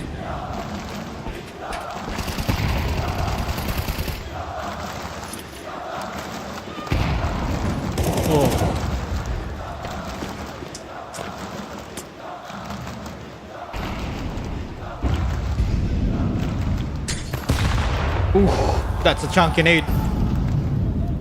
Shiro hunting on this AWP. Gonna have to hit a flick. ZywOo, both of them miss. Wow. It's Flames to play next. They know they've got Apex trapped out behind Unbreakable. ZywOo arrives to alleviate the pressure put on his captain. And there's another from ZywOo. Spots this third player. Needs to hit this one, and ZywOo does not forgive. Might have lost track of Zontix in this round. Snuck down the vent after the entry out in the top site. But with bomb dropped over at main and this defense split up, time is the enemy of Zontix here. This time he can grab a 1-for-1, right? They're split up. ZywOo is in a deadly position, and Zontix just needs to get his gun out. 18 seconds to backstab ZywOo, but not to be. Eyes in the back of his head. 4 frags for ZywOo. 3 massive AWP shots outside. That was Spirit finding their entries. Still not able to get it over the line. Relentless for ZywOo.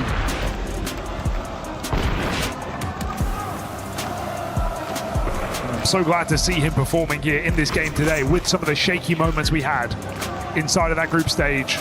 Even against FaZe yesterday, that does too. Sure, Vitality won it, but they could have stomped it.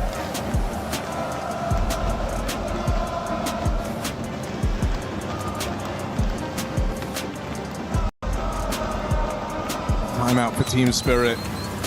You don't want to drag this all the way back, only to cool off in OT. Feeling like you've exerted yourself, you've put a lot on the line in this map, you've really laid it all out there, and so you don't want it to be for nothing.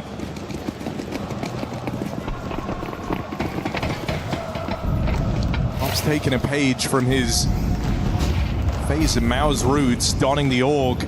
When times get tough, that used to be a classic back on those rosters. Bring it out. Ramp side, it's very, very viable.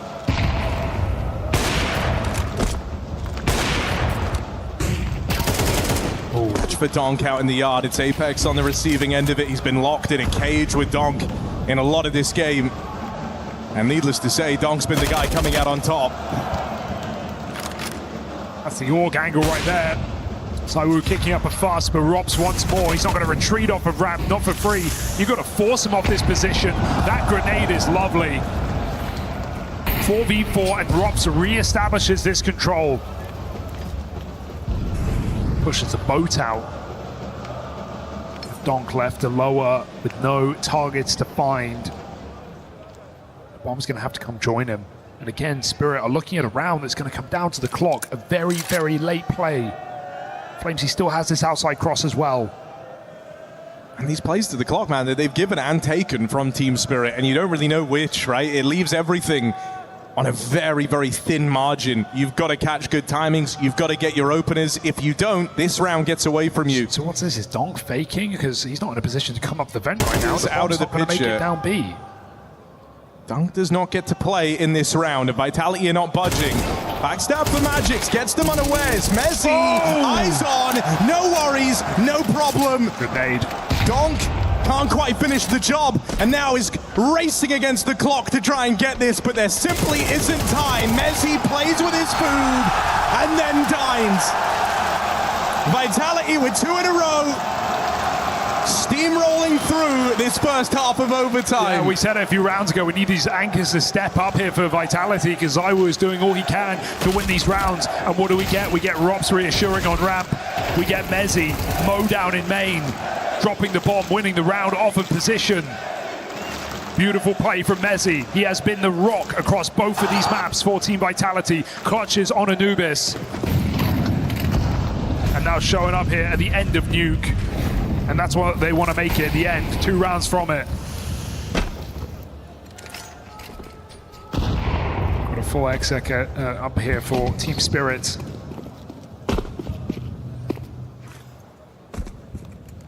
And it was these little top hops that kind of got the T-side going for Team Spirit. So maybe that's what they hope to go back to here. In their final T-side round of overtime. The play that got all the intrigue going in the first place. Vitality playing a disrupt, flash into the lobby. Flames sent forward. Sacrificed on the altar of Donk. Gotta go. Tania now. That next aggro piece coming in. ZywOo back at the site, but he gets sandwiched. They'll put Donk down. Rob's dead.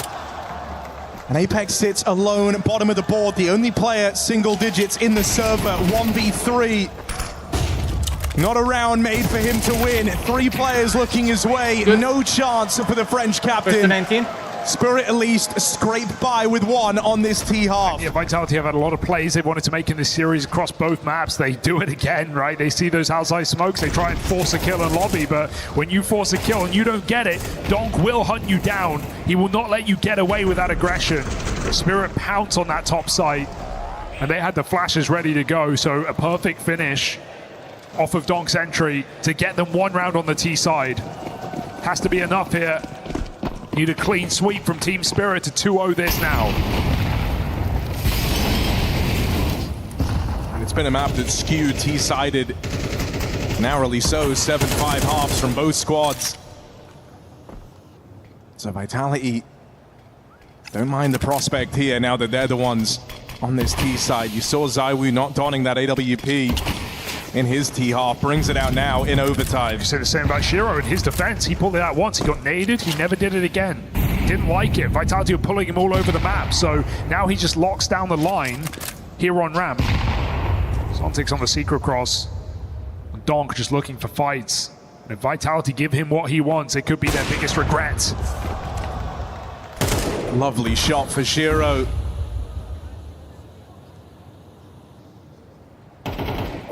Donk peeks in. And so finally Apex gets 1 back.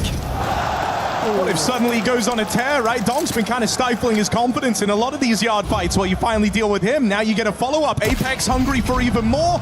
Shiro proves to be 1 step too far. There's more outside and they know it. They saw ZywOo with the bomb earlier. Tension sets in for Vitality because they're a little strung out here, but there's ground to be gained. 20 seconds left to make their play. Robs goes down the vent. Flames and ZywOo looking to join him.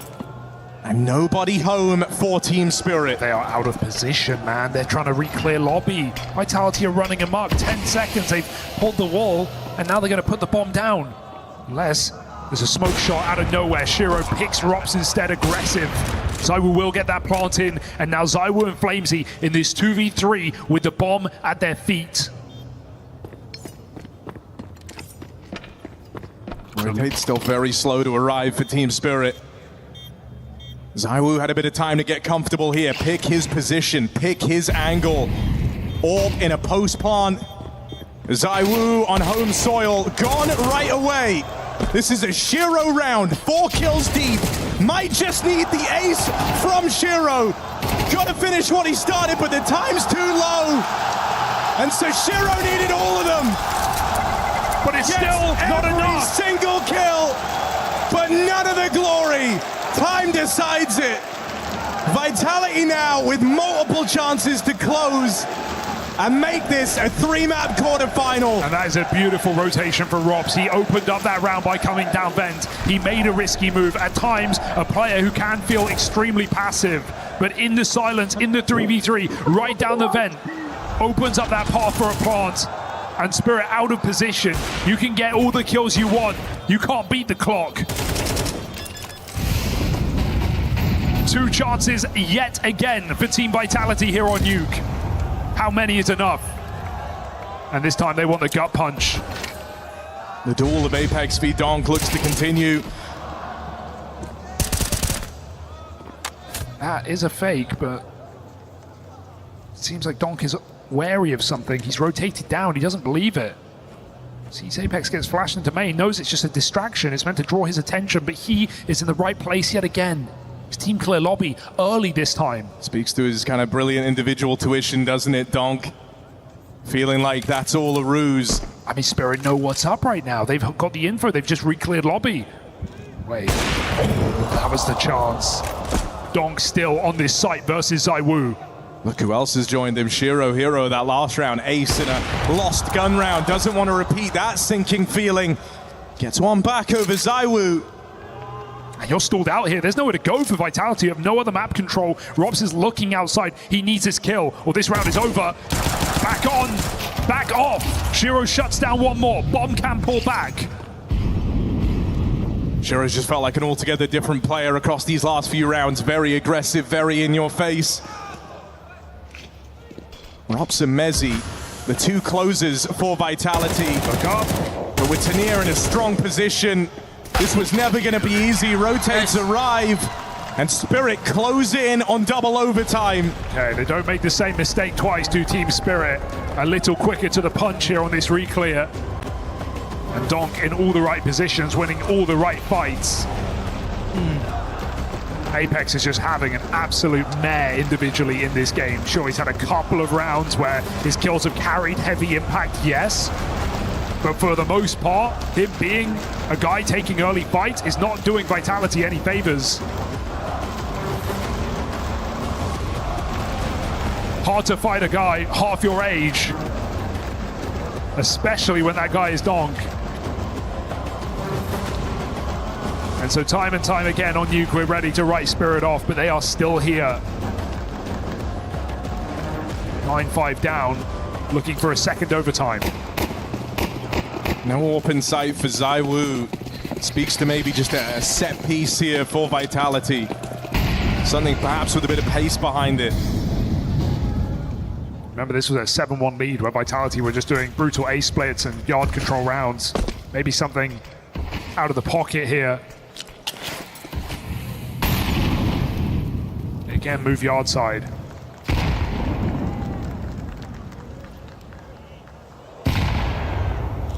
We missed it entirely.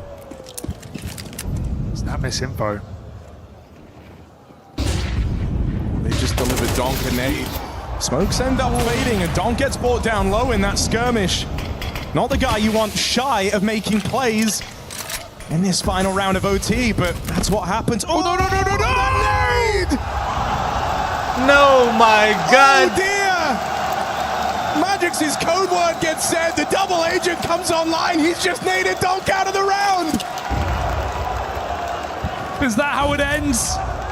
What do you do when Magix is a Vitality fan? Robs goes even further! And Team Spirit have well and truly hit the iceberg! The ship is sinking! Vitality, it's not on their own merit here. It's with a bit of help from an old friend, an old foe.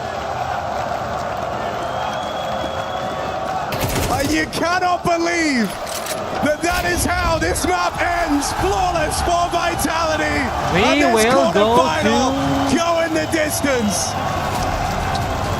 Lost for words. The worst way you can lose a game, that is going to require the ultimate reset. Team Vitality, try after try, and try as they might, they will make this a 3-map series. This quarterfinal settled on Mirage.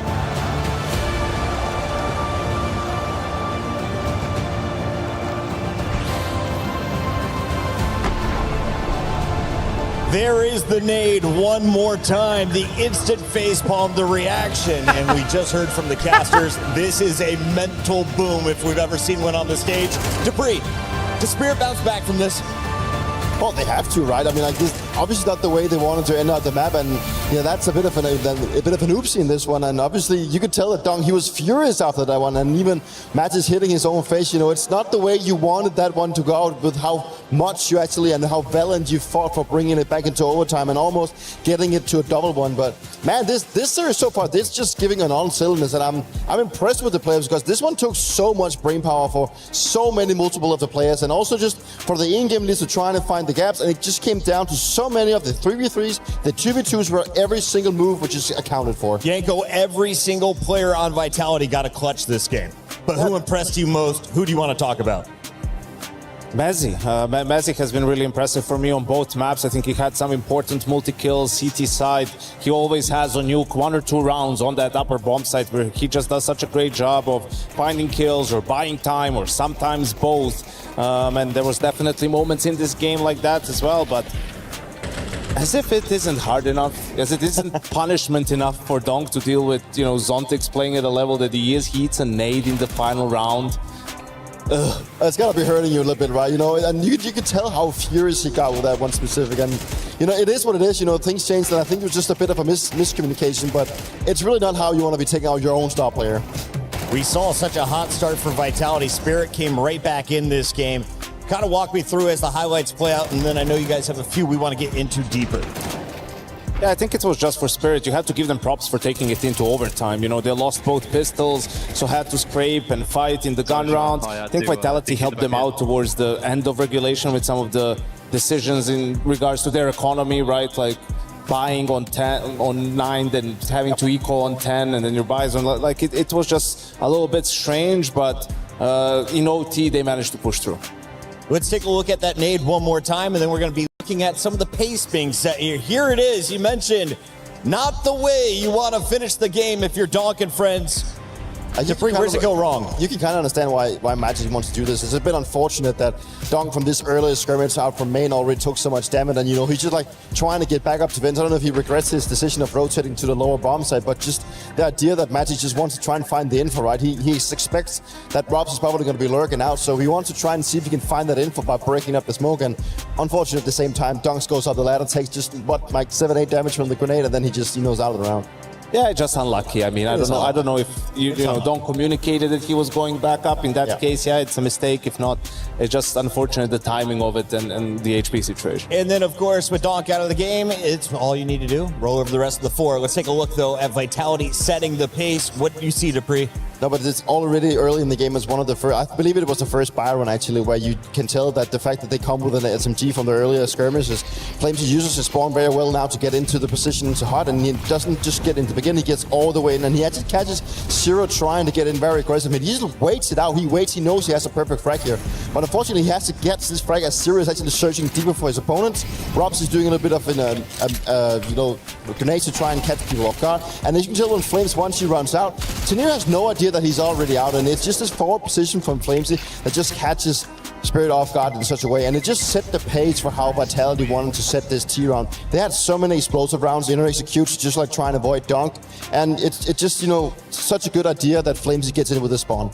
So that's when the trigger discipline plays out the way you wanted it to. Yanko, what did you see throughout this game? Yeah, I think it was also a nicely balanced T-side from Vitality early on, right? You saw some of the set rounds like this, but also slower rounds, working outside, manipulating the rotations from the CT. So it's a good sign for them. Nuke T-side has something that has been a bit of a struggle for them lately. So to get that back up to speed, I think it's a big plus for this Vitality team. You're mentioning that Zontix was having an off game. What did you think of Mezzi's performance? I know we've got his multi-kill ready for you. Yeah, I think this was super important down the stretch, right? And Mezzi, this is why he was his anchor of the year last year, because even though there's Zaivu, there's Robs, there's all these guys, his number gets called at some point, and he almost always answers the call, right? So in this round, now we're talking about overtime. There's going to be this early trade outside, right? 5v4 situation. They're going to try to go ramp. After this, Rob's going to find a kill.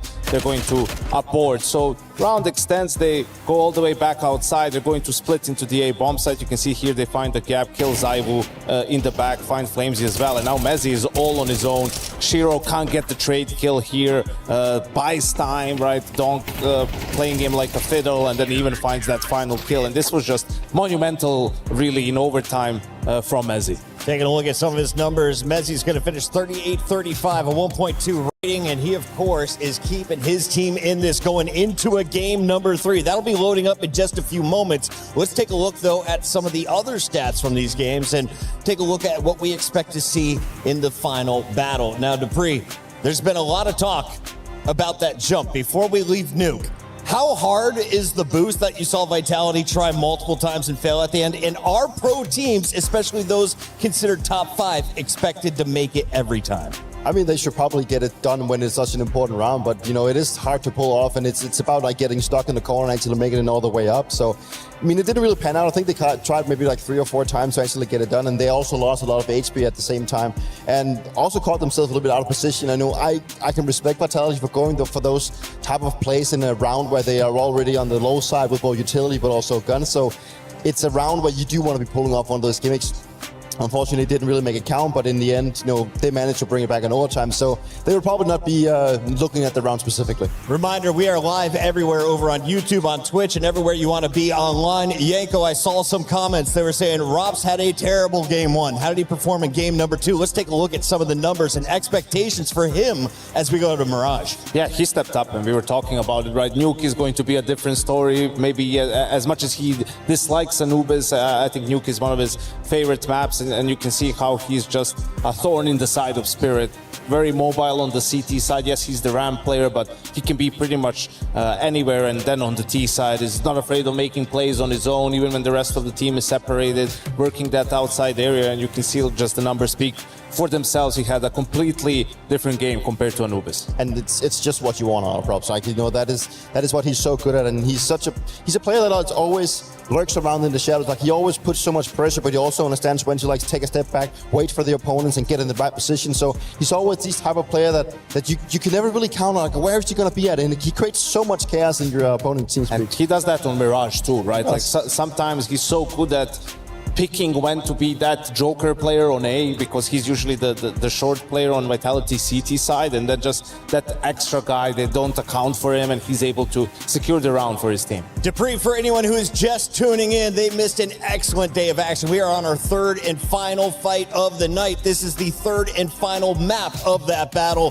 What have we witnessed so far, and what are the expectations? We got 50 seconds till the stage. We've had an extremely close series right now where both teams are really showing up, and it really comes down to the details, and that's exactly what you want out of these type of matchups. And now the fact that we're turning our attention over to Mirage, it's a map that if I'm on the Spirit side, I wouldn't be too worried about. I mean, like, it's a map that outside of those 2, it's the one you've played the most. You have a pretty good scoreline coming into it as well, and just looking at Vitality, they had a really close game to play where they almost lost and had a hard time finding their groove in that one. So, I mean, Spirit is not looking like a bad team. I think they've showed up for this series a lot more than I expected. So just the fact that we get into a 3rd one, it's Mirage, it's going to be brawly. It's going to be a matter of fact if Don can just turn up the heat once more. Yanko, we got a lot going on here at EWC. We're going to give our players an extra moment. Can I get 2 names, though, to watch? I know a lot of people have different polls all over the internet. Who are 2 players, one from each team, that you have faith in on Mirage in particular? Well, who I always have faith in Donk, right? There's no question about it. But I will keep my eyes on Zontex, right? Because he plays that cat position a lot. He plays it in a forward area a lot. So he's going to have a good game if Vitality plays heavy towards mid and he's involved in those fights, right? And then on the flip side of things, I'd keep an eye out on Apex for his individual play, but also to sort of keep his head in the game, right? I think one of the main reasons, and he was vocal about it himself in the Bait series, he sort of lost his cool and you know, got too ahead of himself. So he needs to maintain that on Mirage no matter what's happening. You could see how even though they had a hold of Nuke, it still went into overtime. So have to do a bit of a better job at just staying focused from the side of Vitality. On behalf of everyone behind the scenes, thank you so much for joining us so far. It's been an excellent day. We still have one more map to go. Don't ads. Ads. For every click, every clutch, every respawn, we were there. Now, the proud founding partner of EWC, powering the biggest event in gaming, shoulder to shoulder with the world's best. Greatness deserves a stage. Lenovo Legion, reach your impossible.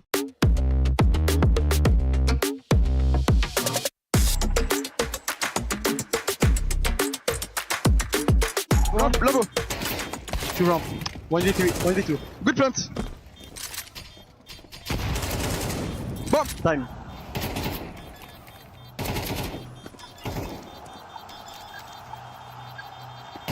Nice! Sugar! Take shot. Insane.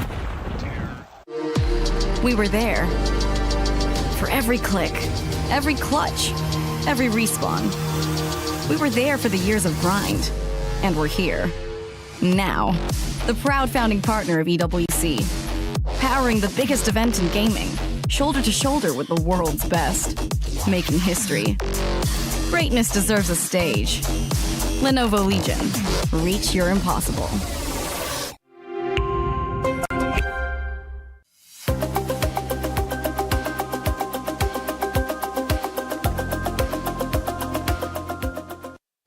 Lights might be out here over at the Queria City grid, but the show must go on. And it is Fortnite that we're going to be looking at tomorrow because the club championship is still in full swing.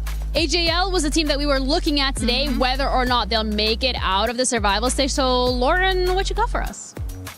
We thought they were safe all the way up until the last match. In the last match, things got truly down to the wire. Heading into match 10, 4th, 5th, and 6th were all tied at 329 points. Okay, the team below them was only a few more points behind. So in theory, anyone in 7th and 8th could have leapfrogged into that top side of things. We were watching the teams, and 3rd place goes out, gives AGL a little bit of breathing room.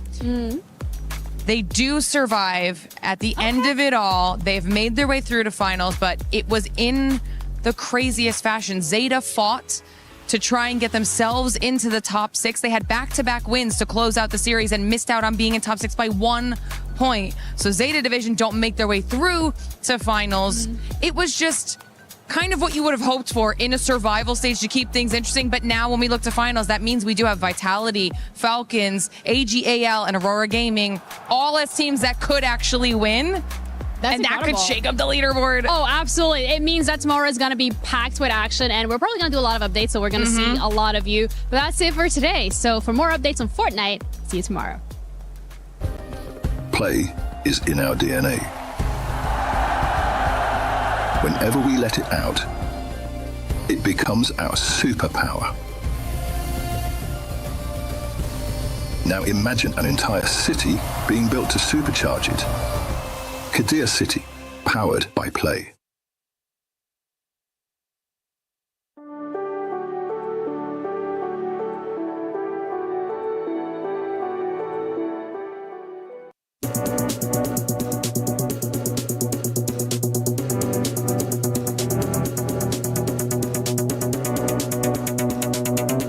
All right, Nico, would you rather top frag every map but always lose, or bottom frag every map but always win?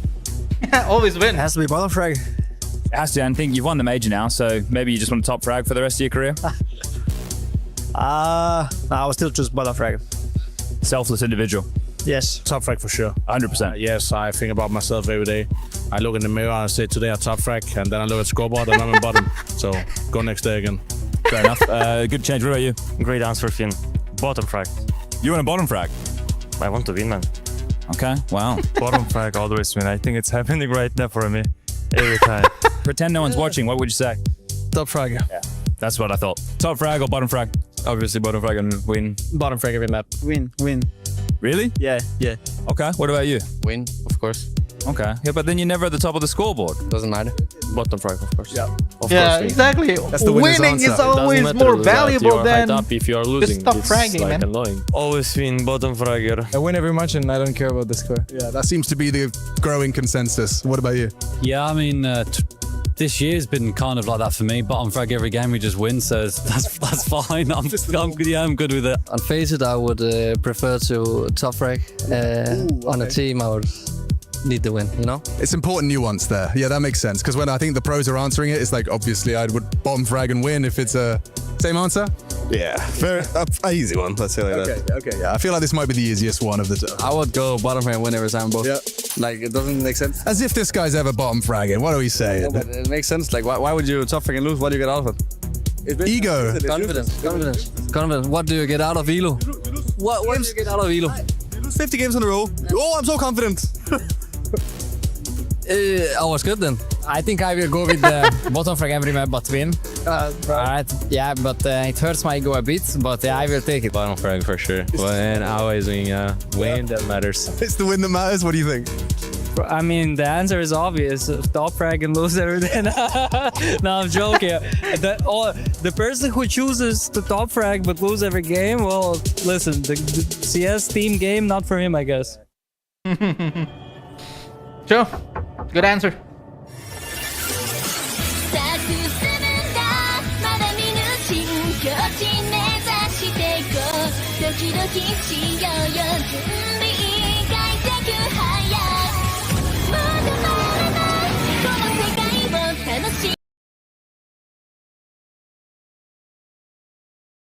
For every click, every clutch, every respawn, we were there. Now, the proud founding partner of EWC, powering the biggest event in gaming, shoulder to shoulder with the world's best. Greatness deserves a stage. Lenovo Legion, reach your impossible.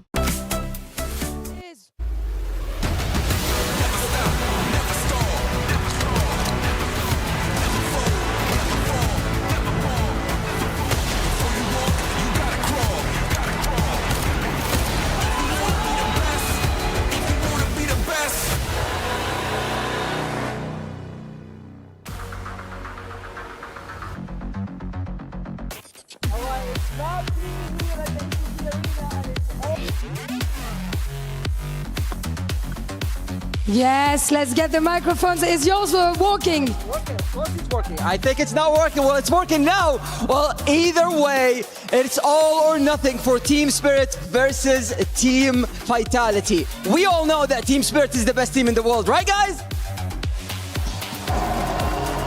Give me that. This one is not working, doesn't matter. Guys, let's be real. Qui est le meilleur joueur du monde? Est-ce que c'est Ziwo? That's what I'm talking about, Fancy. No, I don't think that it's going to be down, but either way, Team Vitality, they have precious club championship points to climb the leaderboard. It's not just about this match. There's a lot of pressure on these players right now, but either way, again, Donk is better than Zoo, and... Yeah. Let's give him stop waffling, mesdames et messieurs, qui pensent que ceux qui vont gagner ce quart de finale, c'est Vitality! And I agree with them. It's time to get to the game.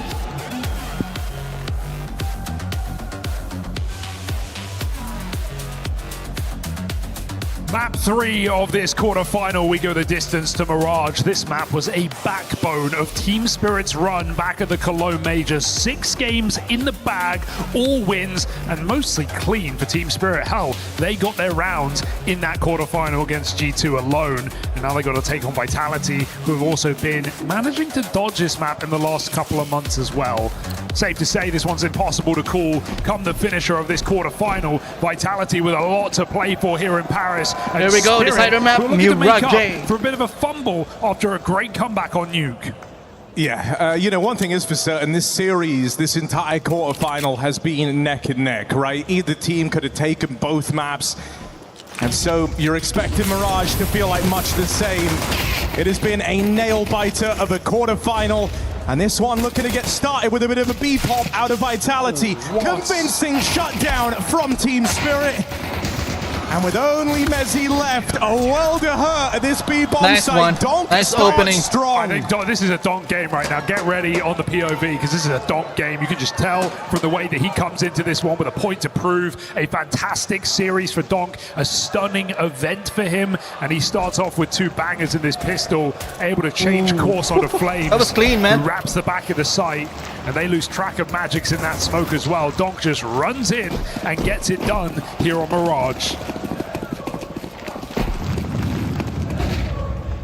Now Vitality have been down to play a little fast and loose with the 4 spies in this one, but not in the deciding map. No bomb plant, no force. So a bit more standard from Vitality. They're thinking, bringing out those guns in the next. It's funny because when we look at, the last year or the last 18 months of Vitality, we always wondered, like, when will it end? Will it end? We don't know when we're in the good times till they're already over. And maybe there's been questions this year about Vitality. We still don't know the answers, but to me, Donk's form is exactly that. Will this go on forever? Will he ever get stopped? 4 kills off that spray top mid. Donk makes it look easy. And so just enjoy every second that you get to watch this player play this game. There is truly no one like it. And I say that in Paris watching ZywOo. That is so accurate. 2 man. absolute titans in different roles.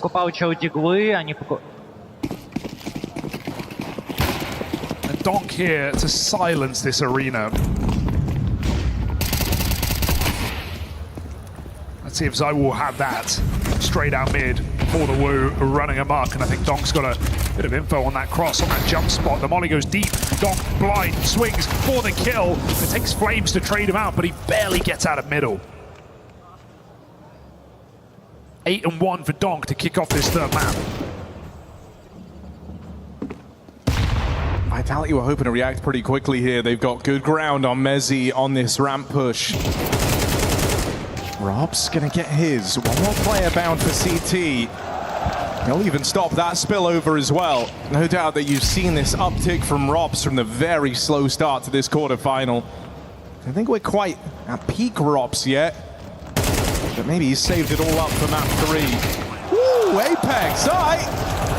I'll get the blood pumping, little 180 turnaround on a Magix. Sontix has struggled in his clutches, but this feels doable. We got low players all across the board. And it's Robs the guy trapped in at this bomb site. Can't afford to overplay his hand. One guy with HP. You almost want one of the low players facing first. Robs tries to swing out for a trade. Now it's getting real dicey. Zontix onto something great here. So it falls to Apex. Time is of the essence, and Zontix never gets to hop on it. Certainly gave it a damn good try. Vitality a run for their money, but time decides the outcome of that one. And we had all 5 players of Vitality put up a clutch last map. Sontix has been in a lot of these doable 1v2s, 1v3s, difficult, yes. Still unable to come up with them.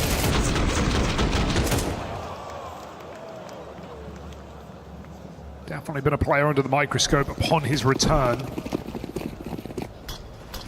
His fair share of struggles, not putting it lightly.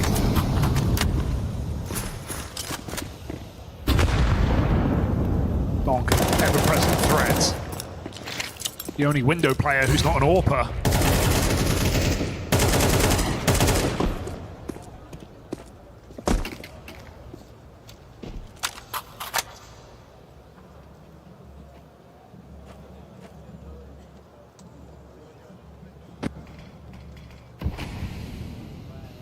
Vitality reset. No one in the site, but everyone nearby.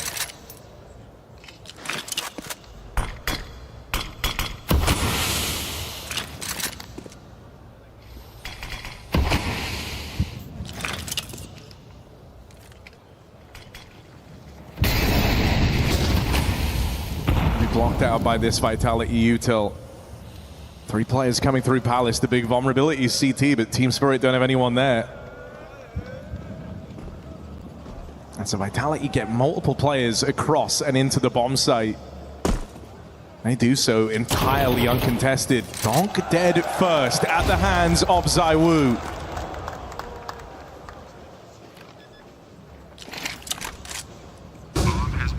Bomb now planted. CT control taken. You really want to try and get this back. Zontix and Magix will live up to their side of the bargain. And so now you don't have anywhere left to play around this bomb. Apex even cleaned up on his lurk. It falls to Mezzi. MP7, not the gun for the job. So Spirit just able to pick that one apart. The moment you give up on that CT control, it's a very claustrophobic, very tricky post plant for Vitality. Tanir again just showing his brains in this series, right? He's had the brawn, no doubt about it, with some top performances across this game, but so aware that Apex could be lurking there in the middle. Waits so long, holding his flanking connector, tucked into that corner, and peaks at the right time. Comes crumbling down here for Vitality despite a 5v4 with Donk dead. And it's those rounds that reassure you of Spirit, where they can do it without him. So big pickup early, puts Vitality on a very weak eco.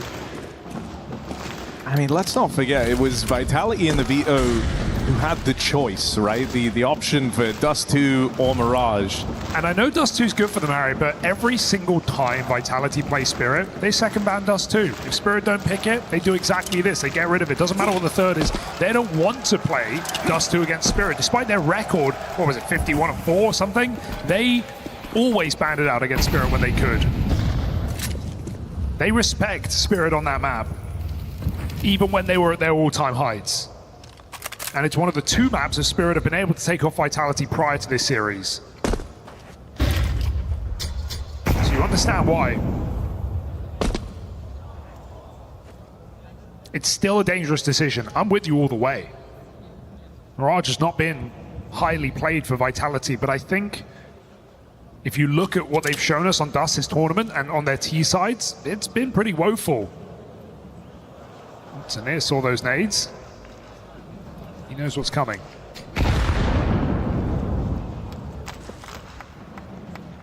He's heard the circus down here in bottom mid. He's seen the juggling. And so there is just a shutdown. Beautiful. 10 collapses upon Vitality. And Spirit building an early lead. Donk doing acrobats right now, 10-2. Pulling out all the tricks. Is this their map? But yeah, is I like this that you Team bring it Spirit's up, map? even though Mirage? It was an option for Vitality, choosing not to take it. I mean, yeah, we talked about the dominance in Vitality's head-to-head versus Spirit. It's clearly a big part as to why. But, you know, there's kind of two shaky maps in this VO as a whole for Vitality. It started with Anubis.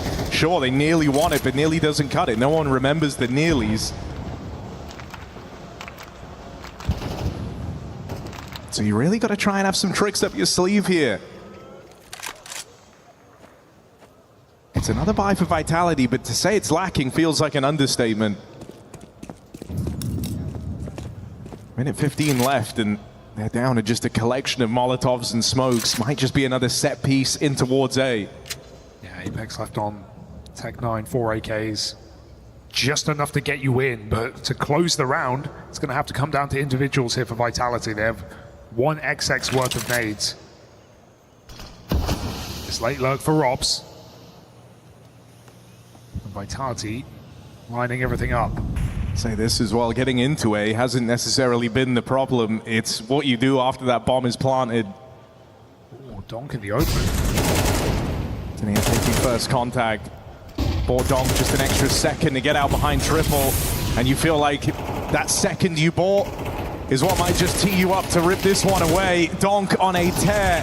Another multi-kill round as Donk gets more and more aggressive. 13-2 now. I don't know if there's any stopping him. He comes chasing for that final player. And robs his tail between his legs as Team Spirit surge ahead, 5-1 lead.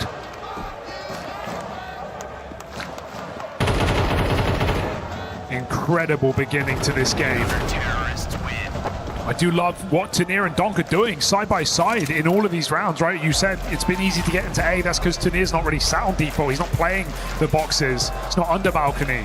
It's him and Donk just swinging stairs and jungle together, coming out connector, just fighting tooth and nail. And these two have been the heavy hitters of Team Spirit today in this quarterfinal. I mean, you think about the type of player they are, and sure, you know, we all know what Donk's capable of, but it's the two most aggressive pieces you have in the roster, right? Kind of able to operate on a bit of a similar wavelength. know the fights that they want. Hell, they sit next to each other up there on the stage, right? There's a great degree of synergy here, and you're watching them play off of each other really, really well in the opening stages of this Mirage CT side. Just two tanks knocking down houses, and would you believe me if I said coming into this map, Tanir has the most frags in the series out of all 10 players, besting Donk. So here we go. A new look Spirit and a slow start to Vitality. They were 7-1 up on Nuke, and it still took 2 overtimes to close.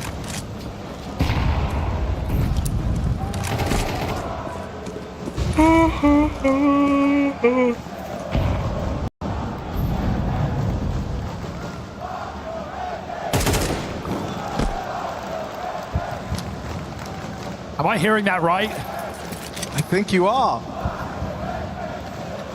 It's the usual Apex chant chorus. They're trying to start him up, are they? I mean, he does his best work when the crowd's against him. Paris trying every trick in the book. And they make work this 4v5. Shiro with support. All right, they get past Tanir. First time you've seen him actually in a position dedicated to the site. And it might just go against you. Because now with Shiro gone, CT becomes a bit of a problem. Donk trying to reel it in. Oh, that's a tap for Magix out of the short side. What were you saying, Paris? Because Donk agrees. Bomb down, dead to Donk. FU indeed. 15-2 on Donk. 15-2? 15 kills, 2 deaths? What the?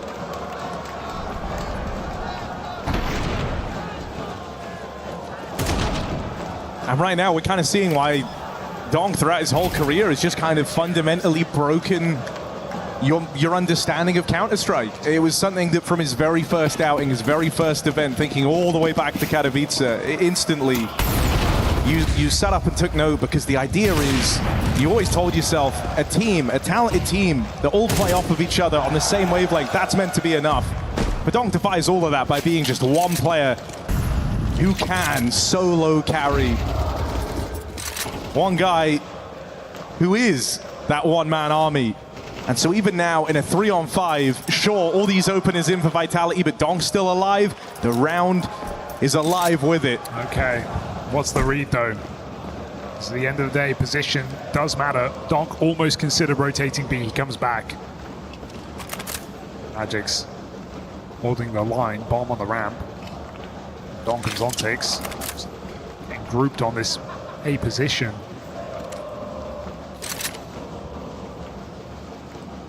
So even in a 5v3, Vitality cannot get ahead of himself because this bomb is on its own. It's on the back of Apex. Molly can come down.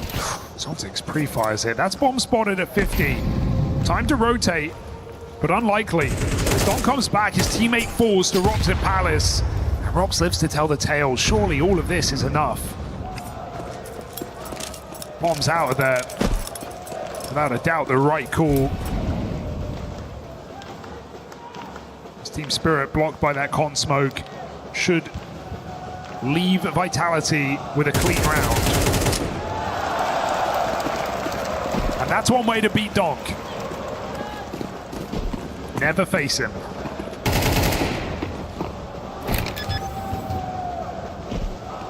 Bomb has been planted.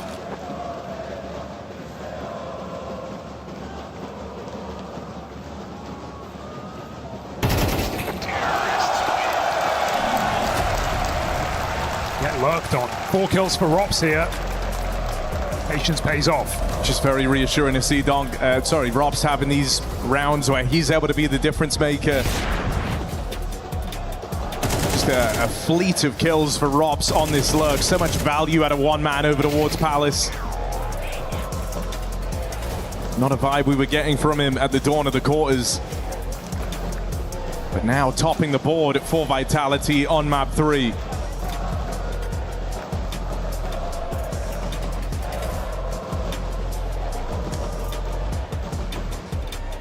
Where Vitality have to put the pedal to the metal, wake up on this T side, certainly not too late.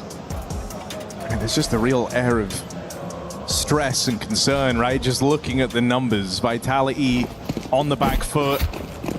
Spirit pulling ahead with a pretty clean lead. You hope that that last round, a 5 alive round nonetheless, can be the start of something for Vitality.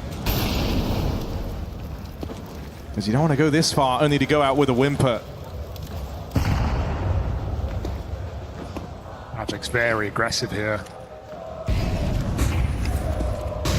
Flash will keep him back. Donk and Tanir, the two A defenders, lead into Spirit's stack on the B side. Orb covers from Kitchen.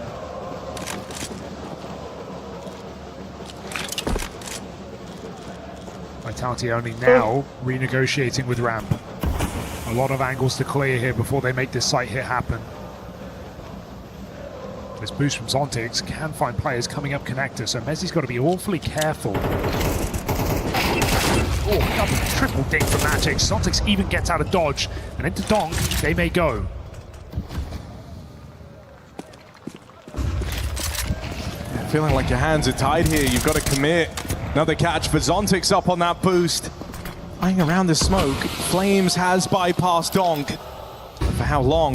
Donk goes over. Oh. Doesn't quite stop that bomb plant. Expanding from spawn. Flames and Rops throwing into a 2v4. But you look at where Rops sits on the leaderboard. Came into this one with a bit of a point to prove. This would be the time to do it. Vitality need this round. Put in an awkward position on the back of that Molotov, leaves him out in no man's land. Handed off to Flames. Shiro puts him down, reels him in. Nice. 2 kills deep on that clutch. Oh, yeah, those are the rounds where, you know, Vitality kind of need them at this point. This game is getting out of control very quickly. A flash in the pan for Flames. Spirit, stop the kitchen from burning down. 7-2 now. Nice reboost on short as well. Getting 3 kills from this position.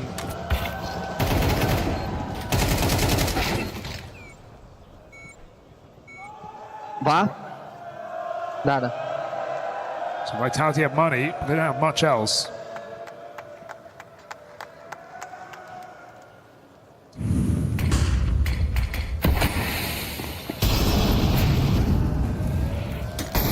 It's been very tenuous out middle. Vitality never swinging.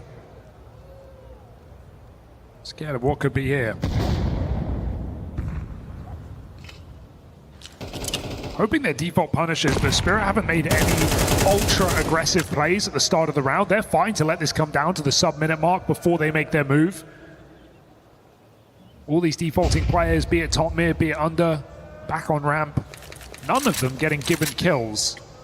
Vitality have to surge if they want something.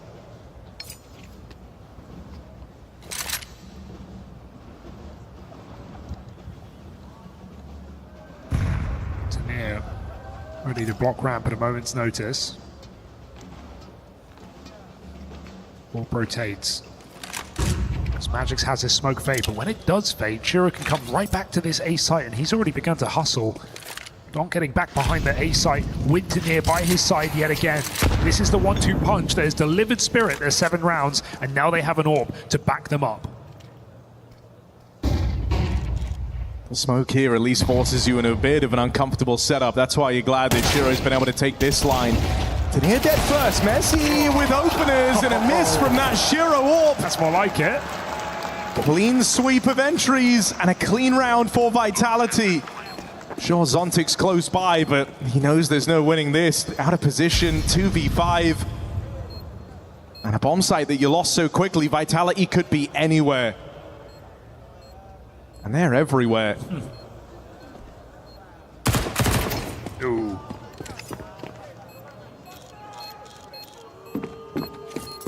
Zontix does have a kit. Still hasn't moved a muscle.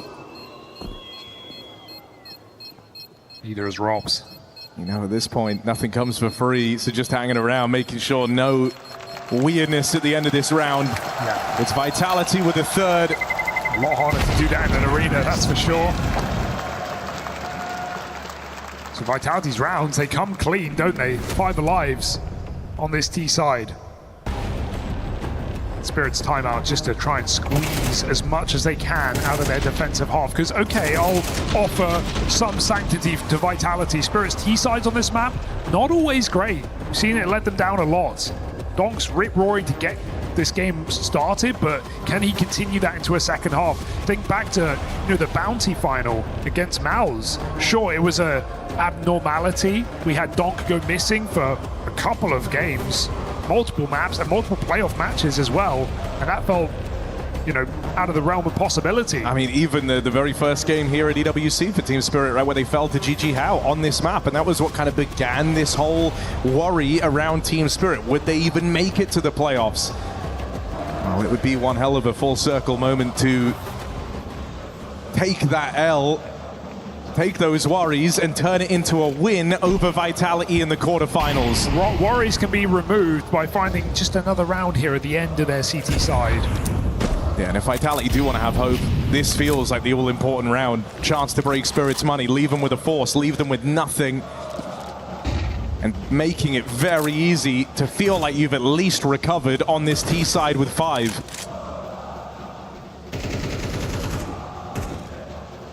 It's quite a stack for Spirit. As we've said, there's not been much going on in the middle in this game, with the exception of that Zontic's reboost. Spirit haven't really been interested in mid in this CT side. It's not like Vitality's lurks out under if Apex and Rops have come to much fruition in this T side, so it's again going to be a heavy execute round with just Mezzi on a late move.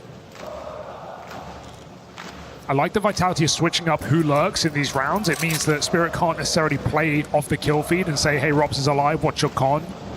And that's also what you're seeing Rops go out first in a lot of these moments, right? Not uncommon to see him challenging alone from Palace. We have that in this one. Re-clear ramp. Near and Zontix, double setup. Orb nearby to try and provide some cover. Near playing anti. Zontix turns away from that flashbang. Tania will get found on that charge from Flames. Cover in from Donk, connector side, and Zontix has just spammed Rops completely out of play. Nice wallbang. This one falls apart, comes undone for Vitality as they waltz into the stack. And so that chance to break the Spirit bank accounts, that chance to recover on your T side out the window. This is now a dominant half for Spirit guaranteed. They're even booing Apex's save here in Paris, so you know things are getting dire now for Team Vitality as Spirit build onto an 8th round. They sell to Nia, but boy is it worth it. Every penny here from Zontix and Donk in this A side. We're getting Zontix's best game yet in this series. I think at times he has been a bit of a liability.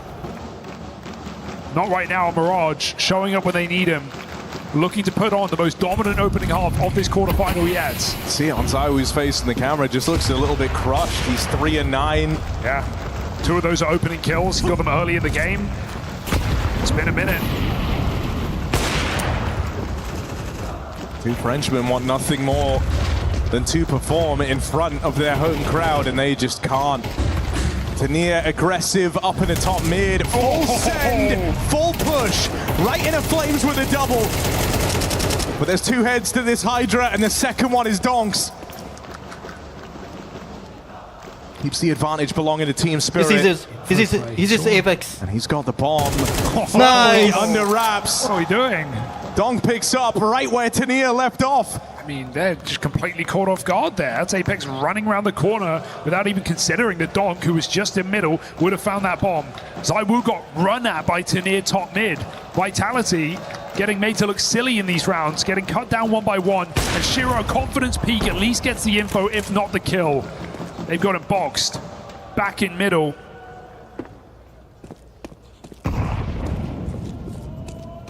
And Messi knows there's no easy road to this one. There will be players close by. You've got to get past Donk, and that has been impossible, ending this first half 20 kills deep. I remember seeing a stat a couple of months ago that Donk has more 20 kill first halves than he does 4 kills or less first halves. So this is just another day for Donk, but my God, on the most important map yet, the highest stakes. and looking for their first victory over this Team Vitality. It has been 18 months Robs has been in this roster, and Spirit have never been able to beat them.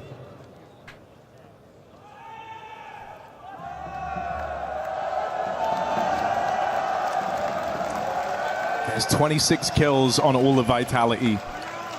Donk almost matching the output of this entire team.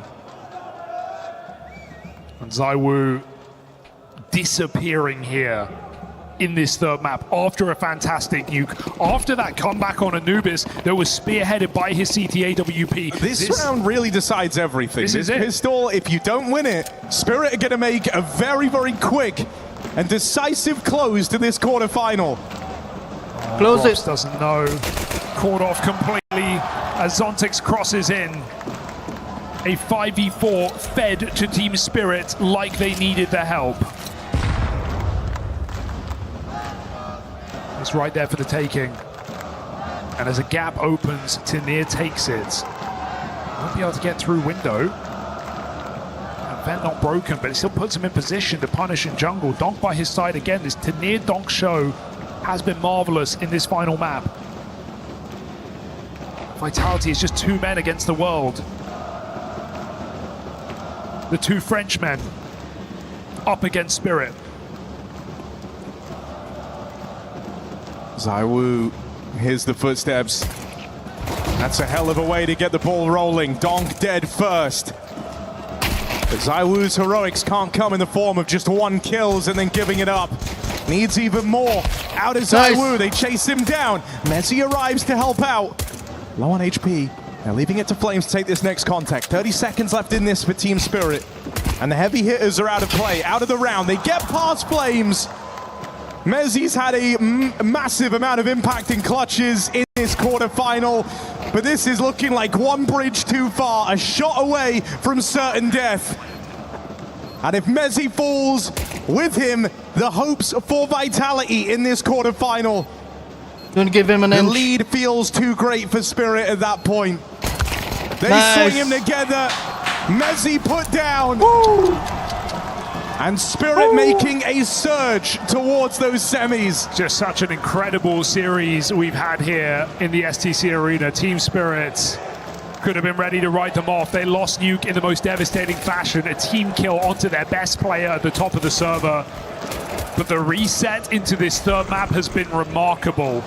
And Donk started up with a point to prove.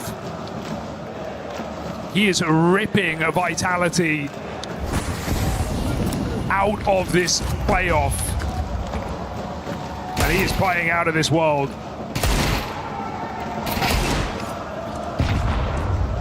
It looks hopeless. Desperate. ZywOo on that fade falls off and only hits a tag. Feel like you needed the killing blow on Donk here, who's still on 28 health, up catwalk into 2. Rob slow from that earlier skirmish with the Deagle. Any bit of util could spell the end of his round. ZywOo's scout will not be able to help you here. It is just these two players and them alone. Rops, that nade finishes the job. And so a save called as Vitality are coming to terms with it. This is not their quarter.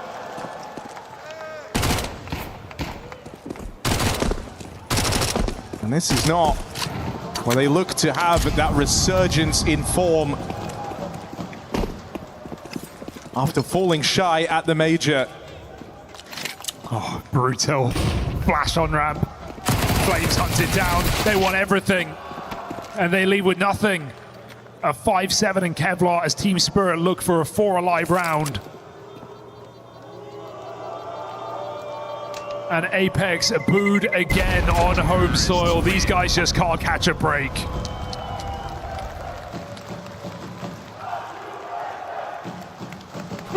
Fuck you, Apex.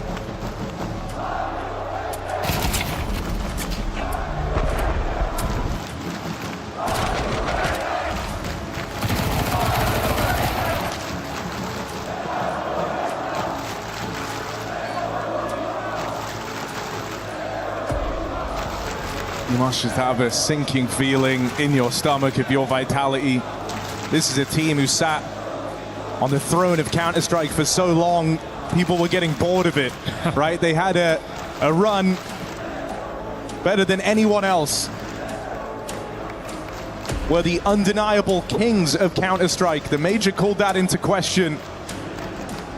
We're hoping they could reignite that spark heading into a new season. And they get to do it in front of a home crowd. Well, it all felt so promising. But on map 3, the wheels are off. Through that period of dominance out of Vitality, you never saw them get showing up in games like this. A ludicrously one-sided third map from a team that you would always give the respect to, that you would always bank on, never give up on. But here, that's starting to feel like the only option, because Team Spirit have been in full control over Mirage, and they are showing no signs of stopping. And Team Spirit's captain, the Magician, he pulls his final act, a disappearing act. Apex. They call it ZywOo. 4-13. Gone in this quarterfinal. As Donk puts on his best game yet. Surging towards an MVP. You know what? Vitality. Still trying to break records that he himself set. ZywOo, one final ditch attempt. This is the only proper rifle round the Vitality will get the chance to play. This is where, if they are going to put up the wall, it's got to be immediate, it's got to be impenetrable. You cannot make a single mistake. And that's the frustrating thing about a guy like Donk. Sometimes you don't even make mistakes. He's just faster. He's just better. Prying eyes with this AWP. Donk hits the tag, and that nade will spell disaster. Robs just gets away from it. But nothing feels sacred, nothing feels safe. Boost up here. Saw Team Spirit use this to great effect in that first half. Mezzy at least gets one from it. ZywOo with just a tag. Nades out. This is a 3-on-5. Just running at them. Mezzy gets even more damage downrange. I mean, there's a bunch of wounded players here, and you've knocked out the big hitter in Donk. But you can't get ahead of yourselves. This is your tournament life on the line. You're staring down the barrel. No one's watching. Of a massive deficit of rounds. Look at Tanier go. No one's home. And Tanier's got all this room. One man short side will get the spot off. Mezzy knows the players made it out into his bomb site. Magic's dead out there in middle. There might still be a chance at more rounds for Vitality. Mezzy gone, overwhelmed. Apex up next, 3 kills deep in this game, and he's dead.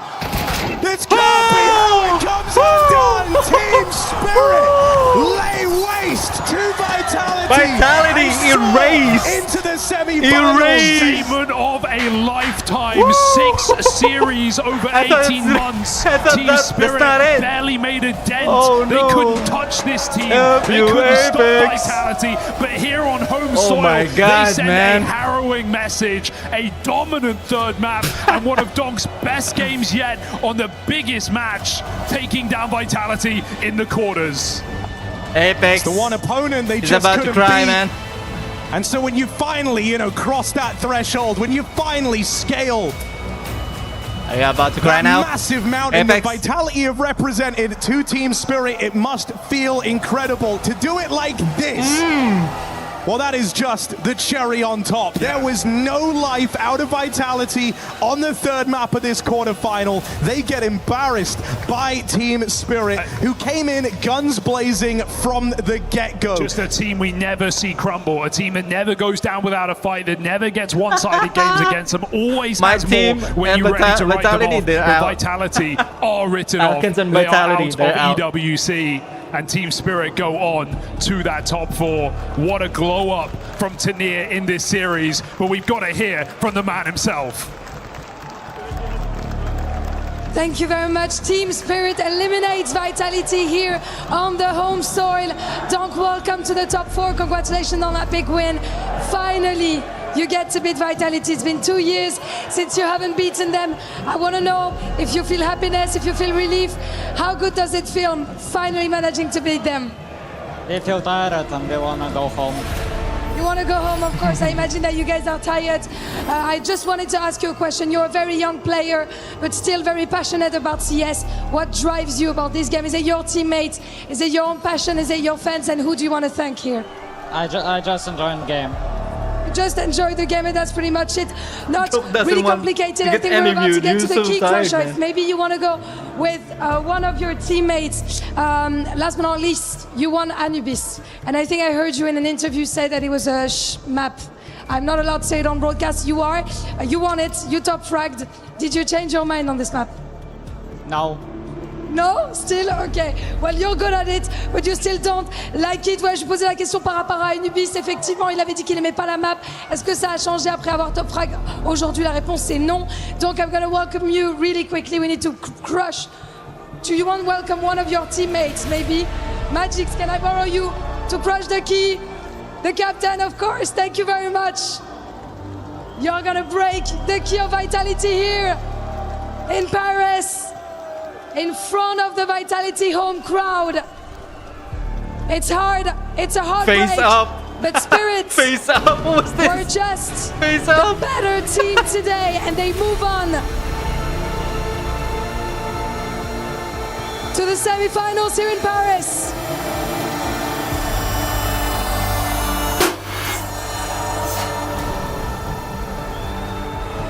All right.